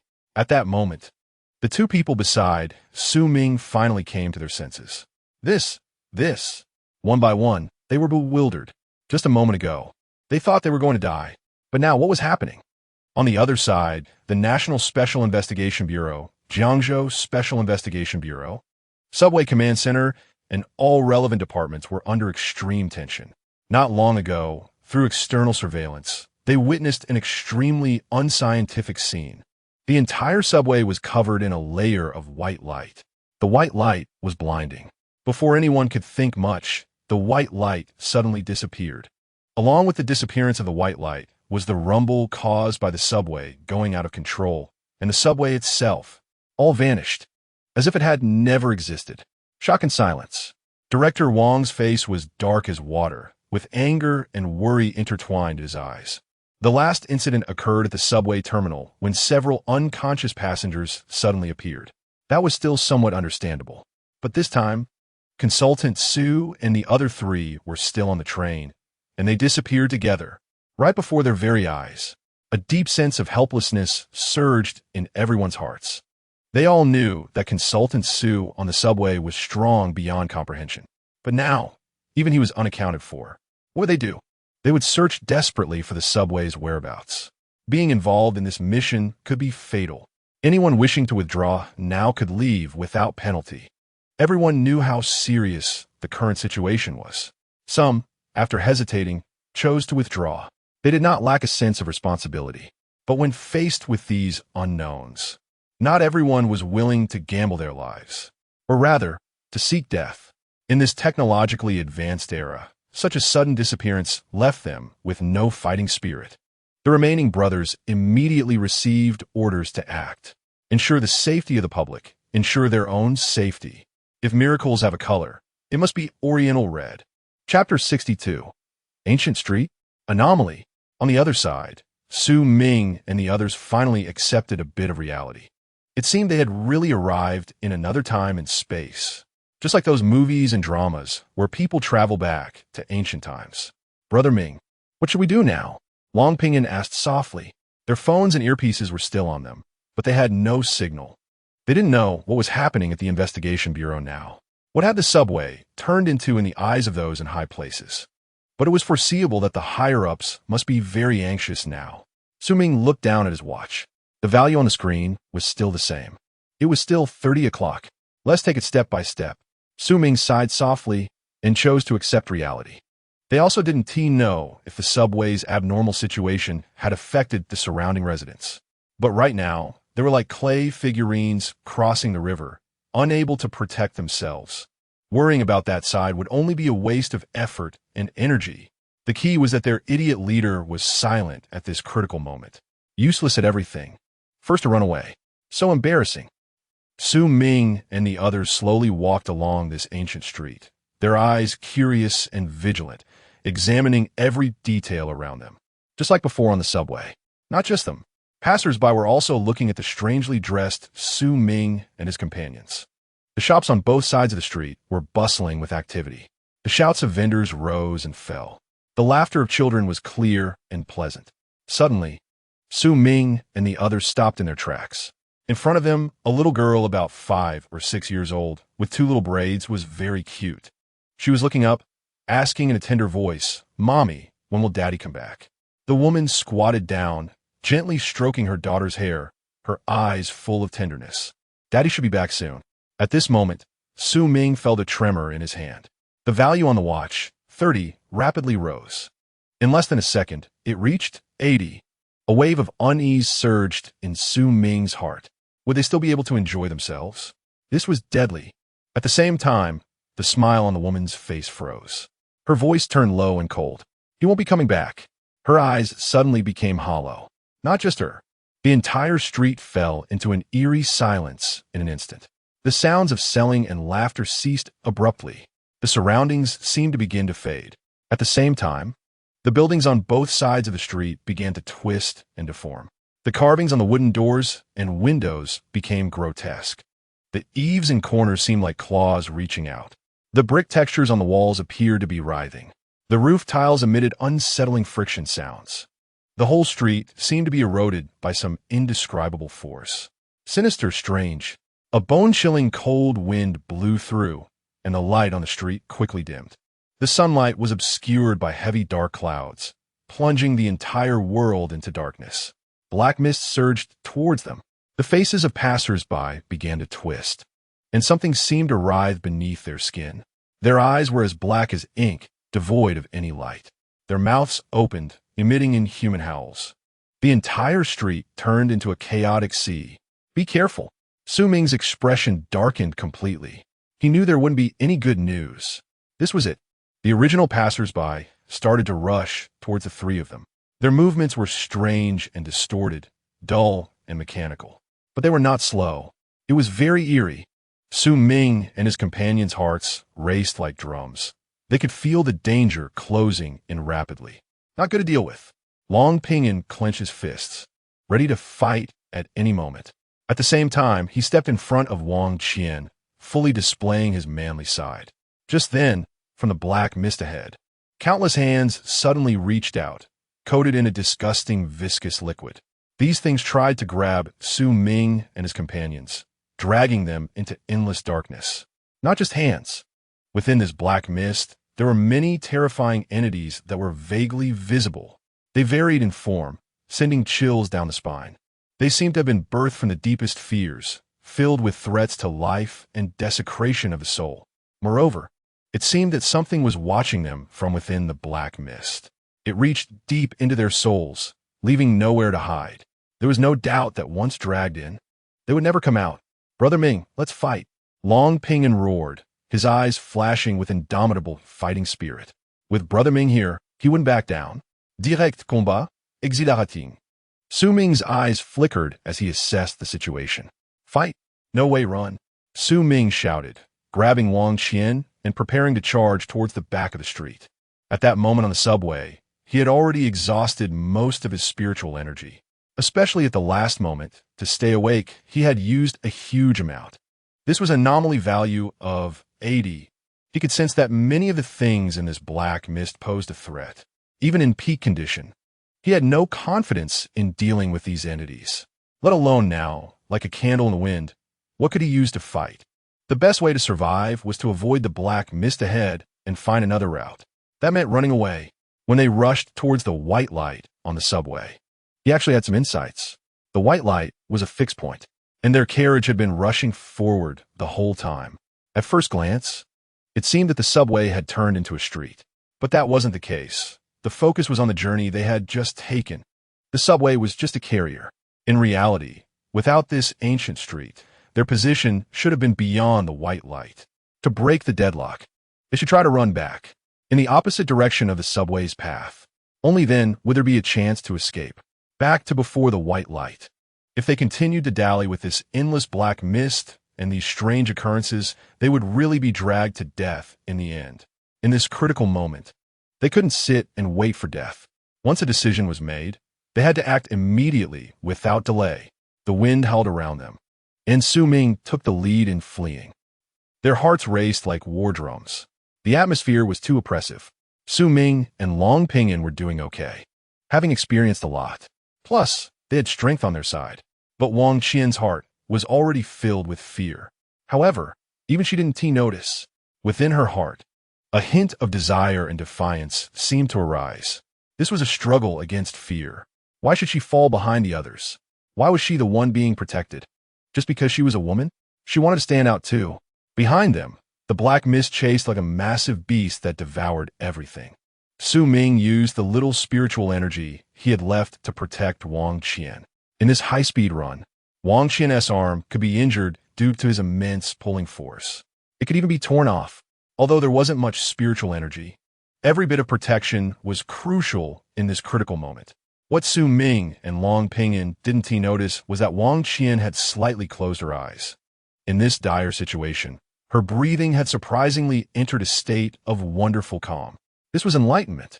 Damn, these filthy things are really annoying. But Brother Ming, fighting alongside you feels damn good. Long Pingyin's face showed some excitement. Don't be fooled by his usual calm demeanor. He was a born warrior. Usually, there were hardly any peers who were stronger than him, which made it difficult for him to feel much interest. He felt somewhat lonely and isolated, as if the heights were too cold to bear. But now he was on a run with Ming, who was younger than him, but whose strength was unknown to be many times greater. This made him inexplicably exhilarated. The spiritual energy within him was stirring restlessly, as if it too was getting excited and was about to burst forth. Chapter 63, No Escape. Ming and his companions were sprinting down the ancient street. Their footsteps echoed on the bluestone pavement, like a countdown of life. But it also seemed to awaken the evil beings lurking underground. The bluestone began to tremble. Something underground seemed ready to emerge. This sent a shiver down Ming's spine. This time, they were in real danger. Black mist began to seep out from every crack in the stone, like countless tiny tendrils, slowly spreading across the entire street. Bang! Watch out! A strange sound erupted, and Ming yanked Wang Qian's body hard. Right where Wang Qian had been standing, something broke through the ground. Bricks and stones flying apart. It was a bony hand. Its nails were sharp, and the fingertips were covered in dirt and blood. Ming's watch started to register higher numbers again. Was this really entering the second phase? Ming felt like he was going crazy, but they had no other choice but to keep running. If they stopped, they would be engulfed by the black tide of mist behind them. They wouldn't even have bones left to spit out. The bluestone beneath their feet cracked piece by piece. Besides those hands, distorted faces began to appear. Their eyes were hollow, and their mouths gaped wide open, as if they were peering at this world from the depths of hell. They were also watching them. The buildings on both sides of the street continued to collapse, completely unrecognizable from their original shapes. The brick patterns on the walls twisted into faces of agony. They contorted and morphed in the black mist, expressing endless pain and despair. The tiles on the roof no longer made any friction sounds. Instead, sharp wails echoed. The wails reverberated in the black mist, unsettling their minds. Calling it a hell on earth wasn't an exaggeration at all. What the hell was this subway? It felt more like a coffin being pulled by a dragon. Ming couldn't help but curse out loud. He felt both suppressed and wronged. Bang! At that moment, Long Pinyin also lost the strength to talk back. He wanted to respond to Ming, but he was too busy. His fist smashed down on an incredibly pale hand, directly shattering the fragile bone. It was too chaotic. Ming gasped for air, his hand wielding the thunder sword to the point of numbness. Kill, kill, kill. He was about to break the thunder sword. These corrupted pedestrians weren't strong, easy to chop down, but he couldn't kill them all. Endless waves kept coming after he killed a batch. Ming even began to doubt. Are there really that many people in an ancient town? It felt like a massacre. The most critical part was that he wasn't satisfied with the kills. No rewards could be extracted from the illustrations. Using a scythe, he couldn't draw any black mist from these people. It was even less effective than the thunder sword, which had a deterrent effect. It was such a loss. But that wasn't even the worst part. The most troublesome thing was the black mist that was about to engulf them. The three of them were slowing down due to exhaustion. Meanwhile, the black mist behind them seemed to be growing stronger and stronger. With this back and forth, they were undoubtedly doomed. Long Pinyin, Long Pinyin was momentarily stunned, then immediately understood. Their positions changed in an instant. This was the battlefield instinct of the little soldier king. Long Pinyin began to deal with the oncoming corrupted people, his fists covered in blood. Meanwhile, Su Ming focused all his energy on dealing with the manifestations of black mist from behind. There was no other way. They couldn't run any longer. Su Ming's thunder sword drew arcs of lightning in the air, illuminating the figures in the black mist. The energy was extremely violent. For a moment, it even forced the black mist to slow down, as if they were afraid. A bunch of cowards. Kill, kill, kill. The thunder sword in Su Ming's hand had reached its limit. The lightning on the blade dimmed. Its power diminished significantly. This kind of high-intensity combat was truly exhausting. Even a donkey from the production team wouldn't be used for this kind of plowing. Su Ming and Long Pinyin's movements slowed considerably, their breaths growing heavier. And the black mist naturally took advantage of this. It became even more powerful. It seemed to mock their helplessness, numbness, despair. Suddenly, a faint white light appeared ahead. Under the black mist, that white light was very inconspicuous. But do you believe in light? Minga looked quickly. Long Pinyin shouted with a trembling voice. The eyes of the few of them instantly lit up. It was a primal instinct to crave life. A lighthouse at the end of darkness. The heavy footsteps suddenly felt much lighter. A chance at survival. Whoosh! The wind suddenly howled even more fiercely. The black mist seemed alive. It sensed the hope in Su Ming and the others' eyes. They were furious that these prey were about to escape their control. The black mist began to swirl, speeding up, directly bypassing Su Ming and the others from both sides.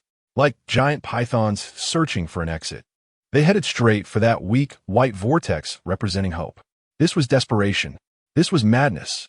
It further proved that their actions were not meaningless spread, but were filled with clear malice and purpose. They wanted to kill Su Ming and his companions.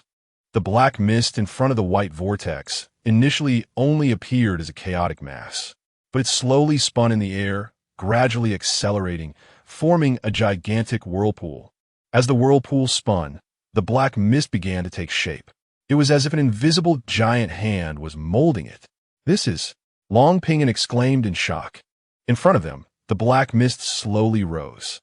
It seemed to form a person, or rather, it looked more impressive than a person. Its figure was tall and slender, resembling a perfect deity from ancient Greek sculptures. However, this deity did not originate from light, but from the deepest darkness. Black wings unfurled behind it, scattering all hope. Its face was indistinct, seemingly composed of countless tortured faces stacked on top of each other. Its eyes, made of black light, were cold and cunning. In its hand, a scythe made of black mist shimmered with ghostly light. The handle of the scythe was entwined with misty tendrils, slowly writhing. It was like an angel of darkness, also the embodiment of death. Whoosh! The scythe pointed horizontally, full of disdain. In front of Su Ming and the others, it guarded the whirlpool with the scythe. Behind them, the tide of black mist surged. There was no escape. Damn it, no honor in combat. I've been running like a dog for so long. And just when I finally see hope, now you want to block the way, right? Su Ming's face darkened completely. He was utterly furious. Chapter 64. It's not your turn to show off yet. Breakthrough. Breakthrough. Still breakthrough. The atmosphere became extremely tense in an instant. Long Pinyin seemed to sense the emotions of Su Ming beside him, feeling somewhat uncomfortable as well. This feeling of exhausting all efforts yet still failing is truly unbearable.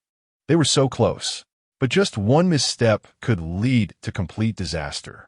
He hated it. "Brother Ming, why don't you take Wang Qian and run first? I'll hold this dog thing back." Long Pinyin's tone was a bit bitter but very resolute. He had a sincere heart. He wanted to contribute everything for the country. Just like his father, Su Ming's strength and talent were far superior to his. He absolutely could not die here. That would be a huge loss for Long Country. Although his strength was far below Su Ming's, he wanted to try to help Su Ming escape. With him around, Long Country would have a greater chance of winning. They could stand more firmly in the era of spiritual energy recovery. Time seemed to freeze at this moment. The black tide behind them temporarily paused, like a beast ready to pounce, quietly observing its prey. The scythe-wielding black envoy blocking the white whirlpool stood still. Its very existence was a form of oppression, a ruthless mockery of living beings. With wolves in front and tigers behind, the three of them seemed like lambs waiting to be slaughtered. At the end of their strength, they were toyed with by the powerful in the darkness. The reason the weak could survive was because of the tacit approval of the strong. The more Ming and the others struggled, the more excited the strong would become.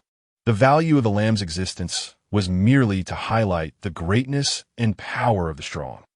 Suddenly, fine rain began to fall from the sky. It quietly descended upon this street shrouded in darkness.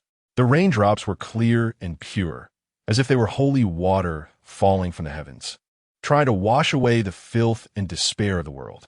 But this was just Long Pingin's imagination. Why would the rain help them? The raindrops fell gently, making no sound. Long Pingin raised his head, allowing the rain to wet his face, feeling the slight coolness. Water droplets slid down his forehead, blurring his eyes, kissing him all the way down to the ground. At this moment, his heart was touched. The breath of nature. It feels so good to be alive. Long Pingin's gaze became resolute, no longer hesitating.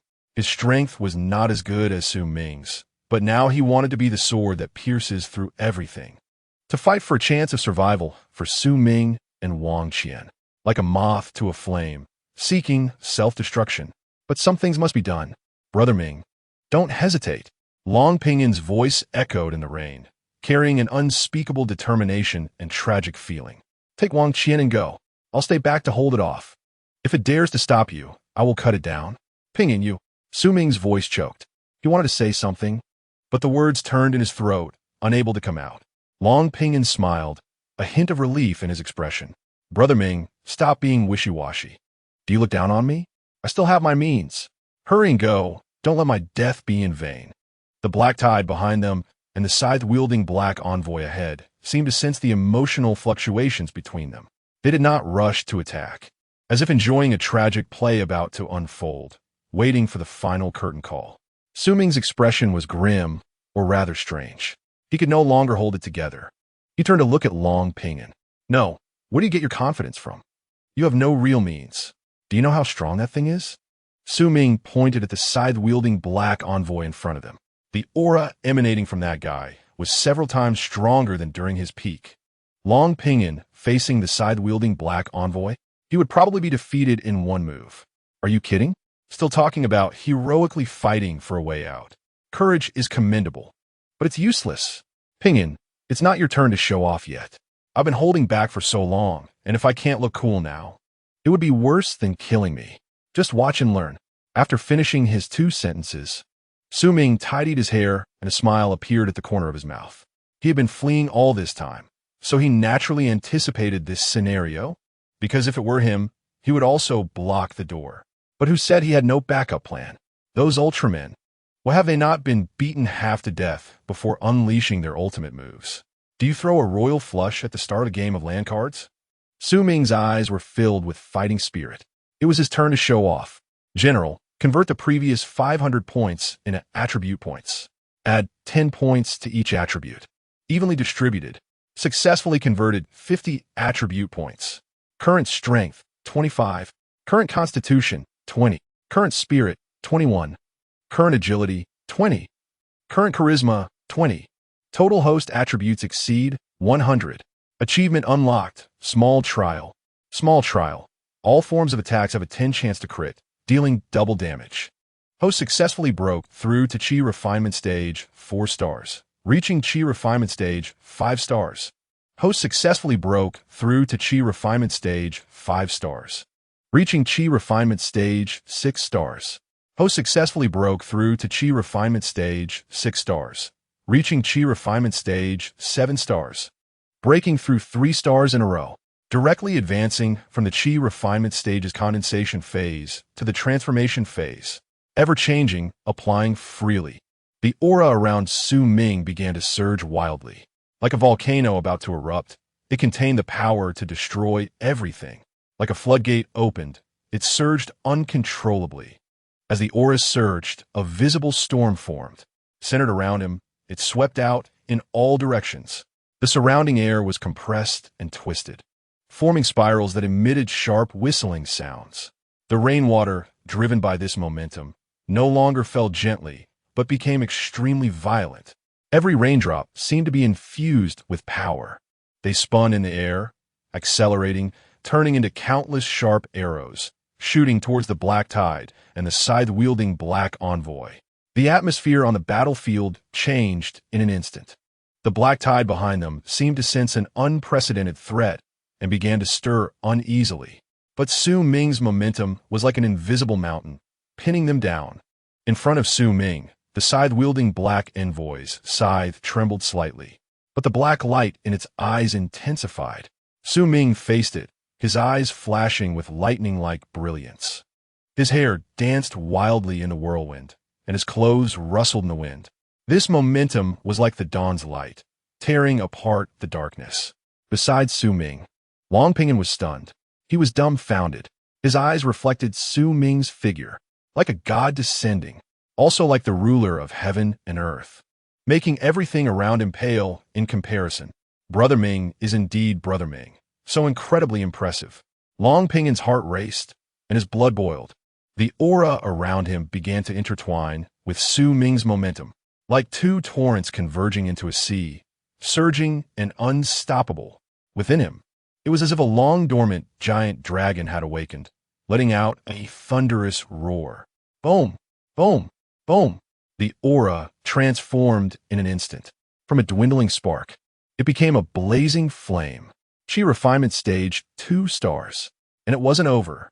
Around Long Pinyin, dazzling golden waves of aura formed. These waves radiated from him, driving back the surrounding rainwater and black tide. This golden spiritual energy was not of the fire attribute, but the blazing sun, extremely rigid and hot. Chi refinement stage 3 stars. Meanwhile, Wang Qian, who had been protected by Su Ming's spiritual energy, felt her closed eyes slightly move. She opened her eyes. An unprecedented clarity emerged, as if she could perceive the myriad phenomena of the world. A unique aura slowly rose from within her. It was different from Su Ming's overwhelming thunder and also different from Long Pinyin's scorching sun. It was like a dark current in the deep sea, calm, yet containing endless potential. The spiritual energy spread, expanding an invisible net that quietly brought the chaotic battlefield under control. A chain reaction followed, and the three of them broke through one after another. Chapter 65. If you're a man, come fight one-on-one. The dual sides dance. Beside him, Su Ming's thoughts stirred, and a smile crept onto his lips. Both Long Pinyin and Wang Qian had surprised him greatly. Long Pinyin not only reached the 3-star Qi refining realm in one go, but the attributes contained in his spiritual energy were also extremely violent. In terms of rigidity and heat, it seemed even more extreme than his lightning attribute. The blazing sun attribute? Quite impressive. As for Wang Qian, her comprehension in a desperate situation, becoming a forerunner, was somewhat incredible as well. This level of understanding is indeed against the heavens. No wonder she could become a top-level online expert. Her learning ability was exceptionally strong. However, he still found it somewhat unclear about the aura emanating from Wang Qian. It didn't resemble those elemental attributes he was familiar with. How did you steal my thunder? Su Ming chuckled lightly and began to focus on himself. Now that these two had some combat power, he could devote himself to more significant matters. Su Ming slowly raised his lightning sword, pointing it directly at the sky. As he moved, dark clouds began to gather and swirl in the sky. The electric light on the lightning sword surged wildly, each arc of electricity resembling a frantically dancing silver snake, illuminating Su Ming's face. Behind him, the phantom formed from the power of thunder and lightning became even more solid, wearing a crown of lightning. Draped in a thunder battle robe, looking down upon the world, Su Ming whispered, "Thunder, divine punishment." In an instant, his momentum surged to its peak. Every strand of spiritual energy was boiling, burning. The thunder roared, echoing across the heavens. In the black tide, the minions could no longer hold back and charged fiercely at Su Ming. But their speed was far too slow. Countless bolts of lightning responded, like heavenly soldiers obeying orders. Pouring down from the sky, columns of destructive light carrying Su Ming's will, violently struck the surging black tide. Thunder baptism. Those things in the black mist turned into nothingness in an instant, turning to ashes. What can you use to block this? Roar. The scythe-wielding black envoy in front could no longer sit still. Its body trembled violently, swinging the enormous scythe in its hand. With a deadly intent, it charged towards Su Ming and the others. The air was torn apart, emitting a sharp whistle. The black mist on the blade became solidified. Good. Su Ming roared in anger. His thunderous divine punishment had already obliterated the vast majority of the black mist. The remaining stragglers were just right for Long Pinyin and Wang Qian to practice on. If they couldn't even handle those minor pests, then Long Pinyin shouldn't even mention knowing him. He couldn't afford to lose face, and he was ready to deal with this big guy. If you're a man, come fight one-on-one. Su Ming appeared exceptionally calm. There was not a trace of fear in his eyes. They were very profound. In the next moment, it seemed as if endless darkness began to swirl deep within his pupils, gradually forming two deep whirlpools, bottomless. These whirlpools were eerie, as if connecting to the underworld. In pupil domain, Su Ming whispered softly. Two dark beams of light shot out from Su Ming's pupils, piercing through space and directly hitting the enormous body of the scythe-wielding black envoy. This guy wanted to dodge, but it was too late to react. Its movements suddenly froze, as if firmly pressed down by invisible shackles. Everything on the battlefield seemed to freeze at that moment. The sound of the wind, the thunder, the howling, all lost their noise. Su Ming and the scythe-wielding black envoy vanished from their original spot under the gaze of the onlookers. This is, on the spot. Long Pinyin was astonished. He could roughly guess that this was Su Ming's technique. But isn't this too over the top? He didn't even feel any fluctuations in spiritual energy. Of course, Su Ming was strong, but he couldn't afford to lose face. Wang Qian, leave this to me. I feel terrifyingly strong right now. The majority of the black mist had already turned to ashes under the thunder. The remaining scraps would surely bear his wrath. He had been through a lot and was naturally very frustrated. What, do you look down on people? Beside him, Wang Qian's lips also curled upwards. She wanted to give Long Pinyin a shock. She couldn't be outdone. As for Su Ming's safety, neither of them worried too much. It wasn't that they thought it didn't matter whether Su Ming lived or died. Rather, they completely believed that guy was simply not human, too ridiculously strong. In the Yin pupil domain, there was no sky, no earth here, only endless void and pervasive eerie light. Su Ming and the scythe-wielding black envoy faced each other. Or rather, they floated in the air, each holding their ground. The scythe-wielding black envoy did not charge again immediately. After being pulled into this domain, it clearly felt itself weakening, its eyes flickering with black light. It seemed to be in panic. Meanwhile, Su Ming's aura surged. The portion of attributes lost by the scythe-wielding black envoy was transferring to him. This guy is really strong. Su Ming felt the changes in himself and couldn't help but smile bitterly. The more his aura increased, the more troublesome it actually became. Because the stronger the scythe-wielding black envoy was, the more attributes he could transfer. It was somewhat uncomfortable. 10 minutes, I'll kill you. Su Ming's figure surged. The Yin pupil domain could only last for 10 minutes. If he left this domain, the scythe-wielding black envoy would reconnect with the black mist, increasing the variables. Moreover, he would lose the attribute transfer. So, he had to eliminate this thing within 10 minutes. Otherwise, there would be no more chances. Su Ming's movements were swift and decisive, like a bolt of lightning slicing through the void. It was at this moment that the lightning long sword in his hand disappeared. The black eerie light scythe reappeared. He had this too. The blade of the scythe emitted a chilling light in the Yin pupil domain, as if it could devour even souls. It was even more daunting than the scythe the black envoy conjured from mist. Your scythe is transformed from black mist, and my scythe specializes in absorbing this black mist. Why do you have to fight me? Clang! Su Ming was unyielding, and the two scythes clashed in midair, producing a crisp sound. The scythe-wielding black envoy felt unprecedented anger, its eyes flickering with black light. It was actually mocked by this kid. The scythe swung, carrying the breath of death, launching a fierce attack at Su Ming. Su Ming did not evade. His scythe also moved swiftly to meet it head-on. In his domain, even if there was a power gap between the two sides, he still had the capital to fight. Because he had the attribute transfer, the stronger the enemy, the stronger he became, making it a fair fight. Clang, clang. The void trembled. The two sides traced arcs in the air, the killing intent dancing. It's either you die or I live. Chapter 66. Kill the Scythe Black Envoy. A small test of skills. Extra update. Please give a good review. Every clash of the scythe scattered numerous black gases.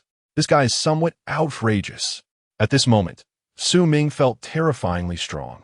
If a high mountain appeared in front of him, he felt he could split a river with a single strike. However, in the clash with the Scythe Black Envoy, he still could not gain the upper hand and was being forced to retreat step by step. Yet, Ming's fighting spirit grew stronger, and he was enjoying the fight more and more because his scythe was too abnormal. Outside the domain, his scythe could not absorb these black mists. But here, the Scythe Black Envoy seemed to be cut off, severely restrained by his scythe. In the exchanges, the scattered black gases had nowhere to escape, all absorbed into Ming's scythe. Although Ming was relatively weak, he was growing stronger with each blow. His scythe was becoming increasingly bizarre. It was even more satisfying than absorbing the cold and hot energy of the two extremes. After just 5 minutes, it had already turned into Ming pressing the Scythe Black Envoy down. The offense and defense had reversed. The body of that guy became more and more illusory. Weakened by the absorption, the Scythe Black Envoy seemed to sense fear and tried to distance itself from Ming. However, it was already too late. Ming's scythe had it locked on. The offensive became more intense, and Ming's figure darted through the domain like a ghost. The Scythe Black Envoy fled in all directions, no longer daring to confront Ming head-on. It was completely unable to fight back. The more it fought, the stronger Ming became, like a star-absorbing technique. How could it play? It had a delay. Delay until this domain disappeared and returned to its main field. Faced with such an overwhelming opponent, it felt utterly powerless. Damn it, I'm going to kill you. Ming became more and more excited. How embarrassed he was being chased at that time. Now he was going to return at double. There were still 3 minutes left in the domain, and he was already using all his strength. 2 minutes, 1 minute, half a minute. Ghostly Screech, control. Shadow Strike, lock on, assassination. The Scythe Black Envoy had nowhere to escape. In the last 15 seconds, a smooth little combo. Ming's figure instantly disappeared from the spot. When he reappeared, he was already above the Scythe Black Envoy. His scythe shone with an extremely bizarre light. The black gas emanated, making him look more like a messenger crawling out of hell than the Scythe Black Envoy. Damn it, his enunciation was precise, and his quality was extremely high. Ming's scythe directly sliced across the Black Envoy's neck, flowing smoothly. This strike condensed all his strength, including the remaining spiritual energy. It was all infused into the scythe. All in. A one-hit kill, not giving a single chance. The scythe was like a black shooting star crossing the night sky, carrying all of Ming's rage and killing intent. At the last moment, this guy regained clarity, filled with fear. It wanted to dodge, but it was already too late. Its neck was pierced. The bizarre black light instantly devoured its figure.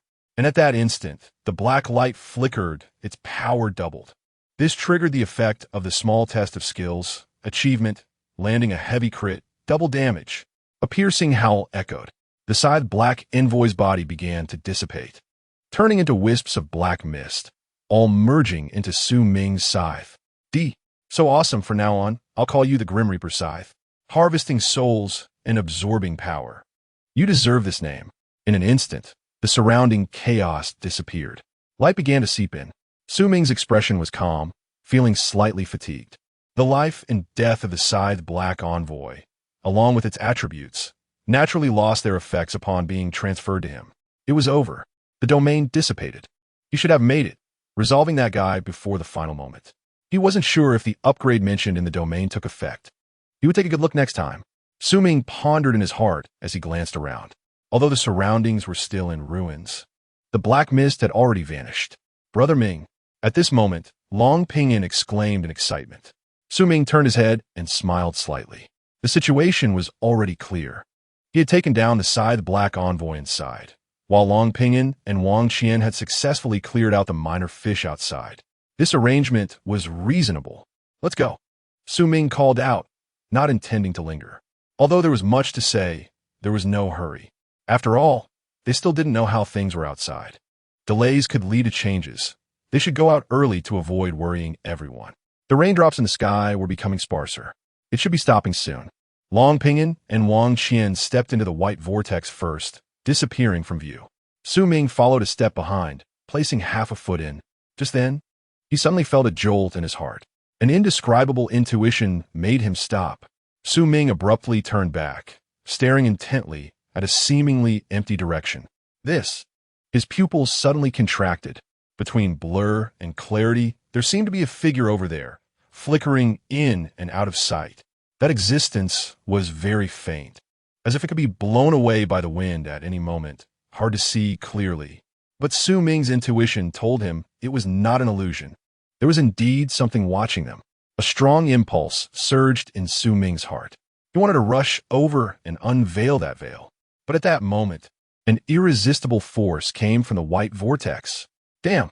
Su Ming's consciousness gradually blurred in the white light. When he regained his senses, he was already back on the subway. Brother Ming, we really came back. Long Pingyin's excited voice came from beside him. He had truly thought there was no escape. The lights in the carriage were bright and stable. The train was running smoothly, without even a hint of abnormality. It was as if all those previous encounters were just illusions. But beneath this calm, Su Ming's expression was extremely grim. Who was that figure that was spying on them? In the white light. Did he just discover me? Quite interesting. I've been surprised time and again. Even the rain I prayed for didn't come in handy, and it was resolved on its own. But just an energy refinement realm, not simple. I'm finding it harder to understand. Just then, the scarred scene began to collapse. Everything returned to chaos. Time was up. In place, the figure disappeared. Only a few cherry blossoms floated down, buried with this world. Chapter 67. Many Speculations. On the other side, on the subway. Consultant Su, it's good that you are okay. According to the display, you will arrive at the terminal station shortly. Everyone is waiting for you over there. Director Wang's voice came through the earpiece, filled with excitement. The despair they felt earlier was now replaced by exhilaration. Thankfully, nothing went wrong. Otherwise, his later years would be hopeless. For Long Country, it would also be a huge loss. Just before this, multiple departments united, pouring all resources into the search. Surveillance, helicopters, police cars, even local pioneers. Basically, all available forces were mobilized, but they couldn't even find a trace, feeling utterly powerless. Meanwhile, nearby citizens sensed something was amiss, because this commotion was indeed quite large. Even if the higher-ups intended to conceal it, they couldn't hide it at all. In today's information society, such things could be filmed and shared in an instant. Coupled with social media, various group chats, video apps, it was just a matter of moments for the news to spread. However, these citizens had no idea what had actually happened. Speculations ran rampant, with all sorts of theories. Wow, someone was caught soliciting, and to avoid being on TV and losing face, injured a police officer and fled at high speed. Even the helicopter was deployed. Don't talk nonsense. I heard it was a military exercise. Calm down. Could it be an alien invasion? Is your military exercise so close to the city? Trying to catch a walking 500,000? I heard it was some big star messing around. Ended up sleeping with a top-rich second-generation female fan. And now her father is furious and wants to deal with that guy. Stop guessing. Actually, I was bored and went grocery shopping to experience civilian life. Those are my bodyguards. I live nearby, but it seems like the place the police cars are heading to doesn't have anything. There's just an unoperated subway line there. Could be a test run for the subway. I somewhat believe the news above, just that the test run subway is the least likely. Do you need helicopters for a simulation experiment? Use your brain. The discussions were heated, and everyone was making speculations. In such mundane days, they could only find some fun online. On the subway, Su Ming and the others had calmed their emotions somewhat. The abnormal energy detection watch in Su Ming's hand finally showed normal readings. It was only at 2 points. In this environment where spiritual energy was reviving, saying everything was calm was not a problem at all. It was not on the same level as the previous 30 points. A few minutes later, the train gradually came to a stop. Through the window, they could see people waiting outside. Of course, this was just an appetizer. Most of the important leaders had not yet arrived. Looking at this, it seemed they wouldn't be resting anytime soon. Ming sighed, reaching into his pocket to check the time on his phone. The next moment, his expression changed. His phone was gone. It might have been lost during the life-and-death escape in the light ring or when he fought with the scythe-wielding black figure. It was quite frustrating. Ming and the others got off the train. They all understood that this did not signify the end of the subway incident, because the most important thing had yet to be done, which was to review the situation. They moved to a discussion area. Over the next 3 hours, they continuously asked questions and provided answers. Yuan Chang arrived. Director Wang arrived. Several high-ranking officials that Ming had only seen on television also came. It was bustling with activity. Many matters were finally sorted out. They boarded the train at 5:11 p.m. At that time, the abnormal value was 26 points. At 5:13 p.m., the train began to start. From 5:13 p.m. to 5:34 p.m., Ming and the others roughly walked through all the train cars. They did not find anything unusual. Including their communication devices, everything was normal and clear. However, at this time, the abnormal value displayed on the watch had already jumped to 28 points. At 5:38 p.m., Wang Qian noticed the value on the watch jumped to 29, exclaiming in surprise. It was also at this moment that Ming finally sensed something was off, feeling that the subway seemed to be breathing like a living being. At 5:45 p.m., the main event arrived. The alarm in the monitoring room rang, and various values of the subway began to show abnormalities, with the subway accelerating uncontrollably. At this time, the subway had just left the 8th station heading to the 9th station from Blue Sky Square to Spring Creek Bridge. At 5:48 p.m., the subway just exceeded the speed limit as it entered the entrance of the 9th station, and the monitoring screen inside the subway car went black. All departments lost contact with Ming and the others. It was at this moment that Ming in the car discovered that the value on the watch had reached 30 points. At 5:49 p.m., various departments used external monitoring to check the subway situation, feeling complex emotions. The subway was still accelerating. At 5:51 p.m., through the tunnel's monitoring, everyone successfully shattered their understanding. A white light suddenly appeared, enveloping the entire subway. It lasted only a few seconds before dissipating. Along with the white light, the subway also vanished.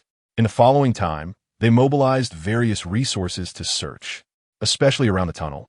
The most personnel were dispatched. After all, it was where they disappeared from. However, there were no results. Just as despair reached its peak, a miracle happened. On the route from the 16th platform to the final terminal station, the subway actually reappeared out of nowhere, intact. The previously cut-off signals, controls, monitoring, etc., had also returned to normal. It felt like a dream, very unreal. Everyone also saw Ming and the others unharmed through the train's monitoring. At this time, it was 6:48 p.m. At 6:52 p.m., the subway arrived at the terminal station. If the subway had run normally the whole time, it should have arrived at 6:56 p.m. That meant it was 4 minutes early. According to the technician's calculations, this 4 minutes saved was precisely the time lost during the subway's abnormal acceleration until it disappeared. Because of this, everyone arrived at a terrifying speculation. Although the subway had vanished into thin air, the timeline connection within it was inevitable. If Ming and the others had not managed to exit the vortex before 6:56 p.m. in reality, they might never have come out again. Their souls would be eternally buried in that world.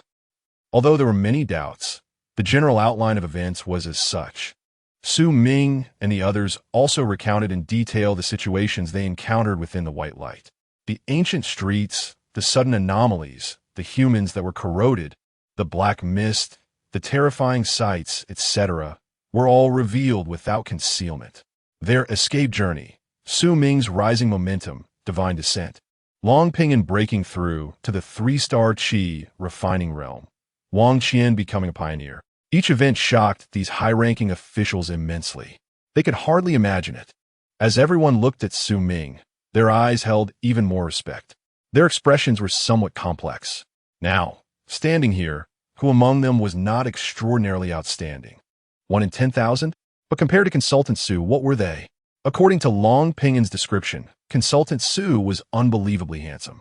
His momentum was like a rainbow piercing the sky, and his thunderous power shook the 9 hells. What kind of power was that? They couldn't imagine it, only regretting not being able to witness Consultant Su's grandeur with their own eyes. Chapter 68. The Land of Erroneous Void. The Time-Space Hourglass. It was soon 10 o'clock in the evening. The senior executives were still in discussion. Su Ming sat aside, munching on the hand-grabbed pancakes sent by the staff. After such a long time, he finally got to eat dinner, and it felt incredibly delicious. He had said everything he needed to say, and now it was up to these high-ranking officials to ponder over it. He had also witnessed the professionalism and efficiency of the members of the Special Investigation Bureau. For this subway incident, they had actually divided it into more than 10 files with separate documentation. The Investigation Bureau had also come up with preliminary names for the White Vortex and the world within the vortex. The White Vortex was temporarily named the Time-Space Light Hole. The world inside the vortex was temporarily named the Time-Space World. Several points have been highlighted by everyone. First, how could those originally beautiful scenes suddenly turn into that? Was it all caused by the influence of that black mist? Was the reason for the aura fracture in their later generations also related to that black mist? What exactly was that black mist, this terrifying thing? If the speculation was true, could they withstand the invasion of that black mist while facing the revival of aura? It felt exceedingly difficult. Another topic that was highlighted was the last rain they experienced. According to Long Pinyin, that rain was incredibly clear, seemingly completely unaffected by the black mist. It arrived quietly in that situation, which was quite abrupt. Was that rain ordinary? Was it a coincidence or something else? Advisor Su, here is your phone, including the SIM card. All the procedures have been completed. At that moment, a young girl jogged over, her face a bit flushed. The man in front of her was too handsome. Su Ming nodded in thanks, took the phone, and felt a bit emotional.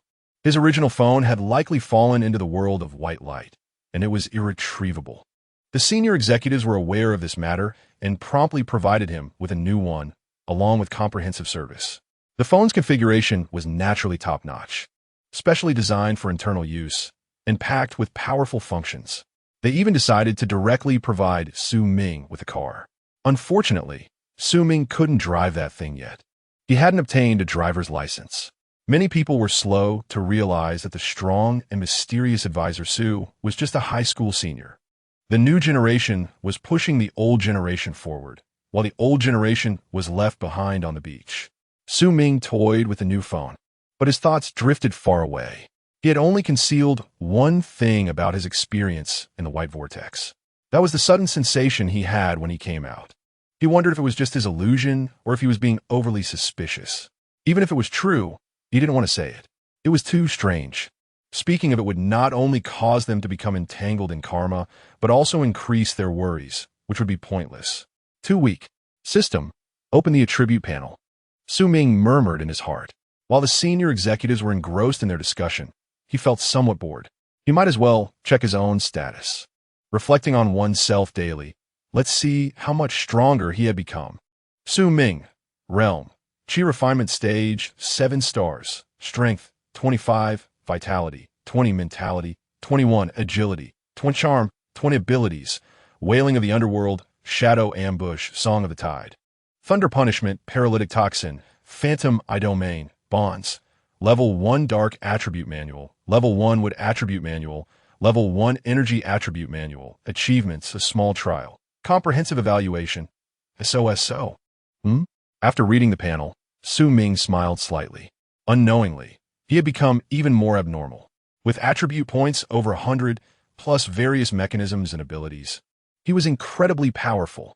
The system's evaluation of him had also changed from a little waste and rookie to now being just SOSO.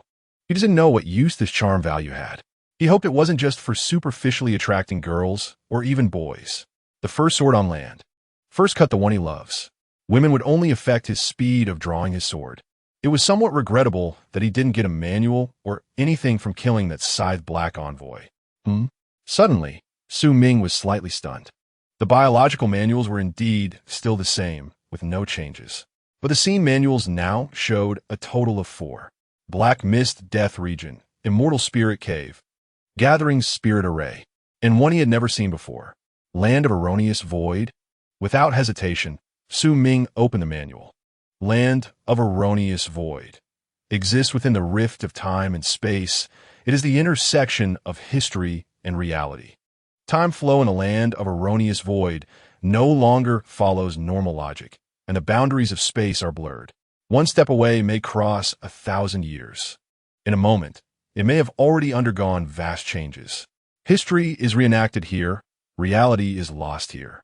It is both a treasure trove for explorers and a grave for adventurers. After reading the message, Su Ming felt his scalp tingle. This manual was somewhat unusual. The danger level was extremely high. He knew from his personal experience just how terrifying it was inside. According to the description in the manual, the white vortex we encountered on the subway earlier should be the entrance to the land of erroneous void. The analysis of this thing by the senior executives was indeed quite accurate. He just didn't know whether the figure that appeared in the end was a human or a ghost, was in existence from another time and space. And what kind of power did it possess? A monster that had lived for thousands of years? If I could enter the land of erroneous void through the white vortex, could those things inside the land of erroneous void come out? Thinking of this, Su Ming took a deep breath. If that were the case, it would be a huge problem, but shouldn't be possible, right? Otherwise, the world would have long been thrown into chaos, with countless lives suffering and blood flowing for miles. Extracting new manual rewards, Su Ming murmured in his heart. Extracting the erroneous void manual. Reward. Special item time-space hourglass. Time-space hourglass. The upper part is filled with brilliant sand grains like stars, while the lower part is a void, waiting for the grains to descend. In normal conditions, the sand in the hourglass is in an eternally stable state, neither flowing nor replenishable. When using slow time-space or time-space rewind, sand will be consumed. Slow time-space. The sand flows down like a trickle, slowing the time flow of the surrounding environment. Time-space rewind. The sand spills rapidly, forcibly reversing the flow of time in the surrounding environment, achieving a meter reversal. Hiss. A divine artifact. Chapter 69. Is there any reward?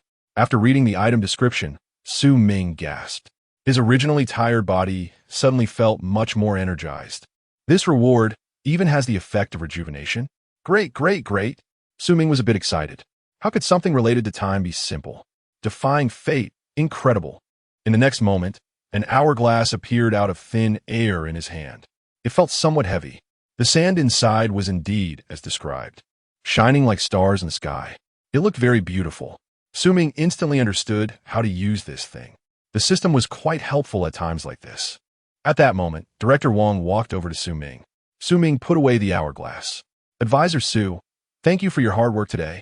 I originally wanted to reward the 3 of you, but money is too mundane, and I didn't know how to. Stop. Su Ming interrupted Director Wong. Money is just fine. Let's go with that. Hearing this, Director Wong's eyes flashed with admiration.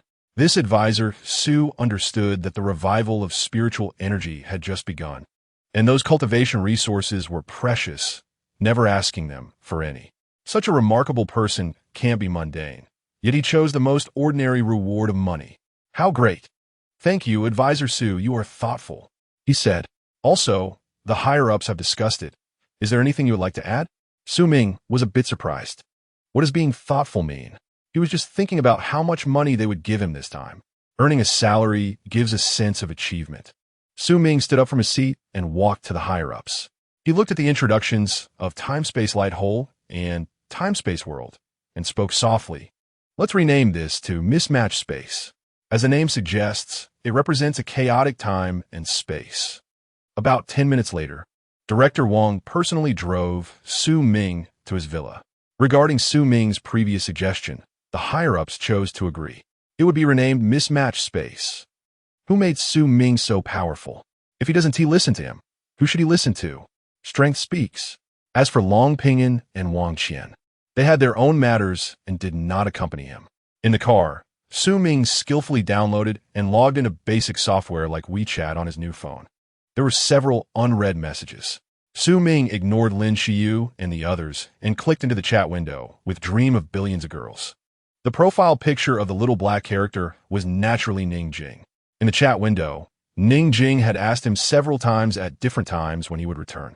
"I'm on my way back. You should rest first. Don't worry about me." Ming replied to the message and then started watching videos. Soon, he came across a video discussing the events from the afternoon. The popularity was extremely high. Director Wang isn't suppressing the public opinion about the video? Ming was a bit surprised. The video about the police car and helicopter deployment had already garnered over 6 million views. Although it couldn't compare to the Bailong River incident at the time, it was still quite notable. Director Wang seemed quite casual and shook his head. "Albisorsu, you may not know. Our strategic direction has changed somewhat. As long as the news isn't particularly shocking and deeply influential, the higher-ups have chosen not to intervene, allowing this information to flow out naturally. No acknowledgement, no explanation. Let everyone guess for themselves. This way, it indirectly prepares the public psychologically. Some people might not believe it at all, treating it as entertainment. Some might become suspicious, as everyone has different sensitivities to these matters.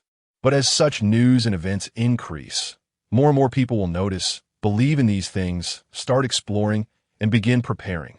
This method is not abrupt, and one to be too hard for ordinary citizens to accept. Completely blocking the news could catch them off guard later, leading to heavy losses. Officially acknowledging it now would definitely cause panic, which is not conducive to development. Listening to Director Wang's explanation, Ming fell into deep thought. It seemed to make some sense. Many times, it's about letting things take their natural course. On the other side, "Got it. Grandpa, don't worry. I know what I'm doing." Long Ping hung up the phone, feeling a bit silent. The call was, of course, from his grandfather, Long Zhantian, who had scolded him quite a bit. But after calming down, they still talked a lot. Long Ping knew that his grandfather was worried about him.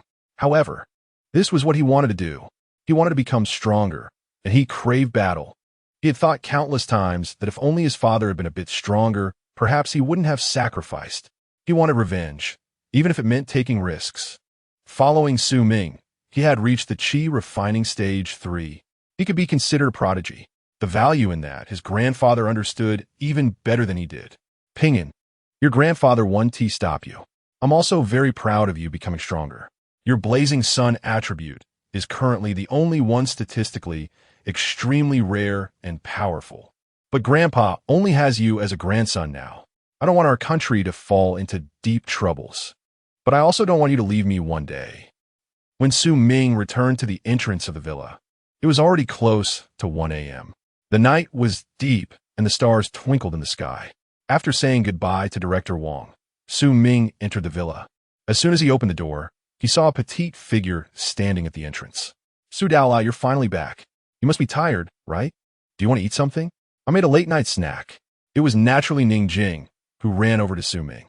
She didn't ask what he had been doing. Hearing her voice, a warm feeling surged in Ming's heart. Ever since his grandmother passed away, he felt this sense of someone waiting for him to come home for a long time.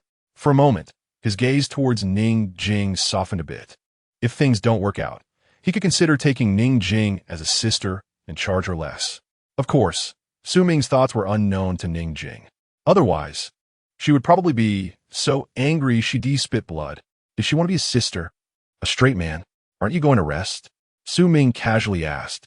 Ning Jing shook her head, looking a bit excited. "I'm used to being a night owl.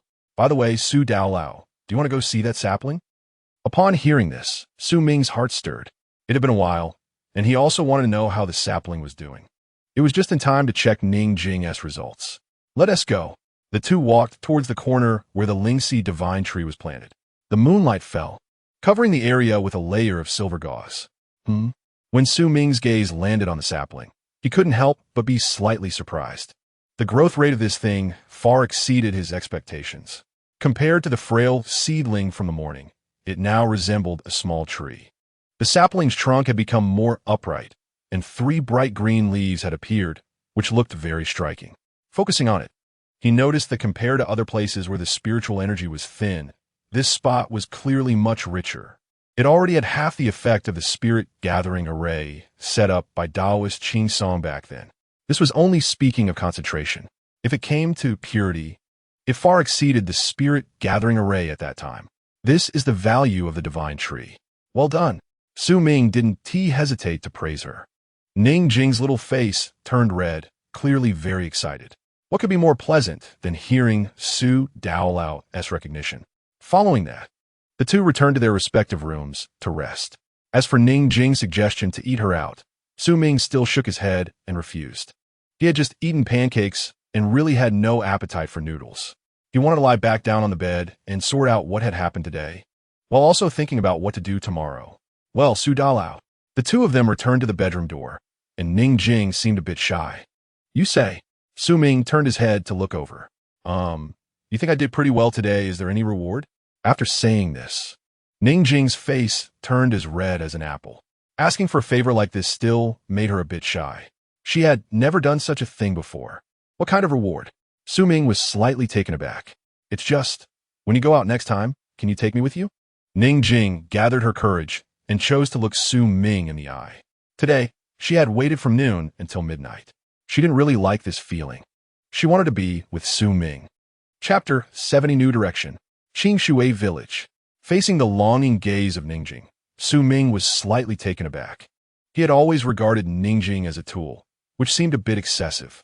It was only natural to occasionally take her out to see the scenery, right? All right. I might be going to Qingshui Village soon. If you want to come along, we could go together. After receiving Su Ming's response, Ningjing's eyes curved into a smile, clearly delighted. Shortly after, the two returned to their respective bedrooms. After a quick wash, Su Ming lay back on his bed and put his phone aside. The night was deep and quiet, perfect for contemplation. There should be more than one void space. What has the original void space become after we left? Does it continue to exist in the void, or has it collapsed completely? Including my phone, if it really fell into it, would there be a chance to encounter it again? If I step into other void spaces in the future, will I still see that mysterious figure? Sumin Feltrabeth. The last figure he sensed lingered persistently in his mind. The unknown is the most terrifying. On the other side, Ningjing still couldn't sleep and was typing on her phone. Night Owl Champion. Still in that chat group. Hard Arsonist. Jingjing, you guys are going to Qingshui Village later? Why not take me along? Beautiful Girl Warrior. Sister Bing Bing, you're going to a remote place for a date. What are you tagging along for? That doesn't fit your aloof persona. Dream of billions of girls. Is Sister Bing Bing coming? But I don't know if he will agree, or when exactly. Hard Arsonist. You don't know anything and still dare to follow him? Aren't you afraid of being sold out? My hometown is near Qingshui Village. I can go with you to check out your little boyfriend. Dream of billions of girls. Sister Bing Bing, don't talk nonsense. What boyfriend? It's not even official yet. Ningjing buried her head in the blanket, feeling a bit shy. Although she denied it, she was still made to feel her heart race by Shun Bing's words, like a deer in headlights. She was about to be reeled in. The next morning, Su Ming got up early, not much later than Ningjing. Ningjing's dark circles were even heavier. Is the bed at my place uncomfortable? Su Ming couldn't help but ask. No, I really like it. Ningjing shook her head vigorously as if it were a rattle drum, not knowing how to explain.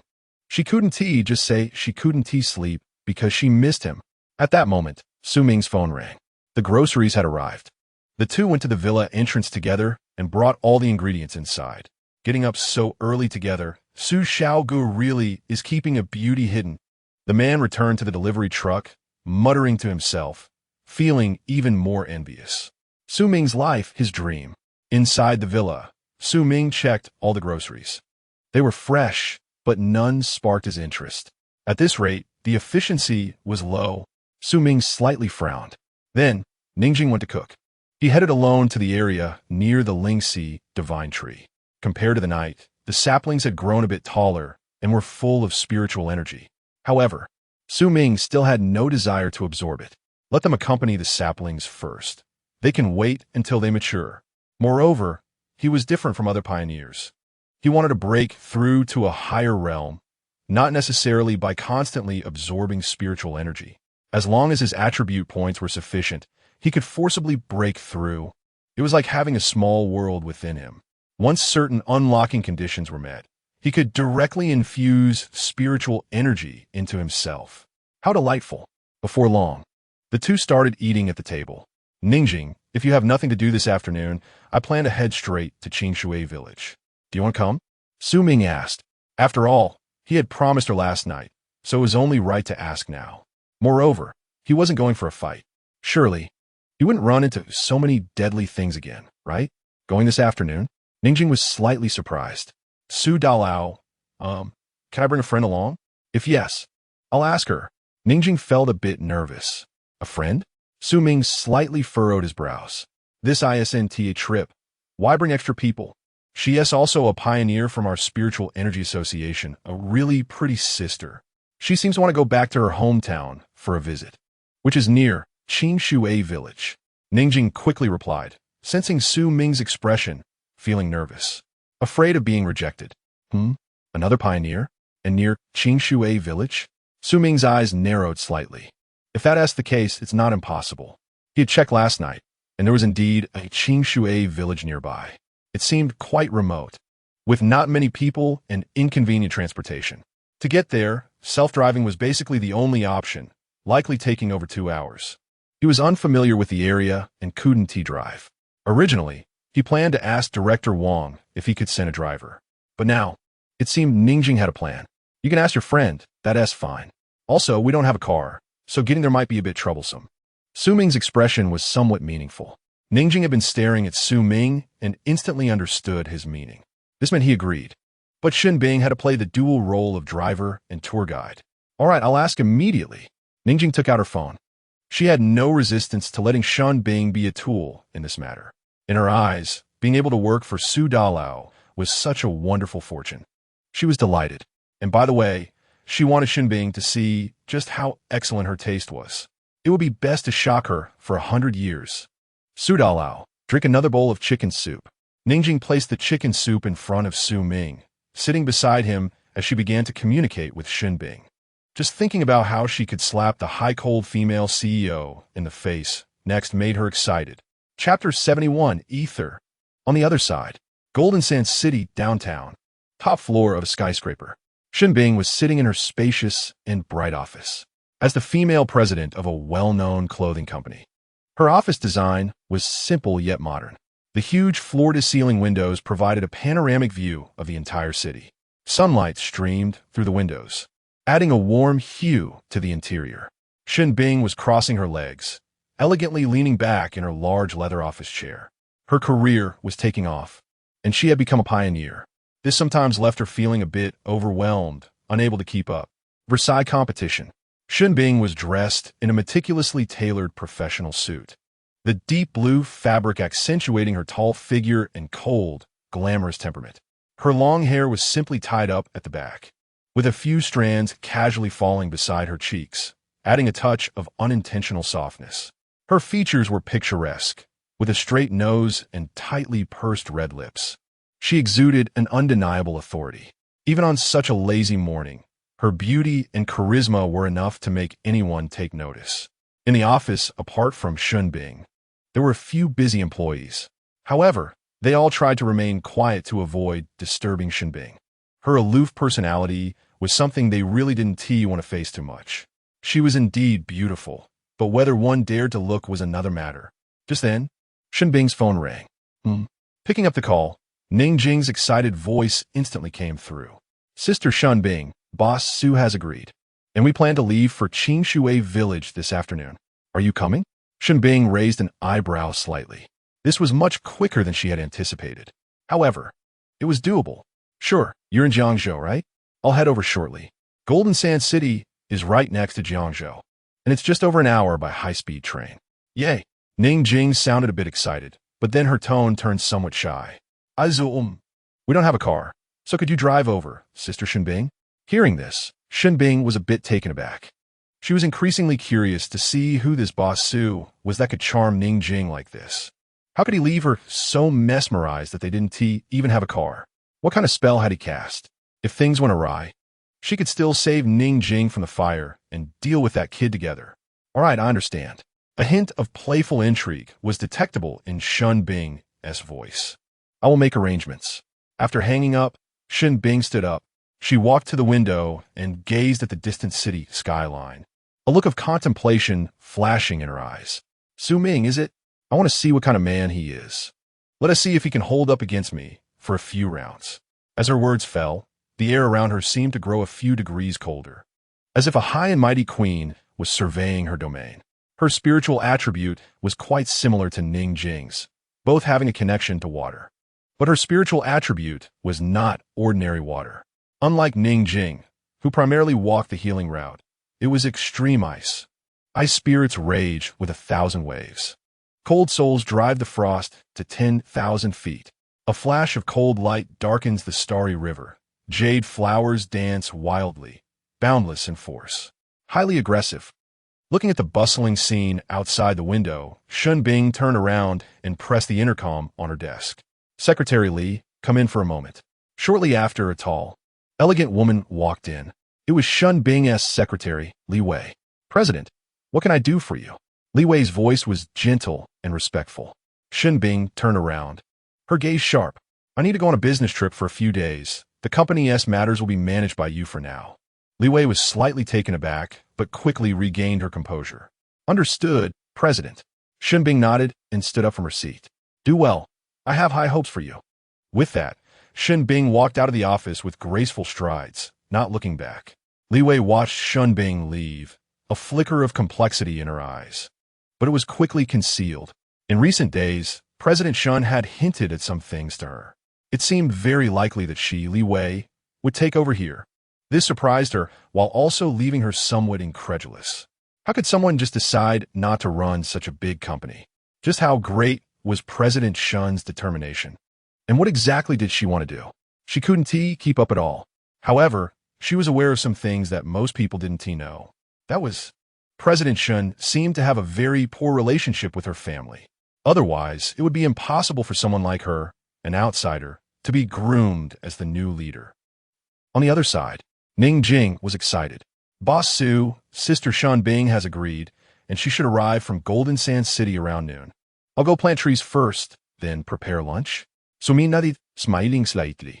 Since she was so proactive, it was naturally not appropriate to disrupt her enthusiasm. Su Ming realized that Ning Jing was a born-tool person. He spent the entire morning browsing videos, checking forums, and chatting with Long Pingan. Long Pingan and Wang Qian were currently part of the Jiangzhou Special Investigation Bureau. Naturally, they weren't as leisurely as Su Ming, who held a consultant identity. The two were still collaborating with the Special Investigation Bureau today, analyzing yesterday's subway incident. However, from his chats with Long Pingan, Su Ming learned about Wang Qian's situation. The spiritual energy she awakened was quite special. After discussions last night, it was named the ether attribute. It was also the only known one at present. The concept of ether is reflected in many cultures, typically associated with space, spirit, or the essence of life. In Wang Qian, the ether attribute manifested as an invisible energy.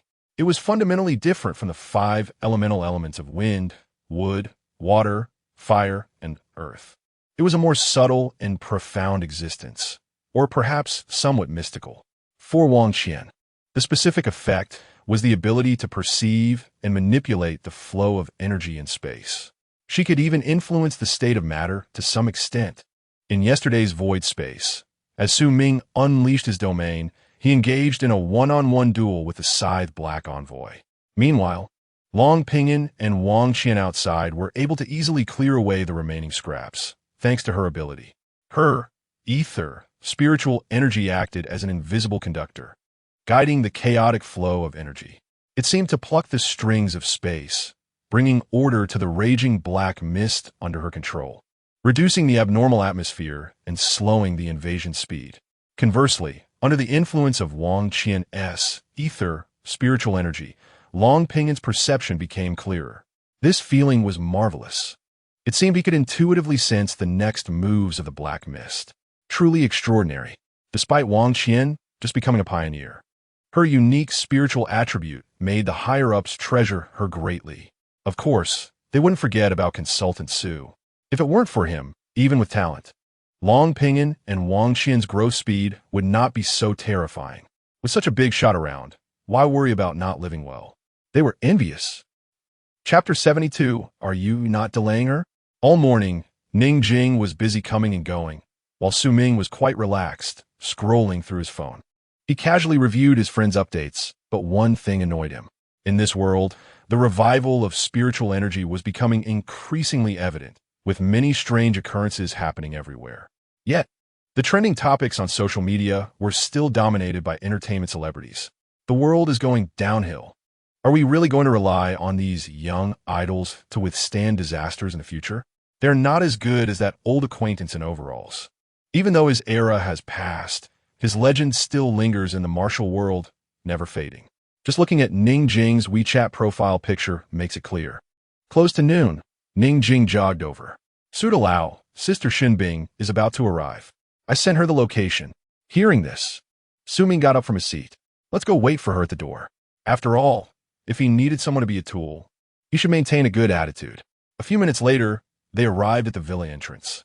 At that moment, a silver-gray car drove over from a distance. Its smooth lines and high-end design indicated it was quite valuable, resembling a silver dragon weaving through the sky. Pretty cool. Su Ming assessed the car. He just wondered how many punches it could withstand. The vehicle slowly stopped at the villa entrance.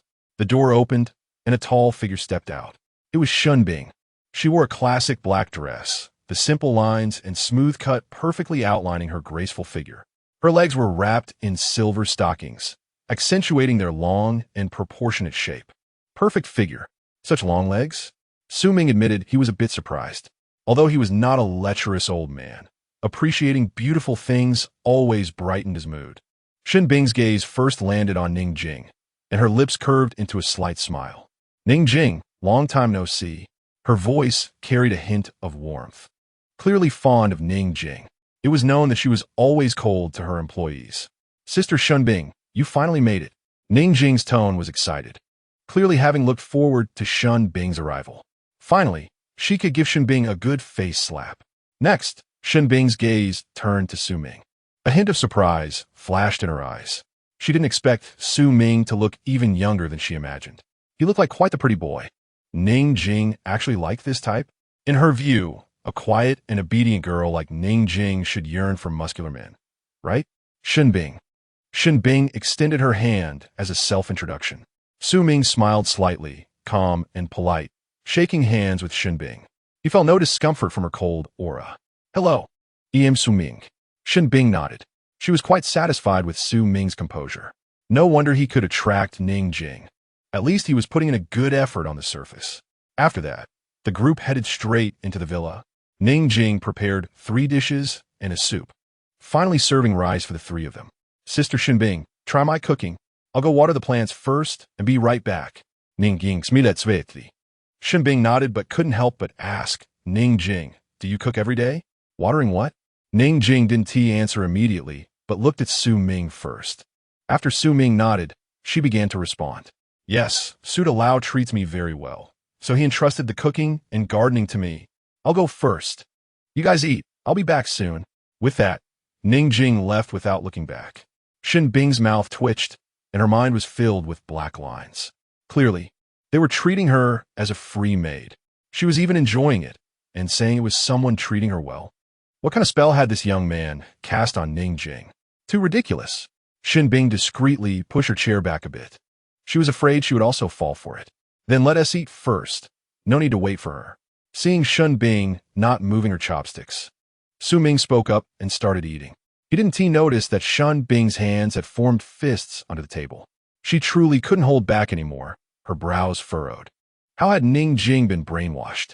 So lacking in gentlemanly conduct, helping him, and he couldn't even wait for her? Was there no basic courtesy left? Too much. Wait. At that moment, Xinbing spoke, her eyes glinting with cold light. Mr. Su Ming. Xinbing took a deep breath, her voice carrying a hint of sternness. I want to know how you view Ning Jing. Su Ming put down his chopsticks and looked up at Xinbing. Miss Xinbing, what do you mean by that? Seeing Su Ming still with an indifferent expression, a flicker of anger crossed Xinbing's eyes, her voice rising a notch. You let Ning Jing cook every day and handle gardening. This is clearly treating her like a free maid. She is a pioneer just like you. Yet she does these things every day. Are you not delaying her? Where's your conscience? And do you really not know why she stays here? Do you really not know why she does all these chores without complaining? If it weren't for liking you, would she waste her time on these things? If you treat her like a maid, summoning her at will, then I think you truly don't deserve her. The more Shun Bing spoke, the more agitated she became. Feeling unfair for Ning Jing, she recalled the saying, the more one licks the dog, the more humble they become, and the less they are valued by others. What cannot be obtained always stirs, while those who are favored act without fear. Are you done? Su Ming's voice remained flat, calm, and unperturbed, continuing to focus on his meal. Since you're Ning Jing's friend, I won't say much. If you can stand it, stay. If not, leave. You can advise her if you want. I have never forced anyone. Su Ming felt no emotional turbulence. In fact, he found it somewhat amusing. After experiencing those issues with Lin Xiu, he felt he had a great mindset now. He truly ignored these criticisms. Moreover, Shun Bing was not fundamentally a bad person. She was just anxious for Ning Jing, which was why she confronted him directly. As for Ning Jing liking him, he wasn't a fool, so he could naturally sense it. But he truly had no intention of dating right now.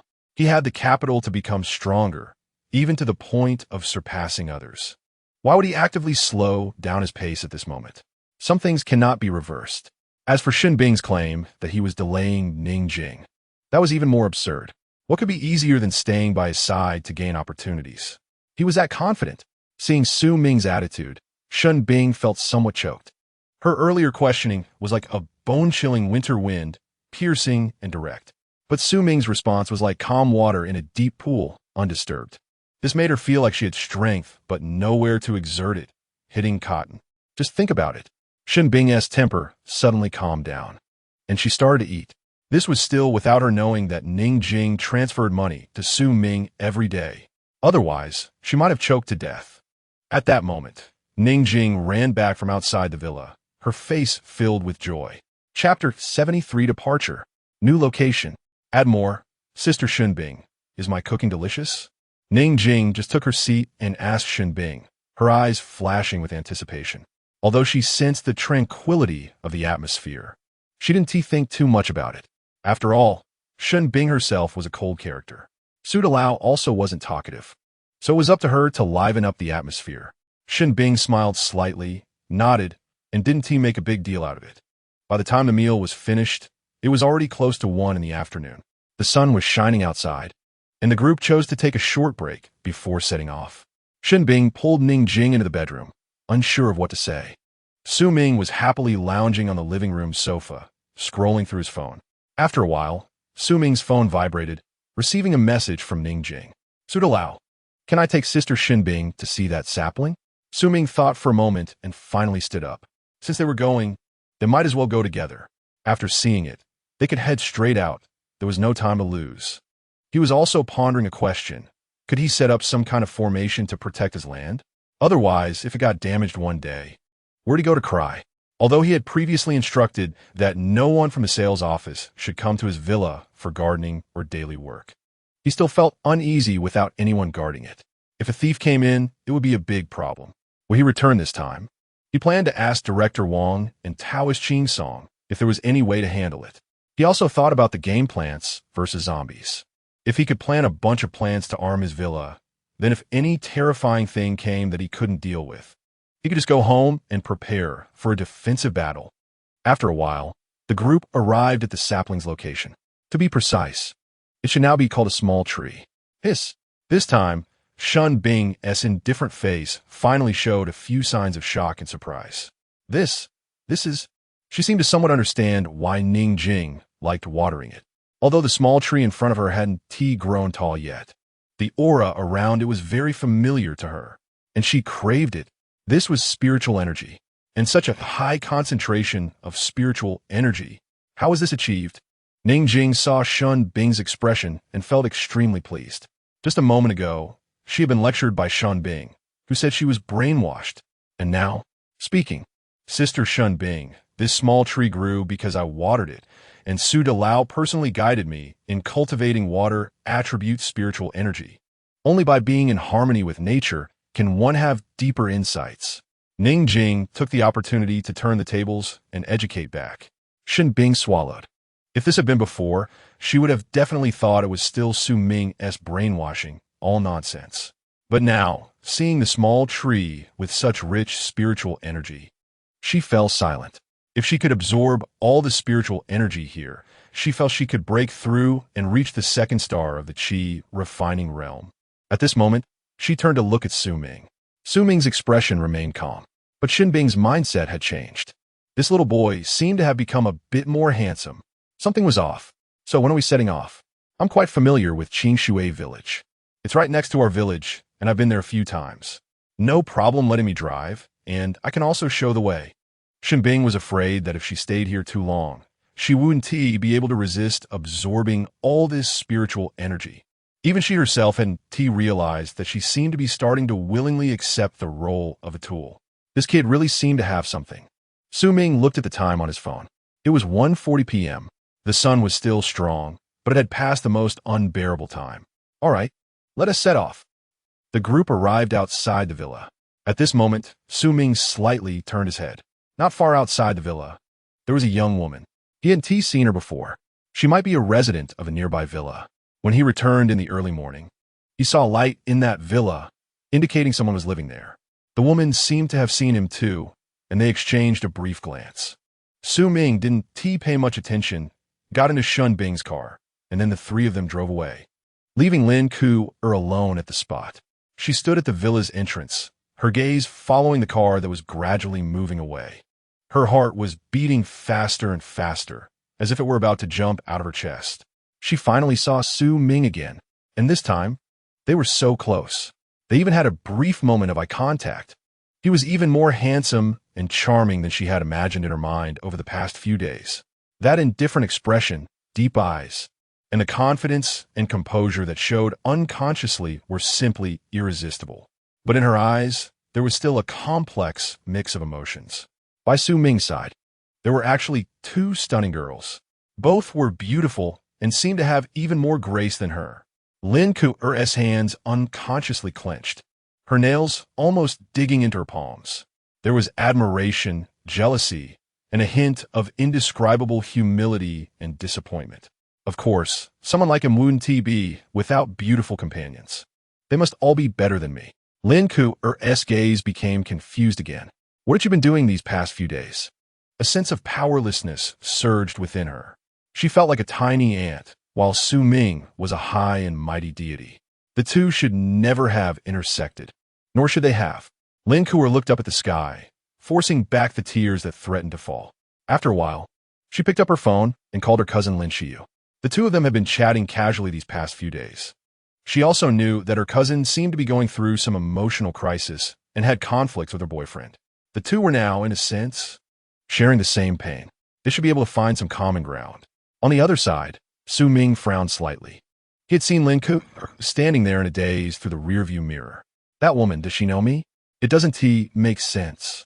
It's not like someone has a crush on him, seeing that he bought a villa and specifically buying one nearby too, right? Even a normal-minded novelist wouldn't dare to write this. It's too kitsch. Chapter 74. Has something happened in the land of cherry blossoms? In the car, Ningjing and Shen Bing occasionally exchanged a few words, but they were all trivial topics. Su Ming continued to scroll through his phone, grappling with a question. If the revival of spiritual energy were to fully erupt, would there still be signal and internet? Would the fluctuations of spiritual energy from cultivators affect it? If that were the case, he would have to take action. Suddenly, a rapidly trending news item caught Su Ming's attention. A certain island in the land of cherry blossoms has suffered a major natural disaster. This news exploded like a bomb across various social media platforms. It was red hot. Su Ming lightly pressed the screen and clicked into the trending topic to see more details. A place in the land of cherry blossoms has encountered an unprecedented natural disaster, with earthquakes triggering tsunamis, causing severe damage in multiple areas. Below the news were a series of images and videos from the scene. As Su Ming scrolled through the screen, shocking images came into view. Streets torn apart by earthquakes, collapsed buildings, and clouds of dust. There were cities half submerged by water after the tsunami. The terrified and helpless expressions of people fleeing in panic were evident. There were even images taken by helicopters showing many people lying on the ground, clearly lifeless. It was shocking. In addition to this trending topic, there was another related one. Mysterious phenomena during the natural disaster in the land of cherry blossoms. Ming clicked in. Inside were many messages organized and listed. Unusual lights appeared in the sky before the earthquake. Witnesses reported seeing a huge shadow moving underwater as the tsunami approached. After the disaster, some survivors claimed to have heard whispers not belonging to humans among the ruins.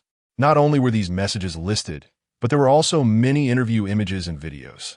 I saw strange lights in the sky just one day before the earthquake, not the common red or orange, but a deep purple.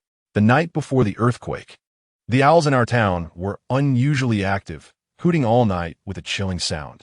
In addition to these interviews, there were some videos that had very high click rates. It was clearly daytime, but the sky was abnormally dark due to this disaster. The colors of the earth changed, and there seemed to be some inexplicable glowing points flickering in the black clouds.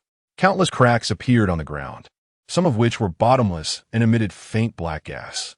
Someone captured floating stones, but there was only a picture, no video, raising suspicions of photo manipulation. There were many such messages.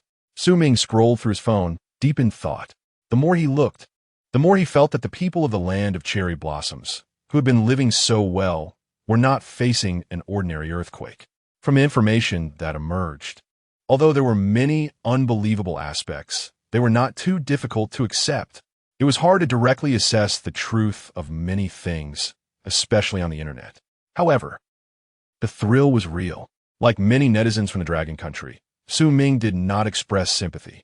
Instead, he sent his best wishes, wishing them a smooth journey and a pleasant trip. Ming believed he was not a bad person, even cleaner than most, but it depended on whom it was directed at. One must admit that Shun Bing's driving skills were excellent. It made Ming a bit itching to ask her for some tips. After all, he still hadn't gotten his driver's license. He could get one and then take the wheel himself. He couldn't always leave it to women. He also wanted to drive a luxury car and experience speed and passion. More than 2 hours passed, and the scenery outside the window had transitioned from the city to rural roads. The next stretch will be mountainous, making it more difficult to drive. There should still be about half an hour's journey to Qingshui village. Bing's voice came through. Ming nodded and started looking at the scenery outside. Scrolling on his phone for too long was boring. As for the news he had seen earlier, he temporarily decided not to think about it. He would focus on the current matters, even if there were problems in the land of cherry blossoms. It had nothing to do with him. He had previously scrolled through many comments from netizens in the Dragon Country, all saying it was karma. They didn't do anything worthwhile every day, and nuclear wastewater was released as they pleased. Many netizens from the Dragon Country discussed whether some strange creatures affected by radiation would appear because of this incident. Some even said that it seemed like there were already signs. They saw some unusual marine creatures in some photos that had not been deleted in time. Ming rolled down the car window to breathe in some fresh air. It was now 4 p.m., and the sunlight was not glaring. The weather was warm and comfortable. The trees lining the road were lush and green, their branches and leaves abundant, casting cool shadows. The air was filled with the fragrance of soil and grass. The distant mountains were shrouded in mist. Such a country road always brought a sense of satisfaction, washing away troubles and noise. Compared to the bustling and busy city, this place was much more comfortable and pleasant. Ming's gaze lingered on the scenery outside. Bing glanced at him through the rearview mirror, rarely showing a smile. I haven't been back in a long time. It really is quite leisurely here. Before she became a pioneer, although her career was thriving, she was truly exhausted. Now, she felt much lighter without so many burdens. The last time I came back was 2 years ago. The overall environment hasn't changed much. The development speed is vastly different from the city, which changes every day. Bing began to take the initiative to chat. It seemed that here, her cold heart had melted somewhat. Or rather, in the city, she didn't dare to reveal her inner feelings because that was her protective shield. Ningjing also appeared excited. Looking around, as a rich girl, she really hadn't been to places like this. It felt like a vacation. After driving for a few more minutes, Su Ming's brows furrowed slightly. Something seemed off. As the car progressed, the scenery on both sides of the country road began to change. The tree branches and leaves were no longer so lush. They became increasingly sparse, and some even appeared withered. It was only early September. Su Ming murmured softly, a bad premonition creeping into his heart. Logically speaking, these leaves should start turning yellow only by the end of September. Moreover, the yellow outside now was not the golden hue of early autumn, but a withered yellow. It felt as if life was about to fade away entirely. It was quite uncomfortable. Not only Su Ming, but Shen Bing also sensed something unusual. The ecology here seems worse than before. Her voice carried a hint of confusion, clearly not having thought in other directions yet. Everyone, stay alert. Slow down a bit. At that moment, Su Ming spoke up, beginning to release some spiritual energy outward. Instantly, both women felt a jolt in their hearts. They were both smart. Upon sensing the fluctuations of Su Ming's aura and hearing his words, how could they not understand the general idea? Moreover, they had never considered why Su Ming had come here. Surely it wasn't just for a rendezvous in such a place. Such a peculiar hobby. Thinking of this, both women perked up. Ningjing also put away her playful demeanor, her entire temperament changing. She was originally the kind of obedient girl with a calm demeanor, but because of Su Ming, she had become love-struck. In such a critical moment, she couldn't falter.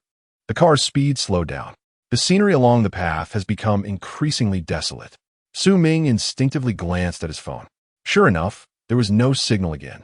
Just like that night when he and Taoist Ching Song went to the forest in the west. At that time, he could still say it was because his phone was not good and had poor signal reception.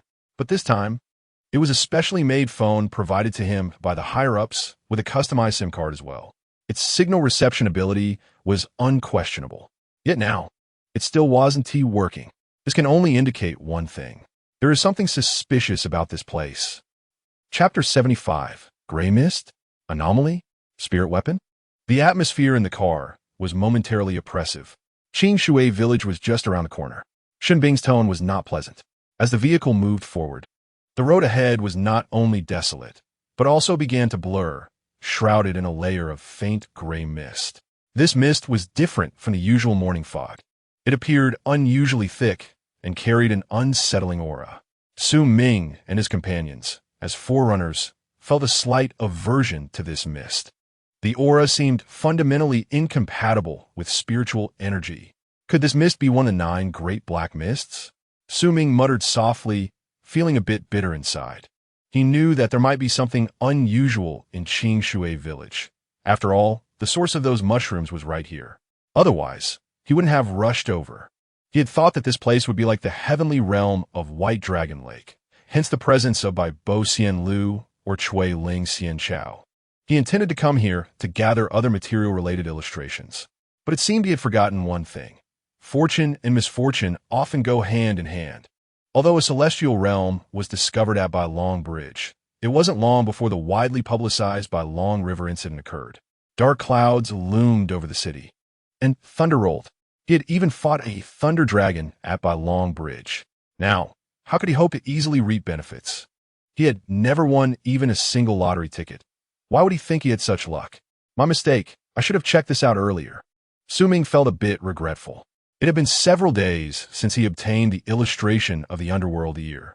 At that time, everything was still normal when the boss came here to collect goods. But what had happened in Qing Shui village over the past few days, including the other 2 stall owners, was it possible they couldn't come out anymore? Were they also here? The car slowly entered the mist. Visibility became increasingly blurred, and the surrounding scenery grew more hazy, as if everything was shrouded in a layer of gray veil. The car felt dirty. The sunlight seemed unable to penetrate the mist, growing weaker and weaker until finally, only a dull gray remained. The trees and fields along the country road appeared even more desolate in this dimness, as if abandoned by the entire world. Earlier, they at least looked a bit yellowed, but now they resembled a black and white film. Suddenly, Shen Bing stopped the car. "We have arrived." Her voice trembled slightly. Through the glass, a village enveloped in gray mist appeared in their line of sight. "Silence. Let's get out, but be careful." Su Ming's gaze flickered as he was the first to open the car door. Since they had come this far, there was naturally no reason to retreat, or else they would only delay further. Ning Jing and Shun Bing followed closely behind. The three stood beside the car, looking at the scene ahead, unsure of what to say. Should I notify the Spiritual Energy Association first and then make a decision? Shun Bing asked. Su Ming shook his head decisively. No need. Besides, you can't notify anyone here. There's not a single signal. If he can't resolve the troubles here, then bringing more people would probably be ineffective and would only incur greater costs. As for the communicator, Su Ming had completely lost hope in it. He had come to understand its temperament. Originally, he had regarded it as a detection device, a mind-sweeping tool. Now it seemed that many times it couldn't solve urgent problems. One still had to rely on oneself. Shun Bing tightened her collar, trying to resist the chill brought by the pervasive, strange mist. This mist seemed almost tangible, sliding against her skin like cold, slimy tentacles, sending chills down her spine and making it hard to breathe. They hadn't even entered the village yet, and the sense of oppression was already overwhelming. Moreover, the absence of any insect chirping or bird calls made the silence even more unsettling. All was silent. Ning Jing couldn't help but shiver, her voice trembling slightly. This is too strange. It feels like countless eyes are watching us in this mist. This feeling is even more eerie than when we were in that western forest. Su Ming took a deep breath and quickly made a decision. Sen Bing, Ning Ying. If you don't want to go in, you can wait here or turn back. I can check the village by myself. It's still too dangerous. Hearing this, Ning Jing shook her head vigorously. I'm not afraid, Su Dalao. You're so strong. We'll definitely be fine. And I can protect myself. So you don't need to worry. Shun Bing's expression was also grim. Although she suspected Su Ming had some strength, how strong could he be? Plus, she had the extreme ice attribute. If she truly faced off against Su Ming, who would win or lose was still uncertain. But the sense of crisis emanating from the village ahead was simply too strong. Even if Su Ming had some abilities, if he were to run into those strange things, death would be the only outcome. Ning Jing's infatuation was truly blind. It could get people killed. I still suggest we return first and report to the people at the association. Of course, if you decide to go in now, I'll accompany you. More strength is better. Shun Bing gritted her teeth and made up her mind. On one hand, she was not the kind of person to abandon her teammates. On the other hand, ahead of Qing Shui village was her hometown, Panlong village. Although her relatives no longer lived there, she still had a house and some belongings, and some villagers still lived in the village. She had come back this time to retrieve an item from her old house. It was impossible to say she was completely unconcerned. All right, then stick with me. Stay close. As soon as Su Ming finished speaking, he summoned his long sword, which crackled with lightning. The surrounding mist seemed to thin out a bit under the influence of a lightning sword, retreating slightly. Seeing this scene, Shun Bing's pupils contracted. Compared to Ning Jing, this was her first time seeing this thing, and she was filled with astonishment. What is that? A long sword surrounded by lightning? Hiss! Is this the legendary spirit weapon? At this moment, her perception of Su Ming seemed to elevate once again. A spirit weapon. She had only learned about this concept a couple of days ago. It was said that their Spiritual Energy Association had a total of 2 spirit weapons. She didn't know what one of them was, but many people in the association knew the other one, called a frost blade. It seemed to be used by the president of their Spiritual Energy Association. The entire blade was crystal clear, emanating a faint chill, resembling ice that had not melted for 1,000 years. Its blade was incredibly sharp. Even a light swing could instantly freeze the surrounding air. Those who possessed spirit weapons were undoubtedly among the top tier, even among forerunners. An ordinary person would suffer misfortune for possessing such a treasure without strength. Thinking of this, Shun Bing swallowed hard, first glancing at Ning Jing, then staring at the lightning sword in a daze. She could feel the violent aura emanating from it, which was extremely terrifying. This meant that Ning Jing was not exaggerating. It seemed they had truly underestimated him. Was Su Ming really already a peak expert at the 2nd or even 3rd star of the Qi refining stage at his age? Chapter 76. Rumors of Qing Shui Village. In Shun Bing's eyes, Su Ming seemed to appear even more imposing. This young little puppy seemed quite appealing, didn't it? Besides that, she looked at Lei Jian with a hint of desire. Who wouldn't want to own an extraordinary weapon of their own? But she wouldn't have any thoughts about taking Su Ming's spiritual weapon. That thing was too precious. Even if she offered her entire company, it probably wouldn't be enough to trade for it. However, regarding their trip to Qingshui village, she felt a bit more confident. With Su Ming and this Lei Jian, perhaps they could really venture in. The group cautiously advanced towards Qingshui village. The coldness and oppressive feeling in the mist grew stronger, making each of their steps feel particularly heavy. Su Ming was fine, but the two girls behind him had already fully activated their spiritual energy. Just resisting this mist was already so difficult for them. If they really got into a fight, they wouldn't be able to move at all. They reached the entrance of Qingshui village. To the side, a stone tablet caught their eyes. The words Qingshui village were carved at the top, somewhat dim and hazy. The surface was covered with a layer of murky mist, as if some strange power was eroding it, making it indistinct. Xinbing looked at the stone tablet, her eyes flashing with a complex emotion, as if she was reminded of something. The Qingshui River in this village was the pride of the villagers, their lifeline and soul. The river was always crystal clear, with fish swimming freely, and the villagers cherished it and protected it voluntarily. Whenever they needed to irrigate their crops, they used the water from Qingshui River, making the crops grow exceptionally lush. Furthermore, the fish in Qingshui River seemed to be more delicious than those from other places. During the River God Festival, villagers would catch fresh fish from the river and share the bounty of nature together. Xinbing explained. She grew up in the neighboring village and heard the most about Qingshui village. The river there was indeed somewhat famous among the surrounding villages. However, later on, her family left the village, and she didn't pay much attention to this place anymore. River God Festival?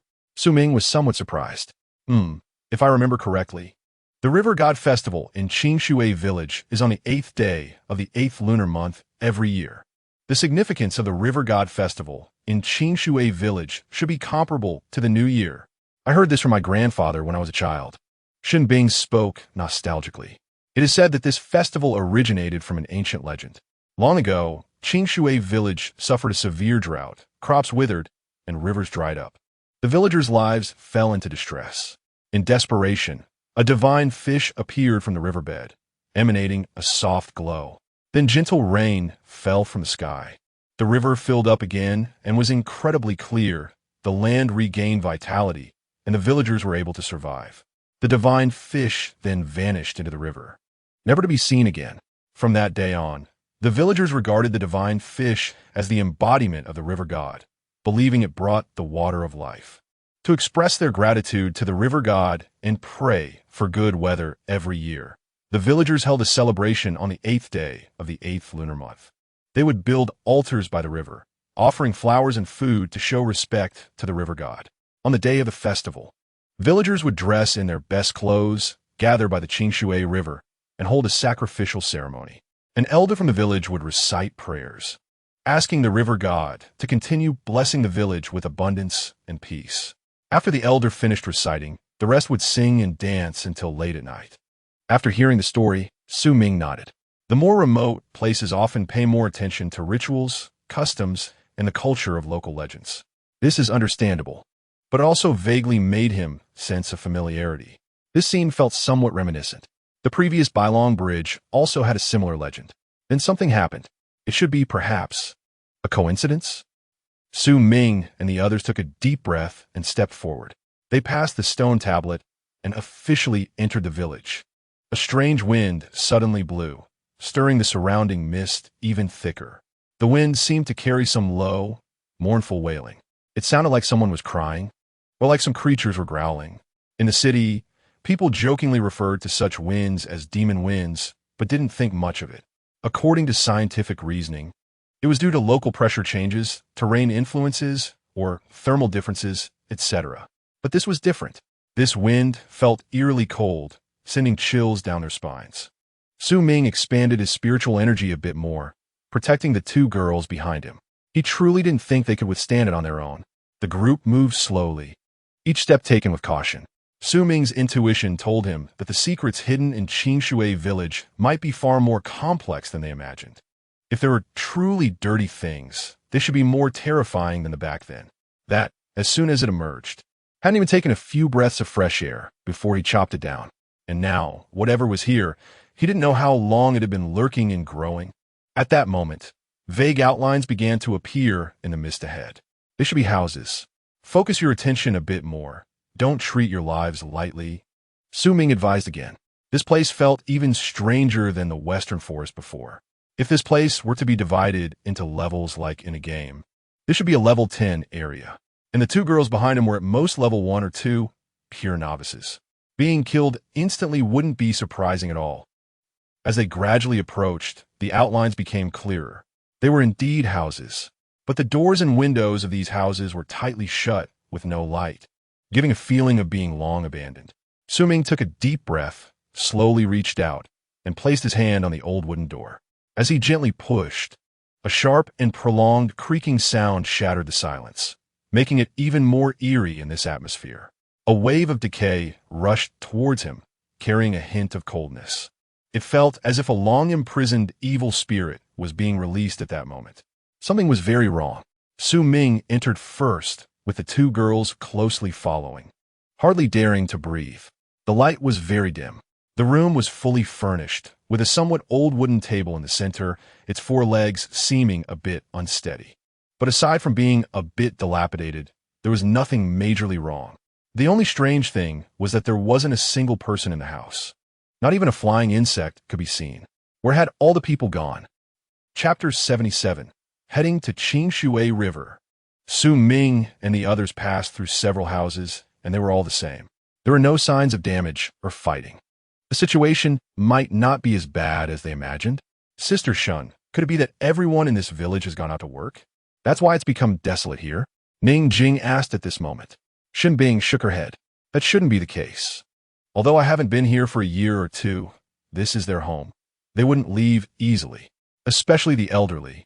Neither their beliefs nor their physical inconveniences would allow them to choose to relocate. I remember this area is a large farming village because of Qingshui River, and the villagers are self-sufficient without any problem. Moreover, the vitality of nature is more resilient than you think. Even if no one takes care of it, it would just be overgrown with trees and weeds, not this desolate and eerie state. At this moment, Su Ming also smiled bitterly and shook his head. He was even more aware than the two girls. The residents definitely hadn't moved, because the owner of the vegetable market was here just a few days ago, collecting mushrooms. It can only be said that this sudden change happened not long ago. The timing is just too coincidental. When that owner tried to call the villagers here, he likely couldn't get through, not because they were busy, but because they had already encountered some change. This village was much larger than Su Ming had imagined. There were no people, not even a dog. If it weren't for the three of them, it wouldn't be an exaggeration to say it was a dead zone. Where are the people? Such doubts arose in everyone's minds. If everyone collectively disappeared, what would they have gone to do voluntarily? No, wait. Suddenly, Su Ming seemed to think of something. It is September now, but if we convert today to the lunar calendar, what date is it? Thinking of this, Su Ming quickly took out his phone and opened the calendar function. Although there was no network here, these basic software functions didn't require internet access. Hiss. The next moment, Su Ming gasped. Today is the 9th day of the 8th month in the lunar calendar. So yesterday was the 8th day of the 8th month. The river god festival that Shun Bing mentioned. Could there really be a connection between the two? Is the incident here related to the river god festival and that so-called river god in the water? Once this thought appeared, it could not be dismissed. It's too coincidental. It doesn't feel like a coincidence at all. If it's really as I think, then haven't we arrived a day late? Su Ming clenched his fists, feeling a bit frustrated. Many times it is so dramatic. A step slow, every step slow. A slight error can lead to a huge difference. Shen Bing. Yesterday was the River God Festival. Do you know where the villagers held the celebration? Hearing Su Ming's words, a look of shock flashed in Shun Bing's eyes. Yesterday was actually the 8th day of the 8th month in the lunar calendar. She hadn't thought of this before. Follow me. Shen Bing quickly reacted and prepared to lead the way. The celebration place didn't need to be specially searched for. It was right next to Qingshui River, and she indeed knew the location of Qingshui River. She had been there a few times when she was a child. The group walked out of the house and began heading towards the direction of Qingshui River. Bang! At that moment, a loud noise came from behind them. Everyone was startled and immediately turned around. They saw a wooden board that had apparently fallen from the beam onto the ground. So coincidental? Is it warning us? Not letting us go? Su Ming narrowed his eyes slightly. The current development of events was indeed too strange. If this board really fell to the ground for that reason, it would be terrifying. It would mean that every move they made was being monitored. Moreover, the mastermind could act unexpectedly without them knowing. Keep going. Su Ming gritted his teeth. The more threatening it was, the more they had to see. Whoever backs down loses half. Along the way, the fog grew thicker. It felt as if they could touch the cold, damp mist with a hand. The surrounding houses appeared hazy in the fog, as if hiding countless pairs of watchful eyes. Caw! Suddenly, a sharp cry broke the silence. Su Ming's heart tightened, and he quickly protected Shun Bing and Ning Jing behind him. Not far away, a huge shadow swiftly passed overhead, creating a gust of wind. What is that? Ning Jing's voice was filled with fear. Before Su Ming could respond, the shadow circled back and hovered above them. In the dim light, Su Ming used night vision to see clearly. The thing above them was a gigantic monster bird, its eyes glowing with a strange red light. Oomph! Su Ming snorted coldly and swung his thunder sword upwards. He tried to use the sword's momentum and lightning to strike the creature down. However, the monster bird did not attack. Instead, it flew directly ahead, evading harm and disappearing into the dense fog. Is this a scout? The group did not dare to relax for a moment and continued to advance. If that thing charged at them, Su Ming was confident he could strike it down. Unbeknownst to them, the path beneath their feet became muddy and slippery. Every step required great effort, or they would sink into it. Be careful, Su Ming called out, and Ning Jing nearly slipped and fell. After walking in such a heightened state of tension for a few minutes, the three of them stopped. In front of them appeared a fork in the road. Should they go left or right? Hearing Su Ming's question, Shun Bing hesitated. In her memory, there shouldn't be such a fork in the road, right? Was a newly made path in recent years. She had no recollection, seeing Shun Bing's reaction. Su Ming felt silent. He understood that Shun Bing was also unclear about this place. The three of them scanned the two paths, trying to find any possible clues. The swirling fog obstructed their vision, making it difficult to see ahead. Boom! Su Ming released his spiritual energy, pushing against the fog. In an instant, the gray mist ahead dissipated slightly. What a strong power! Shun Bing was shocked again. If she exerted herself, she could also push back some of this fog. But it certainly wouldn't be as easy and effortless as Su Ming. The two paths became much clearer. The dirt path on the left had some footprints. Although not very clear, they seemed to have been made not long ago. Su Ming observed carefully. His instincts told him that these footprints might belong to villagers heading to Qingshui River. Shall we take the left path? Shun Bing tilted her head and asked. However, Ning Jing seemed a bit hesitant. Sudigu, Sister Shun, look at the right path. Ning Jing pointed, her voice trembling. Su Ming followed Ning Jing's gaze, and his pupils constricted. The right path appeared narrower compared to the left. But looking deeper, both sides were covered with dense weeds and vines. Since they entered the village, they hadn't seen such lush vegetation before. Everything else was withered. Logically, this should be a good thing. However, the color of these plants was not the normal green. It wasn't even yellow. Instead, it emitted a faint red glow. In the dim environment, they appear particularly eerie, as if they are about to drip blood. They seem to be slowly wriggling like living entities, greedily observing this group of uninvited guests. Chapter 78. Ghost Wall? Illusion? Tricked? Amour? A bit nauseating. Ning Jing wrinkled her nose, forcing herself to endure the discomfort. The visual impact ahead was truly making her feel uneasy.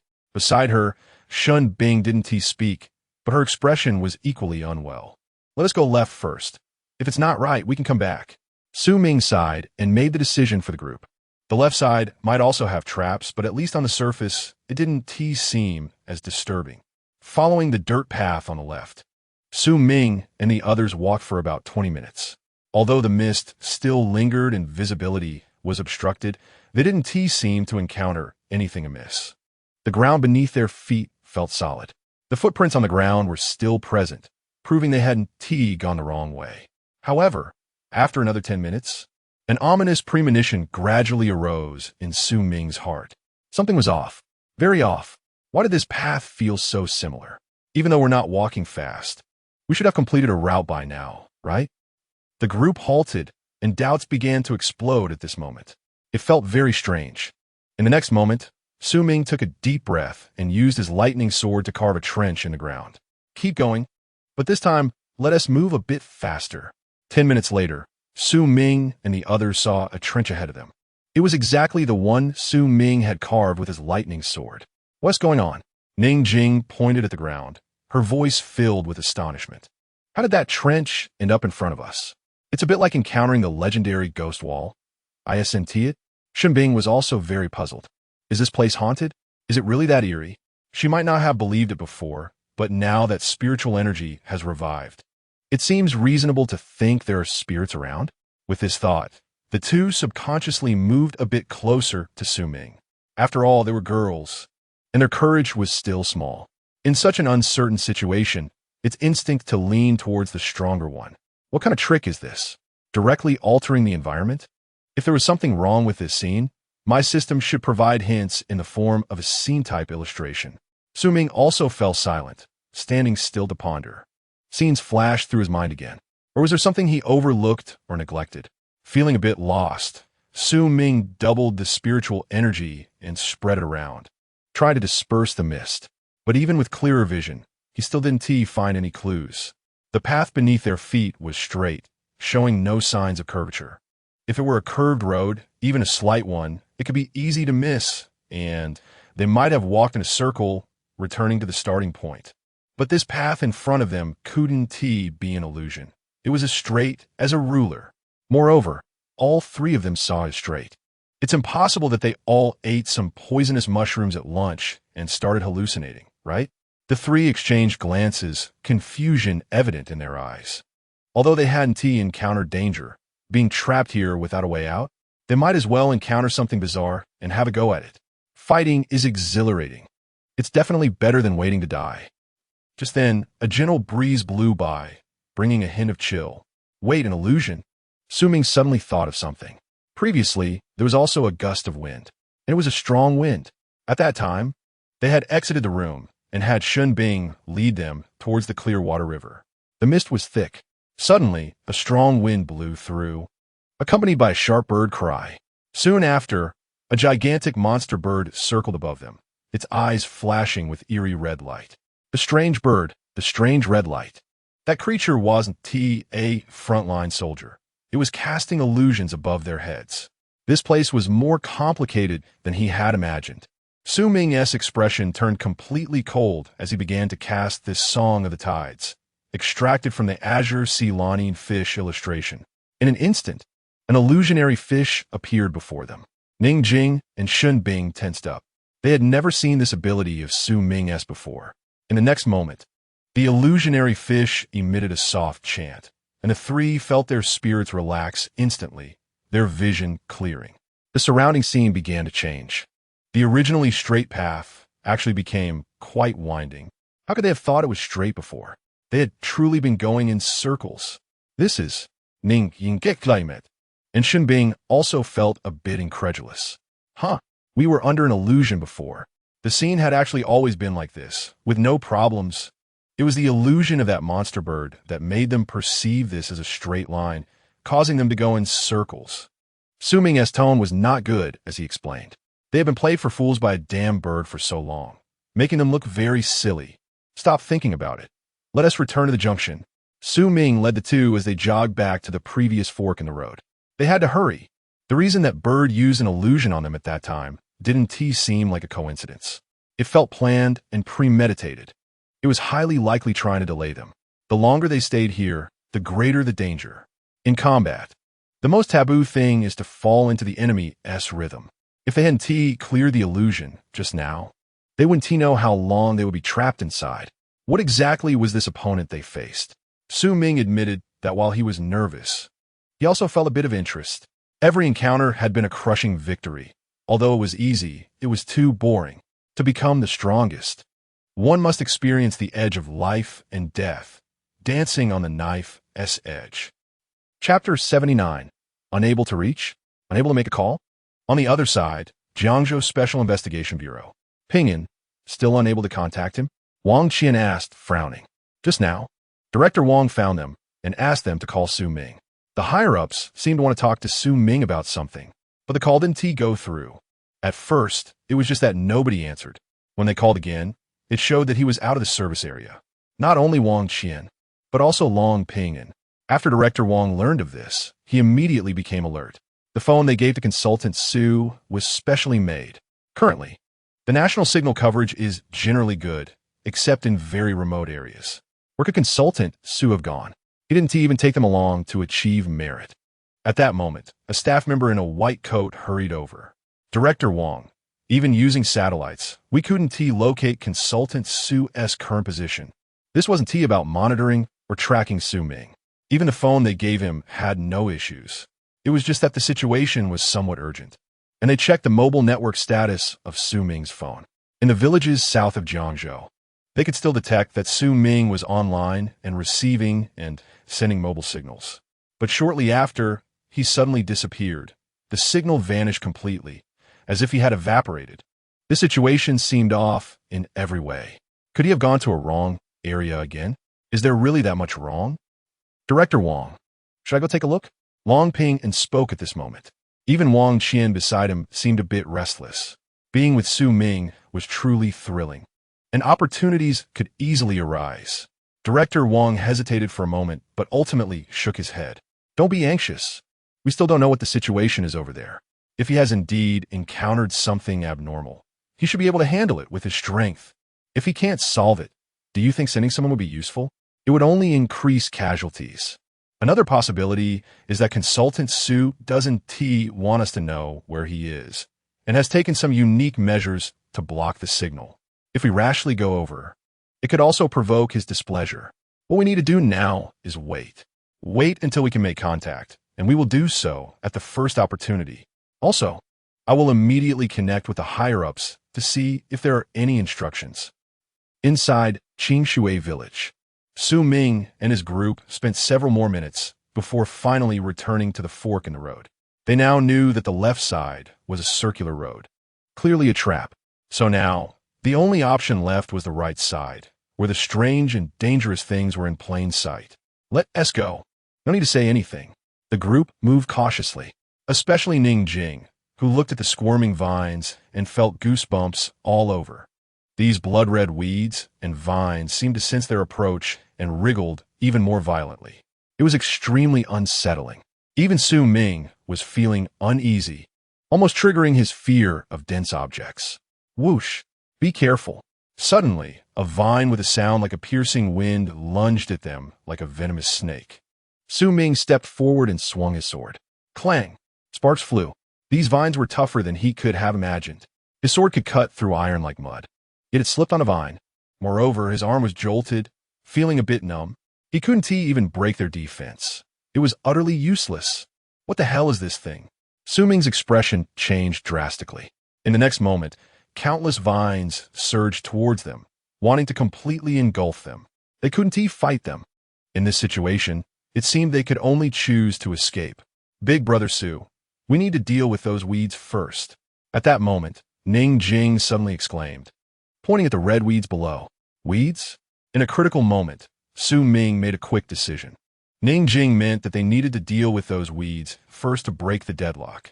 Although he didn't know how Ning Jing figured it out, he had no choice but to trust her. However, these vines were extremely fast and numerous, like a rain of arrows. And the weeds on the ground were also very numerous and widespread.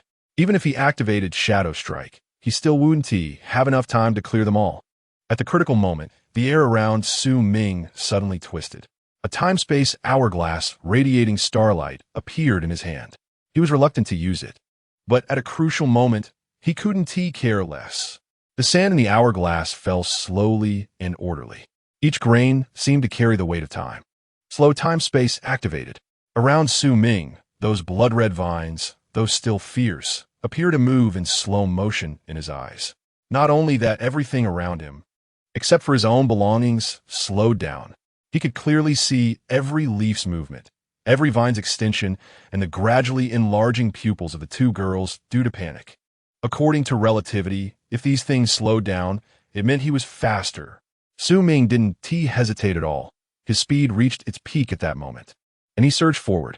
The thunder sword in his hand swept a wide arc across the ground. All those blood-colored weeds couldn't escape their fate. At the same time, a voice echoed in Su Ming's mind. Rare material found. Blood demon grass. At this moment, Su Ming naturally had no time to open the encyclopedia, temporarily ignoring it. The hourglass was directly put away by him. There was only so much sand he could use. Even using it for an extra second made him feel distressed. In the next moment, the flow of time around returned to normal. The weeds on the ground turned charred and exploded. The lightning power they had endured erupted in an instant. They were all destroyed.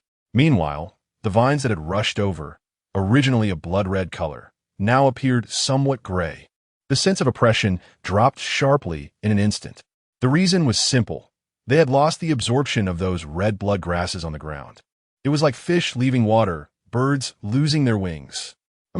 These vines had already invaded in front of Su Ming. But compared to before, it was like heaven and earth, completely a paper tiger.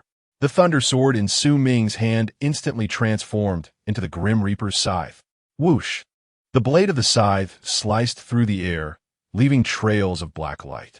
It wasn't that the thunder sword was ineffective. It was just that the scythe had a much larger attack range. This feeling of cutting grass was exhilarating. Su Ming's movements were fluid as he swung the scythe like a windmill. These vines snapped at the touch, completely unable to resist. It was like cutting wheat. In just a few seconds, crack, crack, crack, the once swirling vines all fell to the ground, piled up into little hills, motionless. This is so damn satisfying. A smile crept onto Su Ming's face. So this is what it feels like to cut grass.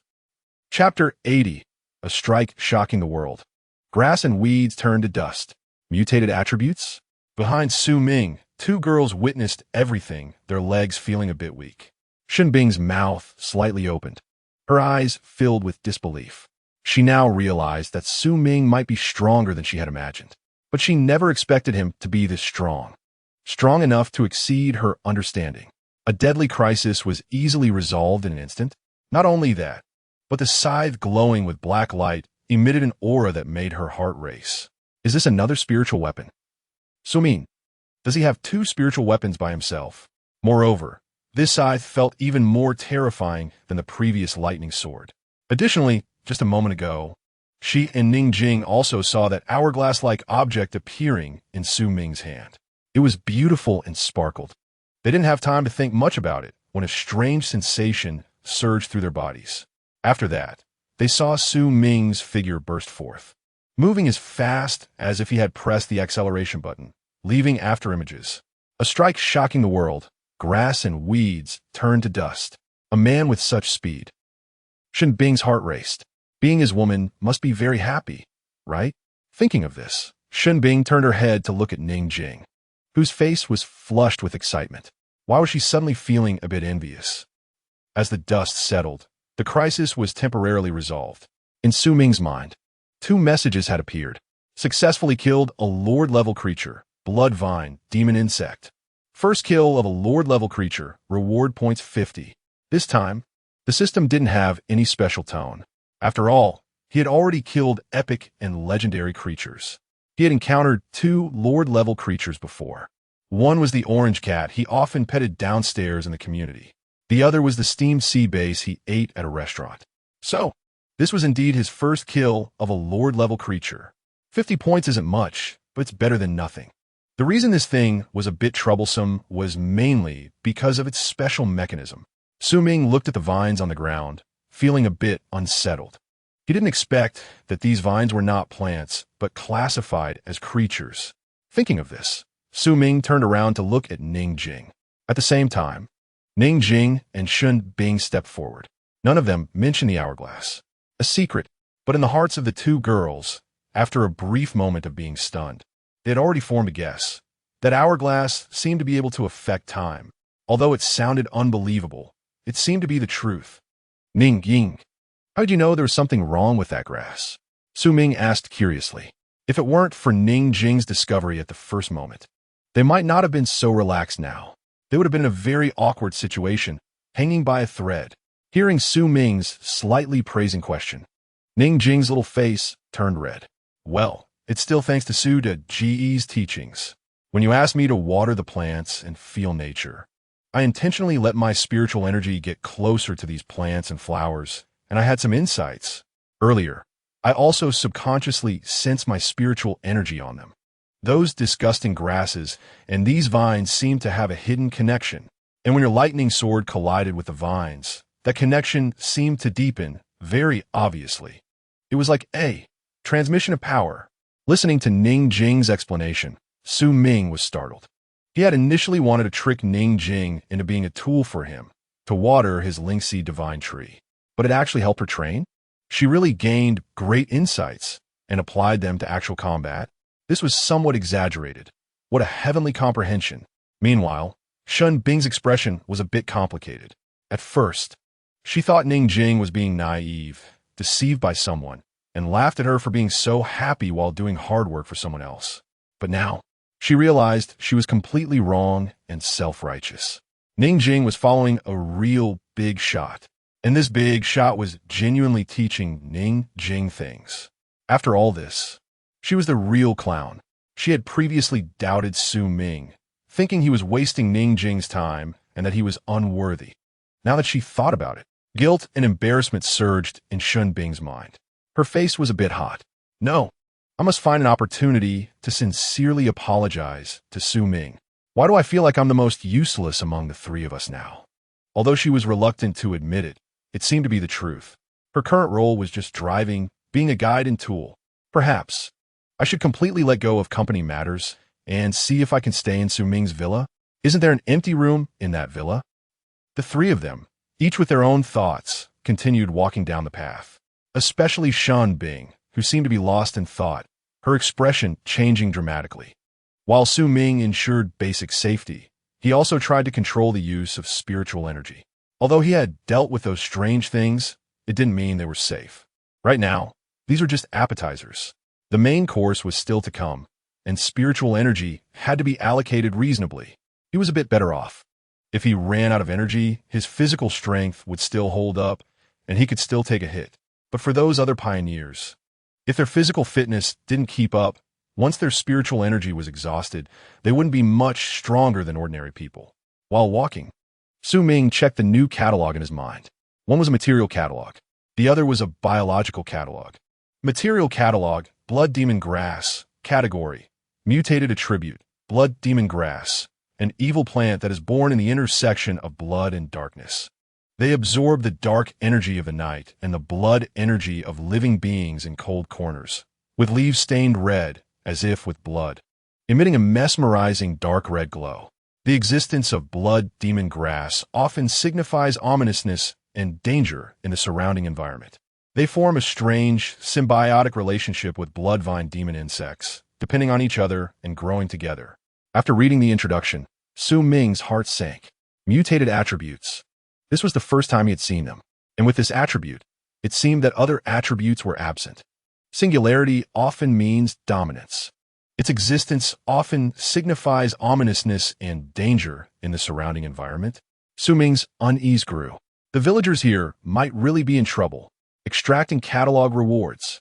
Su Ming didn't dare to delay and hurriedly extracted. Extracting blood demon grass catalog. Charm 2. Huh. Su Ming was slightly stunned. He couldn't understand how this mutated attribute was related to charm. What is charm even for? Of course, now wasn't the time to think too much. Open the new biological catalog. Biological catalog, bloodvine demon insect, category, mutated attribute, hybrid, assassin, rank, lord-level creature, bloodvine demon insect. Possessing both the growth characteristics of plants and the activity capabilities of creatures. By continuously absorbing the blood energy of blood demon grass it gains extraordinarily powerful vitality and aggressiveness. The vines are like blood-red chains, with hardness far exceeding steel, cutting through the air like sharp blades, their tips extremely sharp, capable of easily tearing apart even solid rock. Once provoked, they are extremely troublesome. Indeed, after reading the catalog, Ming felt a sense of emotion. Ning Jing was right. To deal with the blood vine demon insect, one must first deal with the blood demon grass. Because of this mechanism, if one failed to uncover it and treated it as an epic or even legendary creature, it would be a problem. The power and defense are too domineering. And this thing, like the crimson blood demon grass, also has that peculiar mutated attribute. In addition, a brand new category has emerged: hybrids. Chapter 81, Villagers. The altar, burning oneself, frantically updating. What is a hybrid? Is it also a type of profession? Ming's eyes flickered, and he was somewhat confused. He had previously learned that for profession-related bond effects, at least 5 of the same profession are needed to unlock the first tier. Others, like the dark attribute and wood attribute illustrations, only require 3 to unlock a tier's effects. They seem a bit different. This type of profession illustration seems to require a higher level. Extracting Bloodvine Insect Illustration Reward. Ming took a deep breath. Having multiple skills is never a burden. Extracting Bloodvine Insect Illustration. Gaining the ability Crimson Blood Frenzy.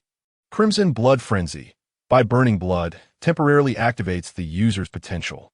All attributes increase by 50 for 5 minutes, and attacks carry a siphon effect, draining the opponent's vitality to replenish one's own life force. After burning blood ends, all attributes drop by 90 and last for 12 hours. This, after reading the ability description, Ming was somewhat surprised. This ability is somewhat similar to the Bloodthirsty Frenzy in games. It forcibly increases combat power and then enters a weakened state. 5 minutes of being a war god, draining the opponent's vitality? It's somewhat like a berserker, growing stronger the more they fight. However, if things aren't resolved within those 5 minutes, they would basically be at the mercy of others. This ability doesn't need much commentary. Calling it a minor divine skill is fine, but it must be used cautiously, with careful consideration of the consequences. If used well, it's the feared war god. If used poorly, it's self-destruction. Gathering his emotions, the group continued to move forward. Their previous encounter not only didn't relax them, but made them even more vigilant. These things were scarier than they had imagined. Especially for the 2 girls, they felt like fragile vases. In the face of absolute power, they found it difficult to protect themselves, let alone take any action. If Ming hadn't been there, they might have already perished here. Everyone, be careful. Something doesn't feel right. Ming narrowed his eyes slightly. Ahead, although the mist in the air hadn't deepened, a faint smell of blood mixed in. Not just him, the 2 girls behind also caught the scent. Hiss. I know. Just then, Bing suddenly spoke. After passing through this winding path, they arrived at a relatively open land. This was also where the villagers usually gathered. If a sacrifice was to be held, it should be there, because the clear water river was at the edge of that land. Hearing this, the group not only didn't show joy, but instead looked even more grim. Because earlier it was mentioned that there was a smell of blood ahead. If the villagers were there, didn't that mean? The smell grew stronger, as if an invisible net was tightly constricting everyone's throats. The bend that Bing mentioned also appeared before them. I'll go first. Ming's voice was low as he took a step forward, quickly looking over to that side. Then, his pupils constricted. Ming made a shushing gesture, signaling the 2 to come closer. Hiss. The 2 girls followed, gasping in shock at the sight ahead, which was somewhat eerie. The ground was now filled with people. They should be the villagers they were looking for. But all these people were facing away from them. Motionless, they resembled statues, appearing ominous in the dim light. Ming's gaze was sharp as a knife, piercing through the mist ahead. In front of these people, there was a platform resembling an altar. On the ground of that platform, some strange patterns seemed to be drawn. A light breeze blew by, causing the villagers' clothes to flutter slightly, yet they still showed no other movement. Are they all dead? This thought was somewhat terrifying, but there was no other explanation. Ming's external aura revealed that he could not sense any of their breathing. Suddenly, one of the villagers in the back slowly turned his head. His face was already twisted and deformed, with empty eye sockets devoid of eyeballs, only two dark voids. His mouth slightly opened, seemingly trying to speak. Prepare for battle. Seeing this scene, Su Ming's heart sank, reminding the two to be cautious. However, another 10 seconds passed without any movement. The turned villager remained standing there. The other villagers still faced away from them, not moving. Su Ming had thought that, like before in the empty space, these people would suddenly go mad and attack them. TSK, let's go take a look. Su Ming couldn't hold back. Stepping forward with the two, try not to make too much noise. Caution was necessary, but they couldn't hesitate and waste time, as the situation might worsen the longer they delayed. The group reached the villager before them. The river god. The river god descends. This time, they finally heard what the villager was mumbling. The river god descends. Suddenly, a chilling wind swept through, carrying an even stronger smell of blood that rushed into their nostrils. On the altar before them, a surge of gray-black smoke rose. The patterns on the ground emitted a ghostly light. In the smoke and light, a vague figure slowly emerged. It was unclear, seemingly lacking substance. It looked as if it was composed of water and mist. Behind this altar was originally the clear and transparent river, but now it had turned a deep brown and murky. It resembled thick blood plasma, slowly flowing, emitting a nauseating stench. It felt more like a river of the underworld. With the changes at the altar, the blood water seemed to come alive, shooting upward in columns. The waves surged, transforming into blood-colored giant pythons, pouring toward the vague figure on the altar. You stay here, be careful. Su Ming's voice was firm and decisive, his eyes flashing with determination. Shun Bing and Ning Jing still wanted to say something, but Su Ming had already rushed out, the scythe transforming again into a lightning sword specifically for dealing with evil spirits. Electricity crackled around it. His speed was incredibly fast, like a bolt of lightning cutting through the gloomy space. There was no choice. The presence of the figure at the altar was growing stronger. Each injection of the blood-colored giant pythons made it more solid and terrifying. If they didn't stop it immediately, the consequences would be unimaginable. At this moment, if they just stood there discussing morals, that would be true foolishness. Meanwhile, those villagers finally began to move. They did not charge at them, as had been feared, still facing away from them, but their bodies started to tremble, emanating wisps of blood-black mist. These mists, like fine threads, were drawn toward the figure on the altar. Ultimately, they converged into thick black smoke, rushing forward. Although Su Ming saw this scene, his forward pace didn't slow down in the slightest. Thud, thud. The villagers around him seemed to have been drained of their last bit of usefulness, collapsing to the ground. The sound of their bodies falling was particularly clear in this oppressive atmosphere. It was as if the drums of death were beating. They had completely become empty shells, losing their souls, withered and fragile. Su Ming's gaze turned colder. No matter what that thing was, it truly deserved to die. The fallen were once vibrant lives. Is the whole village gone like this? Chapter 82. Eye of True Sight. Weakness detection. Energy flow perception. The electric light on the thunder sword became more violent, reflecting the unwavering belief in his heart. The wind howled in his ears. The figure at the altar grew increasingly powerful and solid. Su Ming maintained his speed, thrusting the thunder sword fiercely, aiming directly at the altar itself. To eradicate the roots. Capture the king first. Destroying the altar directly would resolve the issue at its source. At that moment, the voice of the Tengzi echoed again. Current Assassin Profession Codex. 5. Shadow Cat Demon. Void Rending Mosquito. Dark Erosion Bat. Phantom Spirit Fox Cub. Bloodvine Demon Bug. Activating Level 1 Assassin Profession Effect. Passive ability Eye of True Sight has been equipped. Eye of True Sight. Weakness detection. In combat, the Eye of True Sight can instantly analyze the opponent's physiological structure, energy flow, and combat style, identifying their weak points in defense or key nodes in energy flow. Energy flow perception.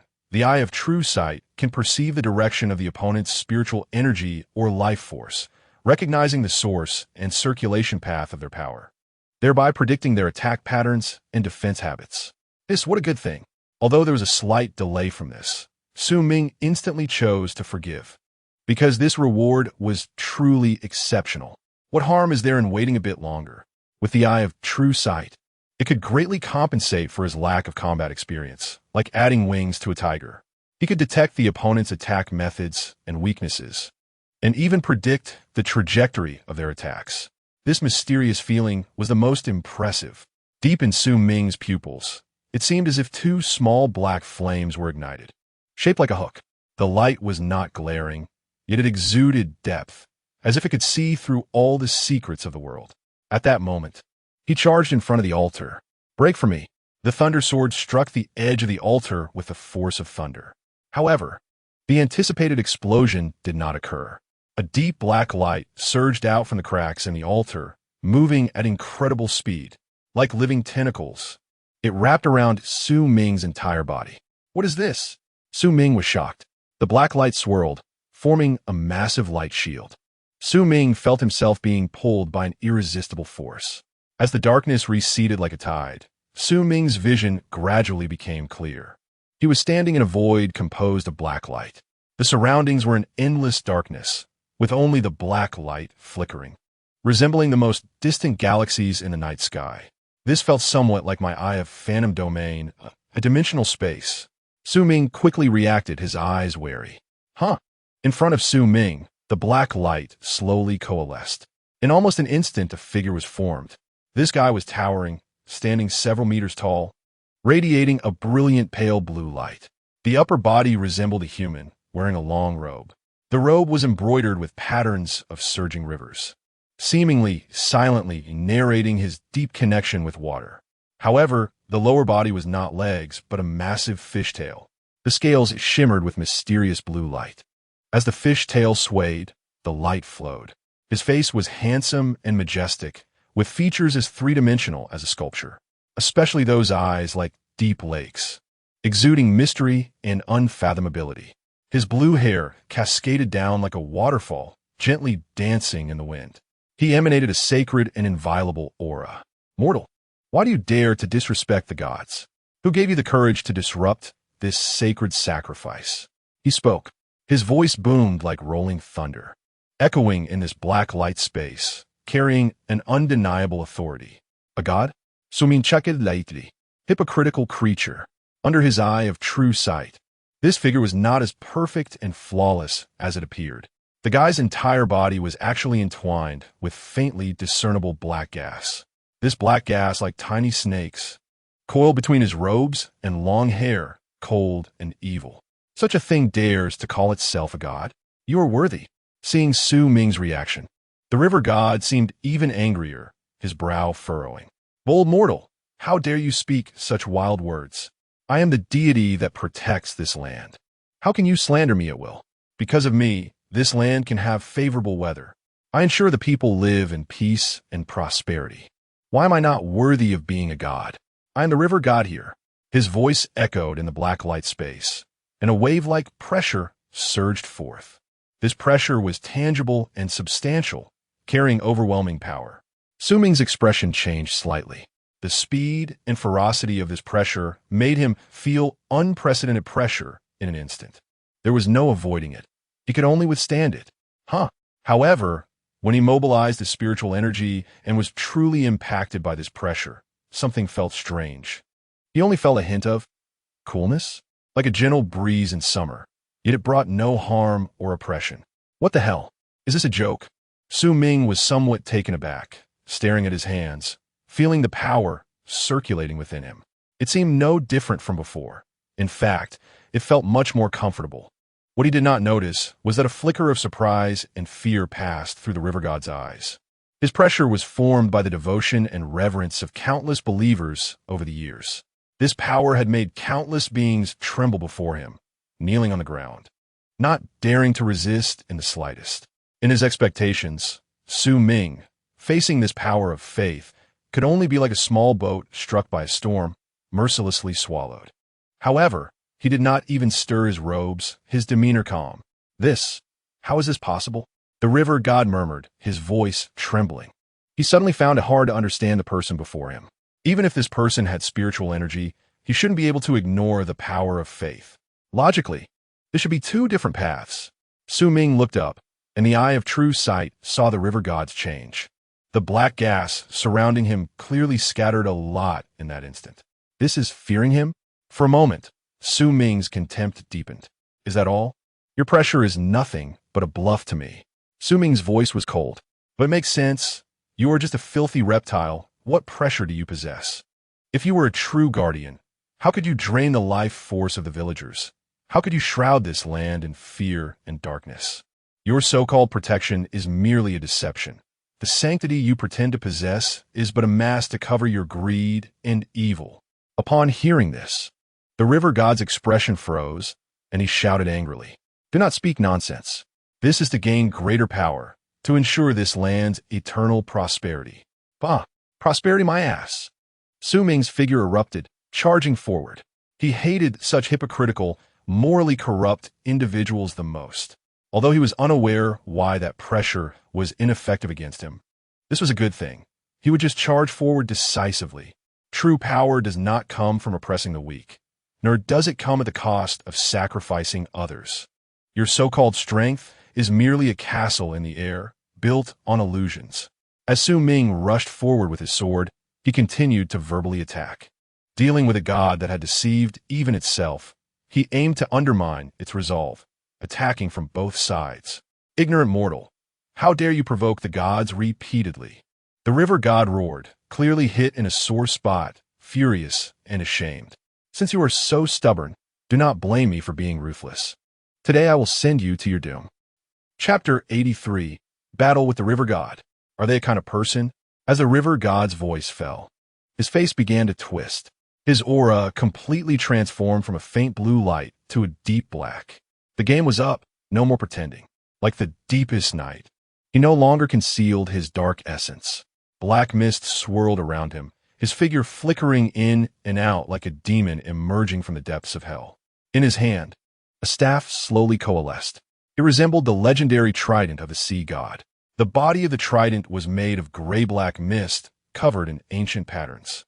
Ming had seen these patterns on the ground of the altar before. Each pattern seemed to contain endless power.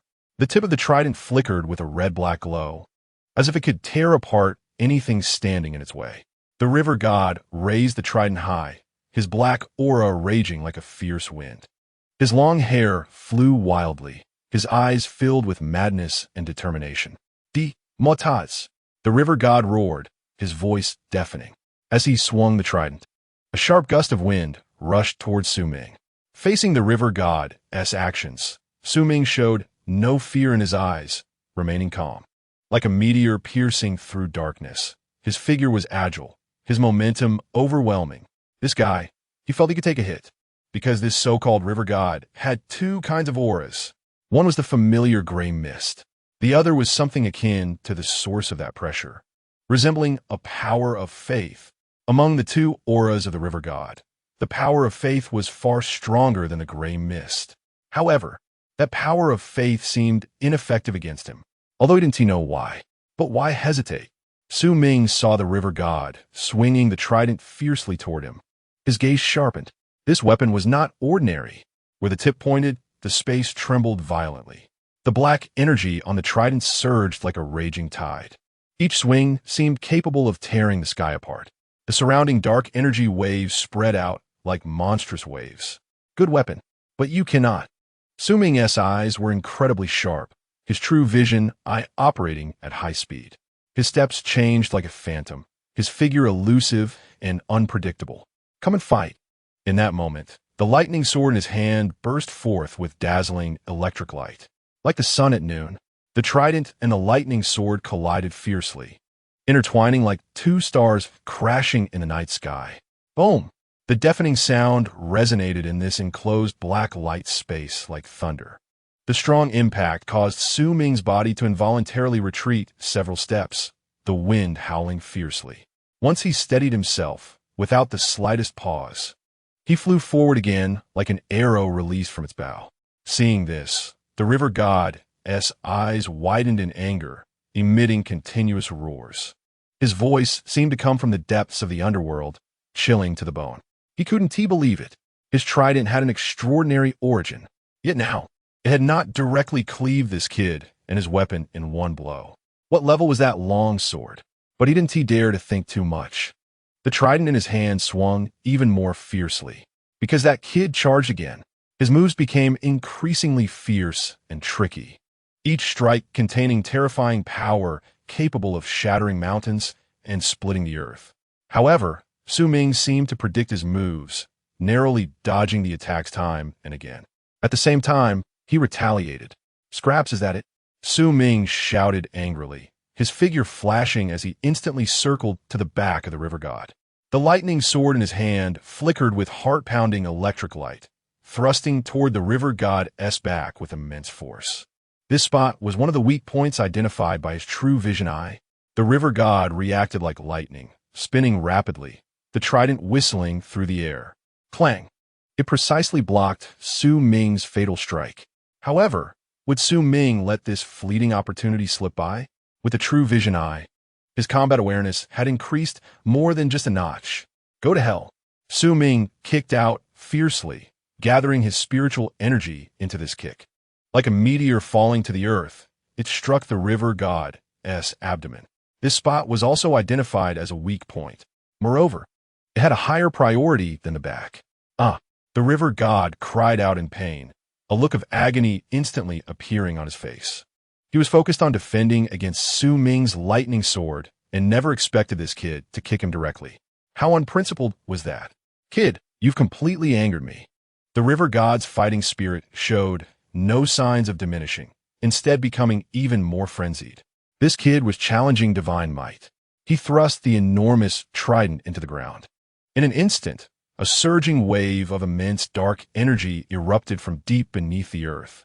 Like a giant black dragon, it swept towards Su Ming. Unfazed, Su Ming leaped high, performing a graceful turn in midair to evade the powerful dark energy surge. At the same time, he gripped the lightning sword tightly, crazily infusing his spiritual energy into it. The electric light on the lightning sword surged instantly, as if it were about to illuminate the entire world. "Go!"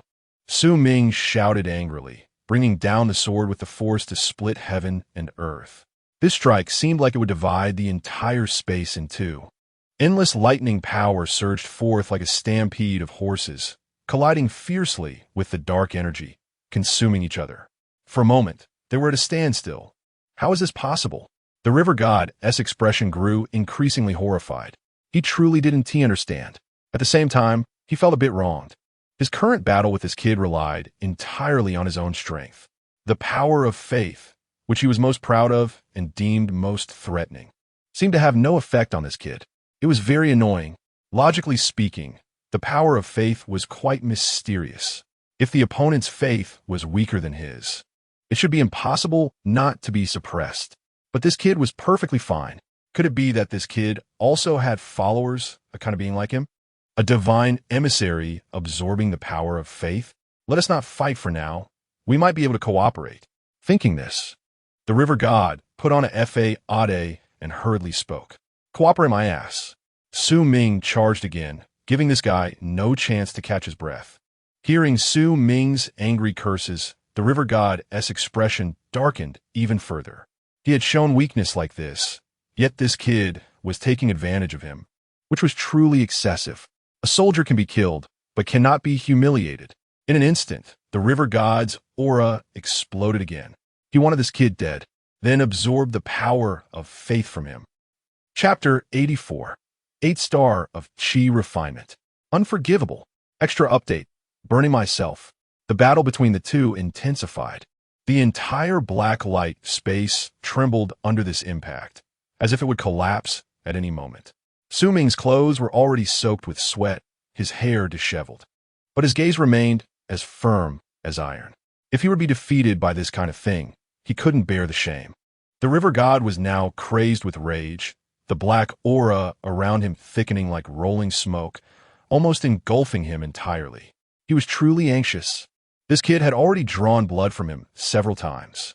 Yet he hadn't landed a single blow on this kid. Just one hit could potentially render this kid powerless.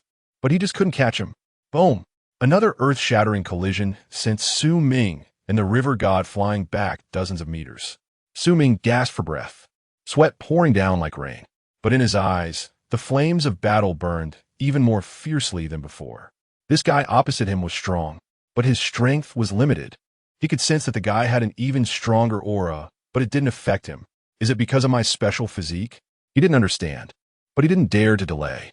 If it suddenly took effect, he would truly be unable to win. The river god's face twisted, resembling a malevolent spirit. As he roared loudly, "Mortal, I give you one last chance to leave this place, and I will not hold it against you." Su Ming's lips curled into a slight smirk, revealing his disdain. "Your words are much harder than your strength." Saying that, Su Ming stepped forward again, his aura erupting like a volcanic eruption. His spiritual energy was nearly depleted, but so what? Fight if you refuse to accept it.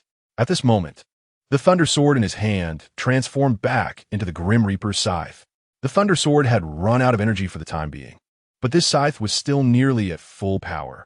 This is the benefit of having multiple pieces of equipment. Ignorant mortal, you are challenging not just me, but the order of this world. Something big is about to happen. The river god roared, clearly a bit panicked. This kid was truly determined to fight him to the death. Order?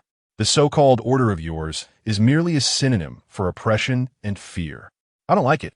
The Grim Reaper's scythe in Su Ming's hand flickered with a dark glow, as if thirsting to drink the blood of its enemies. Today you must die. The river god's eyes widened.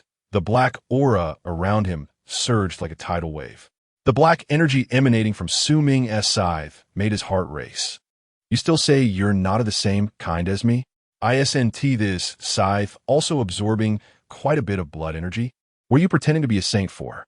Isn't cooperation a good idea? At worst, I'll let you take the bigger share. Together. It's not impossible to break through to a higher realm. There are still plenty of places around that can be cultivated into believers. I already have a plan. Let us just split it directly. The river god was truly frightened and had to try to soften his stance. The power of faith wasn't effective, and he was genuinely a bit exhausted. However, he didn't notice that after hearing this, Su Ming's expression grew colder. This beast dares to call himself one of the same kind. Such an insult. He still couldn't forget the scene of the villagers falling one by one around him. The slaughter of innocents is unforgivable. A flash of determination crossed Su Ming's eyes, and at this moment his aura surged to its peak. How dare he? System, exchange all 50 points for strength. Host has successfully broken through to the 8-star of Chi refinement. The prompt from the system in his mind was directly ignored. He only wanted this trash to die. The cycle of cause and effect, retribution, is inevitable. You gain power through unjust means, and you will ultimately be consumed by this power. The river god's expression twisted, and he swung his trident fiercely, black energy roaring like black dragons. Rusin Sumin. Su Ming's figure flickered, and a layer of brown-green aura enveloped the scythe. This was the ability he used from the Dark Erosion Bat. Illustration. Paralytic poison, interfering with and paralyzing the opponent's flow of energy. As the scythe swung, the black dragons conjured by the river god were severed one by one, dissipating into nothingness. Your struggles are but futile, Su Ming coldly shouted, his figure suddenly disappearing from the spot, activating Shadow Strike. When he reappeared, he was already above the river god. What? The river god was startled, sensing an unprecedented crisis. This scythe, how is it even more terrifying than that thundersword? Su Ming raised the scythe high, all his spiritual energy converging at one point. It's over, little fish demon. Still a divine being? Bah! His voice wasn't loud, but it thundered like a clap of thunder, accompanied by the effect of underworld howl. The scythe descended with the momentum to destroy the heavens and the earth, striking towards the river god's head. The river god's body trembled slightly, but quickly regained clarity, roaring in anger as he swung his trident to meet it. He couldn't dodge, but he could withstand it. The two forces collided in midair, erupting with dazzling light, the entire black light space trembling under this power. Boom! Amidst the tremendous roar, The ground began to crack, countless fissures spreading, as if the entire world was about to collapse. The river god Trident began to shake under this force, and his body started to sway. What? This is impossible. The river god was horrified. Just in this clash, he suddenly felt his spiritual energy being depleted, only able to exert 50 to 60% of his strength. Something's wrong, although the effect might not last long. In such a clash, it was truly fatal. Clearly, this was the result of Ming's paralytic poison taking effect. A beast is just a beast, and its brain doesn't work well. Do you understand military strategy? Ming's attack did not stop. The scythe swung like the tentacles of death, continuously slashing, taking advantage of his illness to seize his life. Each slash caused the river god's defenses to tremble. This sudden disruption of spiritual energy completely broke his rhythm. Ming's scythe was like the brush of death, drawing the final judgment in the black light space. The river god tried to resist, but Ming's assault was like a torrential storm, unceasing. Defeat was certain. No, I'm a god. How dare you?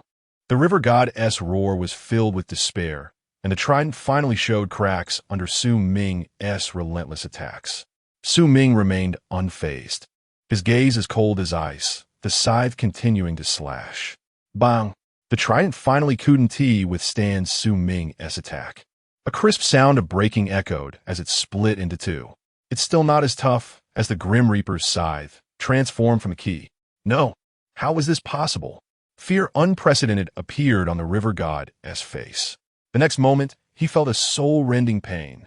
The shattering of the trident brought him immense backlash. His aura instantly wilting. From the lofty heights at the beginning, he was now completely different. Ming's scythe fell again. This time, there was no obstruction. No, spare. Spare me. Spare me, damn it. Let us send them all to the grave. Chapter 85. Destroying the Blue Abyss Spirit Fin. The surviving little girl? Ming swung the scythe again, pouring all the remaining spiritual energy into it, and slashed at the neck of the river god. Swish! The head of the river god rolled off, black blood gushing out. His body gradually transformed into strands of black smoke, dissipating in this dark space. Silence fell around. What a useless thing, still calling itself a god. What a disgrace. Ming panted heavily, watching the river god completely disappear, feeling a bit of his anger finally ease. The souls of those villagers should be able to rest a little better now, right? The host is simply amazing, killing a legendary level creature, the Blue Abyss Spirit Fin. Legendary level creature. Sumin murmured softly. This was already the second legendary level creature he had killed. Moreover, this thing seemed to possess higher intelligence than that phantom fox cub. The longer these creatures grow, the harder they are to deal with. Other pioneers don't have my rate of growth. The stronger these creatures become over time, disasters will almost inevitably follow. Even if I become complacent, why not keep up? Sumin fronith. It was already foreseeable that there would be more and more such incidents in the future. The casualties would surely be heavy, let alone slaughtering villages. If these creatures grow up, slaughtering towns and extinguishing cities could also happen. He was spread too thin and couldn't solve problems everywhere. Moreover, this was just around Jiangzhou. He and even looked at other places. But it was certain that during this same time frame, other places were definitely experiencing these as well. Perhaps, like here, an entire village had lost its lives, or even worse.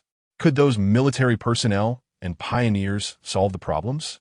The river god that just clashed with him would probably be hard to harm with ordinary firearms. The main fighting force now still lay with the military and those hot weapons and strategic machines. The flames of war were already ignited. This world is becoming increasingly chaotic. As Ming sighed, the dark space began to slowly dissipate. Ming, a gentle calling voice came. Ming looked to the side. The two girls stood on his left and right, their eyes filled with concern. Seeing that Ming seemed unharmed, they both breathed a sigh of relief. The gray mist around began to dissipate at this moment. The altar, he didn't know when, had already shattered into pieces. What is going on outside? Ming asked. At that time, the altar burst out a wave of black light, sucking you and that figure inside. Sister Shun Bing and I rushed over but found nothing. We both tried to destroy the altar, but no matter what means we used, we couldn't do it. It was as if there was a layer of barrier. However, the altar pulsed like breathing, alternating between light and dark. Sister Shun Bing and I guessed that you might have fought inside. We didn't know what to do, so we could only wait here. Just now, the altar exploded, and then you came out. Ning Jing quickly explained the whole matter. Sumi nodded. Looking at the surroundings slowly returning to normal, the mist dissipating already proved that there shouldn't be any issues here, and the crisis was temporarily lifted.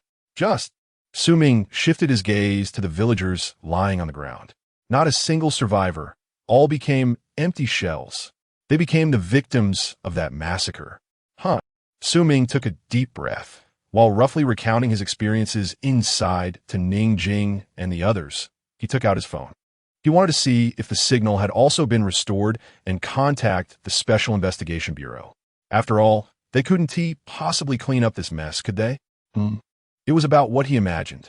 After those abnormal energies dissipated, the signal indeed recovered. However, he had several missed calls. Calls from Director Wang, Long Pingyan, and Wang Qian. What happened? Su Ming frowned, and without hesitation, dialed back to Director Wang. In less than 5 seconds, the call was connected. This startled Su Ming a bit. Did they keep vigil this whole time? Next to him, the two girls didn't disturb him, waiting quietly. Now, even Xin Bing was completely obedient, very compliant. Okay, we'll wait here. A few minutes later, Su Ming hung up the phone. According to Director Wang, the higher-ups had some matters to discuss with him, but had been unable to reach him, showing that he was out of the service area. Then, through signal reception technology, they checked his approximate location. Although this made Su Ming feel a bit uncomfortable, he couldn't say much. After all, this wasn't a dedicated surveillance, and it hadn't substantially affected his life. After Director Wang communicated with the higher-ups again, he received orders to take Long Pingyan, Wang Qian, and a small team of special police officers to drive to the nearby town. But they didn't continue to go deeper, waiting for further instructions. Fortunately, they waited for Su Ming to return the call.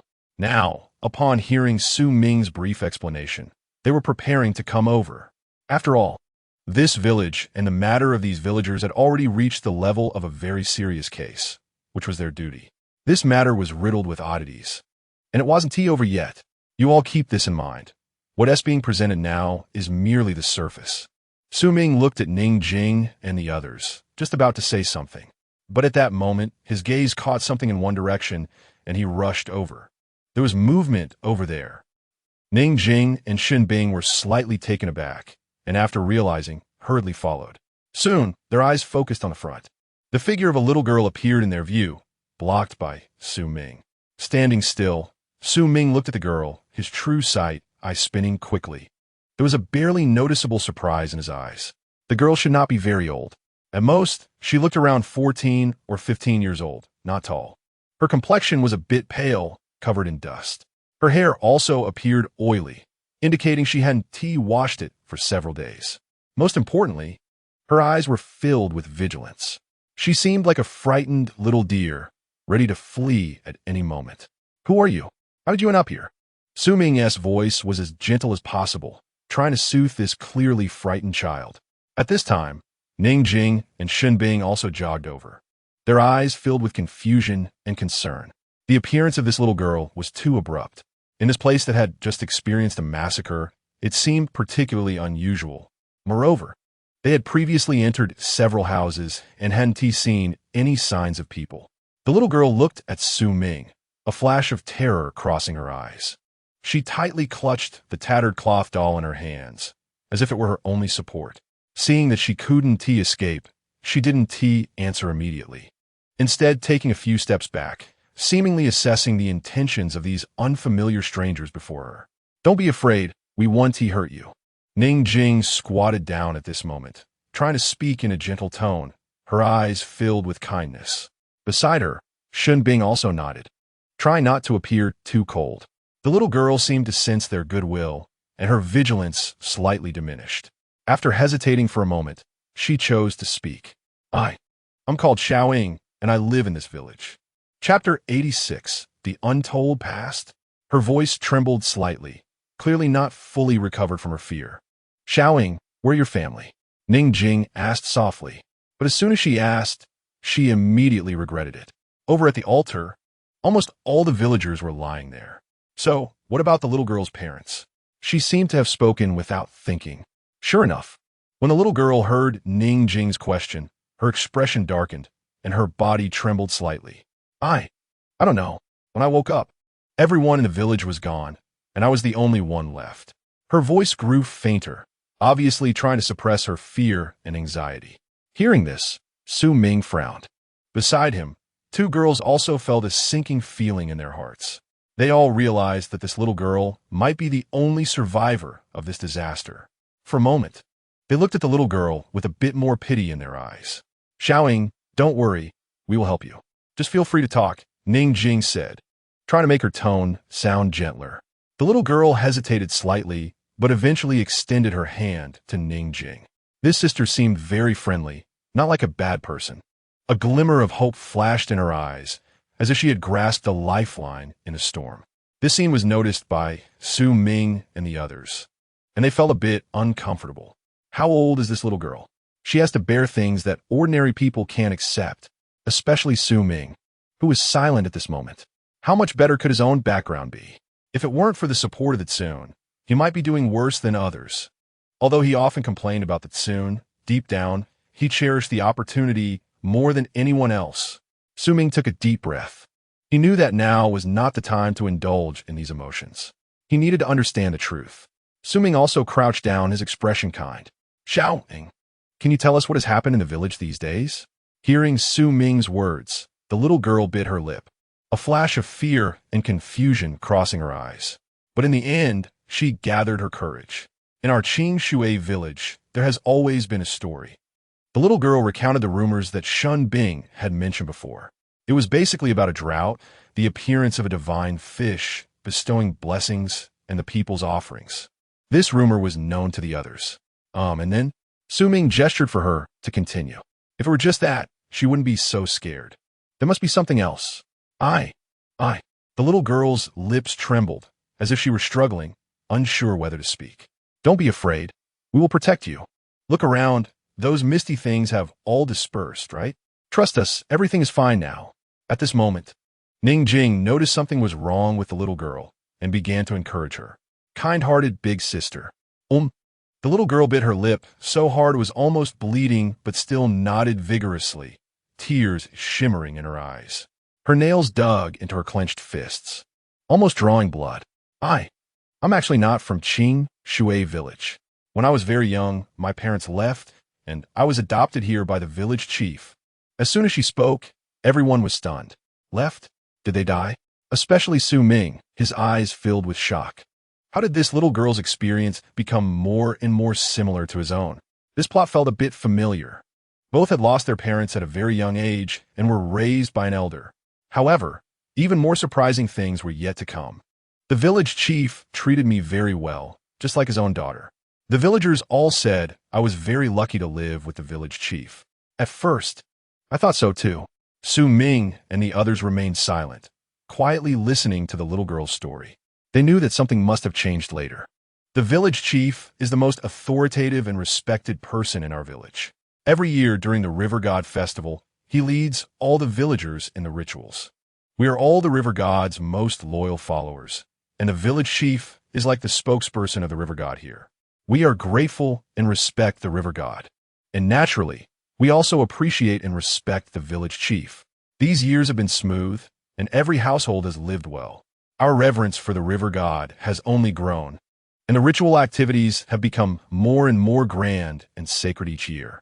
Everyone firmly believes in what the village chief says, that our current well-being is all thanks to the River God. Without the River God, there would be no us now. As the village chief's adopted daughter, everyone naturally loved me.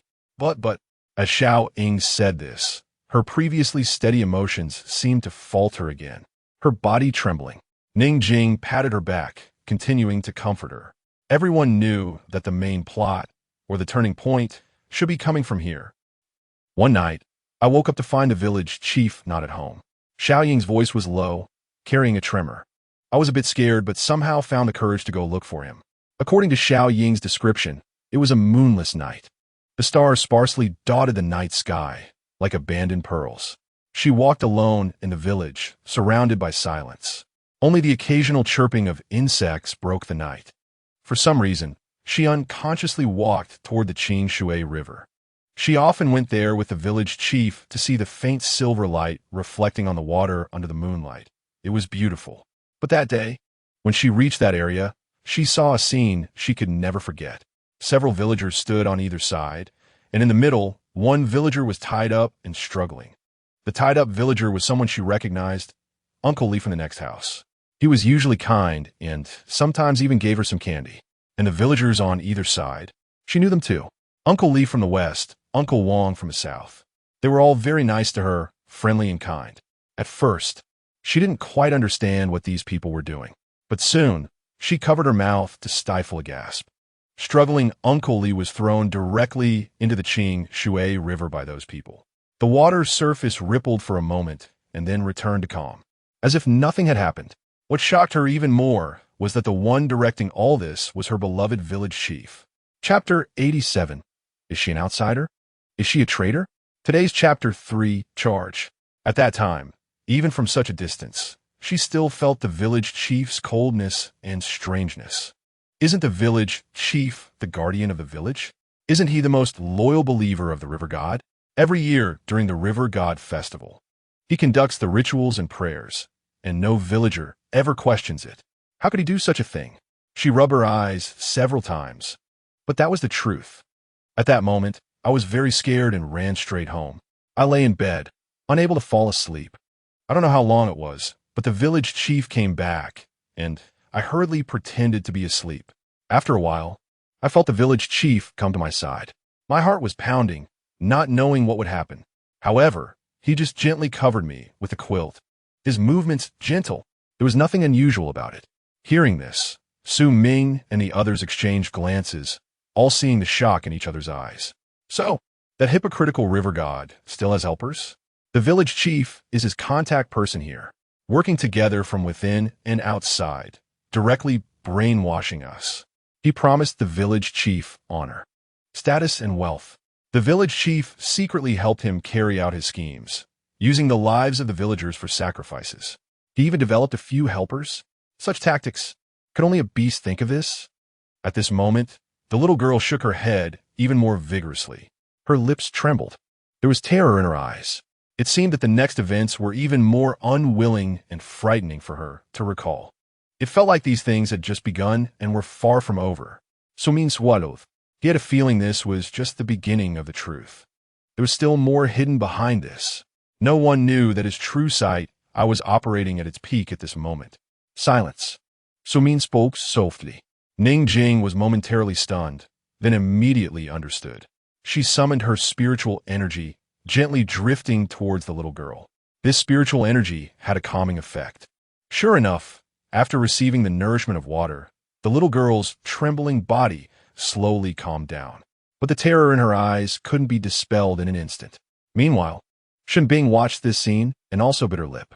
It wasn't that she felt particularly sympathetic to the little girl. Rather, she felt increasingly useless, like a piece of wood. In contrast, Ning Jing assessed the situation in a critical moment, found the source immediately, and worked with Su Ming to reap the benefits. Now, she could even comfort the little girl. What about her? She was just standing there foolishly. Aside from having longer legs, it seemed she had no other strengths. The little girl calmed down a bit and continued her story. After that day, although I said nothing, I always felt the people around me were strange. Although everyone was still very nice to me, I just felt something was off. It wasn't just that one night. I woke up in bed several times and found myself alone at home. Over the years, I went to the riverbank to check several times, and there was always a villager thrown down. Moreover, one time the person thrown down was Uncle Lee, who had thrown someone else before. Hearing this, both Su Ming and Ning Jing were shocked. They were throwing their own people? Was there infighting among the village chief and his group? Otherwise, how could it be like this? Logically speaking, the village chief and his helpers should be working together against others, right? Wouldn't they be afraid of creating animosity? Seeing the shocked reactions of Su Ming and the others, The little girl's eyes dimmed even more. These things were equally incomprehensible to her. I gradually felt the village chief becoming more and more unfamiliar, even though he still treated me the same way. That night, I saw my childhood friend Xiao Ro being thrown down. Her parents cried very sadly the next day, saying Xiao Ro was missing. The villagers all went to comfort them, but not one person went to look for her. It seemed they avoided talking about it, even if the missing person was their relative. I thought they just didn't know. I couldn't hold back anymore. So I started telling the adults who were usually the best to me about this, revealing the truth. But they seemed to not understand at all, even telling me not to talk nonsense, and began to intentionally distance themselves from me. I told more and more people, but no one believed me. Everyone started isolating me. I didn't know if I had done something wrong. Was it really me who was sick? As the little girl said this, her body began to tremble again. That day, the village chief found me, and his eyes were no longer as gentle as before. I thought he knew about this and was going to hurt me. I was very scared. However, he didn't hit me or scold me. He just said that what your eyes see isn't necessarily real. After that day, he still treated me like before, loving me. Maybe I was the one who was wrong. As the little girl's voice fell, the atmosphere around became somewhat suffocating, especially Su Ming, whose gaze turned ice cold. At this point, he didn't know whether others understood the situation or not. But he understood. Were those villagers really unable to comprehend? They were just deceiving themselves, pretending to be confused. To put it simply, the river god was their wish-granting god. Over time, the villagers had become accustomed to living under the river god's protection. They attributed all their prosperity and stability to the god's grace, and the village chief was their connection to the god. Gradually, some people came to know that maintaining this prosperity and stability actually required a certain price. The price was that one person had to be sacrificed regularly. However, these people believed that there were many villagers, so it shouldn't fall on them, and it wouldn't affect their good lives. They feared the wrath of the god, and also feared that their beautiful lives would disappear from then on. Thus, everyone tacitly understood this.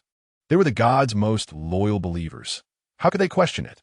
And then, the little girl revealed this matter to them. This was undoubtedly a provocation against the god, which would anger the god. Their beautiful things would be taken back. Therefore, in their eyes, the little girl became disloyal, became a traitor. To maintain the status quo and to calm the god's anger, they began to ostracize this traitor. If it weren't for the little girl being the village chief's adopted daughter, she might have already been persecuted by them united. Because she was disloyal, she was an outsider. Chapter 88. Can't see through her. Today's fourth chapter, Burning Myself. A gentle breeze blew by, making a few people feel a bit chilly. Su Ming's face was dark. At this moment, he seemed to have a new understanding of that saying. Those who are pitiful must also have something to be hated. How could these villagers? But what could they do? In such a big environment, they have ties and many things to consider. Who could directly choose to jump out like the little girl? Without strength, it just means being the first to get shot. Besides going with the flow, it seems there's no other choice. Thinking of this, Su Ming let out a breath of turbid air. Ultimately, these people are just too weak. Many of the problems exist simply because their strength is not enough. Xiao Ying's words continued, making Su Ming and the others feel increasingly uncomfortable. The night before the River God Festival, the village chief came to Xiao Ying's room with a complex expression and gently woke her up. Xiao Ying looked at the village chief, feeling a bad premonition rising in her heart. At that moment, the village chief's expression was very complex, somewhat different from usual. There seemed to be guilt and helplessness in his eyes, but Xiao Ying's face did not show fear. The village chief took out a beautifully wrapped candy and handed it to Xiao Ying. Xiao Ying, this is the last candy your grandfather gave you. The village chief's voice was low, with a hint of tremor. Eat it and have a good sleep. Xiao Ying looked at the candy, still feeling very calm inside. She knew that if she ate this candy, she might never wake up again. She would probably be thrown into the river, right?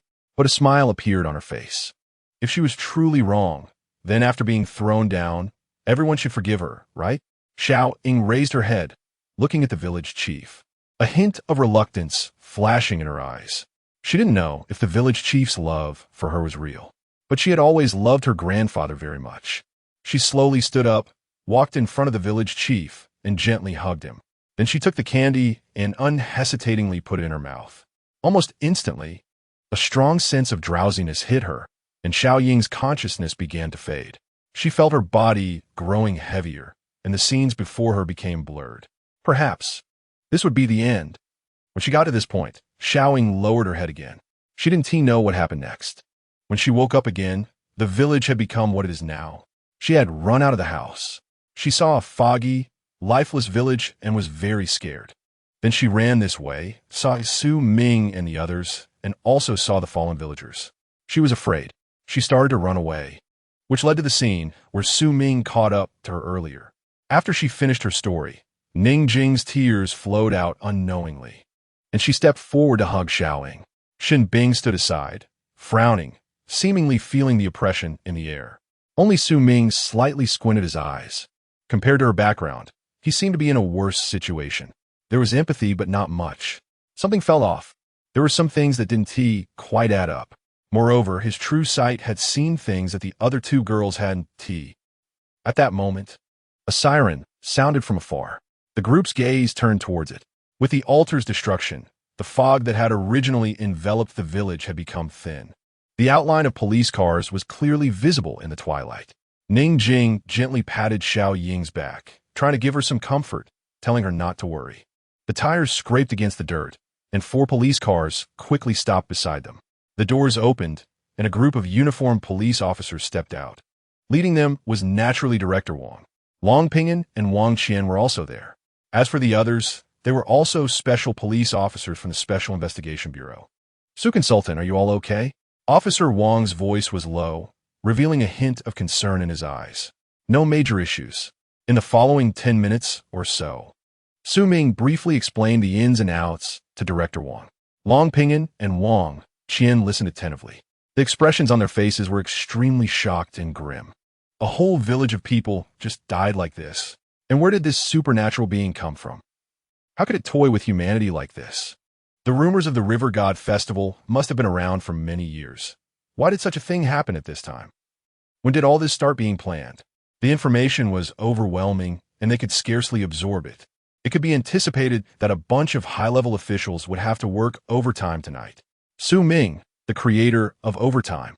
So, shall we hand over this little girl to our investigation bureau? Director Wang asked Su Ming. Logically speaking, this little girl was intricately connected to this village and should be handed over to them. But after all the credit for this was due to Su Ming. Moreover, Su Consultant was actually of a higher rank than them, so asking for his opinion was just basic respect. No problem. You could take her away. Su Ming nodded and simultaneously picked up his phone to operate it. Then he handed the phone screen to Director Wang. Director Wang looked puzzled and glanced at the screen. His pupils constricted, because on Su Ming's phone screen were 3 lines of text. Investigate this girl carefully, discreetly, and inform me of any news. It may not be as simple as it seems. She is a pioneer. Earlier, he had seen the fluctuation of energy around Xiao Ying through his true sight. And that fluctuation was particularly intense when she spoke about the villagers being thrown into the river. The fluctuation gave him the feeling that it wasn't solely fear or terror. When he battled the river god, such fluctuations seemed to occur only when the opponent was extremely angry. According to Xiao Ying's story, she didn't know whether she was right or wrong. She seemed more lost and scared, appearing very innocent. Her state of anger didn't quite fit the persona she had established. Moreover, in the end, why wasn't she thrown into the river? In contrast, all those villagers died by the Clearwater River. What exactly happened during that time? She said she didn't know. Is it really not knowing? Or is she hiding something? How could she remain unharmed amidst this village massacre? Furthermore, when they first entered this village, although they didn't check every house, they did visit quite a few. They completely sensed no presence of living people. Generally speaking, the village chief, being of high status, should have the most conspicuous house, and they should have gone there. But there was no little girl inside. She said she woke up earlier and then ran over here. Is that really just a coincidence? Aside from all this, there is one crucial point that Su Ming has been unable to figure out. Why did a wooden plank suddenly fall to the ground from the beam after they walked out of the house? Was it really the wind? Or was there someone behind it? Including the strange bird that cast illusions on them earlier, they haven't seen it again until now. Is it possible that the strange bird and the river god are not on the same side, but rather it is allied with this little girl? Thinking of this, Su Ming looked toward Xiao Ying, who was not far away, with Ning Jing. This little girl, he always felt there was something he couldn't see through. Not simple. Chapter 89. The Deep Blue Abyss?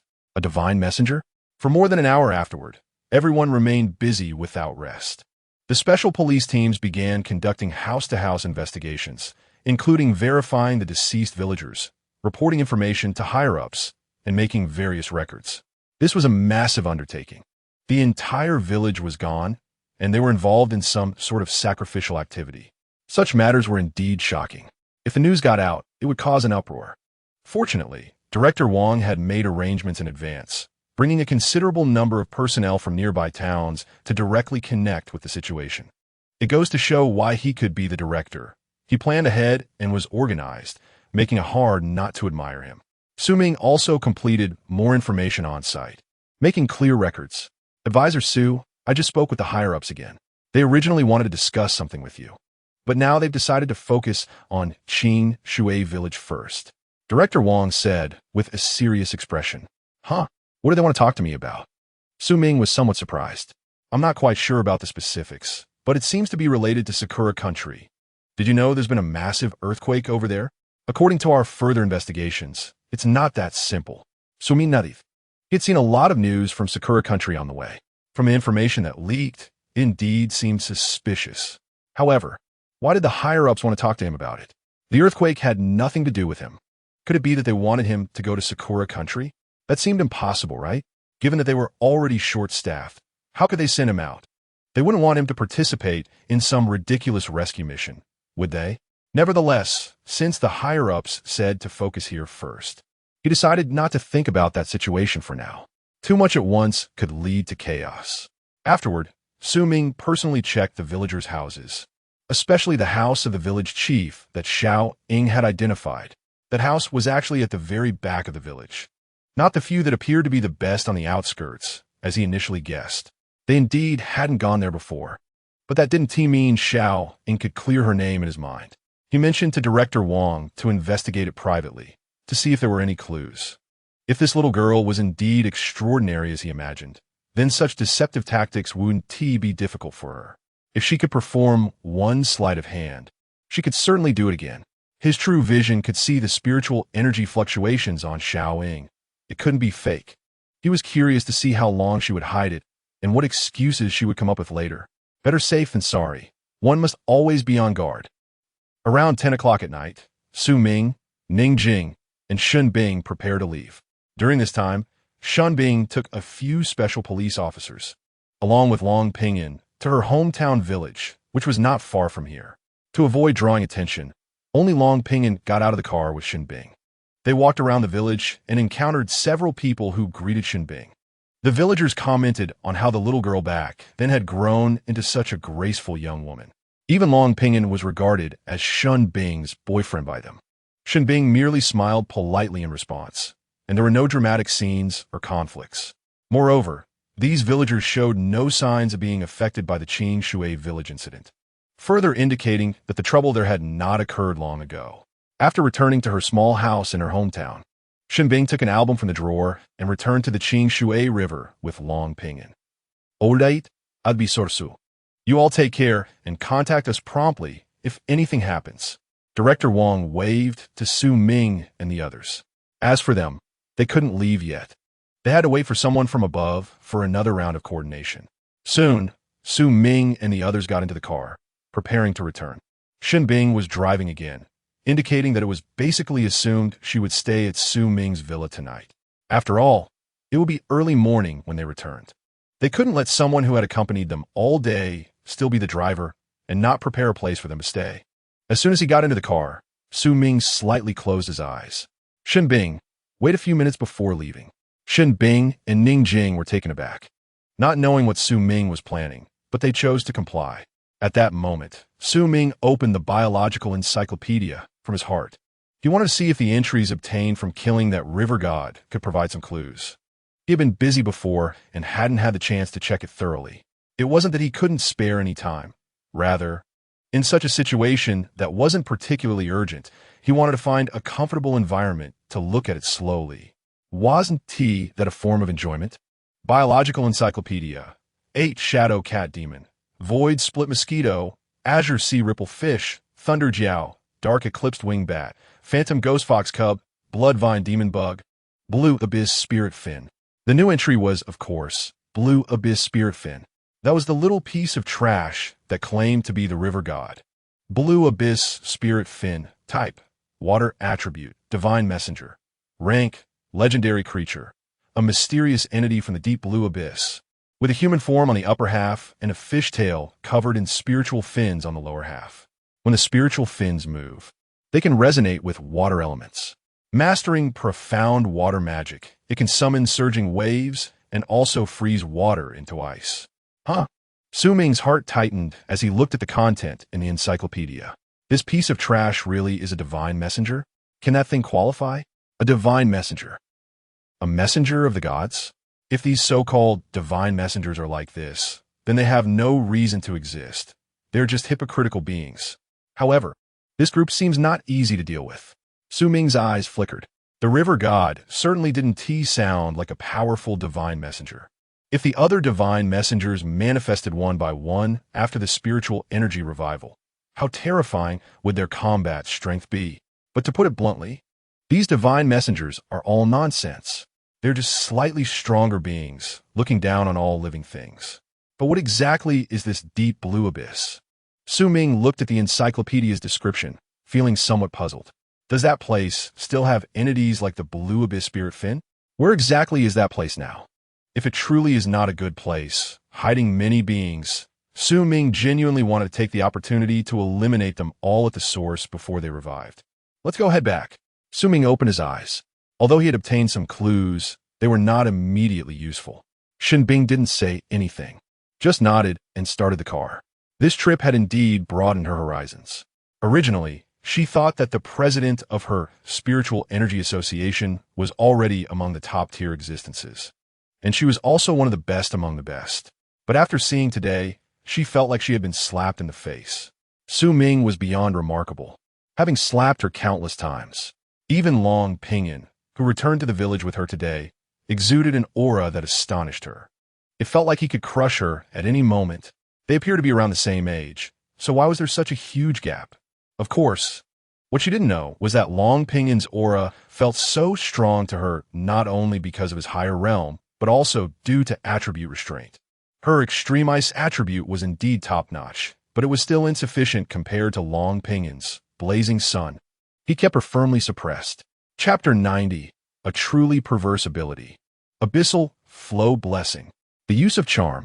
Along the way, the group hardly spoke, mainly because Su Ming barely opened his mouth, and the two girls felt a bit shy to talk, fearing they would disturb Su Ming, who was playing on his phone. After all, Su Ming had just gone through a fierce battle and needed some rest. Moreover, many people had died at the Qingshui River, which would inevitably affect their mindset, leaving them less enthusiastic. After all, the general tone of society right now is still stable and prosperous. The conflict and contrast between these two states are just too great.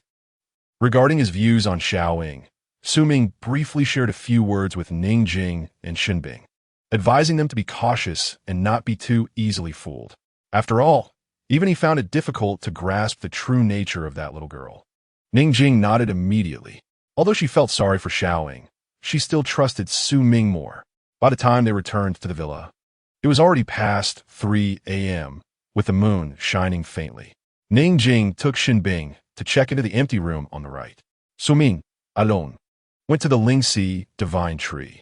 The divine tree seemed to have grown a little taller compared to noon. However, it appeared to have passed the fastest growth period and was beginning to grow steadily. After a while, he should be able to sit here daily to absorb energy, right?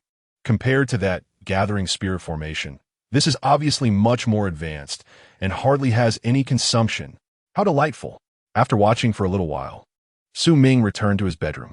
Although he was now at the 8th star of the Qi refining realm, his body and mind still felt fatigued, and he needed basic rest. especially after arriving in Shui village. The incidents he encountered were too complex, and he needed time to digest them in his mind. After a simple wash, Ming lay back down on his bed. The time was approaching 4 a.m. System: extract new illustration rewards. Extracting deep blue abyss illustration. Gaining the ability Abyssal Flow Blessing. Abyssal Flow Blessing, with the essence of water and the blessing of the Divine Messenger.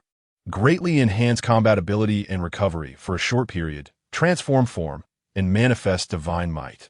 For 5 minutes, the power of the river god is possessed. Gaining the following divine gifts. Water Flow Shield. Automatically forms a water shield surrounding the body, absorbing some damage and converting it to personal health. Spirit Fin Thrust. During melee attacks, there is a chance to trigger Spirit Fin Thrust, causing additional water attribute damage and briefly immobilizing the target. Divine Might Pressure. Creates a sense of oppression on surrounding enemies, reducing their combat will and slowing their actions. Divine Grace Baptism. During possession, can purify all negative states and adverse effects once. Possession effect enhancement is related to charm. The higher the charm, the higher the affinity and the stronger the effect. Cooldown time, 72 hours. Wow. After reading the illustration, Ming jumped up from his bed. Isn't this a bit too perverse? This is a legendary level being. This is a divine messenger. Ming admitted he was somewhat shocked. It seemed like a single ability, yet it had several smaller abilities that could be used. Moreover, he seemed to understand the hidden use of the charm attribute. Extremely against the heavens. Looking handsome is secondary. He was already quite handsome. The main point is that this charm seems somewhat similar to the power of belief. The higher the charm, the stronger his own power of belief. This is also why, during his battle with that river god, the light blue divine might on the river god had little effect on him, because his charm value, which is his power of belief, was higher than that river god's at that time. Alright, this is really impressive. Ming was genuinely excited. I admit, your power of belief is strong. But my charm is even stronger. Kill the divine messenger. Seize the ability. This bandit leader, Ming, have decided. After a while, Ming finally calmed down again and laid back down on his bed. He checked his current panel attributes. Ming, Rhythm, Defining Rhythm. 8-star, Strength, 30, Physique, 20, Spirit, 21, Agility, 20 Charm, 22 Abilities, Wailing of the Netherworld, Shadow Strike, Tide Song, Thunder Punishment, Paralysis Toxin, Spectral Eye Domain, Blood Frenzy, Abyssal Flow Blessing, Bond, First Stage Dark Attribute Illustration, First Stage Wood Attribute Illustration, First Stage Energy Attribute Illustration, First Stage Assassin Class Illustration, Achievement, Small Test of Skills, Overall Evaluation, Gain a bit, but not much. Sumin Smaïd. This panel is truly pleasing to the eye. Some things grow stronger the more they develop. He was very satisfied. But what exactly are these divine messengers, and what conditions are needed to become one? The revival of spiritual energy has only just begun. Why does it feel like their layout has been long established? Are the rumors about the White Dragon River really as they are circulated now? Bai Ling, the daughter of the Jiangzhou city lord, the village head of Shui village. The river god, the thunder dragon. Ming swallowed hard, not daring to think further, fearing he would overheat his CPU. From now on, Jiangzhou will have a beautiful scenery, and on the White Dragon Bridge, we vow to maintain peace. If the White Dragon River incident was also for benefits, manipulating the common people, how ironic would this verse be? Lost in thought, Ming eventually drifted off to sleep. In Jiangzhou at 4 a.m., all was silent, with only a few street lamps casting a dim yellow light. The streets were empty, and occasionally a gentle breeze would blow, stirring up a few fallen leaves. No one would notice that a cherry blossom, which should not belong to this season, fell into a pile of soil. The next morning, Ming woke up from bed. Looking at the time, it was already past 8 a.m., although he had only slept for a little over 4 hours. He felt somewhat refreshed. Just as he stepped out of his bedroom door, Ming was startled. Besides Ning Jing, there was another pair of panda eyes. Did you two not sleep last night? Today's youth, really. Ming was a loss for words. Ning Jing and Shun Bing exchanged glances, both seeing the helplessness in each other's eyes. They naturally knew that neither of them had slept because they had chatted all night in their little group, basically pulling an all-nighter, apart from Zhao Lei, whose online name was Tulmanda Lei, Beautiful Warrior, Yao Tingting, and Cold Beauty Zhoujin. Both had chatted with Ning Jing all night. Their gossiping souls burned, keeping them awake through the night. The two never expected that Shun Bing, who had just joined Ning Jing, would change her face so quickly. She also started praising that Su Ming, whoever disagreed, would be confronted. Moreover, just like Ning Jing, she moved into that villa. The explosive nature of this was something they had never imagined or could even conceive. Even pyramid schemes were not this terrifying, right? Who exactly is this Su Ming? They were a bit tempted to call the police. Chapter 91. City Ratings. Restless. Today's update. After a while, Su Ming and the other two arrived at the villa entrance. The delivery guy drove in with the groceries for the day. However, the complex look in his eyes was impossible to hide. Slap, slap. After he got back into the car, he couldn't help but give himself 2 hard slaps. This little boss, Su, there's actually another stunning girl in the villa? 3 people together? The key is, she's exactly his favorite type, the cold queen style, with such long legs. Beastly, too beastly. On the other side, Su Ming, as usual, checked all the vegetables. No luck. Ning Jing continued to cook and water the plants. Shen Bing silently followed her, helping out. These household chores were still too unfamiliar for Shen Bing, as she had never done them before. This led her to feel a bit embarrassed now. If I keep being this useless, Su Ming won't kick me out, right? Just this morning, she had told her company's secretary, Li Wei, that she probably wouldn't be going back for a while. If her employees saw their iceberg boss in such a self-doubting moment, they'd probably be shocked. After breakfast, Su Ming received a call from Director Wang. It seemed he had something to discuss, so he prepared to head out.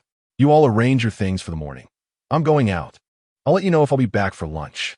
Ignoring the 2 girls, Su Ming hopped on his bicycle and headed towards the Jiangzhou Special Investigation Bureau. After about half an hour, he arrived at the bureau's entrance. The disguised special police guard recognized Su Ming and didn't stop him. Soon, Su Ming made his way to the office. There were 3 people inside, all of whom he knew. Director Yuan, you're here too. Su Ming smiled and stepped forward to shake hands with Yuan Chang. The other 2 were Director Wang and Long Ping'an. Now that everyone is here, I'll start discussing the main issue. Yuan Chang cleared his throat, glanced around, and finally fixed his gaze on Su Ming. Su Ming was slightly surprised. What was he preparing to talk about? It seemed that Yuan Chang was personally going to speak. Moreover, he noticed a hint of seriousness in the eyes of both Director Wang and Long Ping'an. This matter seemed not simple. Everyone should be aware that since the era of spiritual energy revival began, our lives can no longer be as peaceful as in the past. Saying it's the biggest upheaval in 100 or even 1,000 years isn't an exaggeration. And now, I'm sure you all feel it too. The situation is escalating rapidly. Even we, the so-called leadership cadre, cannot rest well. Things are just too overwhelming. Last night, the higher-ups held several emergency meetings to conduct a comprehensive assessment and analysis of the current situation regarding the nationwide revival of spiritual energy. Yuan Chang's expression was serious, and his tone revealed a sense of urgency. Based on the feedback from various places, we worked through the night to rate the revival levels of spiritual energy in cities across the country. Currently, 5 ratings have been tentatively established. From low to high, they are awakening level, wave level, surge level, outbreak level, and catastrophe level.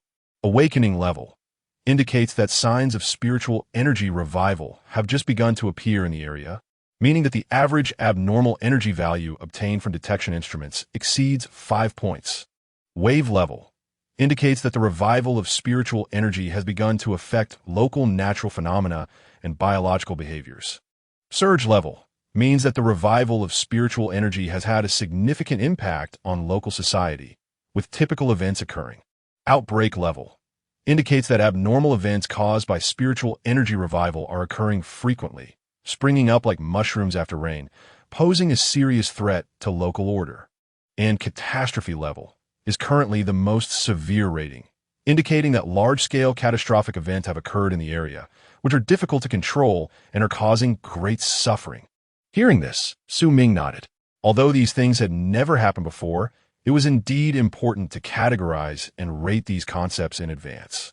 Having such a standard allows for timely adjustments and improvements, making it easier and more efficient to act. No unprepared battles. Based on the rating results, we started establishing special military districts and branches of the Spiritual Energy Association in each city. Now, all cities rated wave level and above have already established local special military districts and branches of the Spiritual Energy Association. As of 9:13 a.m. today, all cities across the country have entered awakening level. The average abnormal energy value has exceeded 5 points. When Yuan Chang said this, Ming was slightly taken aback. He could anticipate this day, but he didn't expect it to come so much sooner than he had imagined. The implications of this were obvious. Nowadays, all parts of the country are like they're sitting on a volcano, ready to erupt at any moment. Sigh. Yuan Chang sighed, appearing somewhat helpless. These issues have indeed been giving him headaches in recent days. But he continued to speak. The higher-ups have decided to assign a protector to all cities rated wave level and above. This means the leaders of each city's vanguard team will be responsible for coordinating and managing local spiritual energy revival affairs. These individuals are the strongest of the strong. Ming listened attentively. After all, as a special advisor to the National Special Investigation Bureau, it was necessary for him to understand these matters. He couldn't just be idle and do nothing, right?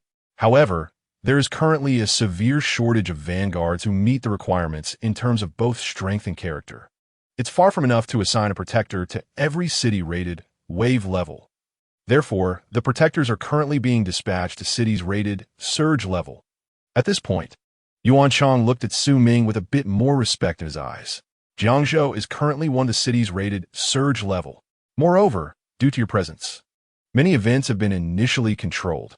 Otherwise, Jiangzhou might have been considered the first outbreak level city.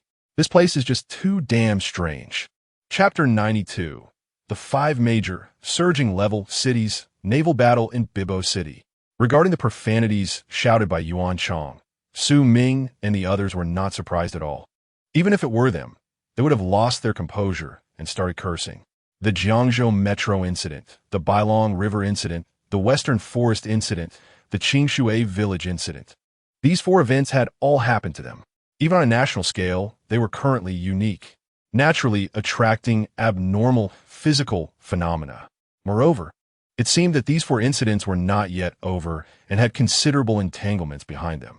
There was no way to play it down. Yuan Chang slightly calmed his emotions and continued speaking. At present, there are more than 30 cities recognized as fluctuation level. Along with Jiangzhou, there are 4 cities rated as surging level.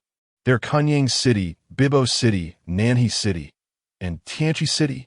Yuan Chang's expression was serious. These cities, being rated as surging level like Jiangzhou, naturally experience some bizarre events. To suppress the public opinion in these places, public relations efforts had not stopped, and he was nearly losing his hair.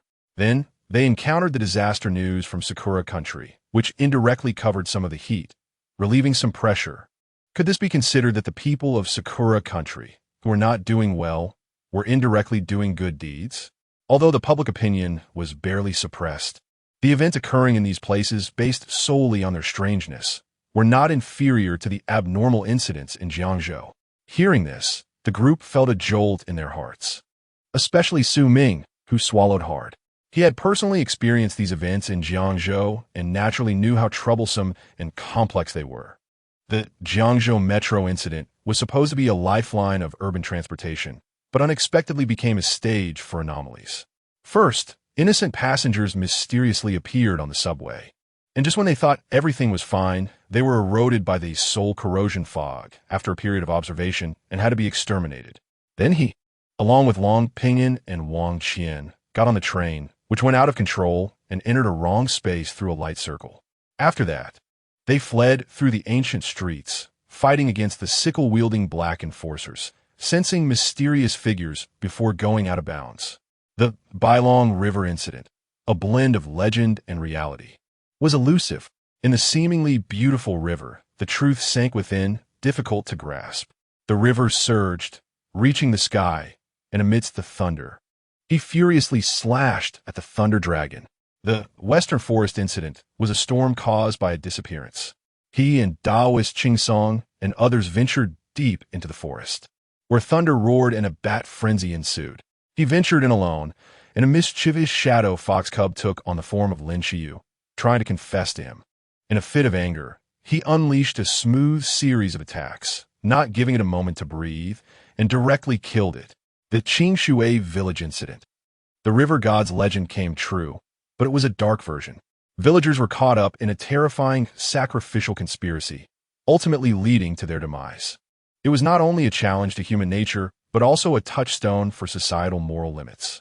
They encountered strange birds along the way, slashed through blood-red vines, faced the river god, and met Little Shadow.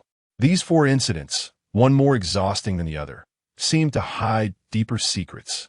The source, or rather the mastermind behind it, had yet to be unearthed, and the root had not been pulled out. Now, Yuan Chong said that the events happening in those surging level cities were as strange as this. It was no wonder they felt overwhelmed. Seeing that the others were deep in thought, Yuan Chong slowly spoke. Now, I will briefly explain what has happened in these 4 cities. Aside from Director Wang, Su Ming and Long Pinyin became more serious. Director Wang had a bitter smile on his face. He was also present during the meeting last night. At that time, through a video conference, he saw the heads of the special investigation bureaus from those cities, each with a darker expression than the last. Although Jiangzhou had more bizarre incidents than those places, they had Advisor Su here. Those places did not. Let's start with Bibo City. Yuan Chong spoke while tapping on the all-in-one machine's display screen. The map of Bibo City lit up on the screen with a marked area highlighted. This should be where the abnormal incident occurred. Bibo City, a coastal city with an economy supported by marine resources, encountered a so-called tsunami the day before yesterday. Yuan Chong's voice carried a hint of helplessness. Clearly, this tsunami was not as simple as it appeared on the surface. As he operated, some blurry video clips appeared on the display. This video was filmed by fishermen on the shore at the time. In the video, a massive water column appeared on the sea, accompanied by a deafening roar. The seawater surged into the sky, forming huge whirlpools. Although these images were not very clear, they were enough to prove the abnormality of this incident. After checking with the weather department, it was confirmed that such a large tsunami situation should not have occurred. There was some other energy that raised this tsunami. Albisorsu. This looks a bit like the water dragon phenomenon you encountered at Bailong River that day, but the principles are completely different. Look here. In the video, there were quite a few boats on the sea at the time, and in the next moment, some huge black shadows seemed to be tumbling in the seawater. The movements of these shadows appeared to be swift and powerful. Occasionally, boats were dragged into the whirlpools and never reappeared. The video paused here, and Yuan Chong pointed at the black shadows, enlarging the video several times. These black figures are what we will talk about later. Sea beasts. Although it was publicly claimed that someone had edited the images and all channels were instructed to delete the circulated pictures, giving warnings to those people to barely suppress the situation. In reality, they truly existed. A number of abnormal marine creatures had indeed appeared. Su Ming and Long Pinyin stared at the display, their eyes flashing with shock. From a footage, these sea beasts appeared to be quite large in size, numerous, and moved swiftly, distinctly not ordinary marine life. The port of Bibo City had been severely and adversely affected because of these creatures. Yuan Chong continued speaking. Boats were destroyed, and the people on them basically had no chance of survival. The vast sea made it impossible to locate any corpses. News was swiftly contained, and it was reported as a normal tsunami incident afterward, and the people in that area were urgently relocated far away. Now that area had been completely taken over by the military. The display switched to some photos showing the rescue scene. Some wreckage of boats could still be seen on the water surface. After all the civilians were relocated, the military's follow-up actions also commenced. The first batch mobilized over 40 well-trained special police officers. Among them were also 2 first-star practitioners from the Qi refining stage. Our military personnel engaged in battle with those sea beasts. Chapter 93. Various marine creatures. Decision. Those sea beasts are extremely ferocious, highly aggressive, and seem to possess a certain level of intelligence. Yuan Chang's tone grew increasingly serious. After causing a stir for a while, they charged towards the shore. At that moment, the first batch of military forces was just about ready, leading to the outbreak of the first wave of direct conflict. As Yuan Chang narrated, the images on the display switched to some intense battle scenes. Yuan Chang's voice was tense as he pointed to several blurry giant figures on screen. These creatures not only possessed immense strength, but also moved exceptionally agilely, swiftly darting through the water, making it difficult to accurately track their movements and trajectories. In the footage, the sea beasts rolled in the water, creating towering waves that surged towards the special police. The special police dodged and sought cover while retaliating with their firearms. Bullets poured down like a torrential rain towards the sea beasts, instantly creating a splash on the surface of the water. Some smaller sea beasts were hit, blood splattering as they were injured by the bullets. However, a portion of them was exceptionally cunning, either directly withstanding the attacks or evading them. Some sea beasts had extraordinarily tough skin, making it difficult for regular firearms to inflict effective damage on them. Moreover, they seemed to sense danger. When they detected our concentrated firepower, they would swiftly retreat to deeper waters. On the display screen, whenever the special police concentrated their fire, the sea beasts would dive underwater, using whirlpools and currents for cover to avoid attacks. However, they did not move far away. Instead, they lurked in the sea, occasionally launching new attacks, putting immense pressure on the special police. Furthermore, they would use the water as cover to launch surprise assaults.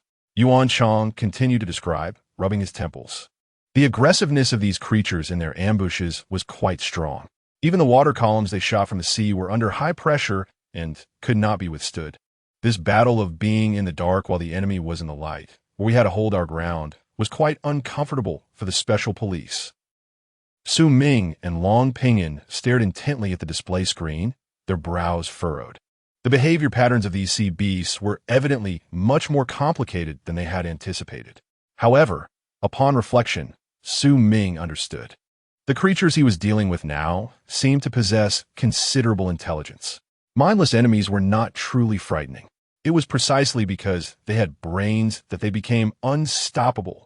We had tried various tactics, including setting traps and using special weapons, but the results were not very good. Yuan Chang sighed.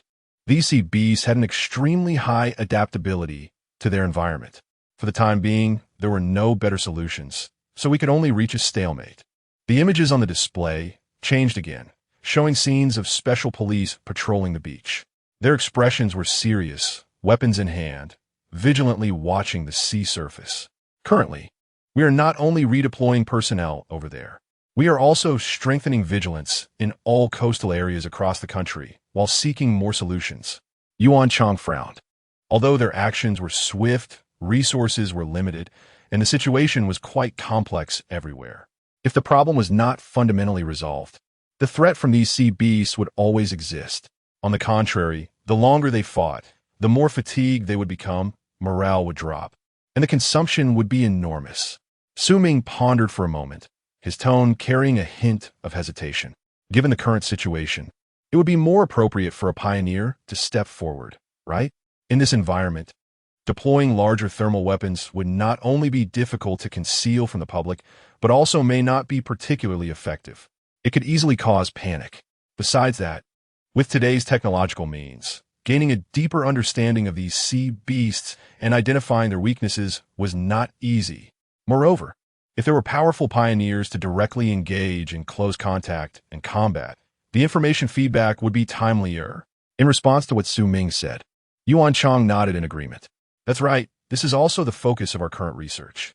The higher-ups have organized a team of experts to conduct further studies on the behavior patterns and physiological structures of these sea beasts.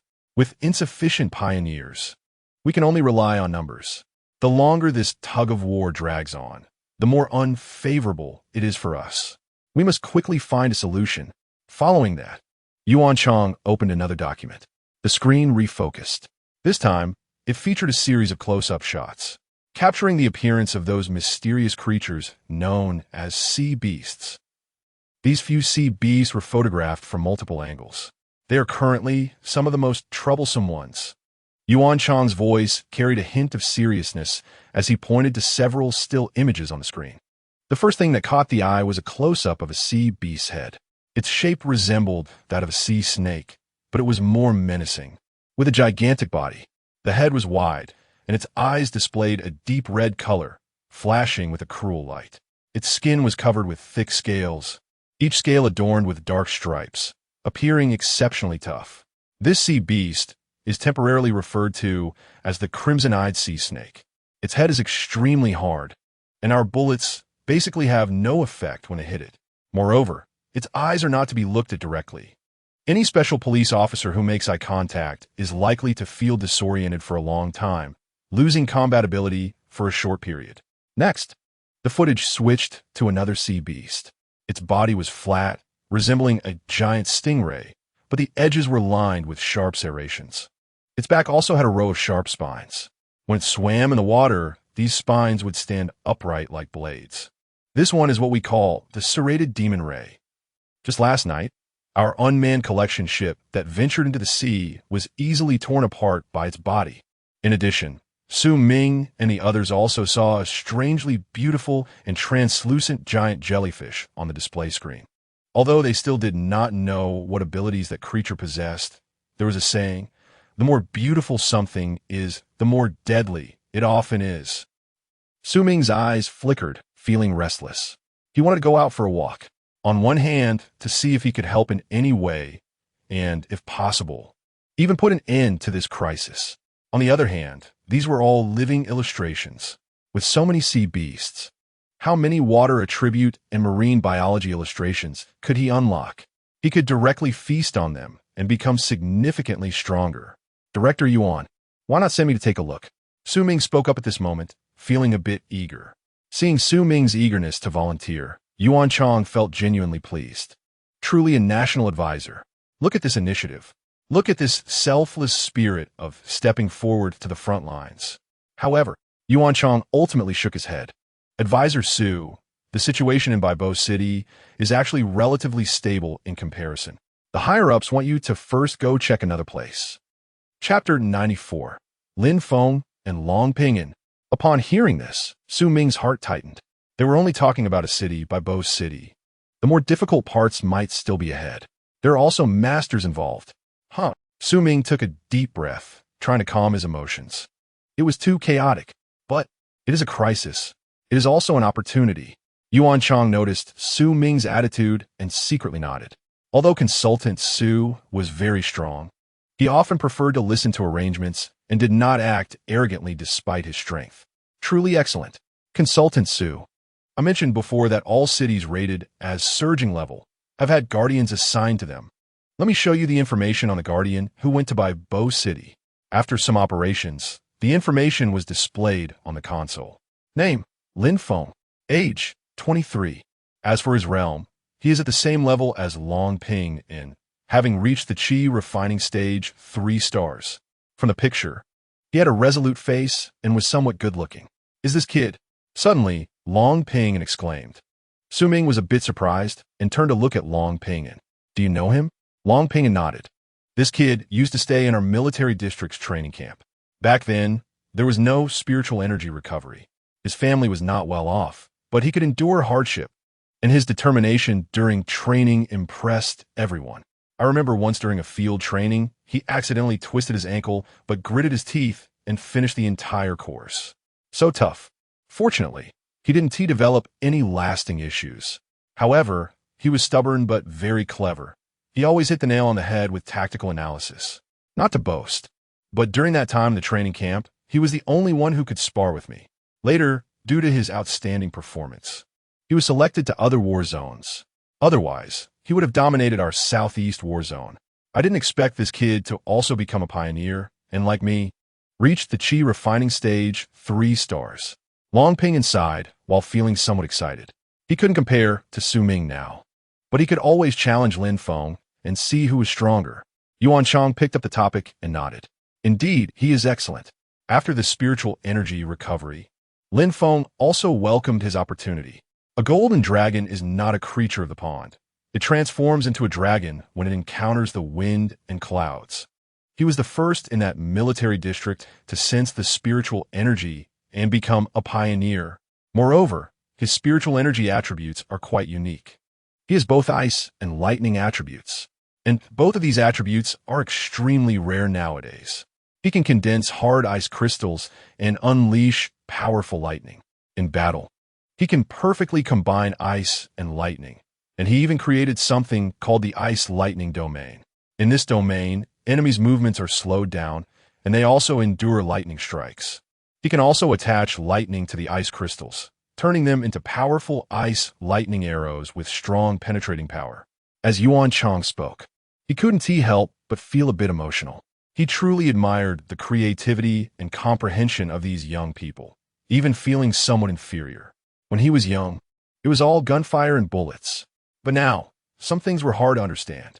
Lin Feng, with his unique spiritual energy attributes and solid strength, participated in many anomalous events handled by the military district. Just a couple of days ago, in a deep mountain forest with exceptionally high anomalous energy, he unleashed both ice and lightning, instantly suppressing the small beast tide organized on the mountain. He bought invaluable time for the supporting troops. If it weren't for him, the 10 or so military personnel probably would have perished. However, it was precisely because he had been dealing with anomalous events that he improved rapidly, and the higher-ups were willing to invest more resources in him. As Yuan Chang spoke, a look of appreciation appeared on his face. Such a junior with top-notch character and strength is exactly the kind of person the higher-ups are willing to invest more resources in. This way, they can get better feedback. Meanwhile, Long Ping An's eyes grew brighter the more he listened. When he had the chance, he wanted to find Lin Feng, catch up on old times. By the way, spar a bit. All right, back to the main topic. After a moment's rest, Yuan Chang's expression became serious again. Gensaltensu. The higher-ups and I actually prefer that you take a trip to Nanhas City. Su Ming did not interrupt and listened quietly. The situation in Nanhas City, compared to Baibo City, has much lower public opinion and influence. Moreover, even now, the resources and personnel tilted toward that side are not many. It sounds like the crisis level there is not high, but it can't withstand deep probing. Because once you probe deeply, you will find that the situation there is more urgent and must be resolved quickly. The problem in Nanhas City began in a park in the city center. Yuan Chang's voice was low, and each word carried a sense of urgency. About a month ago, the plants in that park began to show abnormalities. Wait. Suddenly, Su Ming interrupted Yin Yang's narration. He recalled a piece of news he had seen. That day, he had just received the uniform and started browsing through anomalous events online.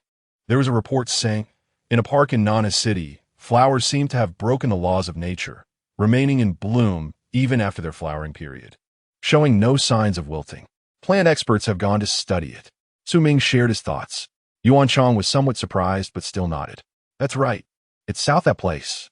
About a month ago, that area was sealed off, preventing ordinary citizens from accessing it. Initially, although the higher-ups recorded it, they did not pay as much attention to it as other areas. After all, a thriving area is much better than a lifeless one. Even if there were rumors in society, people would find it very peculiar and be amazed. At that time, specialized personnel went to collect a sample of a flower from there. However, once the flower was taken from the soil, it quickly wilted, losing all vitality. The initial assumption was that the anomaly was related to the soil. Once removed from that soil, it lost its vitality, so the overall problem wasn't significant. However, about a week ago, that place suddenly changed. It became shocking to everyone. Chapter 95. The Anomaly in Nanhaishi and Kunyang City. Su Ming frowned slightly and did not interrupt. Shocking? What exactly happened? Fortunately, Yuan Chang did not keep them in suspense. Advisor Su, just look at the pictures. Hiss. Su Ming looked at several pictures in succession and finally gasped. The locations of these pictures were actually the same, but he couldn't recognize them at first glance. They were all taken in that park. The first picture showed flowers that defied their growth cycle, vibrant and lush, showing no signs of withering. The second picture still showed the flowers there, but the surrounding originally lush trees and grass were now a desolate yellow, devoid of life. The third picture revealed that the yellowing was no longer confined to a small area, but was beginning to spread. The once green lawn was now littered with dead leaves, and the trees were withered. The fourth picture showed the dead area expanding further, affecting even those plants far from the center of the park. The fifth picture revealed that the entire park was devoid of any green. All the plants were dead, the soil cracked, and it was a wasteland. The last picture showed that the dying phenomenon had even affected areas outside the park. Trees along some nearby streets were also beginning to show signs of yellowing. It was not far from the dog leash zone. From the first picture to the last, it only took a week. Yuan Chang's voice was low, but with just one sentence, it made Su Ming and Long Pingin's pupils shrink. It happened in just 1 week. The speed of this spread was terrifying. What on earth was it? Was it related to those flowers? This desolation and decay seemed to be spreading at a visible rate every day. A faint layer of gray-green gas was discernible.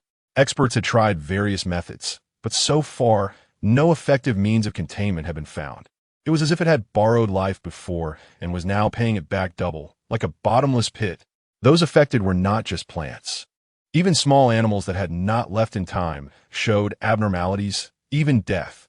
In the past few days, we sent soldiers in protective suits to try and delve deeper. But even fully armed, they fainted after just a few steps of contact with those gases, with no exceptions. In the end, we had to send in the pioneers to bring them back out. Even the pioneers, despite being protected by spiritual energy, couldn't stay long on the periphery, let alone venture deeper. As for the culprit, those abnormal flowers at the center, no one knew what had happened to them. Our drones and other exploratory machines were unaffected and could go inside. However, they couldn't venture deep. Once they went further in, the signal completely cut off, and no images could be received. According to satellite imagery, the central area was shrouded in gray-green mist, with no clear conditions visible. Hearing this, Su Ming nodded. It was indeed quite tricky. However, according to this description, the culprit should still be those flowers with abnormal life cycles. When things go awry, there must be something sinister behind it. The subsequent decay around should be its doing. There's no time to lose. Shall we go now? Su Ming said in a deep voice while taking out his phone to message Ningjing. He wouldn't be returning for lunch. Given the speed of this spread, every second of delay made the residents there more dangerous, and the situation could become more complex and uncontrollable.